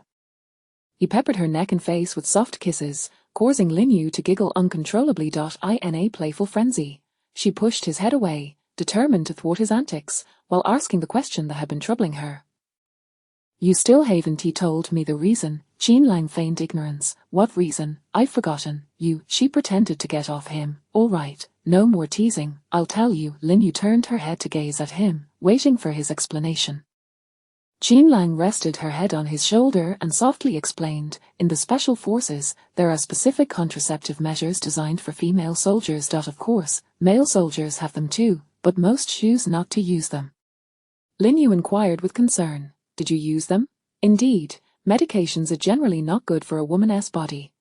Lin Yu lifted her head, worry etched on her face as she asked, does it affect you? No, seeing her still troubled, he continued to clarify, I've consulted with someone regarding this, and your mother is aware as well. What? Qin Lang lightly brushed his lips against hers. Everything is fine. Mom supports this. Besides, you're still quite young and studying. We're not in a rush to have children. Lin Yu felt deeply moved, realizing how thoroughly he had considered her well-being long ago, even contemplating the matter of children. She placed her hand gently on the back of his neck, gazing at him with affection. Husband, thank you. Qin Lang's lips curled into a soft smile, responding, wife, I thank you for marrying me. After exchanging a tender smile filled with love and happiness, Qin Lang broke the serene atmosphere with a playful remark, how awkward, we are like an old married couple, yet here we are, thanking each other. Upon hearing this, Lin Yu couldn't help but laugh lightly, shyly burying her face in Qin Lang's neck and playfully hitting him. You're insufferable. Moments later, Qin Lang suddenly asked earnestly, do you want a child?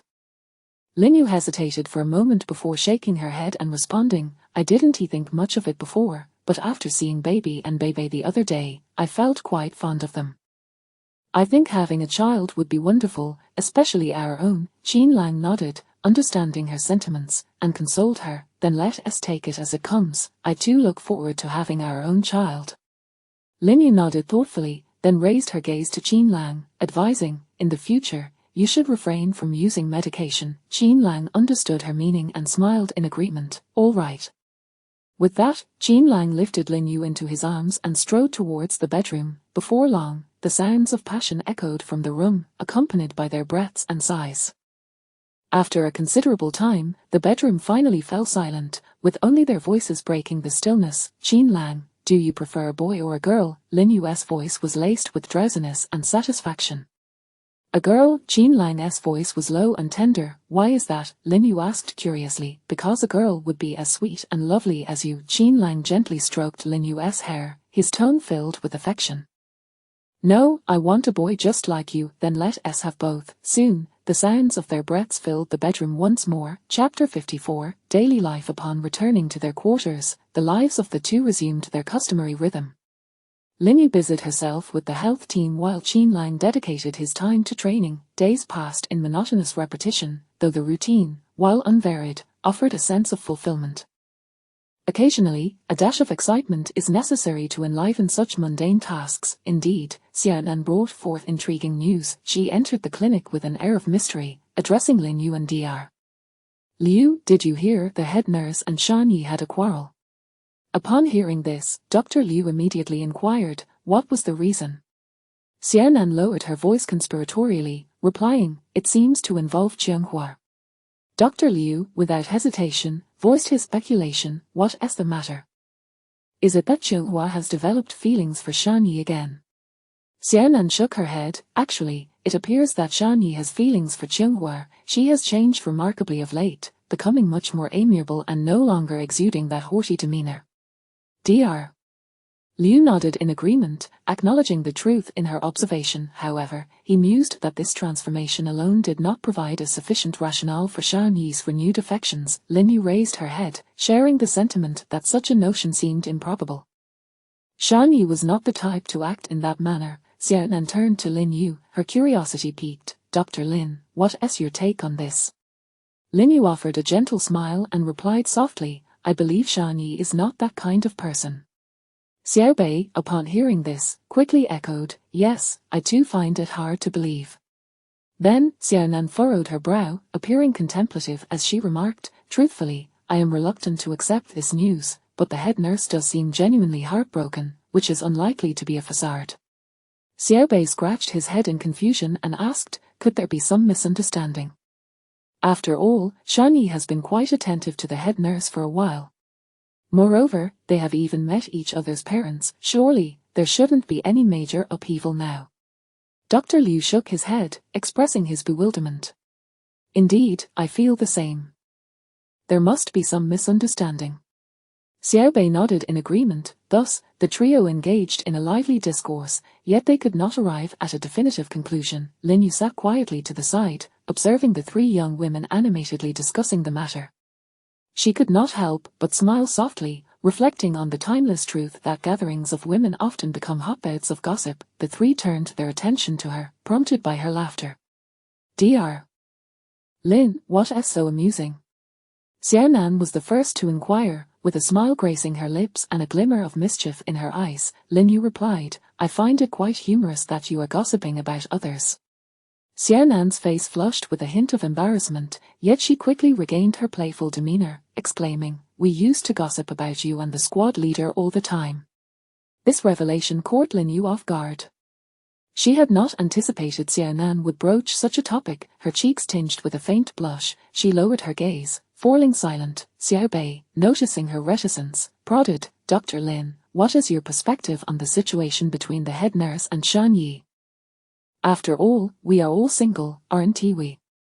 Lin Yu lifted her head, a note of resignation in her gaze as she sighed and articulated her thoughts. Well, I believe that both the head nurse and Shan Yi are intelligent individuals. They should be capable of resolving their issues on their own. Furthermore, we are not privy to the specifics of their situation, we are merely speculating. It would be best to allow the parties involved to handle it themselves. After Lin Yu spoke, Dr. Liu nodded thoughtfully, signaling his agreement with her viewpoint. Xiaonan let out a long sigh, her tone tinged with regret. Alas, it is a pity, but as bystanders, we can only fret unnecessarily. It truly is quite vexing. The group erupted into laughter at her words. In the afternoon, when the head nurse entered the health team, her eyes were red-rimmed, clearly having cried. The others exchanged glances, but none dared to inquire or speak. Even Captain Song sensed the peculiar atmosphere and hurriedly stepped outside, opting not to share the same clinic with them. During dinner, Lin Yu asked Qin Lang, what has been going on between Shan Yi and the head nurse lately? Qin Lang, puzzled, replied, what do you mean? Is there something amiss between them? Observing his bewilderment, Lin Yu shook her head and chose not to elaborate, yet, Qin Lang's curiosity was piqued, prompting him to ask, why are you inquiring about them? Did something happen? Lin Yu recounted the events of the day to Qin Lang. After grasping the situation, he speculated, perhaps Zhenghua is leaving, and Shan Yi is having a hard time with that. Lin Yu was taken aback by his assertion, having assumed that she would not depart. A wave of guilt washed over her, as she felt responsible for Zhenghua's predicament. Seemingly reading her thoughts, Qin Lang approached and clarified, the injury she sustained previously necessitates a lengthy rehabilitation process for her to recover fully. Both she and her father have opted for a transfer. Lin Yu nodded, voicing her concern cautiously, will she still harbor resentment towards me? Qin Lang shook his head and retorted with a question, why do you insist on shouldering the blame? Observing her lingering guilt, he offered reassurance, all of this stems from her own deep-seated attachments. It has nothing to do with you. Besides, her parents have always been opposed to her remaining in the special forces. When is she leaving? We should go see her off. All right. Suddenly, Lin Yu recalled Shan Yi and inquired again, what is the story with Shan Yi? What does it mean that he is reluctant? Qin Lang sighed and replied, after all, it is a person he has cherished for such a long time, the thought of possibly never seeing her again is understandably melancholic. Lin Yu found herself echoing Xiaonan's sentiments, responding bluntly, if he cannot let go of Zhenghua, why did he agree to be with the head nurse in the first place? Isn't he that a classic case of wanting to have it both ways? She added, her irritation resurfacing, men are all the same. They have one person by their side yet still cling to another in their hearts, unable to commit fully.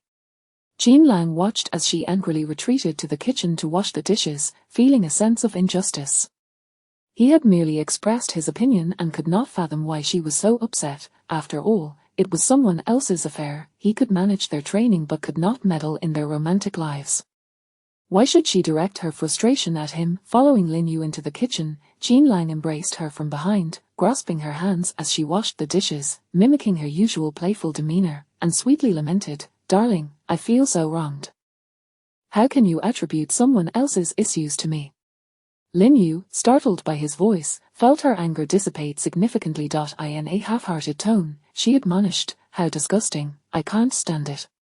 Qin Lang, sensing the absurdity of the situation, returned to his normal voice, explaining, darling, this matter has nothing to do with me, as he watched Lin Yu finish washing the last dish and swiftly place it in the cupboard.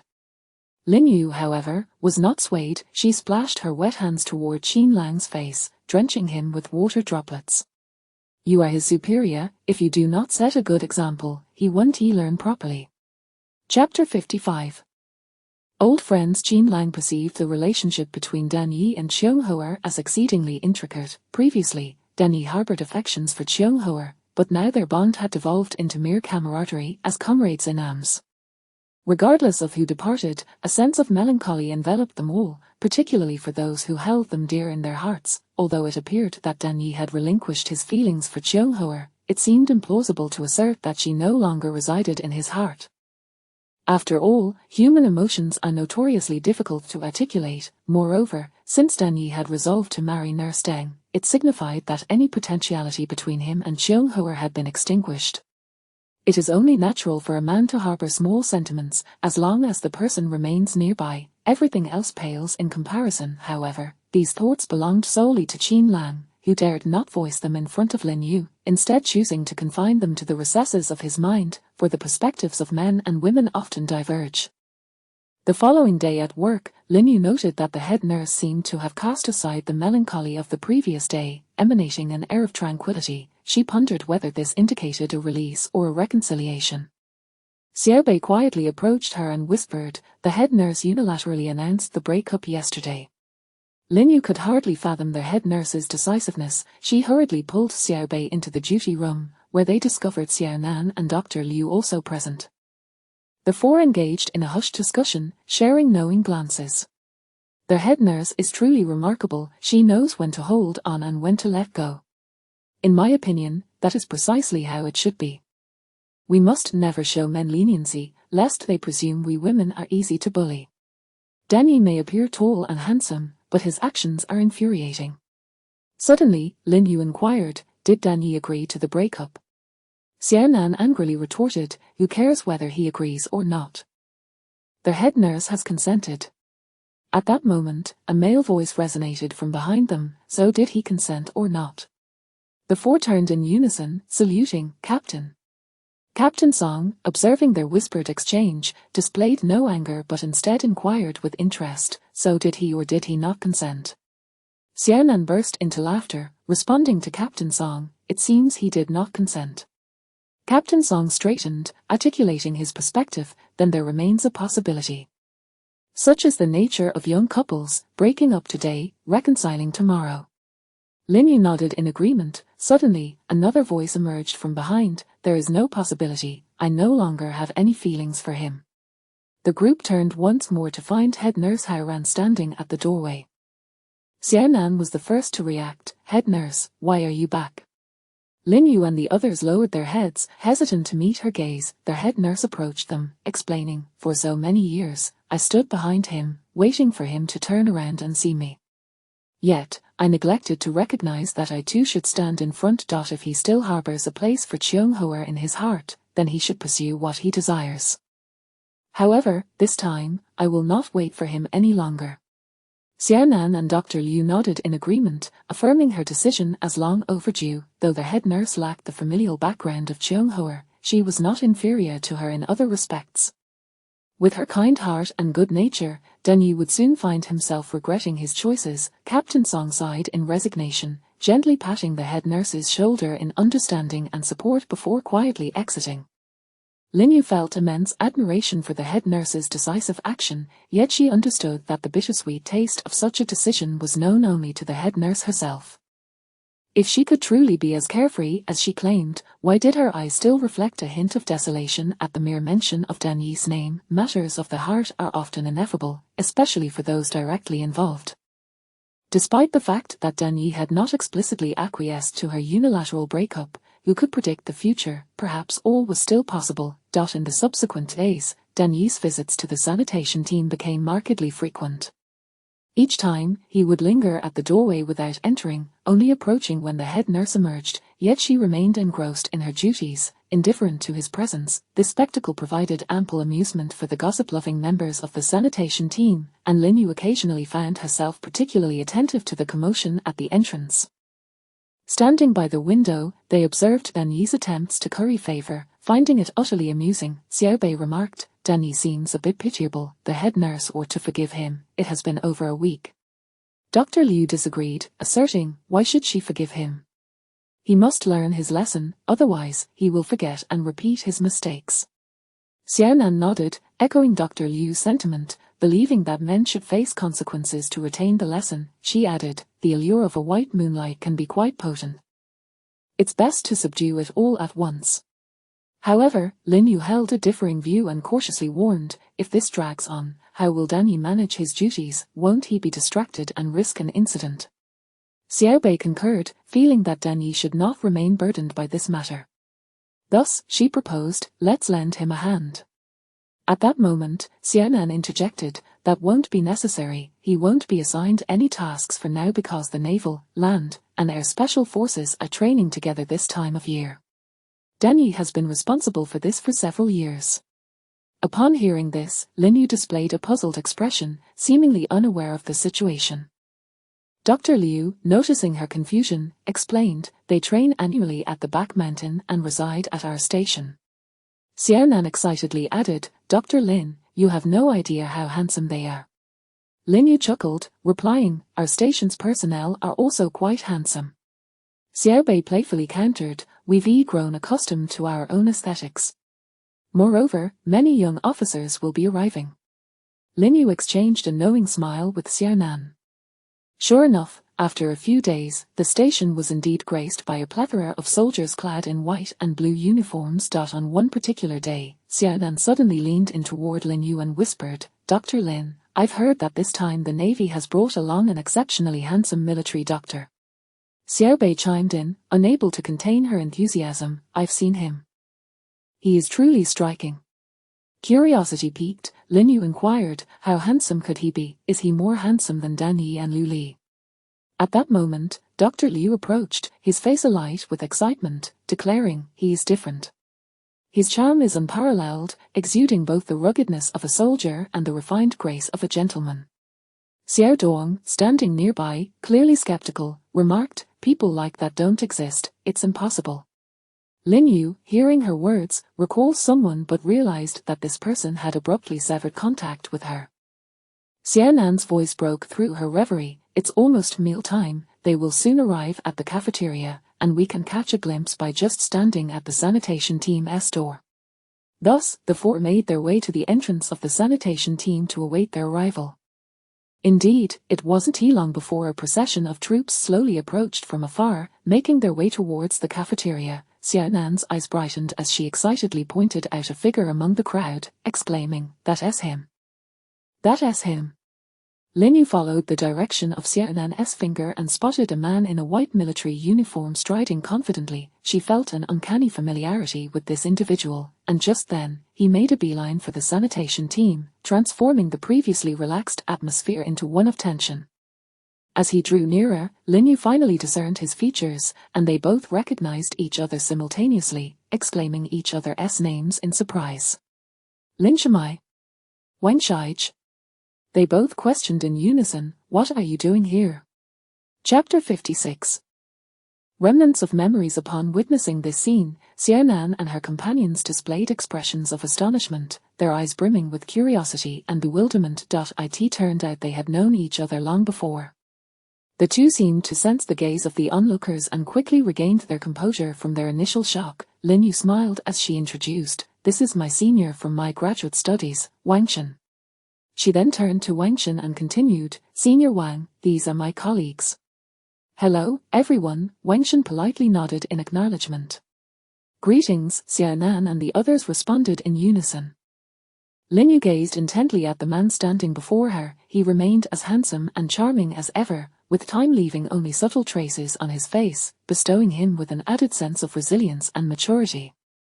The pristine military uniform he wore gleamed under the sunlight, making him appear almost radiant. Xiaonan and her companions were captivated, their admiration for his looks unmistakable. Lin Yu teasingly remarked, Senior, just like before, you attract the attention of young ladies wherever you go.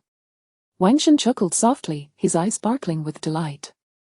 He fixed his gaze on Lin Yu, a faint smile gracing his lips as he gently replied, Lin Jr., you still enjoy teasing me as you did back then, and you remain as stunning as ever. After saying this, his eyes lingered on Lin Yu, as if fearing she might vanish with a blink. Feeling a bit awkward, Lin Yu hastily shifted the conversation. No wonder I haven't heard from you all these years. You've been with the Navy's Special Operations Brigade. Wang Shen's gaze softened, indeed. Looking at Lin Yu, confusion flickered in his eyes. Lin Jr., what brings you to the grassroots health team? I heard you continued your doctoral studies with your professor. You shouldn't be here. Lin Yu smiled and explained, I was reassigned here. Furthermore, my partner is also here. Hearing this, Wang Shen felt a pang of bitterness within him. He recalled how Lin Yu had always been clever and charming during their graduate days, attracting numerous suitors, himself included. Just as he was contemplating confessing his feelings, he learned she had married, a fact she later confirmed. The shock and disappointment had been overwhelming. Now, seeing Lin Yu again, radiating happiness, he knew he could only bury his feelings deep within. He lowered his gaze, attempting to mask his disappointment. Well, it seems Lin Jr. is quite happy now. Lin Yu smiled gently. Yes, my partner treats me very well. What about you? Are you married now? Wang Shen shook his head. Not yet. At that moment, a voice called out to him from behind. Wang Shen quickly responded, all right, I'll be right there. He then turned to Lin Yu and said, I'm sorry, I must take my leave. We shall talk another time. Lin Yu nodded, all right, goodbye. They all watched him depart. Xiaonan voiced her thoughts. Dr. Lin, he seems to have feelings for you. The other two nodded in agreement. Yes, indeed. Lin Yu laughed. No, you're overthinking it. She then began to tease them. He is still single. You could take the initiative, and I could play matchmaker for you. The others quickly shook their heads. Just looking is enough. We couldn't he possibly reach someone of his caliber? With a smile, Lin Yu returned to the consultation room, reminiscing about distant memories. During her graduate studies, her senior was in his third year and frequently assisted Professor Song in surgeries. He was friendly and never harsh with the junior sisters, which made him quite popular. Several of her peers had pursued him ardently, and he often remained in the operating room, avoiding the outside world. He had treated her well, and she had developed a fondness for him, relying on him and envisioning him as her ideal partner, tall, handsome, considerate, and perceptive, always mindful of others' feelings and details. At that time, she sensed a unique bond between them, at least a mutual attraction, but neither dared to voice it. Eventually, news of her marriage spread, and he began to distance himself from her. After graduation, they lost all contact. Lin Yu felt a twinge of sadness then, but reconciled with the idea, believing that revealing her marital status would eliminate any lingering hopes from him or others. Little did she expect that after so many years, the man who once stirred her heart would reappear before her. Despite noticing the melancholy in his eyes, her heart now belonged to Qin Lang, leaving no room for anyone else. Thus, it was best to clarify matters early on for the sake of both parties. As the afternoon drew to a close, Qin Lang unexpectedly arrived at the health team to pick her up. Lin Yu felt puzzled. What brings you here? Do you have time today? I just happened to be passing by, he replied. Still intrigued, Lin Yu noted he had been quite busy lately, often missing dinner with her, as she would be asleep by the time he returned. Qin Lang seemed hesitant to meet her gaze, taking her hand and leading her towards the staff quarters. The weather at the station had begun to warm, the air fragrant with the scent of budding branches. Lin Yu relished this climate as she walked hand in hand with Qin Lang towards home. Qin Lang observed Lin Yu's demeanor closely, noting that she appeared as her usual self, without any signs of distress. He inquired, what would you like to eat tonight, or shall we dine out? I'm not on duty. Lin Yu shook her head, responding, we still have plenty of the things we bought last time in the city. Let us have braised pork to treat our hard-working Qin team. Upon hearing this, Qin Lang felt pleased to be her top priority, a smile breaking across his face. All right. With that, he took Lin Yu's hand and began to run swiftly. By the time they reached home, Lin Yu was breathless, a fine sheen of sweat glistening on her forehead. Sitting on the sofa to rest, she shot a mock glare at Qin Lang, her eyes wide with playful annoyance. Qin Lang quickly stood to fetch a tissue to wipe her sweat and poured her a glass of water. Subsequently, they worked together seamlessly to prepare dinner. After the meal, Qin Lang did not leave but instead scooped Lin Yu up and carried her into the bedroom. Lin Yu playfully protested, the table isn't he cleared yet? However, Qin Lang paid her no heed. continuing to carry her into the room. Later, Lin Yu lay with her eyes closed, lazily resting against Qin Lang's chest. He looked at her with great satisfaction, softly calling, "Wife."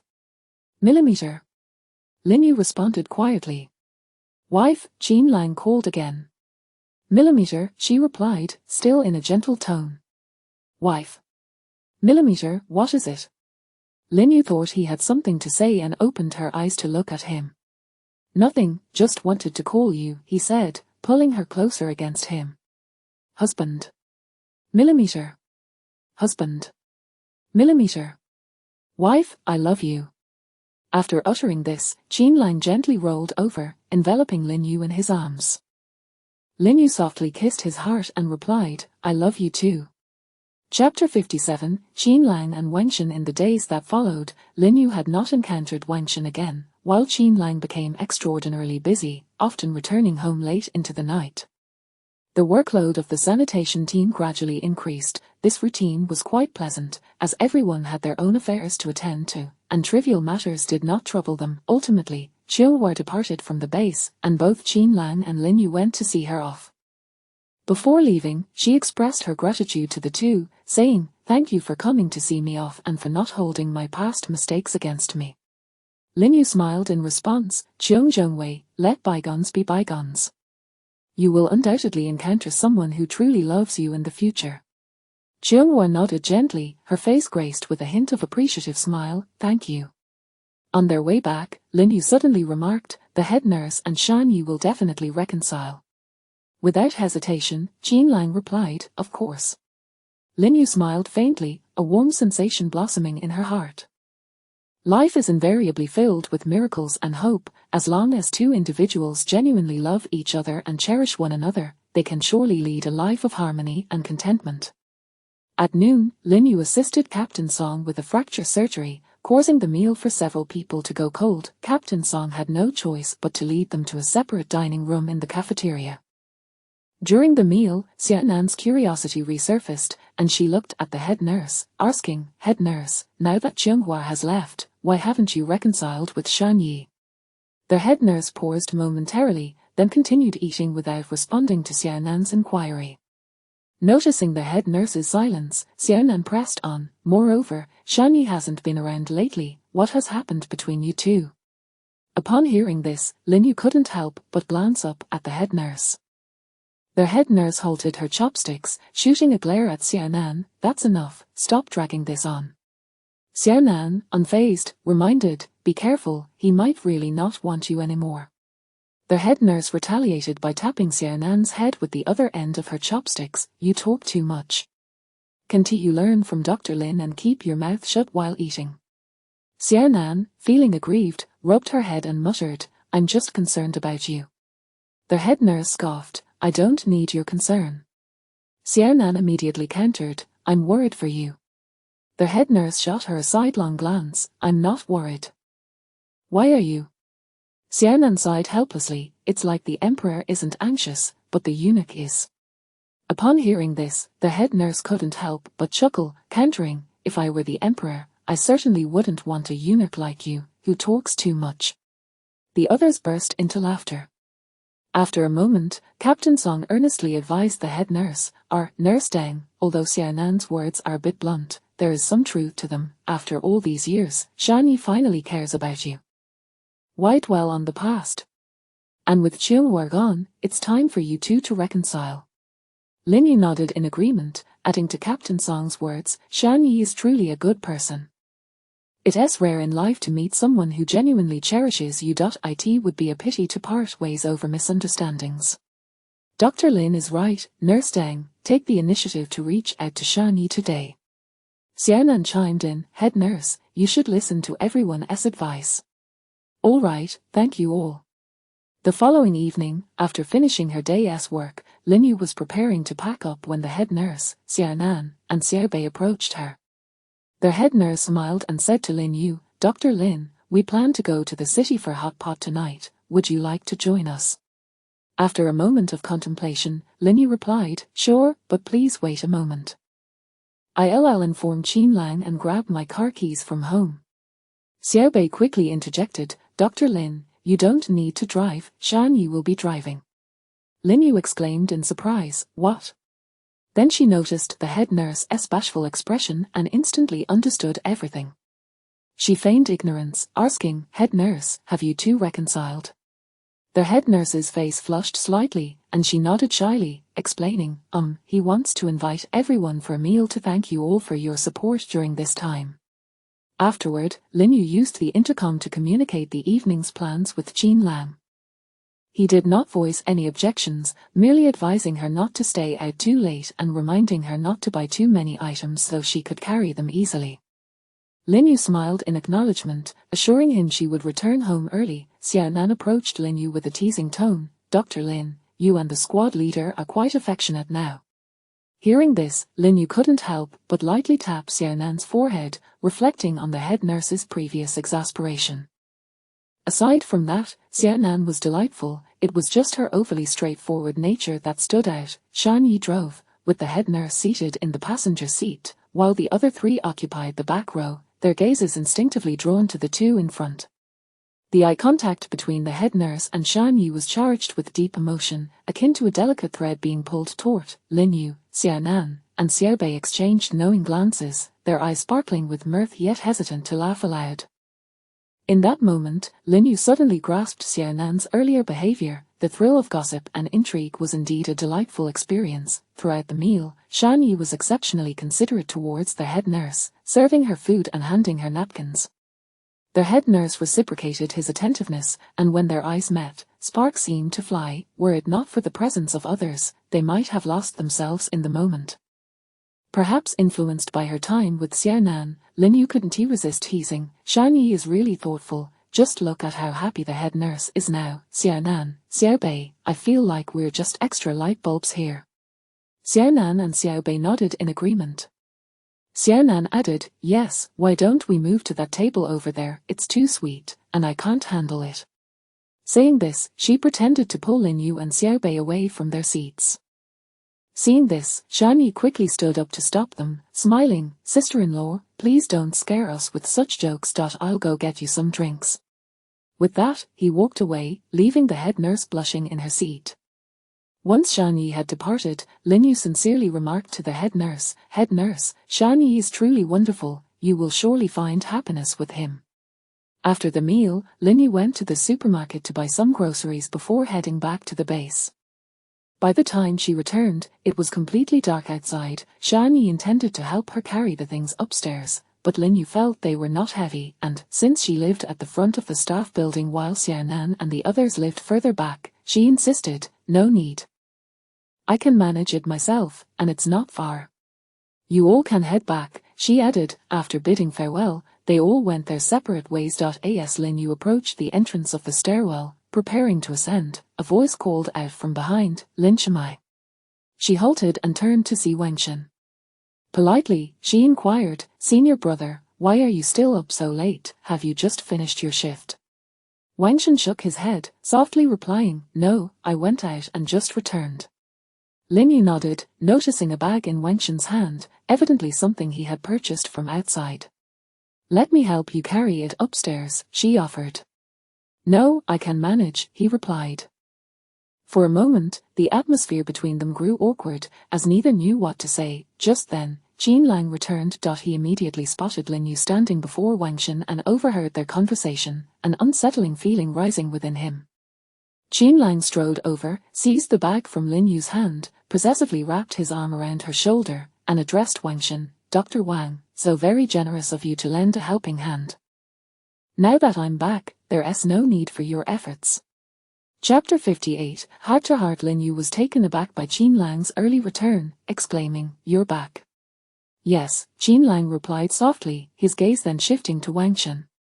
Noticing the look in Qin Lang's eyes and observing their actions and dialogue, Wengshen instantly comprehended the nature of their relationship. A ripple of emotion stirred within him, yet he maintained a composed demeanor, merely offering a smile and a nod to Qin Lang. Qin Lang reciprocated with a smile as well. Lin Yu introduced him, saying, this is my senior from graduate school, Wengshen. She then turned to Wengshen, continuing, Senior, this is my beloved husband, Qin Lang. Wenshan's face remained adorned with a polite smile as he gently remarked, "So, your beloved is Captain Jean. You truly make a splendid pair." This statement momentarily took Jean Lang aback. He had anticipated that Wenshan might exhibit some awkwardness or discomfort, yet there was none to be found. Surprised, Jean Lang nodded and replied, "Thank you." As Wenshan walked along, a torrent of thoughts raced through his mind. Although he had long known of her marital status, he had never expected it would be with Jean Lang. At merely 30 years of age, Jean Lang had already attained the rank of lieutenant colonel, a remarkable achievement indeed. Their interaction revealed Jean Lang's deep care for her, and it was evident that she relied heavily on him. Reflecting on the past, Wenshan realized that his long-held obsession should have been relinquished long ago. However, in all these years, he had encountered no one quite like her, and his feelings remained unresolved. Deep down, he recognized that his persistence was futile, perhaps even foolish, yet he found himself unable to suppress his emotions, continually drawn to thoughts of her, even knowing it was all in vain. To love someone does not necessitate possessing them. "As long as I see her happy and content, that is enough for me," Wenshan murmured to himself, as if attempting to convince his own heart. Meanwhile, Jean Lang stood in the living room, his gaze fixated on the bathroom door, his expression a complex blend of depth and contemplation. The name Wenshan was not unfamiliar to him. In fact, his mother had mentioned this individual to him a year after their marriage. Thus, he had instructed his mother to circulate the news of Lin Yu's marriage. Wenshan was undeniably impressive, handsome, highly capable, and possessing a pleasant demeanor. He treated everyone with courtesy, as if nothing could provoke his ire. It had been said that she might have developed feelings for him, which prompted him to take a day off to accompany her, solely to gauge her reaction.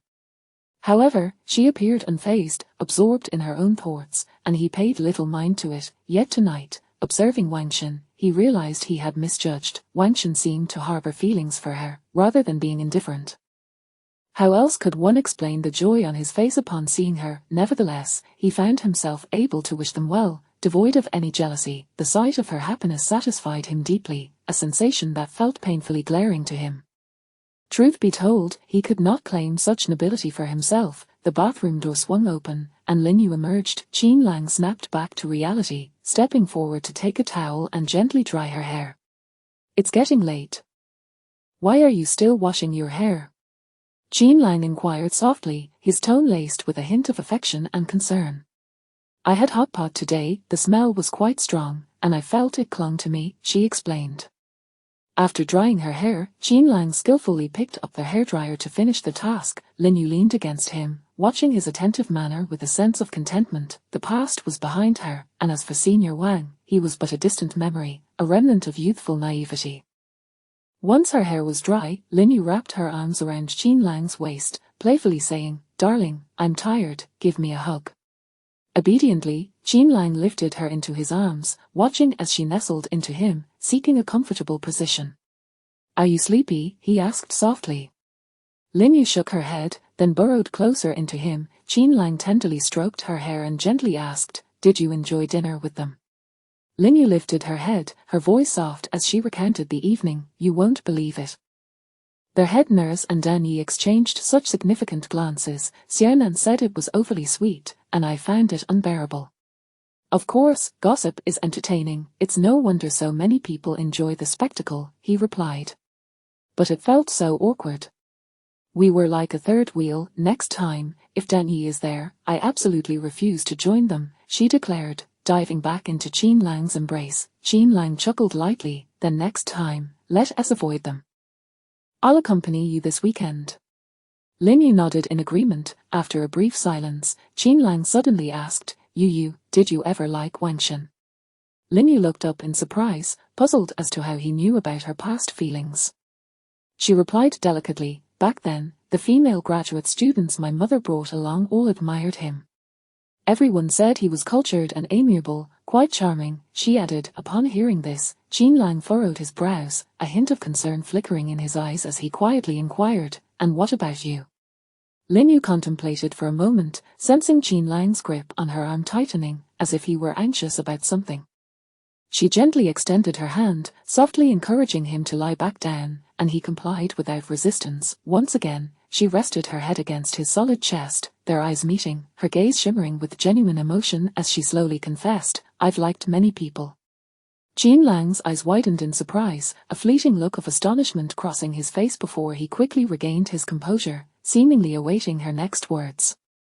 Lin Yu lowered her gaze, tenderly kissing his lips, then gently halted his attempt to deepen their intimacy. She continued, "For instance, my parents, and also Xiao Nan and Xiao Bei, I have great affection for them all."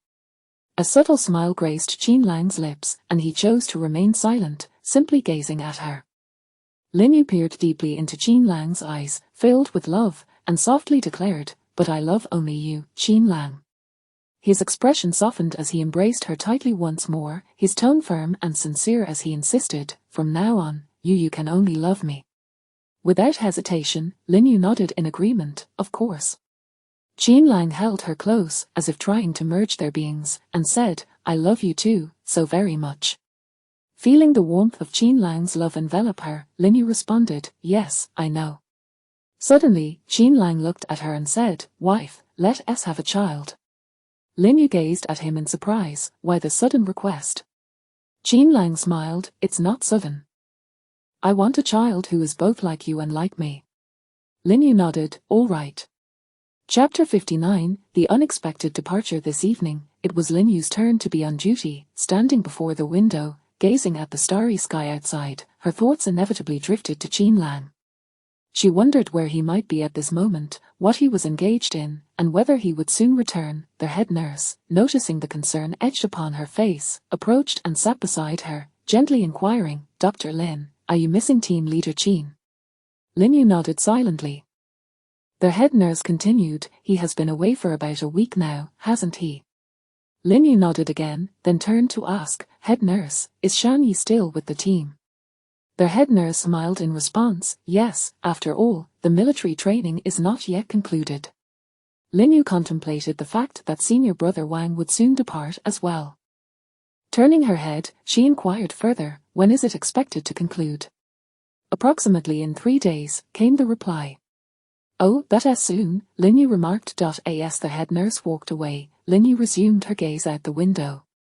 Just then, a knock resonated at the door. She turned to find Wang Shen standing there and, rising with curiosity, asked, "Senior brother, what brings you here?" Wang Shen gestured for her to sit, taking a seat on the adjacent diagnostic chair himself. "We will be leaving in a few days, and I thought since you're on duty today, I would come and chat with you. And bid you farewell in the process." Lin Yu courteously responded, "Senior brother, you are too kind. I should be the one to seek you out for a farewell." Upon hearing her formality, Wang Shen felt a twinge of disappointment, yet he maintained his smile. He spoke again, "Having been here for such a long time, you busy and I busy, we haven't had the chance to converse." "Indeed, what topics does senior brother wish to discuss?" Lin Yu asked, suddenly feeling awkward and unable to meet his gaze. Wang Shen, however, unperturbed, replied, "Perhaps we could talk about our lives after graduation."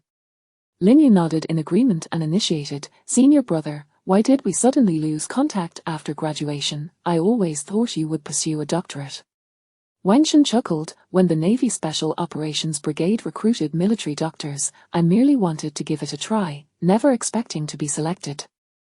During my service, I also managed to pursue my doctorate, and I graduated last year.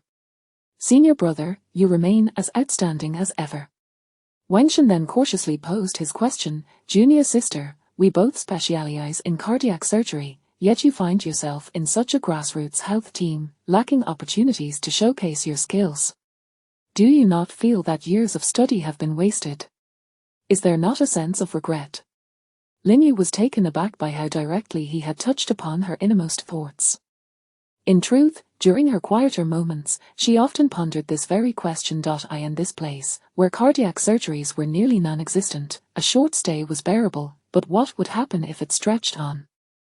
Would she truly abandon the fruits of her years of labor? She observed that Jean Lang seemed quite fond of this place and would not be leaving anytime soon. What about her? Was she to remain here indefinitely? To be honest, Jean Lang had never broached this topic with her. Perhaps he had never considered it at all. This dilemma left her momentarily at a loss. Wang Shen, noticing her evident turmoil, realized he had spoken too much. He quickly offered some comfort. In truth, this place is quite good. At least you and team leader Qin do not have to endure a long-distance relationship. It is evident that he cares deeply for you. Life can often be like this, not everything can go as we desire. It simply depends on what you value more. Lin Yu nodded, agreeing with his sentiments. For now, her priority was indeed Qin Lang, and matters of the future could wait. Out of politeness, Lin Yu asked, "So, senior brother, have you continued your work in cardiac surgery?" Lin Yu listened with keen interest, seeing the admiration in her eyes. Wang Shen elaborated on some of the practical challenges encountered in the field, as well as certain precautions to take. As for the latest theories in cardiac surgery, Lin Yu was aware of them, as Professor Song regularly updated her on such matters. It was merely the lack of practical opportunities that hindered her. She expressed her envy. "Senior brother, you are truly impressive, able to independently manage so many surgeries. Junior sister, you simply lack practical experience. You are meticulous by nature and possess strong manual skills. Given the opportunity, you will undoubtedly surpass me in the future." Thank you, senior brother, for sharing these insights. If the opportunity arises in the future, please do teach me more. Of course. After exchanging a few more words, Wang Shen took his leave. At this moment, Qin Lang and his companions found themselves in a tranquil mountain setting. They were taking turns to rest, gathering their strength for the ambush planned for the following dawn. The stillness of the night enveloped the forest, only occasionally disrupted by the chirping of insects. Qin Lang, too, looked up at the moon, recalling that it was Lin Yu's duty tonight. She must also be gazing at the moon, for she had once said that no matter where they were, looking at the night sky was their way of expressing longing for one another. At that moment, Qin Lang truly understood why the ancients used the moon to convey their feelings of yearning. As dawn approached, the sky began to lighten, gradually dispelling the darkness. Qin Lang and his comrades were already awake, attentively observing their surroundings. Just then, they noticed a group of figures in the distance slowly moving toward the border. The movement of these individuals appeared somewhat clandestine, raising their alertness. Qin Lang immediately signaled for everyone to remain silent and to closely monitor the actions of these individuals. Once the group arrived within the ambush range, Qin Lang commanded the initiation of fire. The sound of gunfire erupted, bullets raining down on the opposing side. The adversaries, evidently prepared, began to retaliate. The battle became fiercely contested, with neither side yielding ground. Qin Lang realized that this confrontation might prove more challenging than anticipated.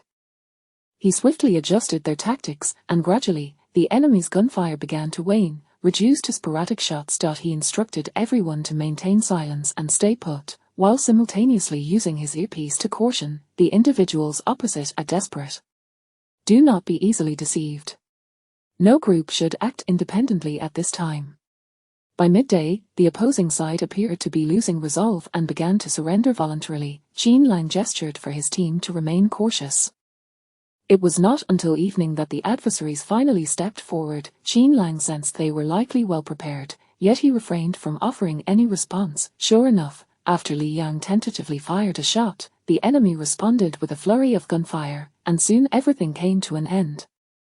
However, it was then that Qin Lang realized Lu Li had somehow strayed from the group. A tightness gripped his heart, sensing that something was amiss. He quickly grabbed his communication device and urgently called into his earpiece, "Lu Li.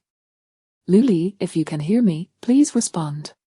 Yet, the communication channel remained silent, devoid of any reply. Qin Lang feared that Lu Li might be in trouble and promptly ordered the team to split up and search.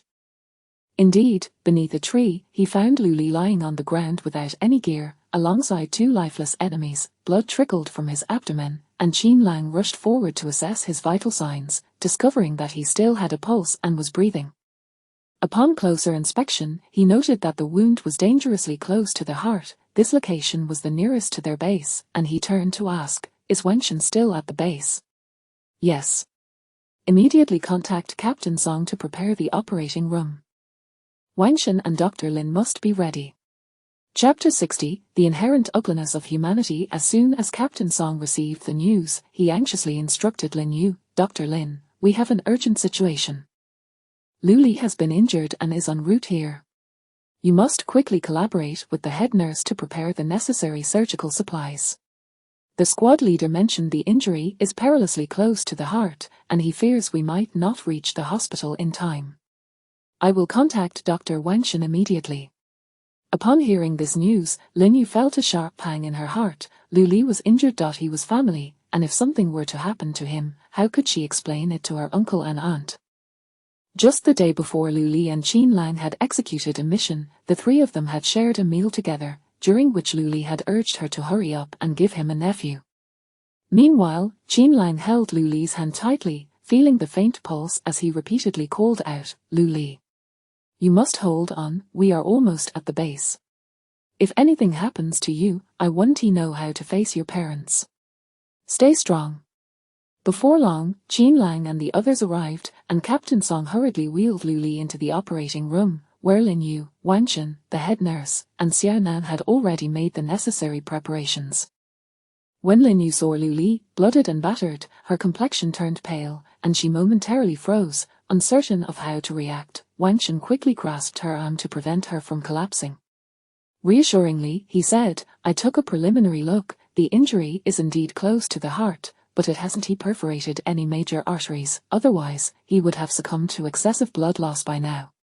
Currently, it seems the primary injury is to the abdomen. We must conduct an exploratory laparotomy. Be strong, I need you as my assistant, I cannot perform this operation alone." Lin Yu swiftly adjusted her demeanor and nodded, indicating her readiness. The head nurse had already connected Lu Li to the cardiac monitor, the anesthetist was prepared, and Captain Song had disinfected the surgical site and laid out the surgical drapes. Glancing at the monitor, Lin Yu noted that his blood pressure and pulse were stable. Wang Shen was right, Lu Li had not sustained damage to any major arteries or vital organs. She quickly donned her surgical attire and prepared for the operation. When the minimally invasive instruments reached the fascial layer of the abdomen, they located the bullet, alarmingly close to the pericardium. A collective sigh of relief filled the room. As long as they could distance it from the heart and vital organs, they would be fine. Afterward, they simply needed to extract the bullet. Once they fully opened the abdominal cavity, they found only minor seepage around the wound. Contrary to their initial fears of significant hemorrhage, they cautiously grasped the bullet with forceps and slowly extracted it. The entire procedure unfolded seamlessly, devoid of any complications. "Wonderful, we have finally removed the bullet," Captain Song exclaimed, while the others displayed expressions of relief and joy. At that moment, the head nurse raised a concern. Logically, this injury shouldn't keep him unconscious for long. Lin Yu and Wang Shen exchanged knowing glances, both comprehending the unspoken implications. It must be a result of the shock. Captain Song promptly conducted a thorough examination, finding no further anomalies. Wang Shen explained, "It appears he has not suffered any additional injuries, it is likely that he merely experienced a shock. When he awakens, everything will be clear." The others sighed in relief, their faces displaying weary yet sad. Captain Song was the first to exit the operating room, and Qin Lang immediately approached him, inquiring, "How is Lu Li?" "At present, he is stable, with no imminent threat to his life." Qin Lang, squad leader, let us discuss this elsewhere. Understood. As Qin Lang pondered the situation, he was troubled by thoughts of what had transpired before Lu Li lost consciousness. Shortly after, Wang Shen wheeled Lu Li out, and Qin Lang observed him closely, relieved to see he appeared relatively stable. As long as his life was not in danger, that was all that mattered. Wang Shen turned to Qin Lang, saying, "He briefly awakened earlier, calling out to his junior sister but said nothing more. He hasn't sustained any brain injury, the reason for his condition remains unclear." Qin Lang replied, "Thank you, Dr. Wang, for your assistance. He often affectionately refers to you as sister." "Then I shall rest easy." Wang Shen reassured Qin Lang, "At present, he seems fine. Do not worry. He will likely awaken shortly." Qin Lang noticed Lin Yu was still absent and couldn't help but ask, "Where is Yu? Why hasn't she come out yet?" "She is still inside. It has been a long time since she performed such a major surgery, and she is momentarily fatigued. She just needs a brief respite." With that, Qin Lang felt relieved and informed Wang Shen, "The mealtime has passed. IV instructed the kitchen to prepare fresh meals for us. Dr. Wang, please tidy up and let us eat. Wenshan nodded in acknowledgement. As Lin Yu emerged from the operating room, she spotted Qin Lang standing at the entrance. All her worries and fears converged, and the strength she had mustered crumbled at the sight of him. Words eluded her, and though she longed to approach him, her feet felt rooted to the spot as tears streamed silently down her cheeks. Qin Lang hurried to her side, enveloping her in a tight embrace, gently patting her back to soothe her distress, murmuring, "It's all right, I'm back. Luli will be fine." Lin Yu nodded in his embrace. Just as they prepared to wash their hands and grab a bite to eat to replenish their energy, Xiaobei emerged, calling out, "Luli has awakened." The group swiftly made their way to the hospital room. They approached Luli with concern, asking, "Luli, how do you feel now? Is there any discomfort?" Luli weakly shook his head, gazing at Lin Yu. She stepped forward, gently holding his hand, offering comfort. "Luli, it's over now. It was senior brother who saved you." Luli looked towards Wenshan, nodding faintly in gratitude, and then turned to Qin Lang. It was apparent he had something to discuss with Qin Lang, and seeing that Luli's cardiac monitor was stable, the others quietly exited the room. Qin Lang softly inquired, "What happened? Can you tell me now? Should I adjust anything?" Luli shook his head and began recounting the events in a fragmented manner. It turned out that during the second confrontation, Luli had inadvertently spotted a child, around 7 or 8 years of age, passing by, which struck him as peculiar. How could a child be in such a place? However, the child vanished in an instant, leading him to believe he had imagined it, yet, he distinctly observed movement in the nearby bushes. Noticing his comrades were fully engrossed, he saw the child again and feared for the child's safety from stray bullets.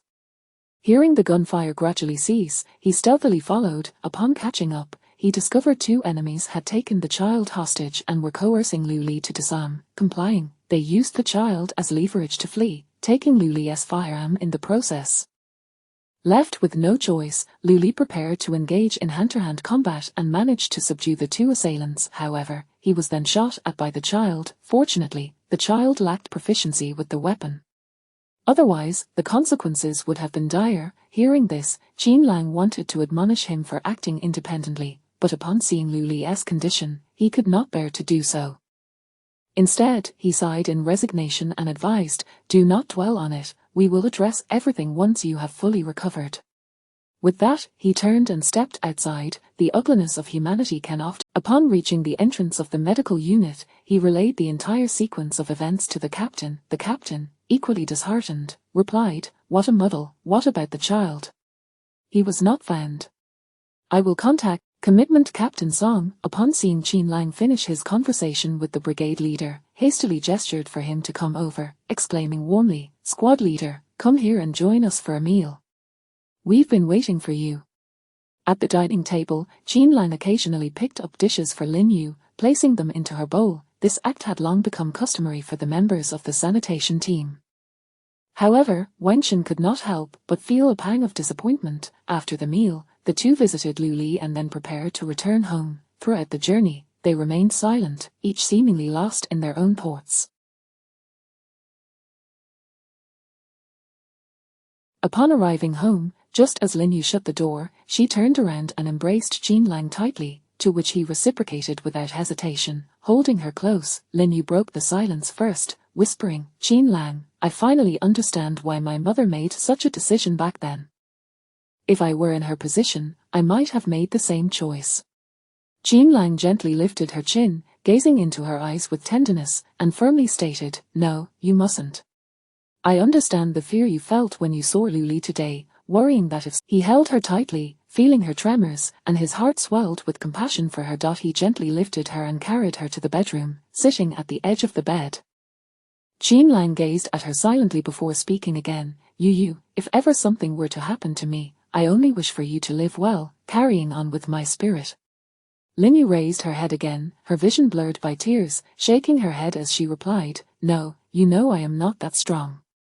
Qin Lang stroked her hair, soothingly assuring her, "You are stronger than you realize." Lin Yu, with tears streaming down her face, spoke with him gone, how could she find the courage to continue living in this world? Though she chose him and not me. But I shall no longer hold her initial decision against her, nor will I blame her.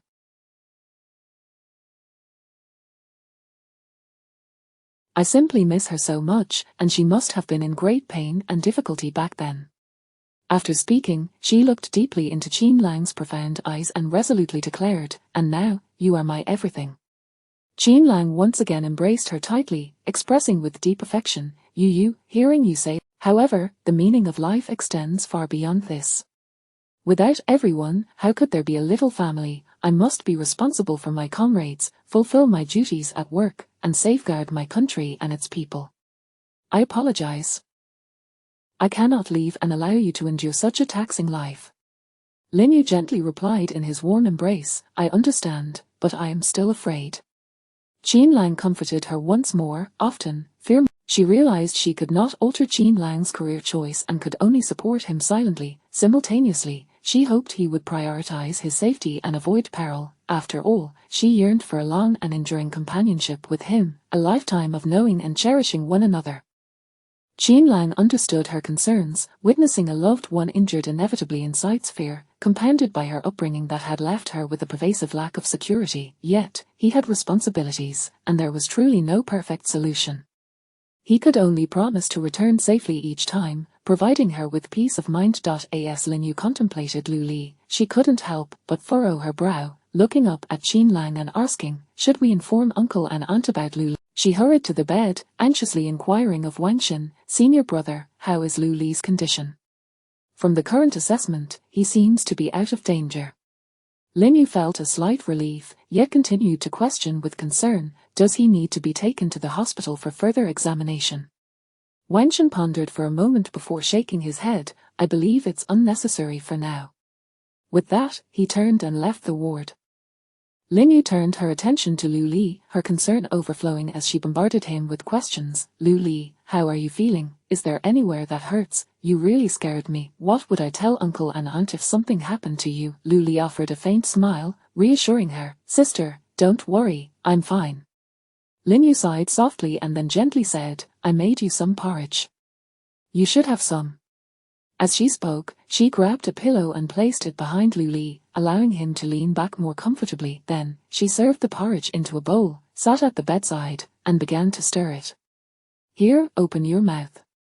Lin Yu scooped a spoonful of porridge, blowing on it gently before bringing it to Lu Li's lips. Sister, my hand isn't injured. I can manage on my own. Lu Li, feeling somewhat embarrassed, reached out to take the bowl and spoon, but Lin Yu insisted, you've just woken up, and your body is still weak. It's better if I feed you. With that, she continued to bring the spoon to Lu Li's lips. Reluctantly, Lu Li opened his mouth and took the spoonful of porridge. The temperature was just right, the texture soft and creamy, and he couldn't help but take a few more bites. Lin Yu watched him eat with a smile, saying, take your time, be careful not to burn yourself. After finishing a bowl of porridge, Lu Li felt considerably more energetic. Lin Yu poured him a glass of water, reminding him to stay hydrated. For the next few days, stick to soft foods. Once you recover, I'll make you something delicious. Lin Yu said tenderly to Lu Li. Okay. Lu Li nodded in agreement. Lin Yu cleaned up the bowl and cup, washing them in the kitchen. Upon returning to the room, she found Lu Li sitting on the bed, lost in thought, and she sat down beside him. Should we tell uncle and aunt? Lin Yu asked softly. Lu Li considered for a moment before responding, let us not, to avoid worrying them. Lin Yu nodded, I think the same, we can take care of each other, and there's no need to trouble them. The siblings exchanged smiles, their hearts filled with warmth and gratitude. Chapter 62, Self-Denial. To err on the side of caution, the medical team took Lu Li to a major hospital for a comprehensive examination, and indeed, as Wang Shen had mentioned, there was no significant issue.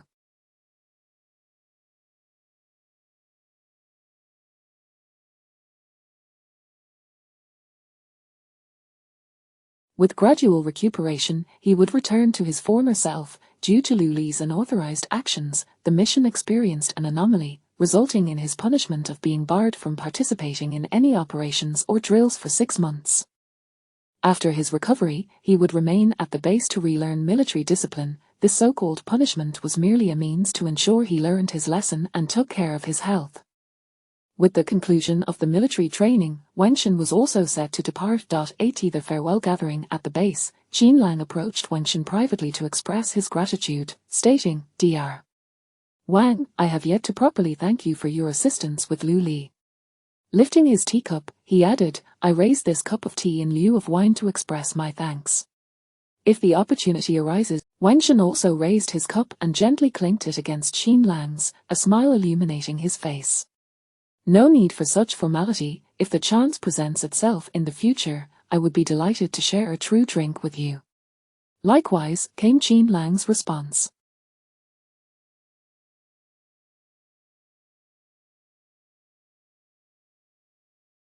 Lin Yu, on duty that night and worried about Lu Li, did not attend the farewell event. Wenshin, not noticing her absence, felt a tinge of disappointment, knowing they would soon depart for their original units, uncertain when they would meet again. Turning to Qin Lang, he inquired, Is junior sister on duty tonight? Indeed, Qin Lang replied, sensing Wenshin's lingering feelings for Lin Yu. He asked earnestly, Dr. Wang, do you still harbor feelings for Yu? Wenshin, taken aback by Qin Lang's directness, answered candidly, yes. Noticing that Qin Lang seemed unperturbed by his admission, he added, Qin Zhongdui, you are truly fortunate to be her partner. He then recounted his initial infatuation. Junior's sister possesses a kind heart, a gentle temperament, excels in her studies, and is quite attractive. During our school days, she was adored by her classmates, myself included, yet, I have always sensed a lack of security within her, which has made her hesitant to express her feelings. I longed to wait until I could provide her with everything before revealing my own emotions. However, the tides of fate are unpredictable. I never anticipated she would marry. Given her character, she would never act inappropriately, and Wenshin's voice once again resonated. Upon encountering her again, I find myself unable to quell my feelings, yet, witnessing your happiness brings me only blessings. Her happiness is paramount, and I shall not covet more. Love does not equate to possession. Seeing her thrive is far more significant than anything else. Qin Lang, deeply touched, stepped forward to grasp Wenshin's hand. Dr. Wang, your integrity and medical prowess are commendable. I sincerely wish to cultivate our friendship and hope to keep in touch. Subsequently, Qin Lang shared the story of their relationship with Wenshin, intentionally omitting any mention of Professor Song and their connection. After hearing the tale, Wenshin was profoundly shaken. He had not realized they had known each other since their middle school days, accompanying each other throughout their youth. The love Qin Lang felt for Lin Yu surpassed his own, and conceding to such a formidable rival was something he accepted wholeheartedly.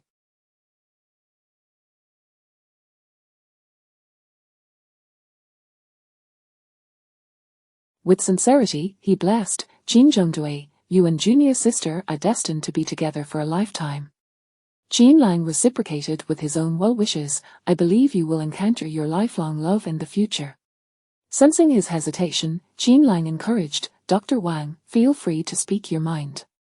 Wenshin cautiously pointed out, junior sister has always focused on cardiac surgery. Her prolonged tenure in the medical team could undoubtedly hinder her professional development. After all, if she remains detached from practice for too long, she may struggle to keep pace with the evolving times. Qin Zhongdui, it is imperative to plan for her career. Qin Lang nodded in understanding. As the farewell gathering drew to a close, the soldiers began packing their belongings in preparation for departure. After bidding farewell to Qin Lang, Wenshin turned to leave. Qin Lang, observing his retreating figure, fell into contemplation. Wenshin genuinely cared for Yu. Had she not married him early on, he would have been a formidable contender. It was uncertain who would be by her side now. Reflecting on Wenshin's earlier mention of Yu's career, he couldn't help but feel a sense of melancholy. Initially, he had brought her to the base to alleviate their marital strain, overlooking the fact that her profession required a robust theoretical foundation and ample practical experience. If she remained in the medical team, it would waste her youth. Although her mother regularly imparted theoretical knowledge, the lack of practical opportunities was undeniable. Was his decision truly the right one? Had he been overly selfish? With self-doubt creeping in, Qin Lang rose and made his way toward the medical team. Meanwhile, Lin Yu was conversing with Lu Li in the hospital ward. Upon noticing Qin Lang's entrance, they both inquired with curiosity, "What brings you here? Are you finished with your tasks?" "Yes," Qin Lang replied, relieved to see Lu Li in good spirits. He asked, "Is there still any pain?" "Not much," Lu Li responded, recognizing that Qin Lang had come to see Lin Yu. He tactfully added, "Sister, I feel a bit tired." "All right, then rest. We'll take our leave now." Lu Li nodded in acknowledgement. Once they reached the duty room, Lin Yu asked, "Has senior brother left?" "He has," Qin Lang replied, noticing her pensive demeanor. He inquired, "What's wrong? Is something troubling you?" Qin Lang did not conceal his thoughts, directly asking, "You, do you like it here?" "I do," she answered. "Do you wish to stay here indefinitely?" In her heart, Lin Yu was reluctant, for she could not fully utilize her strengths nor showcase her professional skills in this environment. Especially during her recent role as senior brother's assistant, returning to the cardiac surgery table filled her with immense satisfaction. However, witnessing senior brother perform so adept while she could only assist left her feeling somewhat disheartened, spiraling into self-doubt. Yet, seeing Qin Lang's evident concern, she did not want to add to his worries. Thus, she replied delicately, "For now, I still wish to continue here. We can discuss the future later." Qin Lang, recognizing her reluctance yet appreciating her consideration for his feelings, felt a pang of sorrow. He stood up and gently embraced her. "Darling, it was selfish of me to bring you to the base so forcefully, but I did not want us to endure a long-distance relationship as before, which is detrimental to our family harmony. However, I believe there are solutions to be found. Trust me, I will figure something out in time." "All right.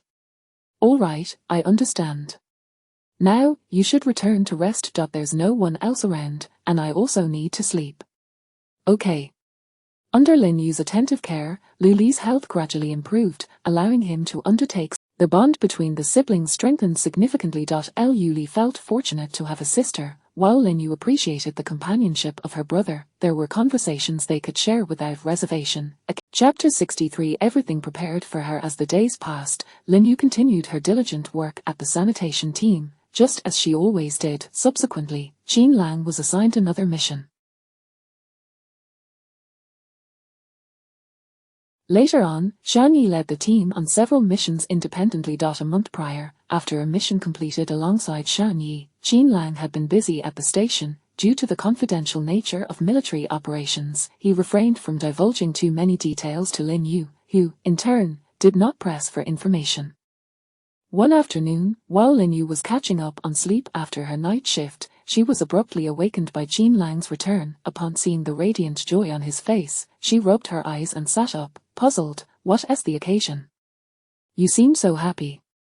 Qin Lang straightened his posture, gazing at her with a smile. It was then that Lin Yu noticed an additional star on his insignia. He had been promoted, descending from the bed. "Or how should we reward our hero?"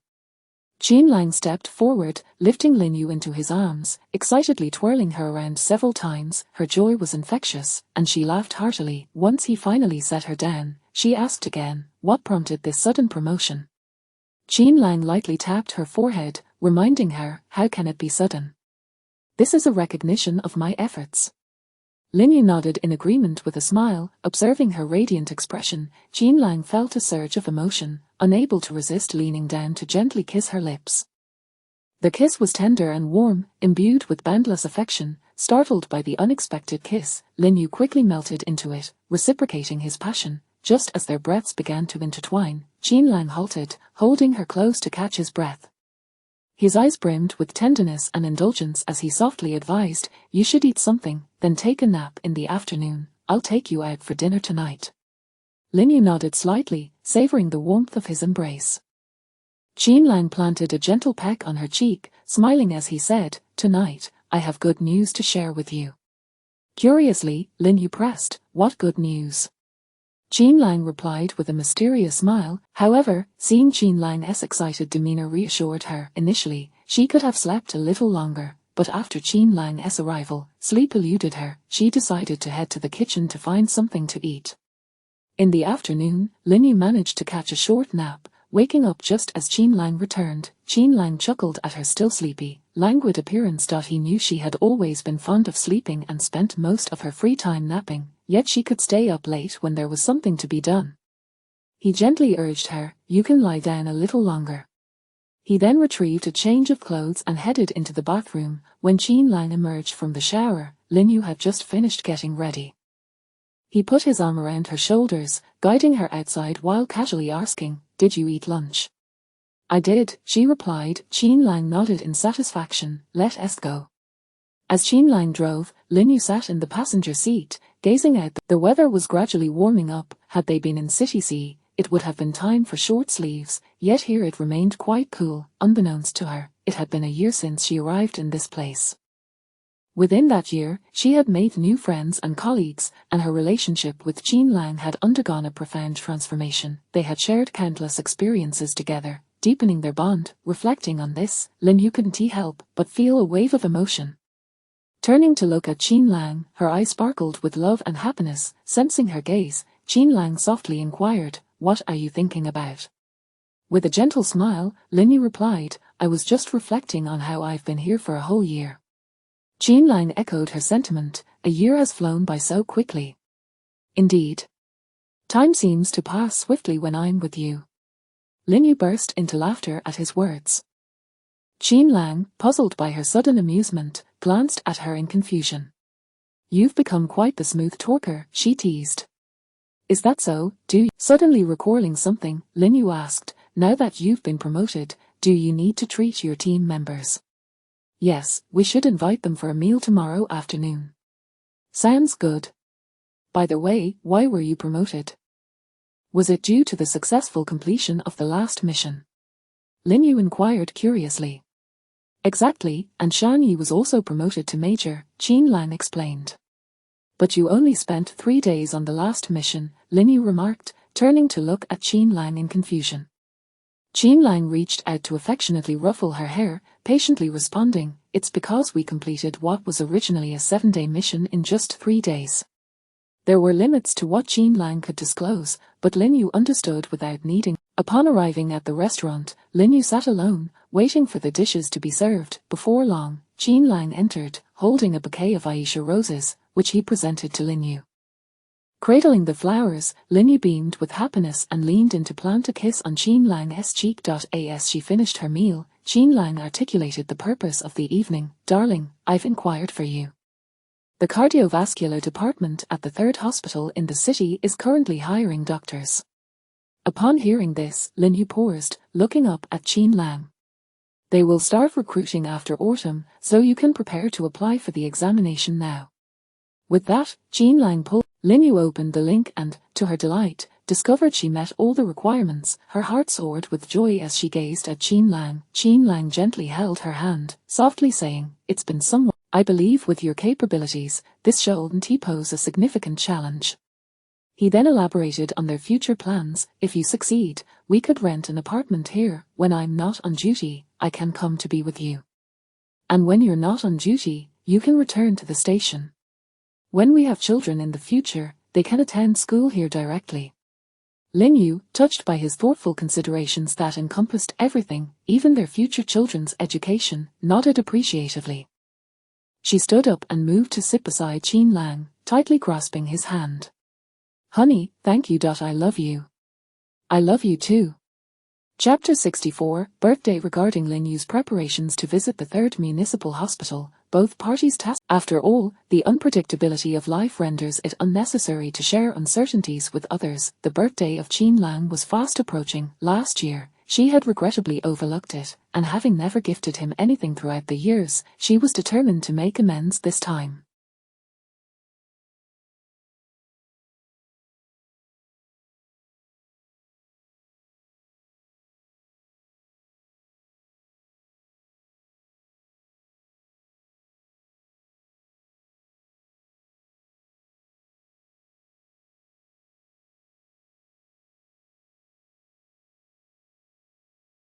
However, Lin Yu racked her brain, unable to discern what Qin Lang truly liked or needed. He was not particularly picky about food and had no specific hobbies, leaving her to wait until his return to subtly inquire.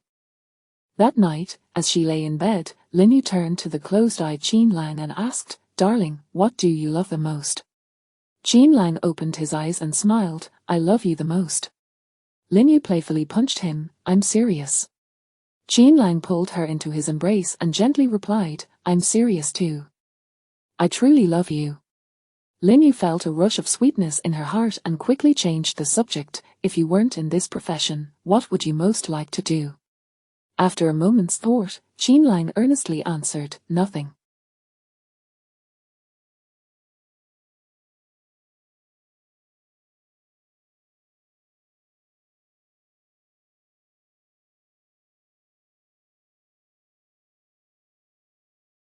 What I'm doing now is what I love most. Lin Yu felt a wave of exasperation. Indeed, he was the quintessential straight man. Engaging him in discussions about interests proved to be quite a challenge, and realizing she could not rely on him for ideas, she resolved. The following day at work, Lin Yu remained absorbed in her thoughts, pondering what kind of birthday gift would be suitable for Qin Lang. So immersed was she in her contemplation that she failed to notice when the head nurse and Xiaonan entered the office. Their head nurse exchanged glances with Xiaonan before quietly approaching Lin Yu from behind. Suddenly, Xiaonan appeared right before her, exclaiming loudly, "Dr. Lin, snap out of it." The unexpected outburst, she sprang to her feet, still shaken. "Oh dear, you scared me. When did you two come in?" Xiaonan rolled her eyes in response. "We've been here for ages, it's just that you were too engrossed in your thoughts to notice us." Their head nurse, curious, instead, her mind lingered on something Qin Lang had mentioned a few days prior. Dan Yi was already preparing for his marriage report. Moreover, with Dan Yi's recent promotion, the team had taken to addressing him as Team Leader Dan, while Qin Lang had become Team Leader Qin. With this in mind, Lin Yu turned to the head nurse and asked, "I heard Team Leader Dan is preparing to get married. When do you plan to hold the wedding?" Their head nurse responded bashfully, "After October 1st. We plan to have a simple wedding at our station. It will be a joyous occasion for everyone to celebrate together." Xiaonan chimed in excitedly, "That sounds perfect. We'll all get to witness your moment of happiness." Lin Yu thought to herself that since she still had some time before heading to the 3rd Municipal Hospital for her exam, she likely wouldn't leave before the National Day holiday. Observing the satisfied expression on the head nurse's face, Lin Yu felt that the bond between Dan Yi and the head nurse was profoundly sweet and intimate, undoubtedly marked by the exchange of numerous gifts. With a hint of caution, she inquired, "Head nurse, have you decided on a wedding gift for Team Leader Dan?" Their head nurse shook her head, "Not yet." Lin Yu pressed on, "Have you ever given him a gift?" Before the head nurse could, Qin Lang's birthday is approaching. Their head nurse pondered for a moment before advising, "When selecting a gift, it's important to consider each person's interests. Most people prefer practical items." She thought that since tomorrow was the weekend, it would be a perfect opportunity to go with the head nurse and Xiaonan to the city to find a suitable gift. With this plan in mind, Lin Yu asked, "Are you two on duty tomorrow?" "No, we're not." "That's wonderful, then let us go to the city together." Xiaonan nodded happily. She then turned to the head nurse, eagerly asking, "Head nurse, do you want to join us?" "Of course." Lin Yu quickly added, "But please, don't mention this to Team Leader Dan." Their head nurse smiled and nodded in understanding. The next day, during the weekend, upon returning from morning exercises, Qin Lang found Lin Yu already preparing breakfast, setting the table. Typically, she would not rise so early on weekends.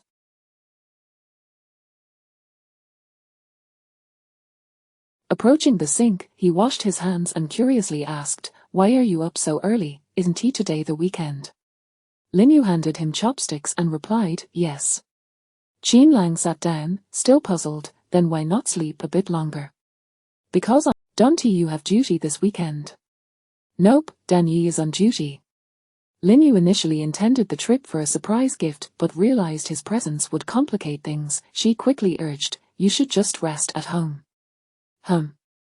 "I've already made plans with the head nurse and Xiaonan. If you come along, it'll feel awkward for everyone." "All right." After breakfast, as Qin Lang cleared the table, Lin Yu changed her clothes and prepared to leave. Noticing her excited demeanor, Qin Lang cautioned, "Drive slowly, don't be too late returning. It's quite hot in the city."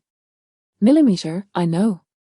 The three soon gathered in the parking lot, chatting and laughing as they made their way to the shopping mall in the city.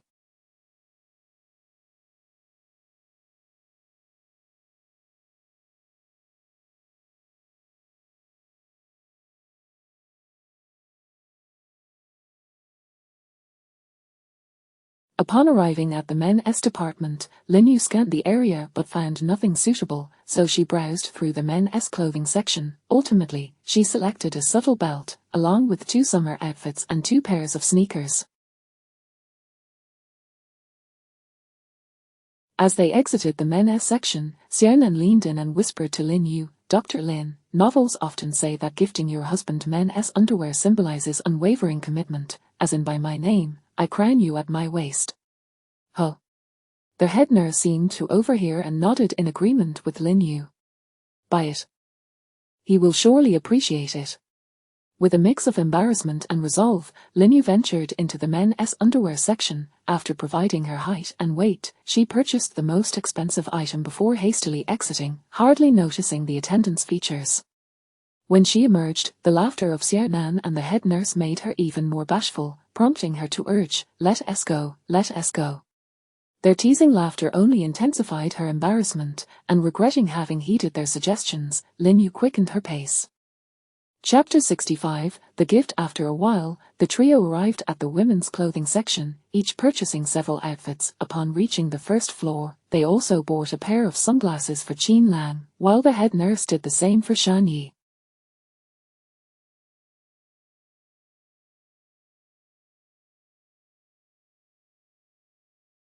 Xiaonan, standing to the side, pouted and murmured, "You both have someone to gift you, so I might as well treat myself." The head nurse promptly interjected, "Then you should quickly find a partner and buy gifts for someone else." "I don't want to," Xiaonan replied, sulking. "Why not?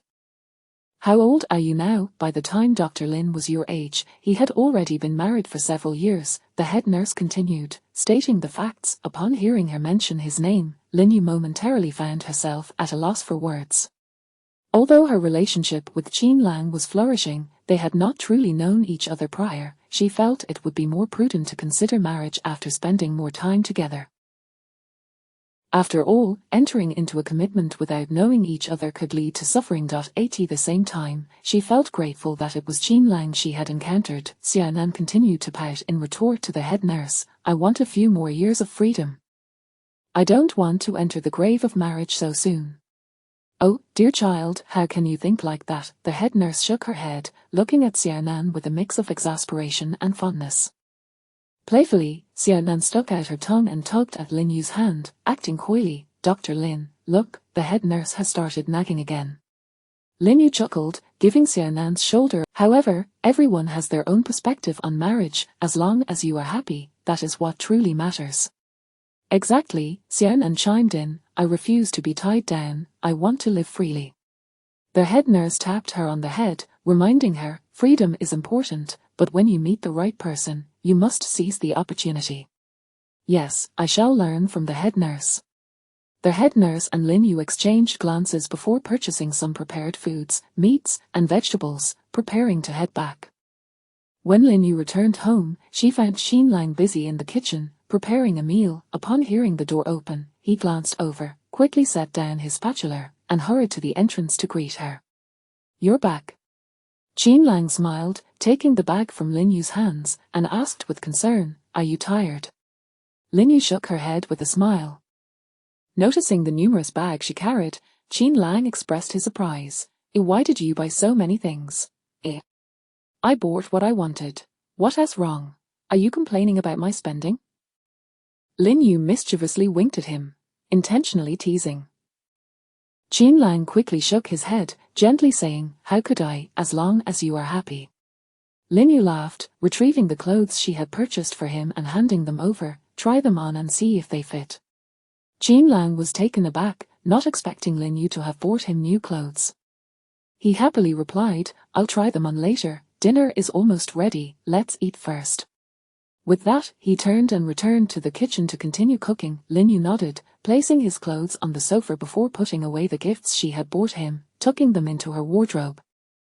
The weather was quite warm, making her feel sticky, so she grabbed her clothes and walked into the bathroom. When Lin Yu emerged, she found Qin Lang trying on the new clothes. The light blue polo shirt appeared quite ordinary, even somewhat understated, lacking any particularly eye-catching designs or embellishments. However, once it adorned Qin Lang's physique, it radiated a distinctly serious charm. He looked more approachable, easier to connect with. When Qin Lang lifted his gaze, their eyes met, and a subtle smile graced his lips, revealing a hint of confidence as he softly asked, "What do you think? Do I look handsome?" Without a moment's hesitation, she complimented, "Very handsome." Soon, Qin Lang's birthday arrived. Lin Yu took the afternoon off to order a birthday cake for him, then hurried back home. Upon her arrival, she immediately began preparing dinner. By the time everything was ready, Qin Lang returned home. As soon as he stepped inside, he was greeted by the enticing aroma of the meal and saw the dining table laden with an array of dishes: braised pork, steamed meat, stir-fried greens, and all braised shrimp, all his favorites. He couldn't help but feel puzzled, asking, "Why so many dishes? Is there a special occasion today?" Hearing his words, Lin Yu shook her head helplessly, realizing he had completely forgotten his own birthday.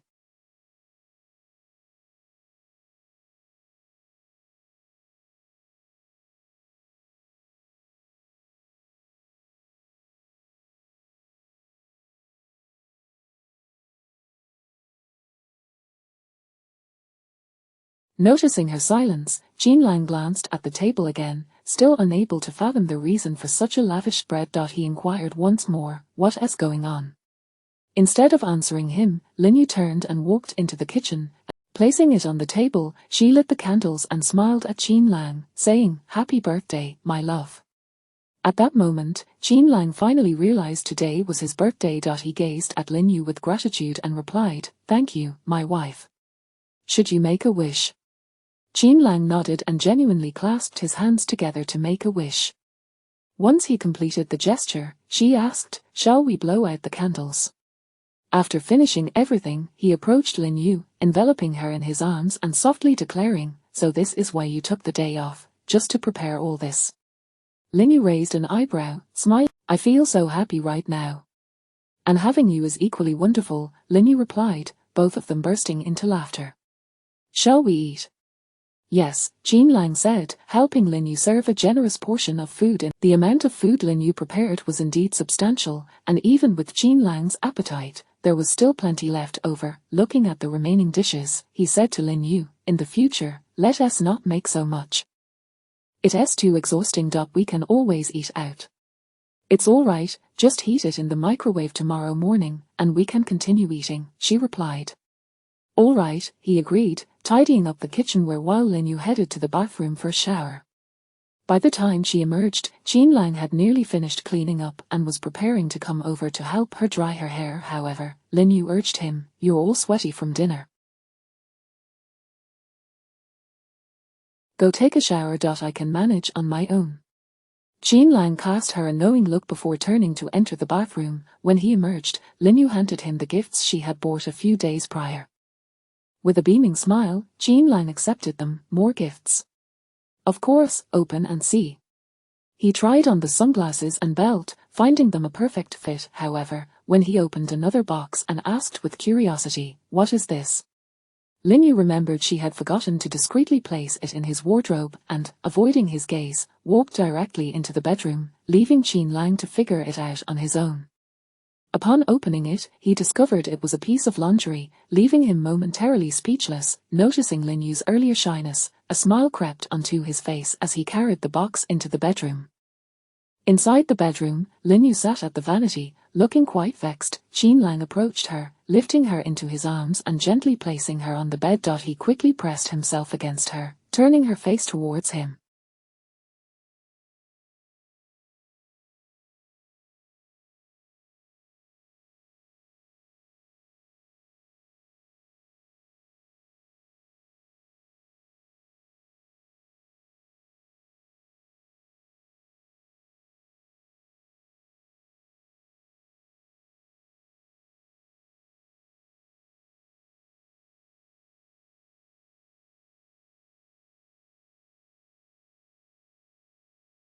Yet, when Lin Yu caught sight of the mirth in his eyes, she couldn't meet his gaze and looked down instead. Unfazed, Qin Lang buried his face in her neck and whispered in her ear, "Wife, thank you. I really like it. As long as you like it. Who encouraged you to buy this?" "The head nurse and Xiaonan." "Oh. You don't like it?" "I like it, I really like it." "Har har, what are you laughing at?" Qin Lang offered no response, leaning in to kiss Lin Yu's lips, and thus, their night was just beginning. Chapter 66 New mission within Qin Lang's office. Several law enforcement officers, representatives from the prosecutor's office, Captain Zhu, and several military leaders were engaged in a discussion of confidential matters. Eventually, one of the military leaders turned to the contemplative Qin Lang and inquired once more, "Comrade Qin Lang, are you still pondering over it?" Rising to his feet, Qin Lang saluted and resolutely declared, "I will accomplish the task without fail." Once the others departed, only Qin Lang and the captain remained. Taking the initiative, the captain spoke first. "Qin Lang, have you considered this thoroughly? This is not a task that can be completed within a few months. It may take years, fraught with peril and challenges." Observing Qin Lang's silence and his pensive demeanor, the captain continued, "Qin Lang, perhaps I should take this on instead. They have not yet gone far." Qin Lang shook his head, asserting, "There are many matters within the team that cannot proceed without you, and your age is also a factor. Dan Yi is quite capable of leading the mission without issues, making me the most suitable choice." The captain acknowledged the validity of his analysis, yet felt it was undeniably unfair to Dr. Lin. Thus, he voiced, "But what about Dr. Lin?" Qin Lang lowered his gaze, concealing the pain in his eyes, and stood to retrieve a cigarette, lighting it without uttering another word, lost in thought as he stared towards the sanitation team's direction. The captain approached and placed a hand on his shoulder, lighting a cigarette of his own, and spoke again, "This is the peculiar nature of our profession. In our line of work, we may serve our country but fail our loved ones. We may care for our loved ones but cannot fulfill our duties to our country and its people." Throughout history, countless soldiers have sacrificed their lives for their nation, unable to repay their parents' kindness or care for their wives and children. No one can achieve both. Qin Lang turned, extinguishing his cigarette, and recounted Dr. Lin's recent plans. She intended to transfer to the third hospital of the local city after the autumn reassignment, but it now appears that this will not be possible. The captain nodded in understanding. Then he voiced his request, "Captain, regardless of what transpires in the future, after I leave, please contact my parents immediately and have them come to stay with her for a while." "Should we send Dr. Lin back to City C? She would not wish to return. Let my mother come here to stay with her for a few days." The captain solemnly promised Qin Lang, "Rest assured, I will ensure proper notification." He then, "Are you considering Lu Li? He has recovered quite well." Qin Lang shook his head, outlining his intention, "I will take Yang Pan." "Why?" Sighing, Qin Lang resumed his seat and explained, "Lu Li is Dr. Lin's cousin. It is best that he remains to care for her." Qin Lang was fully aware that Lu Li would be the ideal companion, as he possessed the sharpest intellect among the stationed personnel. However, if both were to encounter misfortune, how would she bear it? By keeping Lu Li behind, at least until their parents arrived, he could provide her with companionship and guidance, preventing her from succumbing to despair. If a choice remained, how could he bear to let her endure everything alone? Yet, the reality was that he could only guarantee his own safety and await their reunion. The captain instructed Qin Lang, "Take these next few days to rest and spend quality time with Dr. Lin." "Understood. I will summon Yang Pan this afternoon. On Monday, we will discuss the further plans." "All right."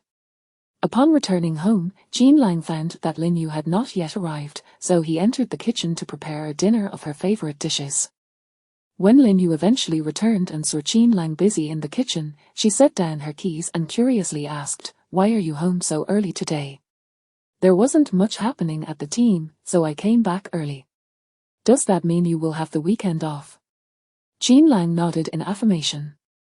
As he set the dishes on the table, he inquired, "What about you? Why are you home so late?" "There was a leg injury that came in just before I finished, which delayed me a bit."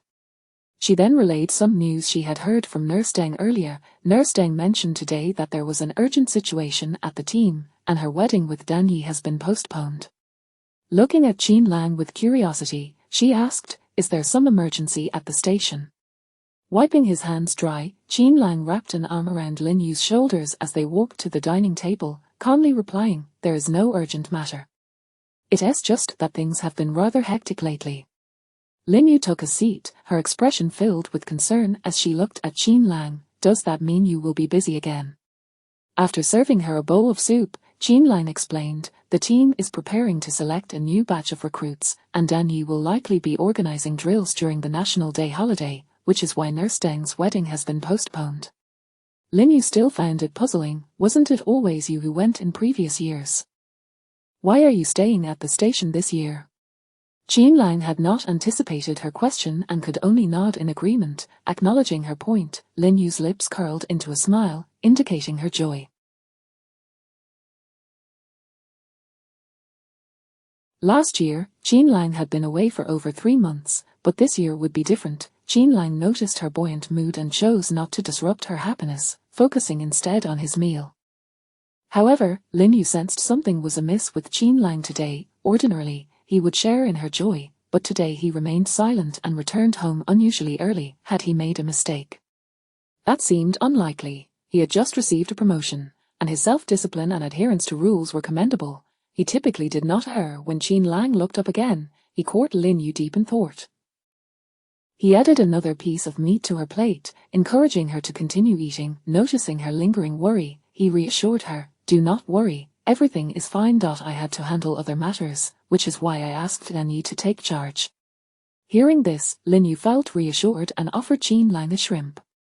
As Qin Lang observed her radiant smile return, he asked, "Tomorrow is the weekend, do you have to work?" Lin Yu shook her head, responding, "No shifts." Qin Lang followed up, "Then shall we go out for a stroll tomorrow?" Lin Yu shook her head again, questioning, "Why go out? Isn't it nice to stay at home? We just went out last week." Qin Lang smiled as he explained, "Staying at home is indeed pleasant, but since you arrived here, we haven't explored the surroundings. I know of a lovely summer resort nearby. Didn't you always say you wanted us to go out together? Tomorrow is the perfect opportunity, as we will be busy again starting Monday." Lin Yu felt that something about Qin Lang today was slightly off, yet she could not pinpoint what it was. She observed that he seemed preoccupied, but his face radiated anticipation, making it difficult for her to refuse him. Thus, she nodded in agreement. Instantly, Qin Lang's face lit up with joy. Lin Yu, noticing his reaction, smiled and added, "Just don't go too far, and let us avoid hot places. I don't want to walk too much." "Very well, I promise it will be cool and comfortable." "I don't want to walk. I'll carry you." Chapter 67, The Woman of the Villa. The following day, Qin Lang drove Lin Yu to a picturesque villa, nestled in a tranquil environment. The estate sprawled over a vast expanse, adorned with lush trees that offered shade, while a gentle breeze wafted through, bestowing a refreshing coolness that rendered the heat imperceptible.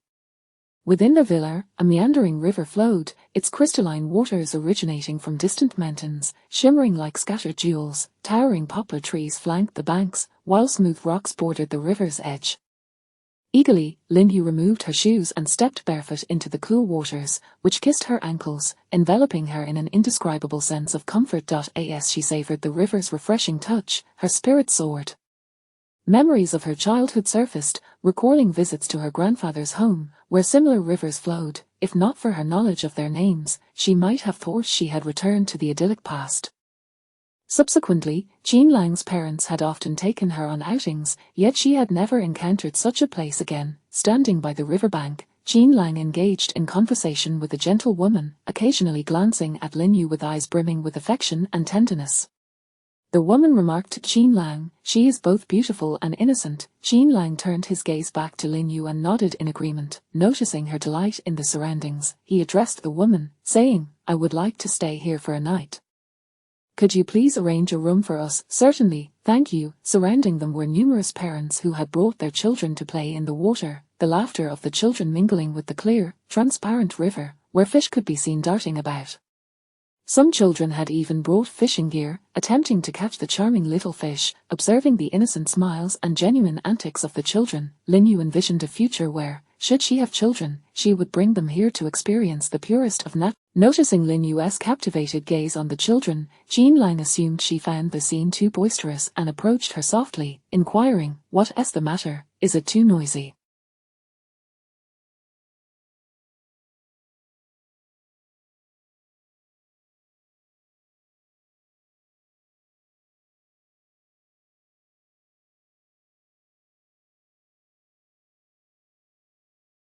"No, look how adorable they are." Jean Lang chuckled and asked once more, "Do you like it, millimeter? We will have our own someday." Lin Yu shyly nodded. "Come, let us have a meal first." Jean Lang took her hand, leading her away from the river. After their meal, Jean Lang carried Lin Yu to a room, gently placing her on the bed, and attentively helped her remove her shoes and socks. He then took off his own shoes, lay beside her, and wrapped his arms around her, softly asking, "Are you tired? Would you like to sleep for a while?" "I'm fine." Lin Yu nestled her head against Jean Lang's chest and gently inquired, "Who was that sister you spoke with today?" Jean Lang sighed and replied in a calm tone, "She is the wife of my comrade." Lin Yu nodded slightly, lifting her head from his embrace, her eyes shimmering with curiosity as she softly asked, "Why didn't I see your comrade?" A flicker of sorrow crossed Jean Lang's eyes, and after a moment of silence, he spoke. "He tragically lost his life during a mission a few years ago." Lin Yu's heart jolted at this revelation, instantly comprehending the source of Jean Lang's melancholy. Though she harbored her own fears about facing a similar fate, she maintained a facade of strength, tenderly caressing Jean Lang's chest in an attempt to offer him solace. Jean Lang grasped her hand tightly against his heart. "Then, is the villa managed solely by her?" Lin Yu continued her inquiry. Jean Lang nodded, responding softly, "Indeed." Lin Yu expressed her admiration, exclaiming, "She is so strong." Jean Lang caressed her long hair, sensing her apprehension, and gently reassured her, "Do not dwell on it too much, let us rest for a while. Millimeter." Before long, Lin Yu's breathing became steady. Jean Lang gazed at her sleeping face, as if etching her image into his mind and heart. He leaned down to tenderly kiss her forehead, silently uttering countless apologies. "I'm sorry, my love. I have no other choice." In her dreams, Lin Yu seemed to sense the melancholic aura emanating from Jean Lang. Slowly opening her eyes, she caught a glimpse of the fleeting desolation and sadness that briefly flickered across his otherwise tranquil features. Surprised by her swift awakening, Jean Lang nervously asked, "Did I wake you?" "No." Lin Yu furrowed her brow, asking, "Jean Lang, is something bothering you? You seem off." Jean Lang quickly shook his head in denial, "Not at all." "Then why do I feel you have something on your mind?" Lin Yu remained unconvinced. "You're overthinking. There's truly nothing amiss," Jean Lang replied, feigning calmness. "Oh, all right." Lin Yu observed his reluctance to divulge, choosing, "Do you want to sleep a little longer?" Jean Lang gently inquired. Millimeter. Lin Yu closed her eyes, attempting to drift back to sleep. However, slumber eluded her. She turned in Jean Lang's embrace and reopened her eyes. "I don't want to stay here anymore. I want to go home. Why?" Lin Yu sat up, irritably tousling her hair, prompting Jean Lang to rise as well and ask, "What's wrong?" "I can't sleep." Jean Lang understood the root of her restlessness but could not articulate it. He held her close again, soothingly murmuring, "My love, I understand your worries and fears, which is why I am exceptionally cautious during every mission, ensuring I return safely because I know you're waiting for me at home. Therefore, please don't worry too much." "All right." Lin Yu lifted her gaze to meet his dark eyes, fervently stating, "Jean Lang, promise me you'll always come back alive." "All right, I promise." He buried his face deeply in her neck. Lin Yu added, "If you don't, I'll find another husband and forget you completely." Jean Lang slowly raised his head, their gazes intertwining, a faint smile gracing his lips as he beheld her pouting, wide-eyed expression, which seemed particularly playful compared to her usual demeanor. Though her words carried a hint of sorrow, her exquisite beauty rendered them devoid of their intended severity, instead infusing the moment with a touch of charm. Realizing his indifference to her proclamation, Lin Yu huffed, "Millimeter, truly, really." He then gazed at Lin Yu with heartfelt conviction, promising, "I will ensure my safety, leaving you no opportunity to seek another." Lin Yu felt reassured by his vow. Neither wished to prolong the topic, so Jean Lang straightened up and turned to her, saying, "That sister we spoke of earlier is named Zhongqing." Let us get up, we're going to find her and have dinner together. Noticing Lin Yu still lying motionless on the bed, Qin Lang gently pinched her delicate nose, tenderly reminding her, but when we see her later, remember to address her as sister-in-law.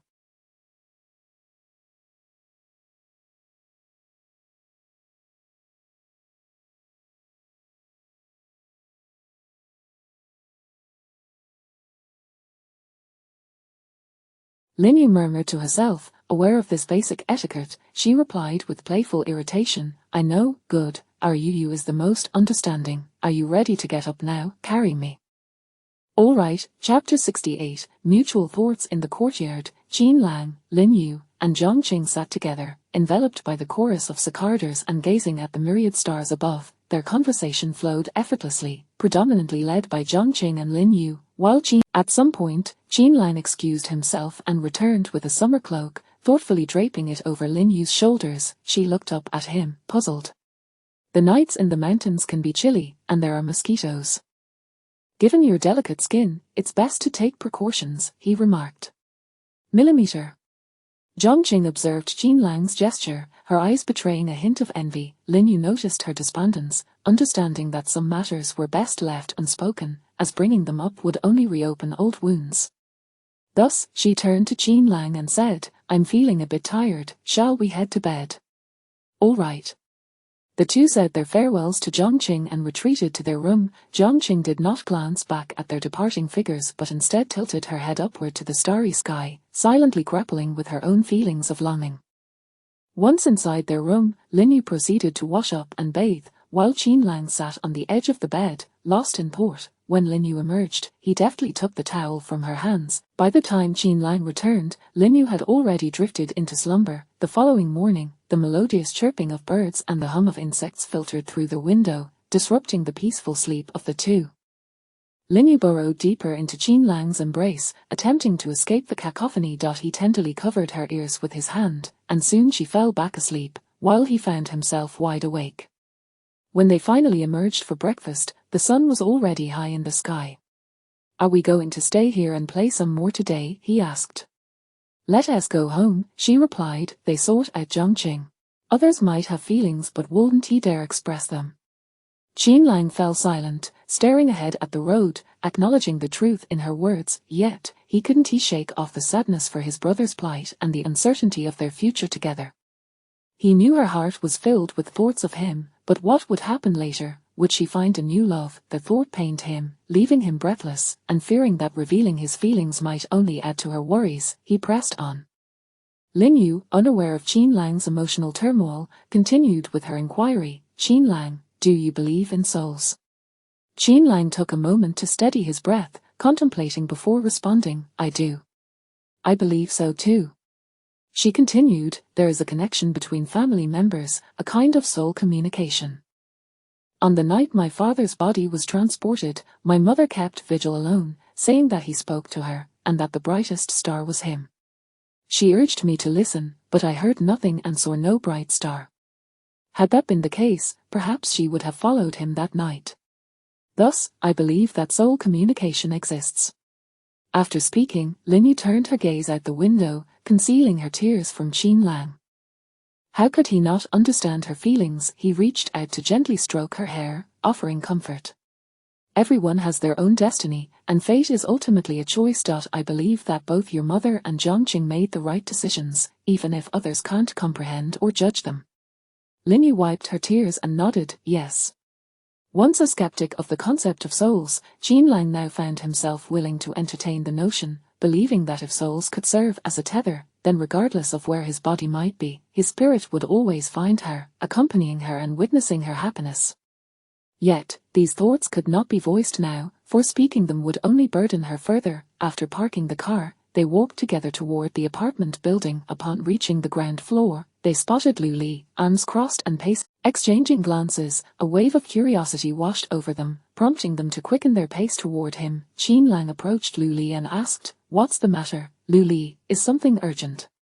Lu Li looked up, his gaze flitting between Qin Lang and Lin Yu. His eyes settled on Lin Yu, and in that instant, the anxiety on his face vanished, replaced by a relaxed demeanor. He stepped closer to Lin Yu, smiling as he said, actually, I just wanted to invite you both out for a meal. I didn't expect to wait so long to see you, which left me a bit anxious. Where have you been? As they ascended the stairs, Linyu recounted the events of the past few days.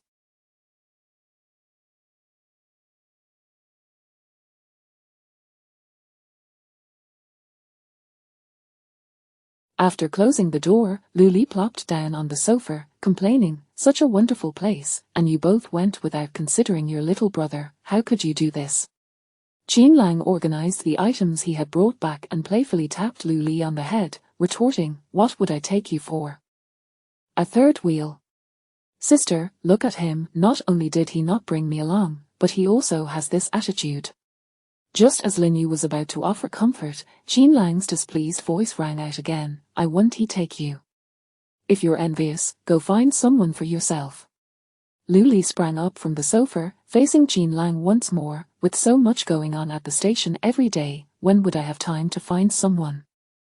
Do you think everyone is as cunning as you, tricking your sister into marriage when she was so naive? If I had found her sooner, who knows who your brother-in-law would be?"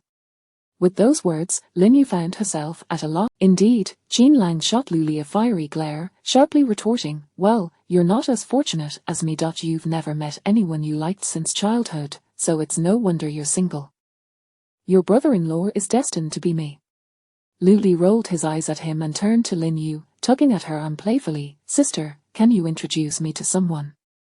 Initially said in jest, Linyu took it seriously and pondered, "What about Xiao Bei? I think you two would be a good match." Luli gasped, "Sister, what are you thinking?" Qin Lang chimed in, "It might actually work." "Absolutely not." Luli protested vehemently. The couple exchanged amused glances at Luli's exaggerated reaction, and he, seeing their laughter, dramatically flopped back onto the sofa, refusing to budge. Linyu approached him softly, "All right, don't be upset. We know it's impossible, we were just teasing you. When I truly find someone suitable, I'll introduce you, but for now, what do you want to eat? I'll make it for you." After a moment of contemplation, Luli replied, "Sweet and sour ribs, all braised shrimp, and stir-fried meat with green peppers." "Got it." Qin Lang playfully kicked him, urging, "If you want to eat, get up and help." To Linyu, he advised, "Don't mind him. He's just putting on an act. You go rest while we prepare dinner. Call you when it's done." "Exactly, sister, have a little rest." With Luli's arrival, the previous melancholy that had enveloped them dissipated entirely. Chapter 69, Love After Dinner. Luli took his leave, while Qin Lang voluntarily approached the sink to wash the dishes. Linyu stood quietly at the kitchen door, observing his deft movements. Once Qin Lang finished, he turned around to find Linyu standing at the entrance. He picked up a dishcloth to dry his hands, smiled, and walked over to gently wrap his arm around her shoulders, saying, "What's the matter? Why do you keep staring at me?" Linyu embraced Qin Lang's waist, burying her face against his chest, and whispered, "I feel like you're becoming more and more wonderful, and I find myself increasingly unable to part with you." Upon hearing this, Qin Lang felt a bittersweet ache in his heart. He could only hold her tightly without uttering a word. Linyu sensed his embrace was somewhat constricting, almost making it difficult for her to breathe. Instinctively, she tried to wriggle free but realized she could hardly move an inch. Helpless, she gently pushed Qin Lang away and softly said, "Qin Lang, you're holding me too tightly, I can hardly catch my breath."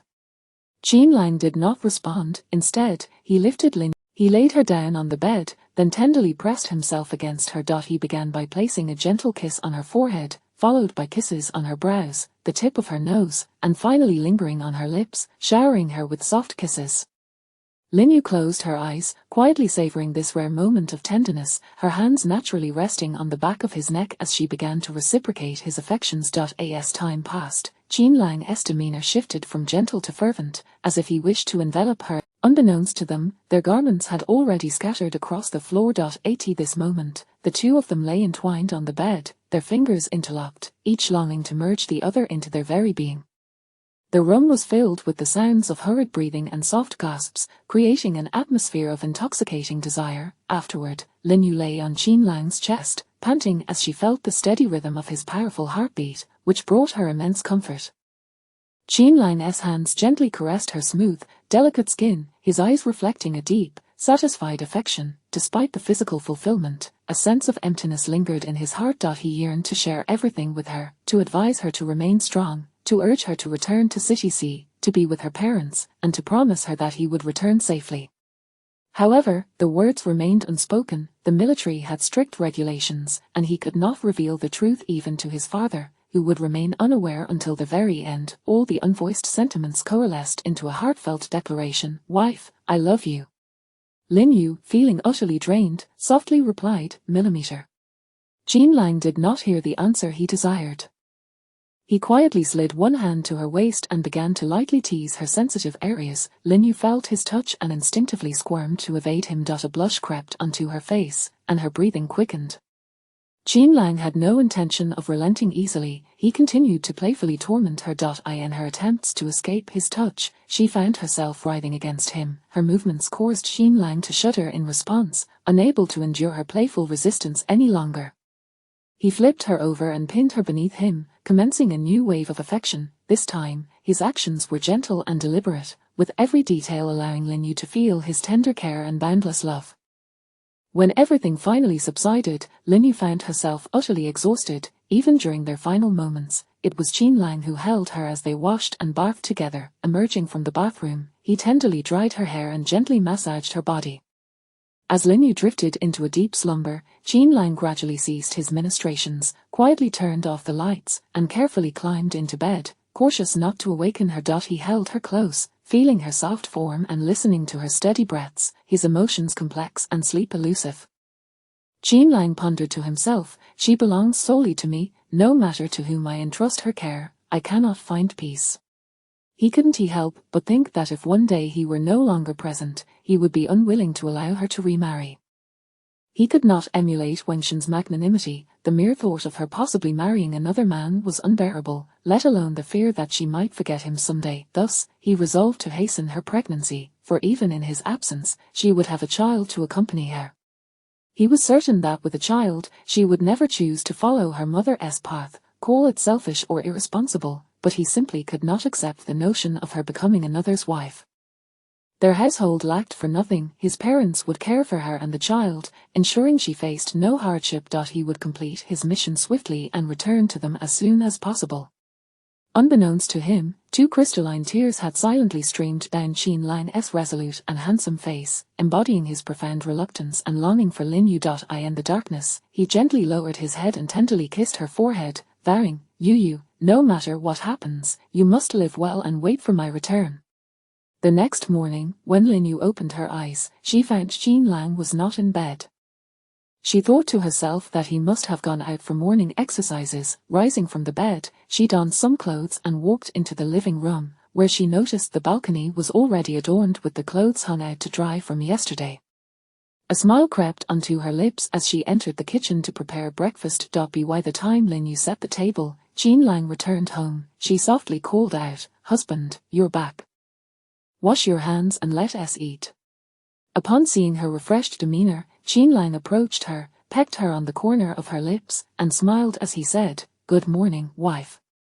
Lin Yu lowered her head shyly, urging him once more to wash his hands and join her for breakfast.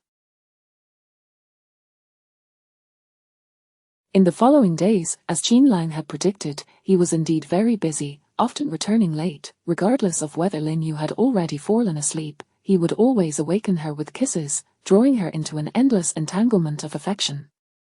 One evening, utterly fatigued, Lin Yu saw that Qinlang was approaching again and directly declined, "No, aren't you tired?" Her hand gently brushed beneath his eyes as she softly remarked, "I can see you have dark circles. Aren't you afraid of overexerting yourself? It's not good for your health to keep this up." Qinlang smiled faintly and took her hand, placing it against his lips in a kiss.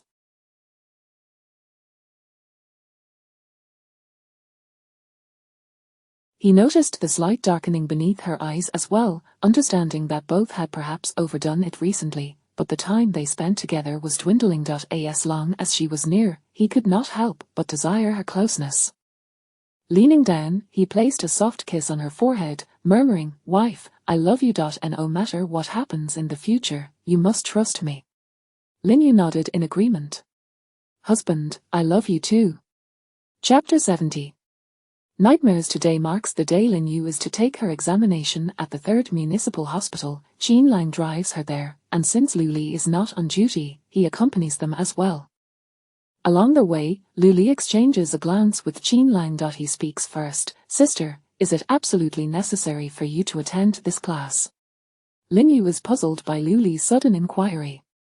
Why would she not attend work? After all, she would be idling at home otherwise. Lu Li presses on. "Sister, do you have any other interests or hobbies?" Interests and hobbies. Lin Yu ponders for a moment.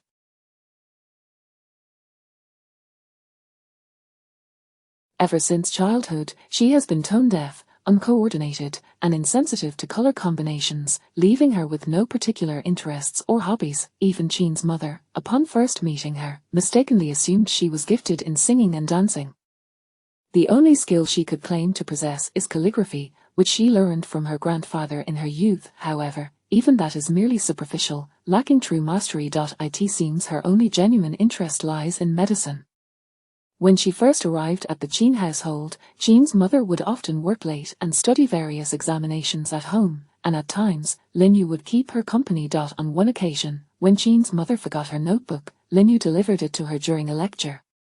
Sitting in the corner, she listened and found the subject surprisingly simple and comprehensible. From that day on, Qin's mother recognized Lin Yu's aptitude for medicine and began to nurture it intentionally. Not hearing her response, Lu Li inquires again, "Sister, what are you thinking about? Why aren't you answering my question?" Lin Yu shakes her head and recounts to the two of them the various embarrassing anecdotes of her mother sending her to art classes as a child. All three burst into laughter. After finishing the story, Lu Li unabashedly declares, "Sister, it's not your fault, our family simply lacks any artistic genes." Lin Yu chuckles and asks Lu Li, "What prompted you to bring this up?" Lu Li glances at Qin Lang and replies, "I just feel that being a doctor is too strenuous. While working at our health team may not be conducive to your professional development, it is certainly more relaxed. The hospital work is exhausting, and overtime is the norm. The Qin family is not lacking in wealth, nor is the Lu family. Why would you want to burden yourself so?" Lin Yu remains silent, merely casting a glance at Qin Lang, who appears disinclined to speak, instantly realizing that it was Qin Lang who prompted Lu Li's inquiry. Just a few days prior, he had articulated the same sentiment, leaving her puzzled as to why he suddenly seemed to change his mind about her attending the 3rd Municipal Hospital. Understanding that both of them are concerned about her well-being, Lin Yu reflects on how, ever since witnessing senior brother Wang's adept surgical skills, her heart has been restless, unwilling to settle for mediocrity. Lu Li's voice breaks through her thoughts again, "I think it's unnecessary. Your brother-in-law is already busy enough. You really need to add to your own burdens.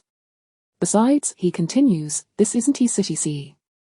The interpersonal dynamics in the hospital are complex. Without Aunt Song to look after you, it would be quite challenging. I believe you should pursue something you truly enjoy." Lin Yu muses again, contemplating that regardless of the circumstances, she wishes to give it a try and not thus, she reminds them, "Are you both overthinking this? Today is merely the written exam. There will be interviews and a probationary period afterward. If the probation period proves too exhausting, I simply won't continue." Qin Lang nods in agreement, saying, "Yes, you are right. It is essential to give it a shot." Lu Li glares at Qin Lang's back, muttering, "You've taken all the good words, and now I'm left to play the villain. Next time, if something arises, don't come looking for me, I'll make sure to reclaim my role."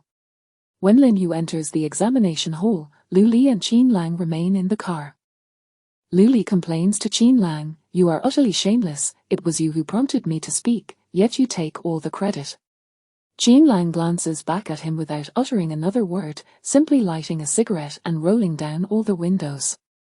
Observing Qin Lang's heavy demeanor, Lu Li sighs, choosing to remain silent. When Lin Yu eventually emerges, Qin Lang promptly exits the car to greet her, wrapping an arm around her as they return to the vehicle. He opens the door for her, and Lin Yu settles into her seat. Lu Li eagerly asks, "Sister, you must have performed splendidly, right? It was possible, she replies. The trio then goes out for a meal, strolls through the streets, purchases a variety. In the ensuing days, Qin Lang becomes engrossed in his work, while Lin Yu continues her routine of traveling between the health team and the family compound. Recently, the workload at the health team has eased, granting her ample opportunity to chat with Xiao Nan. Lin Yu contemplates that one day she will inevitably depart from this place, cherishing the moments shared with everyone all the more. Yang Pan stands by the window, gazing at his comrades on the training grounds, his expression a portrait of melancholy. Qin Lang, seated in a chair smoking, observes Yang Pan's silhouette, deep in thought. Eventually, he lets out a sigh and asks, "Are you ready?" Yang Pan turns, saluting Qin Lang. The two then proceed into the captain's office. Lin Yu prepares dinner and patiently waits for Qin Lang's return. However, as time passes without his arrival, she picks up her utensils, intending to eat alone. Just then, a knock echoes from the door. Rushing to the entrance, she wonders who could be there. After all, Qin Lang has his own key. Upon opening the door, she is greeted by Dan Yi. Confused, she exclaims, "Dan Yi, what brings you here?" "Sister-in-law, the captain and the others are still in a meeting and won't be back for a while. The captain asked me to inform you that he won't be returning tonight." Lin Yu is taken aback, blurting out, "Is something wrong?" "I'm not certain about the specifics," he replies.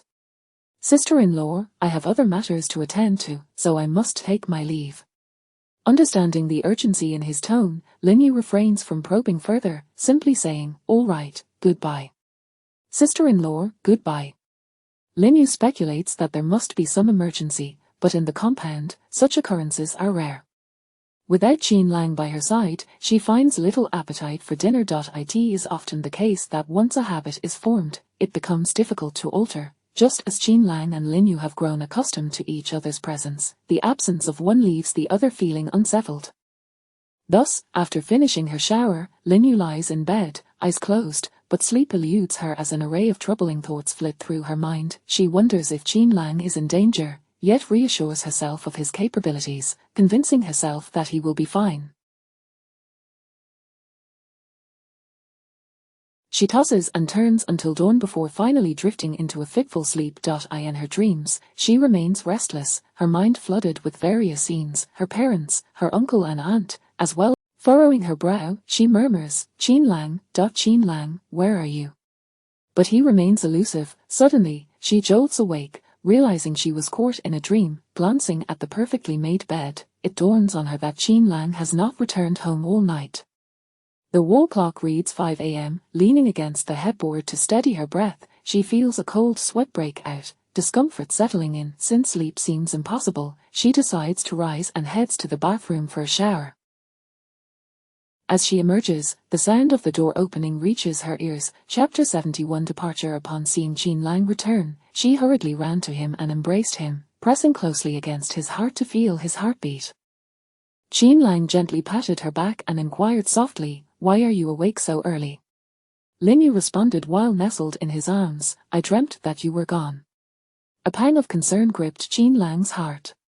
He wondered if she had indeed sensed something amiss. Lowering his head, he placed a tender kiss on her hair and comforted her. "How could I ever be gone? Am I not right here before you? Is it because I didn't come back last night that you were so anxious?" Lin Yu nodded in his embrace. Qin Lang continued to explain, "There were some matters at the base last night, but they have all been resolved now. There is nothing to worry about." He then lifted Lin Yu's face, only to discover that her cheeks were already stained with tears, causing his heart to tighten. His words became frantic, "It's all right, why are you crying?" I have returned." Yet, the tears continued to flow unabated from Lin Yu's eyes, rendering Qin Lang's reassurances futile. Finally, he inquired, "Darling, I'm hungry. Is there food at home?" Upon hearing this, Lin Yu quickly stifled her sobs, wiped her tears and replied, "Yes, I'll heat up some food for you. You should go wash up first. You smell of sweat." Qin Lang leaned close to her ear and teased, "Are you already complaining? Wasn't it you who held onto me just a moment ago? I was merely worried about you." "All right then, I appreciate your concern, my dear. I'll go take a shower now." When Qin Lang emerged, Lin Yu had already prepared the meal. Observing her composure restored, he took her hand and said, Yu, I have fewer missions lately, which means I can spend more time with you. During my days here, you need not be strong, feel free to cry when you wish, laugh when you desire, and simply be yourself.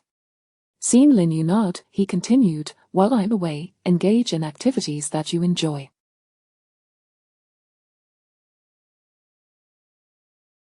You can chat with Aunt Ju, Mom, or Luli to distract yourself.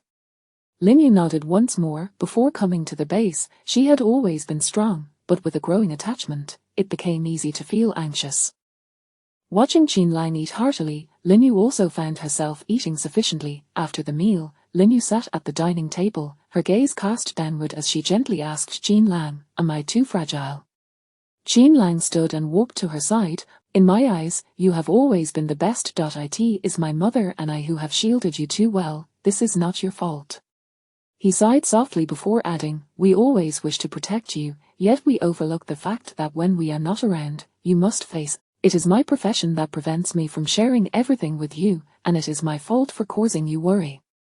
Lin Yu lifted her gaze slightly, her eyes shimmering with resolve as she firmly stated, "Husband, please do not say that. I understand this is your mission. I will not expect you to revolve around me in every circumstance, nor have I ever looked down upon your profession. I only wish for your safe return each time." Qin Lang nodded appreciatively, stroking her hair. "Yes, I promise you." After a moment, Lin Yu softly inquired, "Shall we rest for a while?" Qin Lang nodded, fatigue lacing his voice. "Yes, I am a bit tired." "Stay with me." "No, I still have work to do." "You should sleep. You didn't sleep well last night either, just rest a little longer, and I will help you request leave from Captain Song." "Isn't that inappropriate? I will just adjust my shift." "All right." With each other nearby, both enjoyed a restful sleep.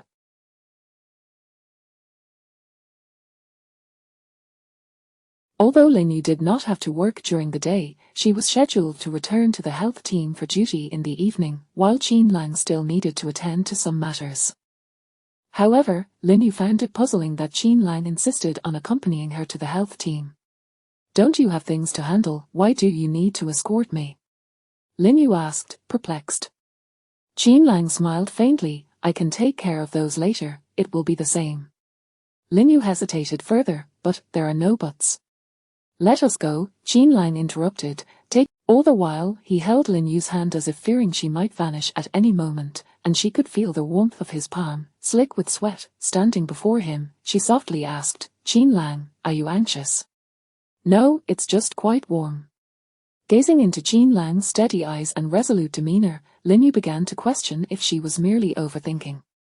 Upon arriving at the entrance of the health team, Qin Lang halted, stepped forward, embraced Lin Yu tightly, and kissed her cheek. "Go in and do your best. Then you should go back to work. I love you." "Yes, I know." Noticing Qin Lang still standing there, she stepped forward to embrace him again. "I love you too." "Yes, go on." Qin Lang remained at the entrance until she was out of sight before turning away, departing with heavy and reluctant steps. Lin Yu entered the consultation room. After exchanging shifts with Dr. Liu, she was left alone, sitting in solitude. She sensed something was amiss with Qin Lang, as if something were about to happen, her heart a tumult of anxiety. She stood, then sat again, stood once more, and walked to the nurse's station, intending to find Xiao Nan and Xiao Bei for a chat to distract herself. The two were engaged in discussing medical advice. Upon seeing Lin Yu approach, Xiao Bei was about to fetch a stool for her, but Lin Yu waved her hand, signaling for them to continue their work without concern for her. Once they finished, Xiao Nan pulled out a watermelon, and the three of them headed to the duty room, chatting and eating. "Dr. Lin, is the watermelon sweet?" "Very sweet." Xiao Nan and Xiao Bei exchanged glances and burst into laughter. Lin Yu looked at them in confusion and asked, "What are you laughing at?" Xiao Nan cleared her throat, "Isn't it sweeter than you and Colonel Qin?" "Huh." Lin Yu was still perplexed. Xiao Bei stood, wiped her hands, and leaned in to whisper, "We all saw when Captain Qin visited you this afternoon. You even shared a loving embrace." She feigned a tremble, "So sweet, even sweeter than watermelon, right?" This time, Lin Yu did not blush as she had before. Instead, she confidently declared to them, "It is indeed sweeter than watermelon." Xiao Nan and Xiao Bei, as if choreographed, elongated their sounds in unison. Oh, Lin Yu shook her head helplessly and teased them, "Shall I set you two up with someone?" They immediately shook their heads in refusal. "Why not? We prefer our current state. One person is satisfied, and the entire family is content." Lin Yu was about to retort when suddenly, an urgent assembly call echoed from outside. The three hastily set down their watermelon and rushed out of the health team. Indeed, they spotted a military helicopter grounded on the training field. Soon, the team members donned their gear and began boarding the aircraft. Lin Yu's heart leapt into her throat as she instantly comprehended the reason behind Xin Lang's unusual behavior earlier. She silently prayed for his safe return. Chapter 72, The Unexpected. Unbeknownst to her, Xin Lang had been away for over a month. During this time, Lin Yu received an interview notice from the 3rd Municipal Hospital and, just yesterday, she was informed that she had passed the interview. They inquired about her availability to commence work. As Xin Lang had not returned, she could only respond that she needed to wait a bit longer, though she was uncertain how long that would be. Throughout this month, she sometimes reflected on Lu Li's words from that day, which held a semblance of truth. Her heart felt perpetually hollow, as if something significant was on the verge of occurring, and her urgency regarding the job at the hospital had diminished. She merely yearned for Xin Lang's swift return. After finishing her lunch, she heard the unmistakable sound of a helicopter overhead. Lin Yu's heart jolted, prompting her to rush outside. Indeed, she saw Dan Yi, Lu Li, and Li Yang disembarking from the helicopter in succession. It was evident that their spirits were low, each wearing a discontented expression. What perplexed Lin Yu further was the absence of Xin Lang and Yang Pan. Upon hearing this, her heart raced chaotically. Even as the helicopter departed, she saw no sign of the two, filling her with an overwhelming dread that rendered her unsteady on her feet. The head nurse approached her, steadying her and offering comfort. "They must have other matters to attend to. They will return soon.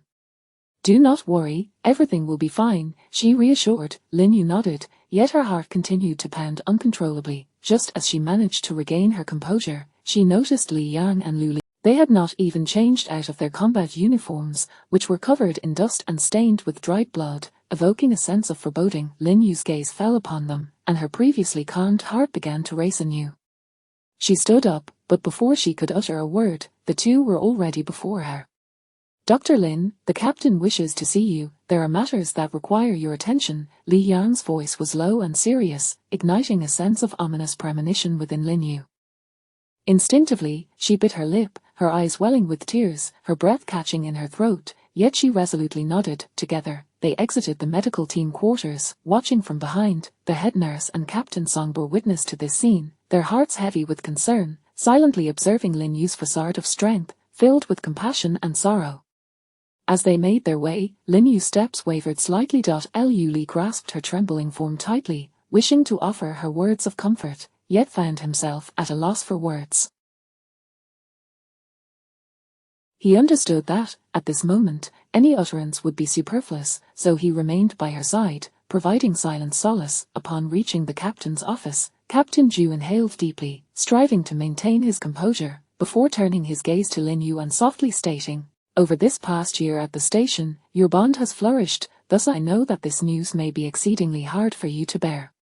Lin Yu listened intently, her heart already surmising the gravity of the situation, yet she still hoped to receive definitive news. With her voice trembling, she inquired, "What has happened to Xin Lang? Please, do not hold back." Captain Zhu sighed heavily, his expression grave as he met Lin Yu's gaze, slowly articulating. She had not anticipated such a response. She immediately pressed, "What do you mean, missing?" After all, they were comrades who undertook missions together. How could he simply vanish? Captain Zhu exchanged glances with Li Yang and Lu Li before instructing, "Li Yang, you may return to your duties. Lu Li can remain here." Li Yang exited, leaving Lu Li to gently steady her shoulder, guiding her to a chair. His voice was low and calm as he began recounting the events. "This mission was exceptionally arduous. The adversaries we faced were more ruthless than ever before. They were a band of desperate criminals, unrestrained in their confrontation with us. Fortunately, we managed to break free from their grasp. However, due to the peculiar terrain, our signals were severely disrupted, and coupled with inadequate equipment, our team was compelled to scatter. At this juncture, Luli's tone grew somber. Qin Lang and Yang Pan formed a small unit, but they were driven to the edge of a cliff by the enemy. Tragically, both were shot and wounded. In a desperate bid to evade capture, they had no choice but to leap into the abyss. Below was the tumultuous sea. Luli paused, inhaling deeply before continuing. After securing victory, we immediately commenced a search operation. Yet, after 3 relentless days, we found no trace of them. He shook his head slightly, a flicker of sorrow crossing his features. Sister, I understand this is difficult to accept, but it is likely that your husband has already sacrificed himself. Upon hearing Luli's account, Linyu felt as if her very soul had been extracted, leaving her seated there, motionless, devoid of color, her eyes vacant as they gazed into the distance, as though she had lost all perception of the world around her. The only thought echoing in her mind was, Qin Lang has sacrificed himself, he is gone, he will not return. Reality plunged her into a chilling despair. Even in the sweltering heat of summer, she felt only an all-consuming cold. Luli regarded her with deep concern, cautiously extending a hand to touch her, startled to find her skin icy to the touch. He shuddered involuntarily, his voice trembling as he attempted to comfort her. Sister, please do not despair. Perhaps in time, your husband will return. Linyu slowly turned her head, her gaze blank as she regarded Luli, her lips quivering as she emitted a barely audible whisper, will he? Luli nodded vigorously, yet struggled to articulate a definitive assurance.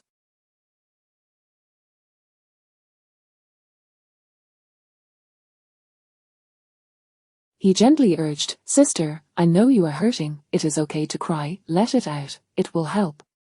Yet Linyu remained silent. Gradually, she rose from her seat and made her way towards the door. Captain Ju and Luli hurried to intercept her, with Luli anxiously asking, Sister, where are you going? I am going home to wait for Qin Lang, she declared. He promised he would return safely. He would never abandon me. Luli steadied her faltering form, softly stating, I will escort you home. Captain Ju observed the two, simultaneously stepping outside.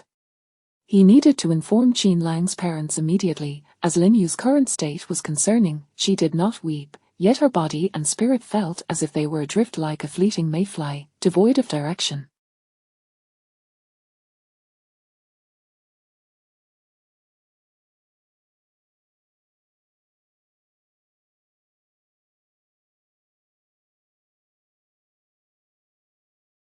At this moment, only Qin's mother could offer her the solace she desperately needed. Chapter 73 The truth. As she stepped through the threshold of her home, Linyu surveyed her surroundings, only to find the entire house imbued with the lingering shadows and essence of Qin Lang.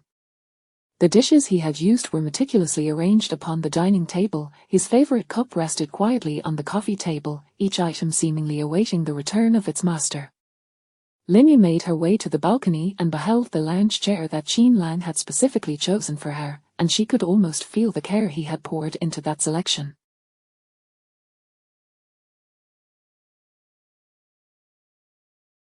Gently, she sank into the chair, closed her eyes, and reminisced about the blissful moments shared with Qin Lang. It was inconceivable to her that he had vanished so abruptly.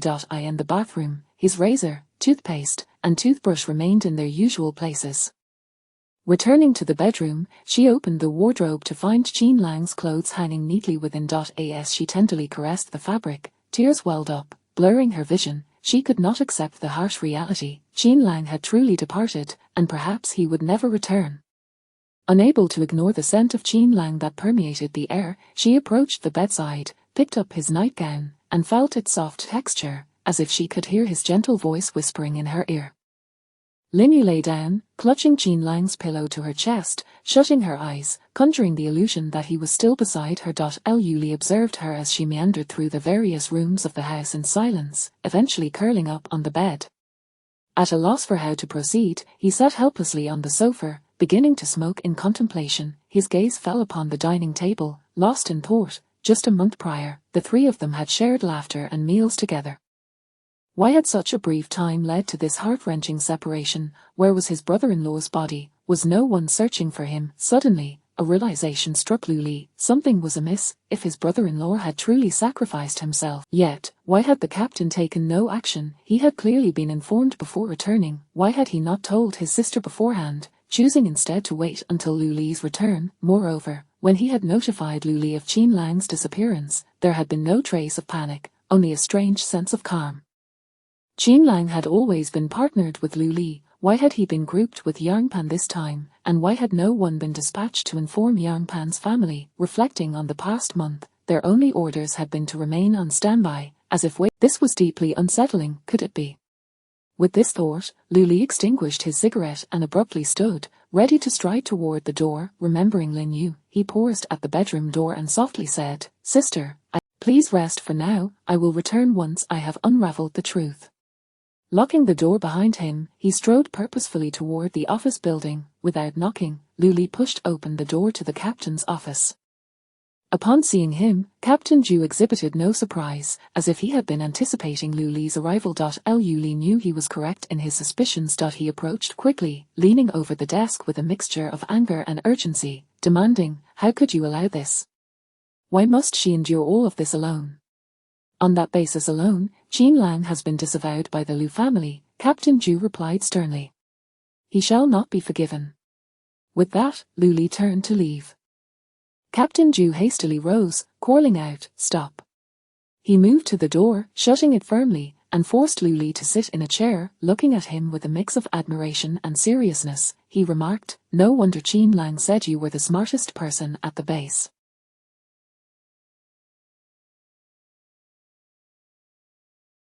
"Nothing escapes your notice." Luli turned away with a huff, but Captain Zhu sighed, glancing at him meaningfully. "Originally, you were meant to accompany us, but Qin Lang worried that Dr.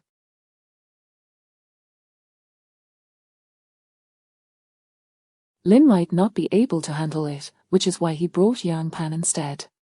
Luli stared at Captain Zhu in shock. Captain Zhu patted his shoulder, signaling him to remain quiet for the moment.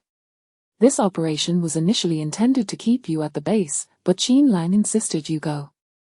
I believe you understand his reasoning by now. He wanted you to be aware."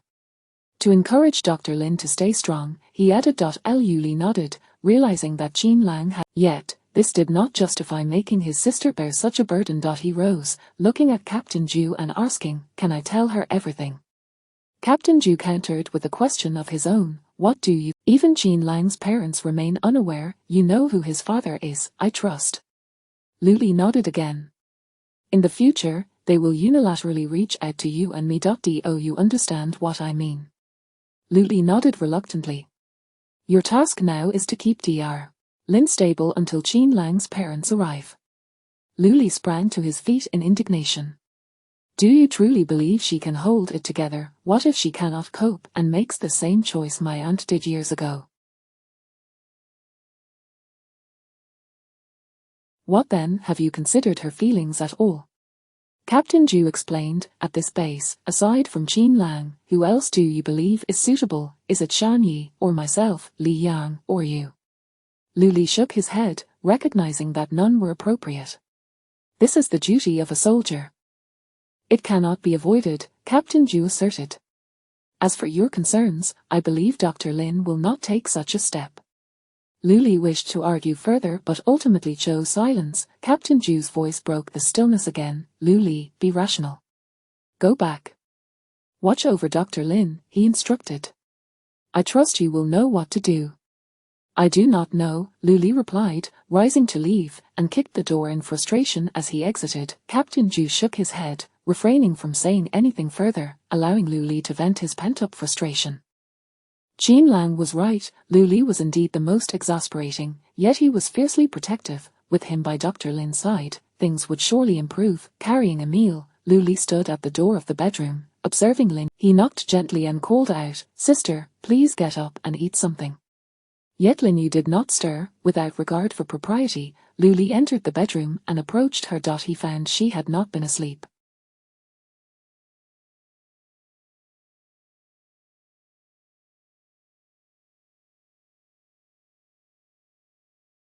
She merely gazed helplessly ahead. Kneeling before her, he looked into her eyes and said, "Sister, things are not as dire as you think, there is still hope, truly, you must believe me.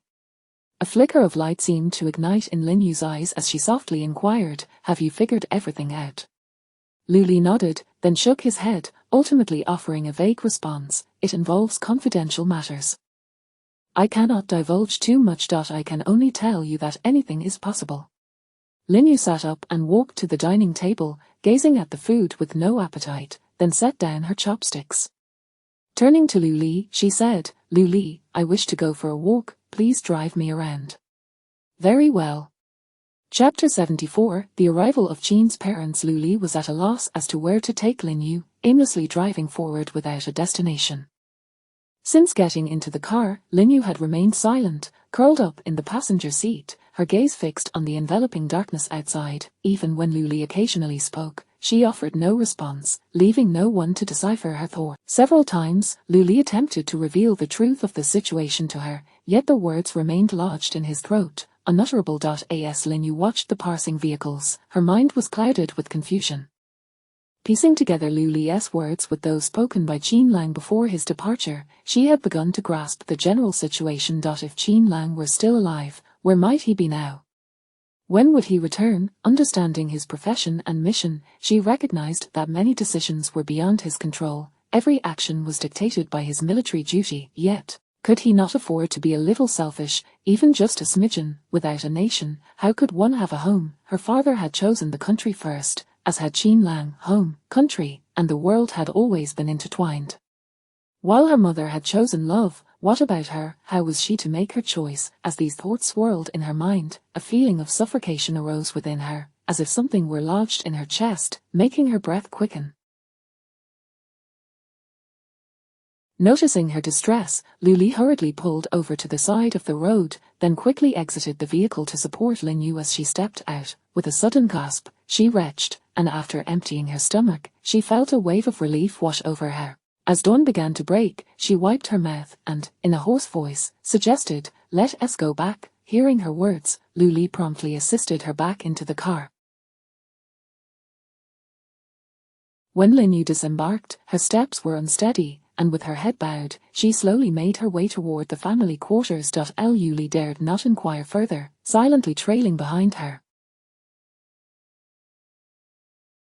Upon returning home, Lu Li gently closed the door and approached the living room, quietly observing Lin Yu seated on the sofa. Unsure of how to console her, he merely kept her company. After a moment, he softly asked, Sister, is there anything you'd like to eat? I can prepare something for you. Lin Yu lifted her head, her gaze vacant and weary. She shook her head and replied in a subdued tone, Lu Li, I can't eat. You should eat by yourself. Sighing, Lu Li noted her pallid complexion and tenderly insisted, that simply won't do. You'll wear yourself down like this. How about some porridge? It's easy on the stomach. After a moment of silence, Lin Yu finally nodded faintly. Lu Li immediately turned and entered the kitchen, busily preparing. Before long, the fragrant aroma of porridge wafted through the air. He brought a steaming bowl to Lin Yu, saying, Sister, please eat. Taking the bowl, Lin Yu stirred it gently with her spoon but lacked the appetite to consume it. After forcing down a few spoonfuls, she set it down and told Lu Li, I'm tired. I want to sleep, please request a leave of absence for me at the health station. With that, she stood and walked directly toward her bedroom. Watching her retreating figure vanish behind the door, Lu Li sighed and quietly tidied the dishes, preparing to request a leave for Lin Yu. Lying quietly on the familiar bed, Lin Yu closed her eyes, yet her mind was flooded with thoughts of Qin Lang. The words he had spoken and the deeds he had performed, whether joyful or sorrowful, replayed in her thoughts like a relentless film. She felt utterly exhausted, as though her entire being had been hollowed out, and no matter how hard she tried, sleep eluded her. She wanted to cease thinking about Qin Lang, to reassure herself that he would surely return, that he was merely on a mission as he always was. Yet, the overwhelming unease and the harsh reality felt uncontrollable, like a runaway stallion. Lu Li arrived at the health station where Xiaonan, Xiaobei, Dr. Liu, the head nurse. Lin, is she all right? Lu Li shook his head helplessly. She hasn't eaten or slept. Xiaonan expressed her worry. This is unacceptable. If this continues, her health will deteriorate. She is already so frail. They suggested visiting her to offer comfort and support. Captain Song sighed, helplessly stating, "In such circumstances, any persuasion may be futile. No one can truly sway her. We must wait." Turning to Lu Li, he added, "Let her take a few days off. It's understandable, and everyone will be supportive." Meanwhile, Lin Yu lay in bed, the weight of her fatigue compounded by her anxiety, leading her to weep silently. Suddenly, a rapid knocking echoed from the door. Lin Yu rose and approached, opening it to find Sheen's parents, their faces etched with worry, clearly having rushed to her side.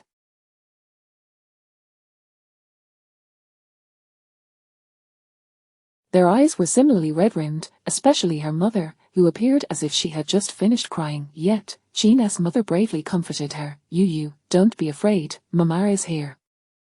These few words released all the pent-up grievances, worries, and fears within Lin Yu, and the tears she had been holding back flowed freely upon seeing her mother. She embraced Sheen's mother and began to cry loudly. Hearing Lin Yu's sobs, Sheen's mother could no longer contain her own tears and joined in, yet she steadied her voice, saying, "Yu, don't cry, Mama is here.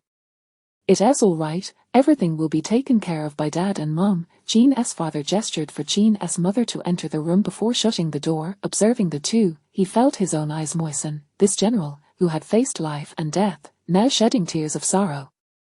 When Lu Li arrived, he was met with the sound of weeping. He hurried into the room to witness the mother and daughter embracing, both in despair. Sheen's father motioned for Lu Li to sit beside him, as both strong men felt their hearts ache upon hearing such sorrowful cries.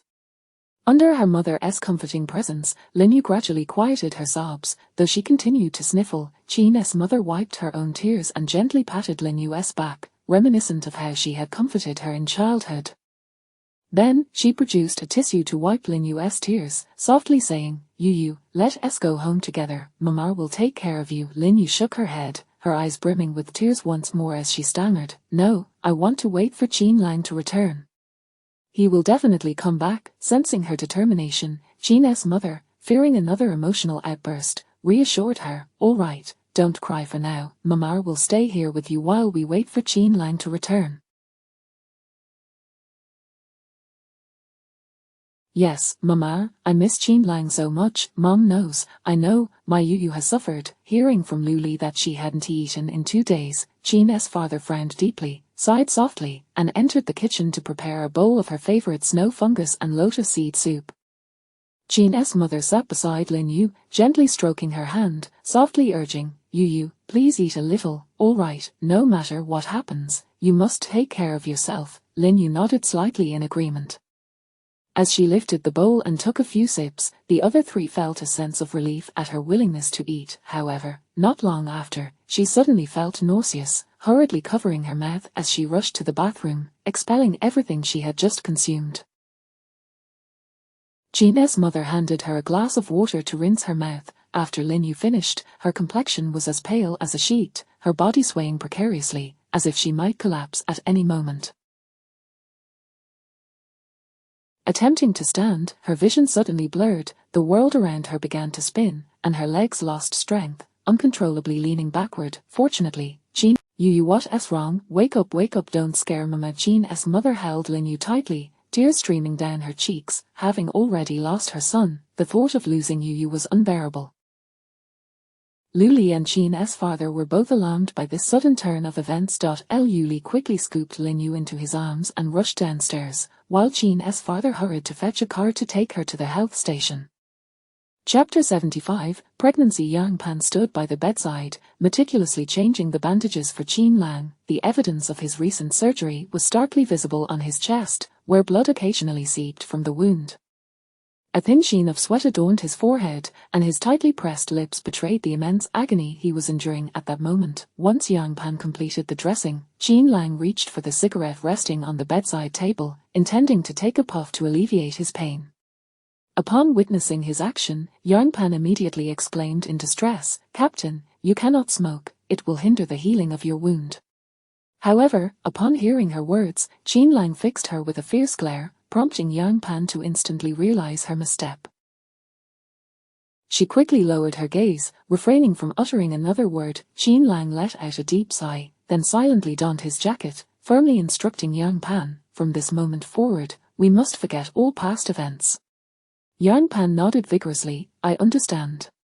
Subsequently, she slowly walked to the window, gazing intently at the bright. She should have received news by now. With her intelligence and keen perception, she must have already surmised the truth of the situation. Were her mother and the others here yet? Would she be angry with herself over this matter?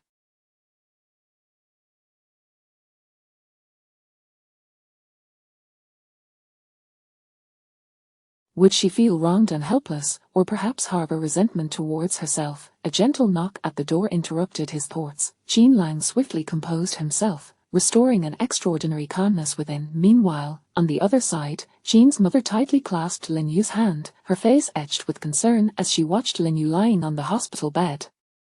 At that moment, Captain Song approached with the test results in hand and handed them to Qin's mother. She accepted the report, her eyes fixated on the data, her trembling hands betraying her uncertainty. Her emotions were a tumultuous mix, pondering whether this outcome was beneficial or detrimental for Yu at this juncture. Noticing her distress, Qin's father approached, bewildered, and softly inquired, "What is the matter?" Captain Song's expression was grave as he informed him, Dr. He understood that being pregnant at this moment was akin to adding insult to injury for her. Not only did she have to bear immense emotional pain, but her body would also contend with the early signs of pregnancy. His heart was heavy with acceptance. Nurse Deng entered, offering consolation. Perhaps this is a glimmer of hope for Dr. Lin's future, a swift means for her to emerge from this melancholic state. Is this method truly viable? Qin's father sighed deeply after speaking. At that moment, Lu Li remained silent, stepping outside, inwardly cursing Qin Lang, that scoundrel, knowing full well he would leave and that Yu would be heartbroken. Why would he let her become pregnant at such a time? Could he not consider her feelings? Qin Lang clearly has ulterior motives. He struck the tree fiercely, causing leaves to scatter down. Qin's mother was similarly berating Qin Lang in her mind. Why let her become pregnant? Ever since he was selected for the special forces, she had been opposed to it, always wishing he could return home more often to be with Yu. However, both father and son resolutely ignored her wishes, asserting that without a country, there could be no home. Yet a nation is composed of countless families. From the moment he joined the special forces, she had feared this day might come, but she never anticipated it would arrive so swiftly. At this moment, Lin Yu stirred awake on the hospital bed, and her mother quickly wiped away her tears, softly asking, Yu, how do you feel now? Are you feeling any better? Lin Yu nodded slightly. As her mind began to clear, Qin Lang's figure immediately surfaced in her thoughts, her eyes brimmed with tears once more, moisture swirling in her gaze. Professor Song, standing nearby, hastily offered comfort. Yu, do not be disheartened.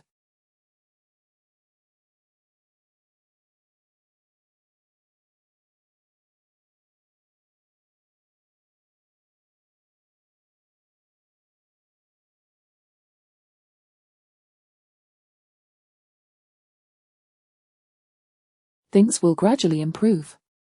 Lin Yu struggled to contain her emotions, softly sobbing. Qin's mother gently caressed her hand, encouraging, be strong. You are pregnant. Lin Yu was taken aback, seemingly unable to believe the words she had just heard. She struggled to sit up, her eyes urgently seeking her mother's gaze. Qin's mother handed her the test results, and upon confirming the report's findings, Lin Yu felt an overwhelming weight in her heart, tears streaming forth like a burst dam. Seeing this, Qin's mother could only helplessly wipe her tears, yet they flowed ceaselessly, like beads on a broken string. She cradled Lin Yu in her arms, softly whispering, Yu, is this not a joyous occasion?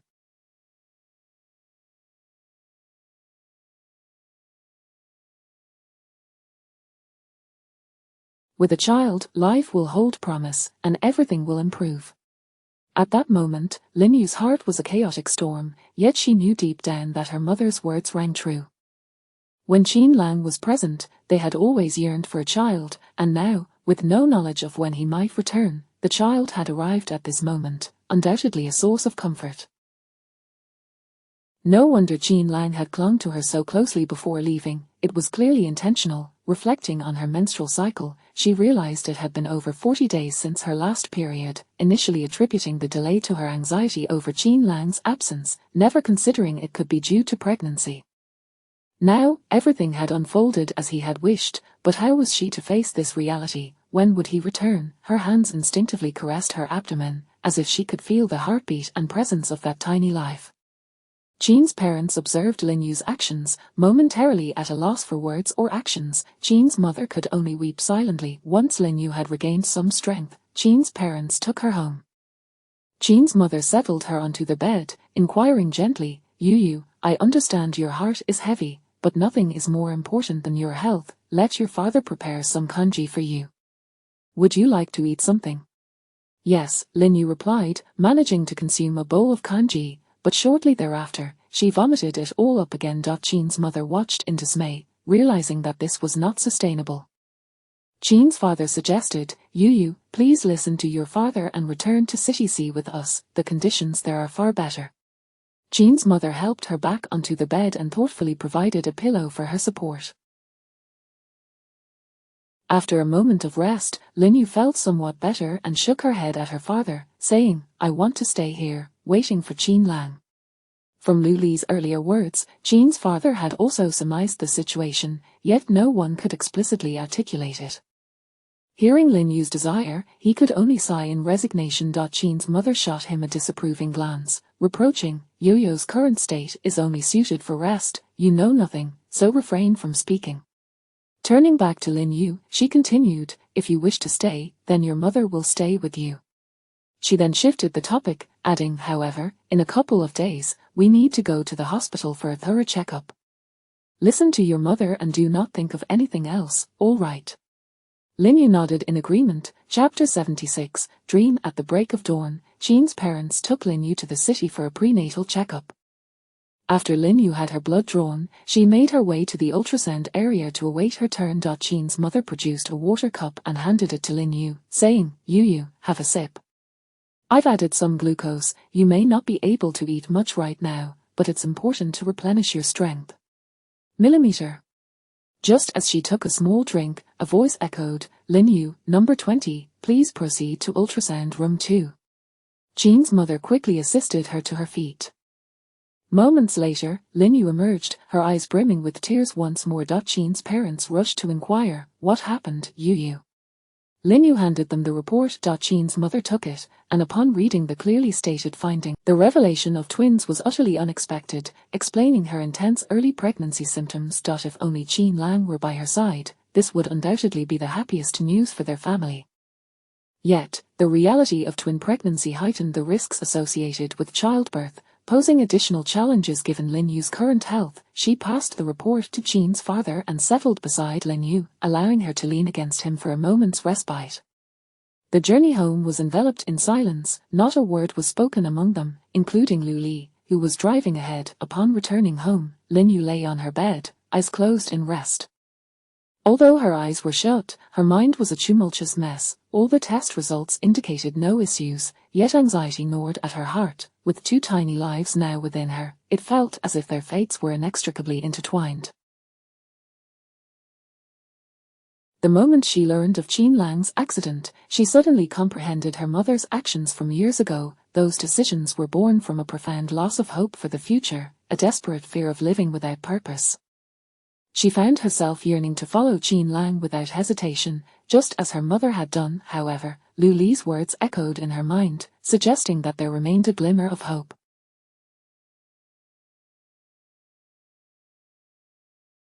Reflecting on Qin Lang's last words, she felt a flicker of optimism. 1813, when her mother departed, she had struggled to accept the loss. Now, with her own child yet to be born, could she truly deny them their right to life simply because their father's fate was uncertain and her own health was precarious?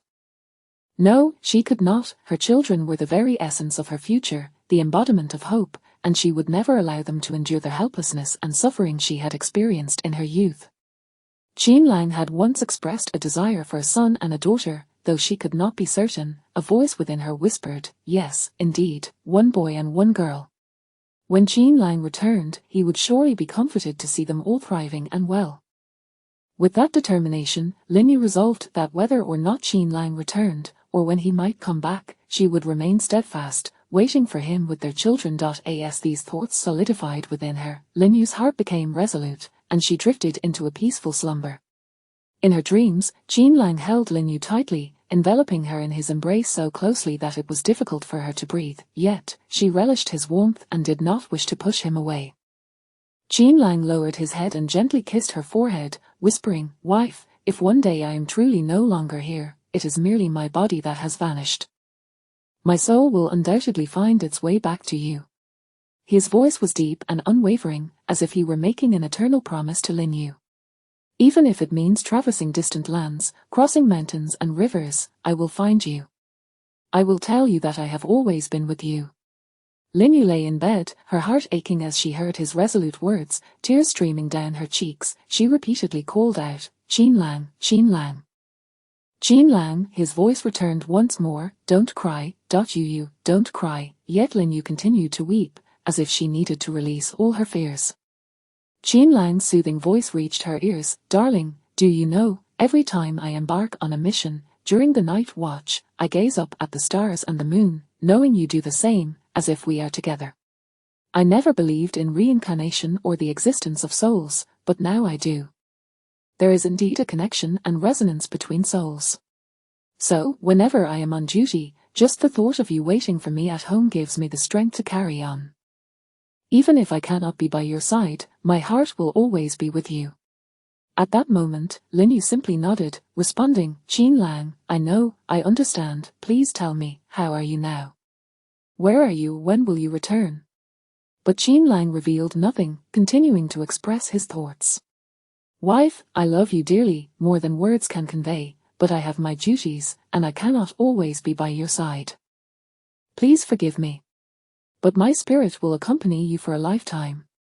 Wait for me, I am well, but you must promise to wait for me." With that, Jean Lang turned and walked away without looking back. No matter how fervently Lin Yu called after him, he strode resolutely into the encroaching darkness. "Jean Lang. Jean Lang. Jean Lang." Outside, Jean's mother heard the commotion and rushed in. Realizing that Lin Yu was experiencing a nightmare, she gently shook her, urging, Yu, wake up, wake up." Lin Yu opened her eyes to the familiar surroundings and the sight of her mother before her. Seeing her daughter awake, Jean's mother quickly embraced her, reassuring, Yu, were you having a nightmare? It's all right, Mommy is here." Lin Yu lifted her head and gazed at her mother, saying, "Mom, I dreamt of Jean Lang." "Yes, it's all right. Mommy understands. He said he is well and wants me to wait for him to return." Jean's mother looked at Lin Yu in confusion, prompting her to recount everything. After hearing Lin Yu's account, she firmly stated, Yu, whatever decision you make, I will support you and stand by your side. "Thank you, Mom." In that moment, Lin Yu noticed the weariness etched on her mother's face and the dark circles around her eyes. Over the past few days, her mother had been caring for Lin Yu's emotional and physical well-being, suppressing her own pain and suffering. Yet, Jean Lang was also her son, and the anguish, sorrow, and worry in her heart were no less than Lin Yu's. Still, she maintained her strength for Lin Yu's sake. Jean's father was no different. Not seeing him around, Lin Yu inquired, "Mom, where's Dad?" "He's outside. I'd like to go out and speak with him for a moment." Upon seeing Lin Yu emerge, Jean's father quickly stood up, asking, "What is it?" Yu. Lin Yu sat down and expressed her decision to both of them. "Dad, Mom, once my pregnancy stabilizes, let us return to Sea City." They exchanged glances and nodded in agreement. Lin Yu continued to share her thoughts. "Dad, could you please speak with Captain Ju and request that this room be kept for us? When the children are a bit older, I'd like to bring them here to visit." "Of course, I will take care of it." "Mom, tomorrow, could you and Luli go to the city to help me buy some gifts for the sanitation team? I want to thank them for their care over the past year. Also, please stop by the 3rd hospital to sign some documents. I voluntarily relinquish my position." Chapter 77, Returning to City. Sea time, in this world, is the most impartial of forces. It neither lingers in joy nor hastens in sorrow. Lin Yu and Jean's mother endured the agony of Jean Lang's departure for over 2 months. Throughout this period, Lin Yu's morning sickness fluctuated. At times, she could not consume anything for an entire day, while at other times, she could comfortably manage 3 or 4 meals. This led Jean's mother to frequently advise her, Yu, eat heartily when you can, and don't worry if you can't eat for now. The child within her was resilient, developing steadily despite the circumstances. This was indeed the best news for the Qin family. However, in the stillness of the night, the longing for Qin Lang reached its zenith. Lin Yu often found herself standing on the balcony, gazing at the starry sky, imagining Qin Lang in a distant place doing the same. In recent days, Lin Yu's morning sickness had noticeably lessened. She had not experienced any vomiting for several consecutive days and had regained her appetite. Qin's mother decided it was time to take Lin Yu back to City C. Had it not been for Qin Lang's situation, the health team had intended to throw Lin Yu a farewell party, but given the current atmosphere, such sentiments seemed out of place. All that remained were blessings and hopes. "Dr. Lin, you must visit us often, we will miss you dearly," said one of her colleagues. Lin Yu nodded in agreement. "Yes, I will miss all of you as well. I will think of you often." Nurse Deng handed Lin Yu a box, saying, "This is a small gift from us for the baby." "Thank you so much." Captain Song spoke earnestly to Lin Yu. "Dr. Lin, please take good care of yourself and visit us whenever you can. We won't see you off today." "Thank you, Captain." Noticing Xiaonan and the others on the verge of tears, she quickly intervened. "Please, everyone, do not upset Dr. Lin any further. She will visit often, and you can always come to see her during your breaks." After bidding farewell to her colleagues, Lin Yu returned home. Upon her arrival, she found that Qin's mother had been busy packing. "Yu, I've only organized some of your clothes and essentials," Qin's mother informed her. "Is there anything else you need to pack?" "Let me check," Lin Yu replied.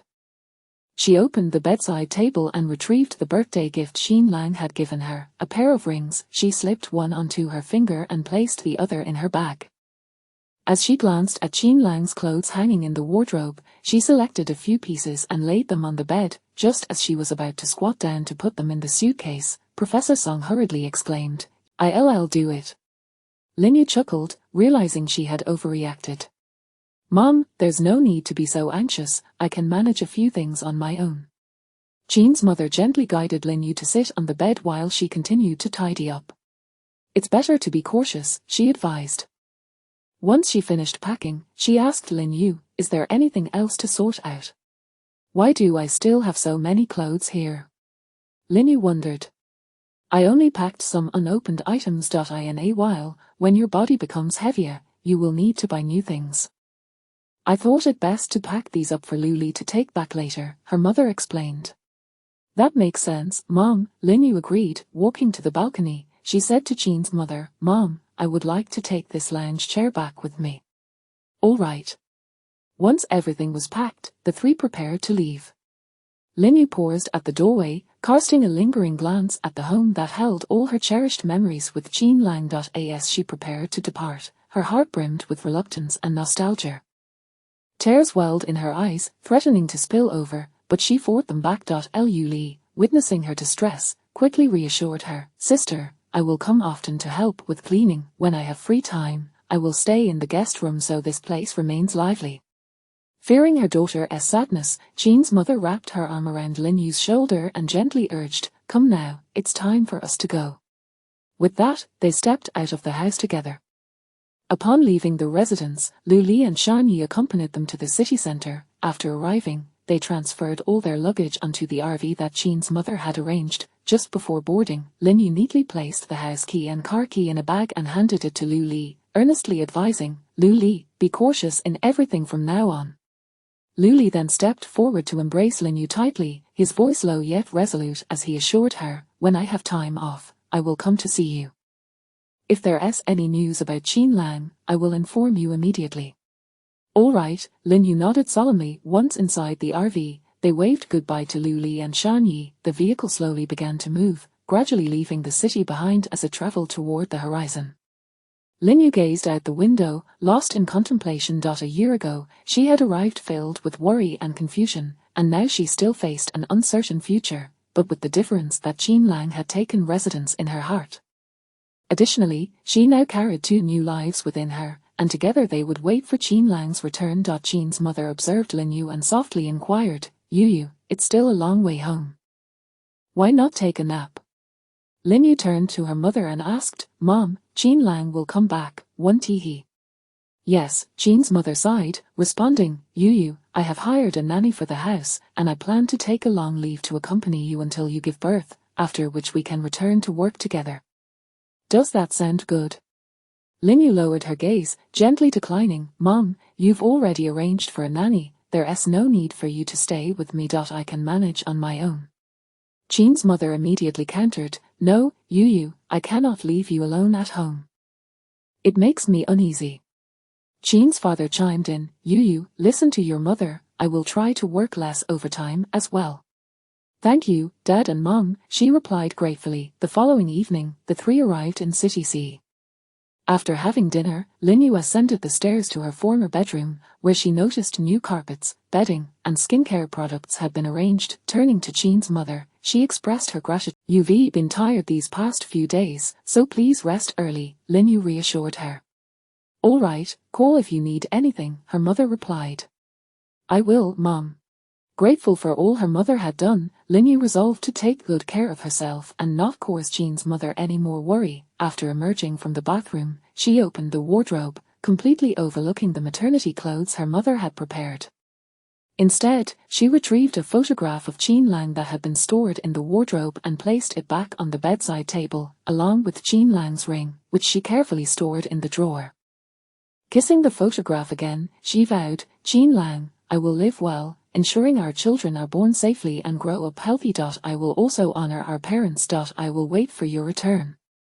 A time of reunion during the festive season, Mid-Autumn Festival, the Jean family villa was abuzz with an unusual liveliness. Liu Li and his parents had also come to see City, bringing an abundance of baby supplies, and naturally, many items for the expectant mother as well. Lin Yu, now over 5 months pregnant, had a noticeably larger belly, while the rest of her figure remained unchanged. Lu's mother looked at her daughter-in-law, pregnant with twins yet devoid of a husband's company, and felt a pang of sympathy, though there was little she could say. She forced a smile and remarked, Yu, it seems you've become even more beautiful since your pregnancy. Aside from your growing belly, you look just the same. Jean's mother approached and chimed in, indeed, while most women become less attractive during pregnancy, our Yu appears even more radiant. They exchanged a knowing glance, understanding each other's sentiments. Lu's mother continued, Yu, pregnancy can be quite arduous, especially with twins. It is no small feat. After a pause, she added, therefore, your well-being is paramount. Do not overthink things, and be sure to take good care of yourself. Lin Yu nodded obediently, I understand, don't worry, aunt. At that moment, Lu's father approached, expressing his concern for Lin Yu. Yu, after the festival, why not accompany your uncle and aunt to Kyoto for a few days? It would give Jean's mother a chance to rest, and we can help take care of you. Lin Yu smiled and shook her head in refusal. Thank you, uncle and aunt, but that would be too much trouble. Once the baby is born, our family will visit you. Lu's father nodded with a grin, very well, Yu, it's settled then. He then turned his attention to Liu Li, earnestly stating, Liu Li, you are no longer a child. It is time to consider finding a girlfriend. Taken aback by the sudden shift in conversation, Liu Li said nothing and busied himself moving items from the car to the house. Lu's mother quickly added, yes, Liu Li, look at your sister, she is about to become a mother, yet you are still single. As she spoke, she exchanged glances with Jean's mother, understanding the unspoken cue. Jean's mother eagerly joined in, that's right, Liu Li. You must seize the opportunity. Lu's mother then advised Jean's mother-in-law, please keep our Liu Li in mind if you come across any suitable young ladies. Jean's mother readily agreed, of course, I will.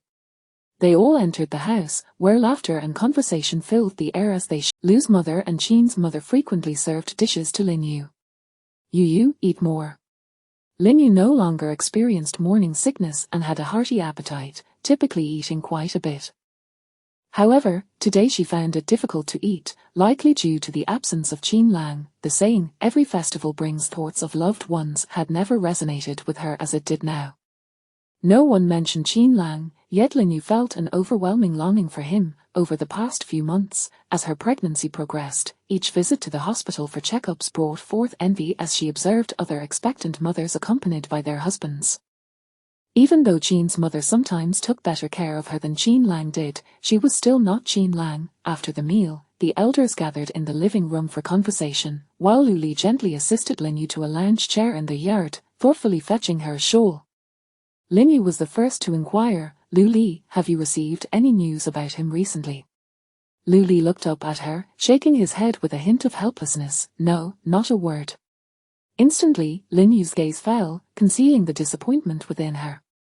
Where could Jean Lang be? Why was there no news of him? Had he truly vanished from this world? Tears began to fall unbidden at the thought. Lu Li, unsure of how to comfort her, could only let out a resigned sigh. Lin Yu gazed up at the bright moon in the sky, uncertain whether she was speaking to herself or to Lu Li. Jean Lang said that if anything were to happen to him, his spirit would surely seek me out.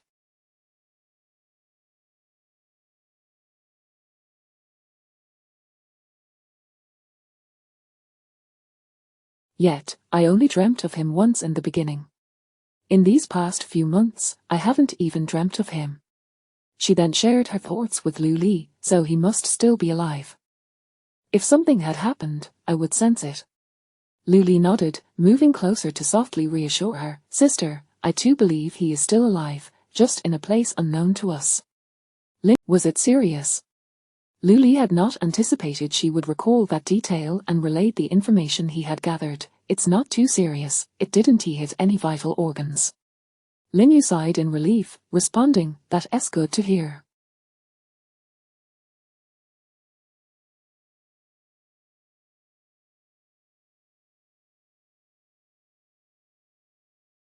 He must still be alive, as he has always been a strong swimmer. Jean's mother appeared with a tray, offering mooncakes to the two. Lin Yu took a bite, then looked up at the starry sky, pondering aloud, "It's the Mid-Autumn Festival. I wonder if Jean Lang can enjoy the moon as we do from wherever he is. I hope he has mooncakes to eat." Jean's mother knelt beside Lin Yu, holding her hand in comfort. "Yu, he will take care of himself. Right now, your health is the most important thing. Don't think too much, all right?" Observing how much Jean's mother had slimmed down these past months, Lin Yu grasped her hand in return. "Don't worry, Mom, I understand." She then admonished, "Mom, you must also take care of your health. All right, let us both do our best." Lu's father watched the care and attention the Jean family bestowed upon Lin Yu and gradually let go of his lingering resentment regarding Jean Lang's departure, finding solace. Lu's mother approached Lin Yu, reminding her, "It's getting late, the humidity is high at night, you should return indoors." "Okay." To lighten the somber atmosphere, this left Lu Li momentarily perplexed. Had they checked the gender, that would be illegal. Jean's mother smiled and explained to Lu Li, "Lu Li, you misunderstand. We have not checked the baby's gender. The chances of having twins, a boy and a girl, are quite high." "Oh, I see." He then excitedly exclaimed. Lu's mother then inquired of Jean's mother, "Have you decided on names for the children?" Jean's mother shook her head and turned to Lin Yu, asking, Yu, have you thought of names for the babies?" "Not yet." Lu Li chimed in with his thoughts, "I think names should be simple and easy to remember. No need for anything too complicated." Lin Yu agreed, then expressed her ideas. "Since Dad, Jean Lang, and Lu Li are all soldiers, if it's a boy, let us name him Jun, a homophone for the word mil." At that moment, a man dressed in a finely tailored suit, sporting a neat American-style haircut, stood before an enormous floor-to-ceiling window, gazing up at the night sky. He wore sunglasses that obscured his eyes, making it impossible to discern his emotions. His once dark skin had paled considerably. One hand casually rested in his trouser pocket, while the other held a burning cigarette. He emanated a chilling aura, as though the very air around him had frozen. No one could penetrate his aloof exterior to glimpse the thoughts and feelings within. Just then, the door creaked open, and another man entered. Upon seeing the man standing by the window, he let out a soft sigh before silently turning to leave the room. As the door clicked shut, silence enveloped the room once more. The man maintained his original stance, continuing to gaze at the starry sky, lost in his own world. Chapter 79. The birth of a child. As spring gives way to summer and winter retreats, Lin Yu, who became pregnant during the sweltering month of July, now finds herself on the cusp of her due date in early spring.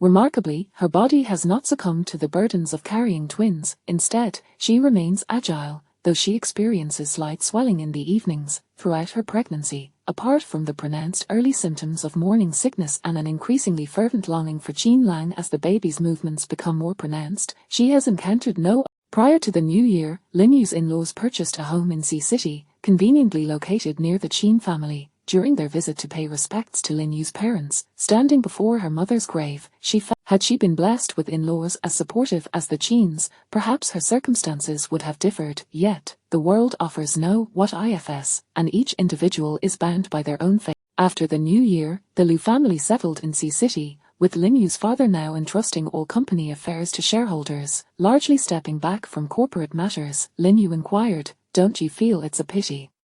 What about the sacrifices your mother made back then?" He replied, "Life is all about perspective. Wealth is merely an external possession. No general remains undefeated, and in business, there are no eternal titans. One must know, every child of China will rise to the occasion when called upon." Moreover, with Jean Lang's intellect, he is unlikely to find himself in dire straits. "I have faith that he will return." Since hearing his words, Lin Yu has come to understand much. Rather than wallowing in past pains and future anxieties, it is far better to embrace the present. Today, the sun shines brilliantly, and the courtyard is adorned with blooming forsythia, a sight to behold.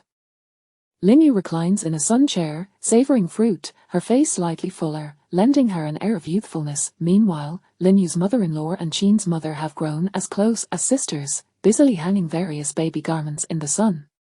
The clothesline is laden with tiny outfits, blankets, and an array of toys, including those meant for children 3 years hence. Lin Yu shakes her head and approaches them.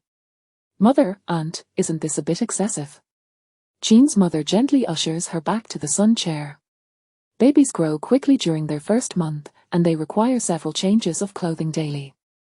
Even if they are twins, it is prudent to be prepared. Her aunt adds, "Oh, Yu, this is hardly too much." Glancing at Jean's mother, she beams, "We even plan to buy more in the coming days." Jean's mother chimes in, "Indeed, indeed."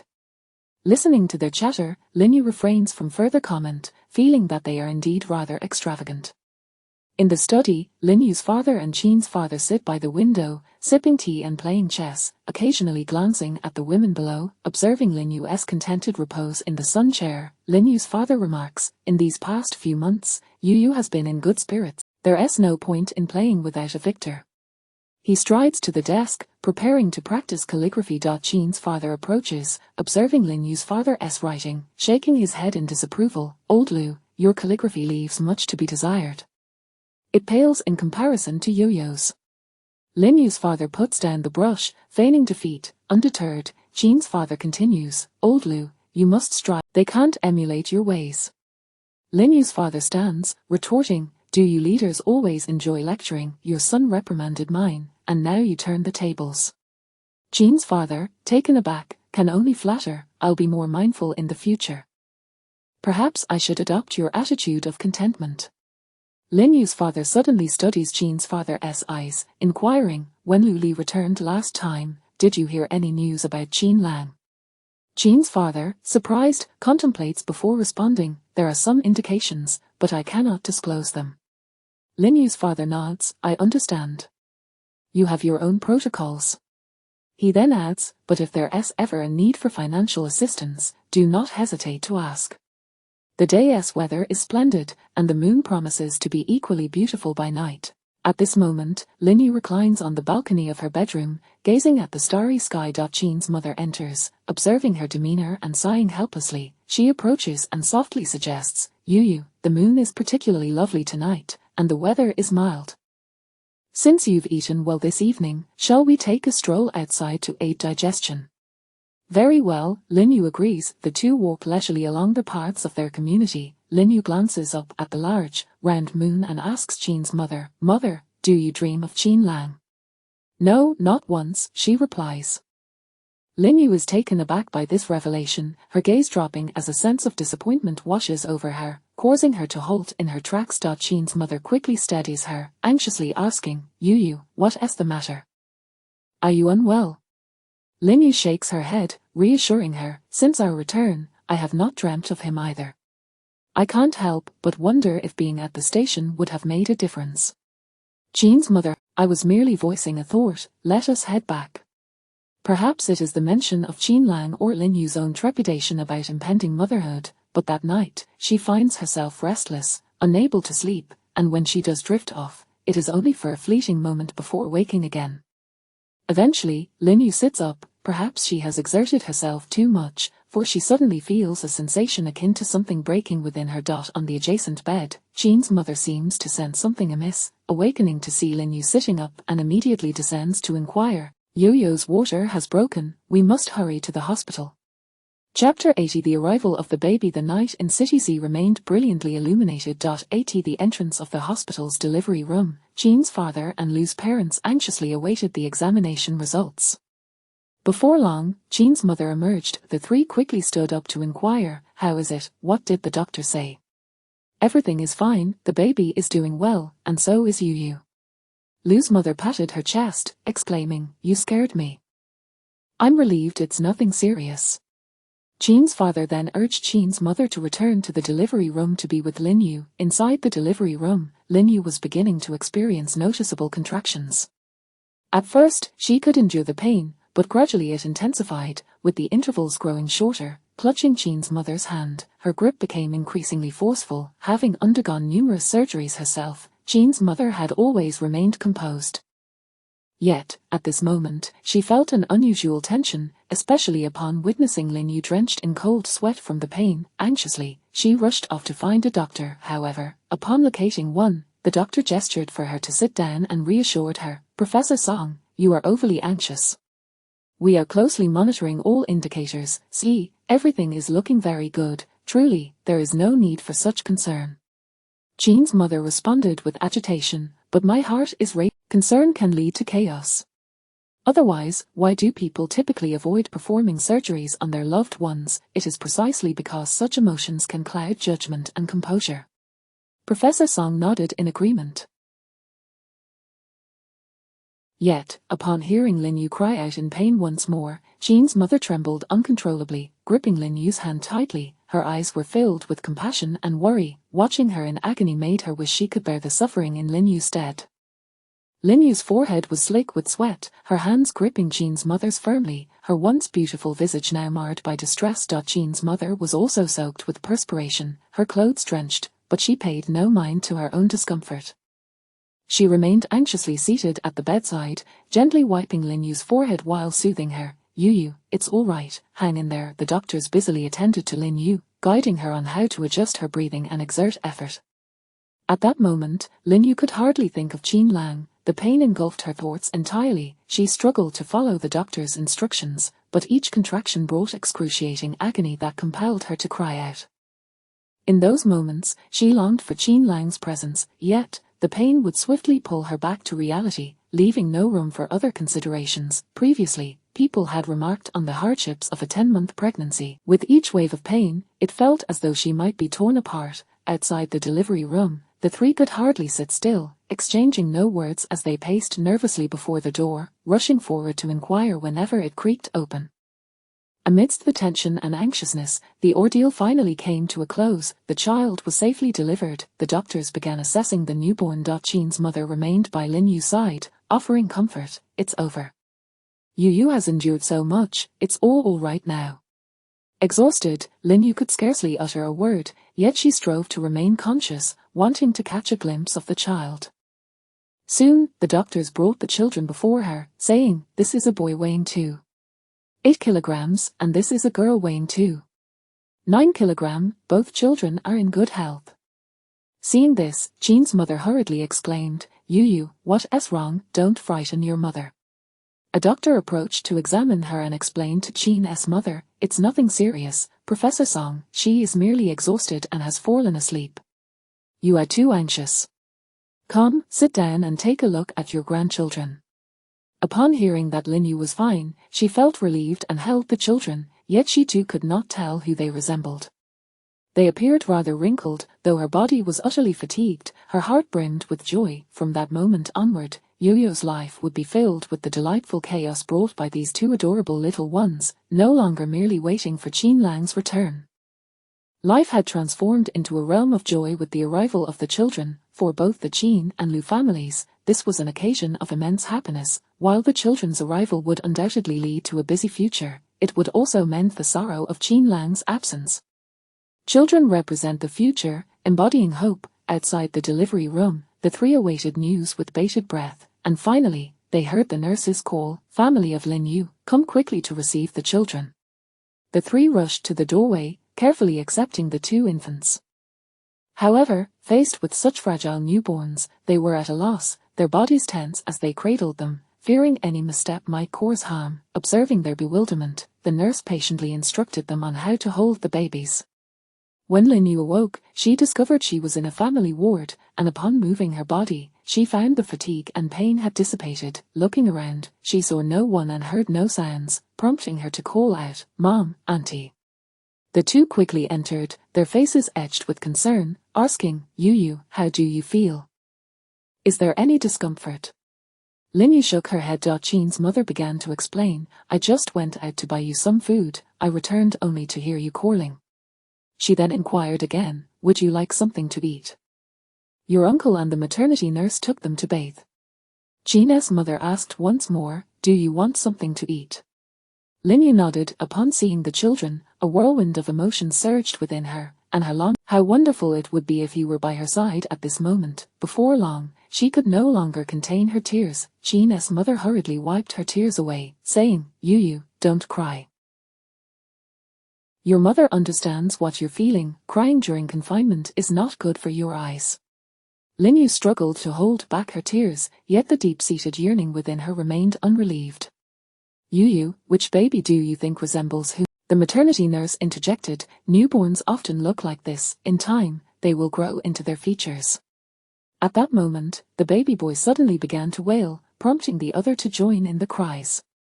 The group found themselves at a loss once again, thankful that they had already arranged for a maternity nurse. Meanwhile, in a dimly lit room, darkness enveloped the space, the lights were off, and the curtains drawn tightly, allowing not a sliver of light to penetrate.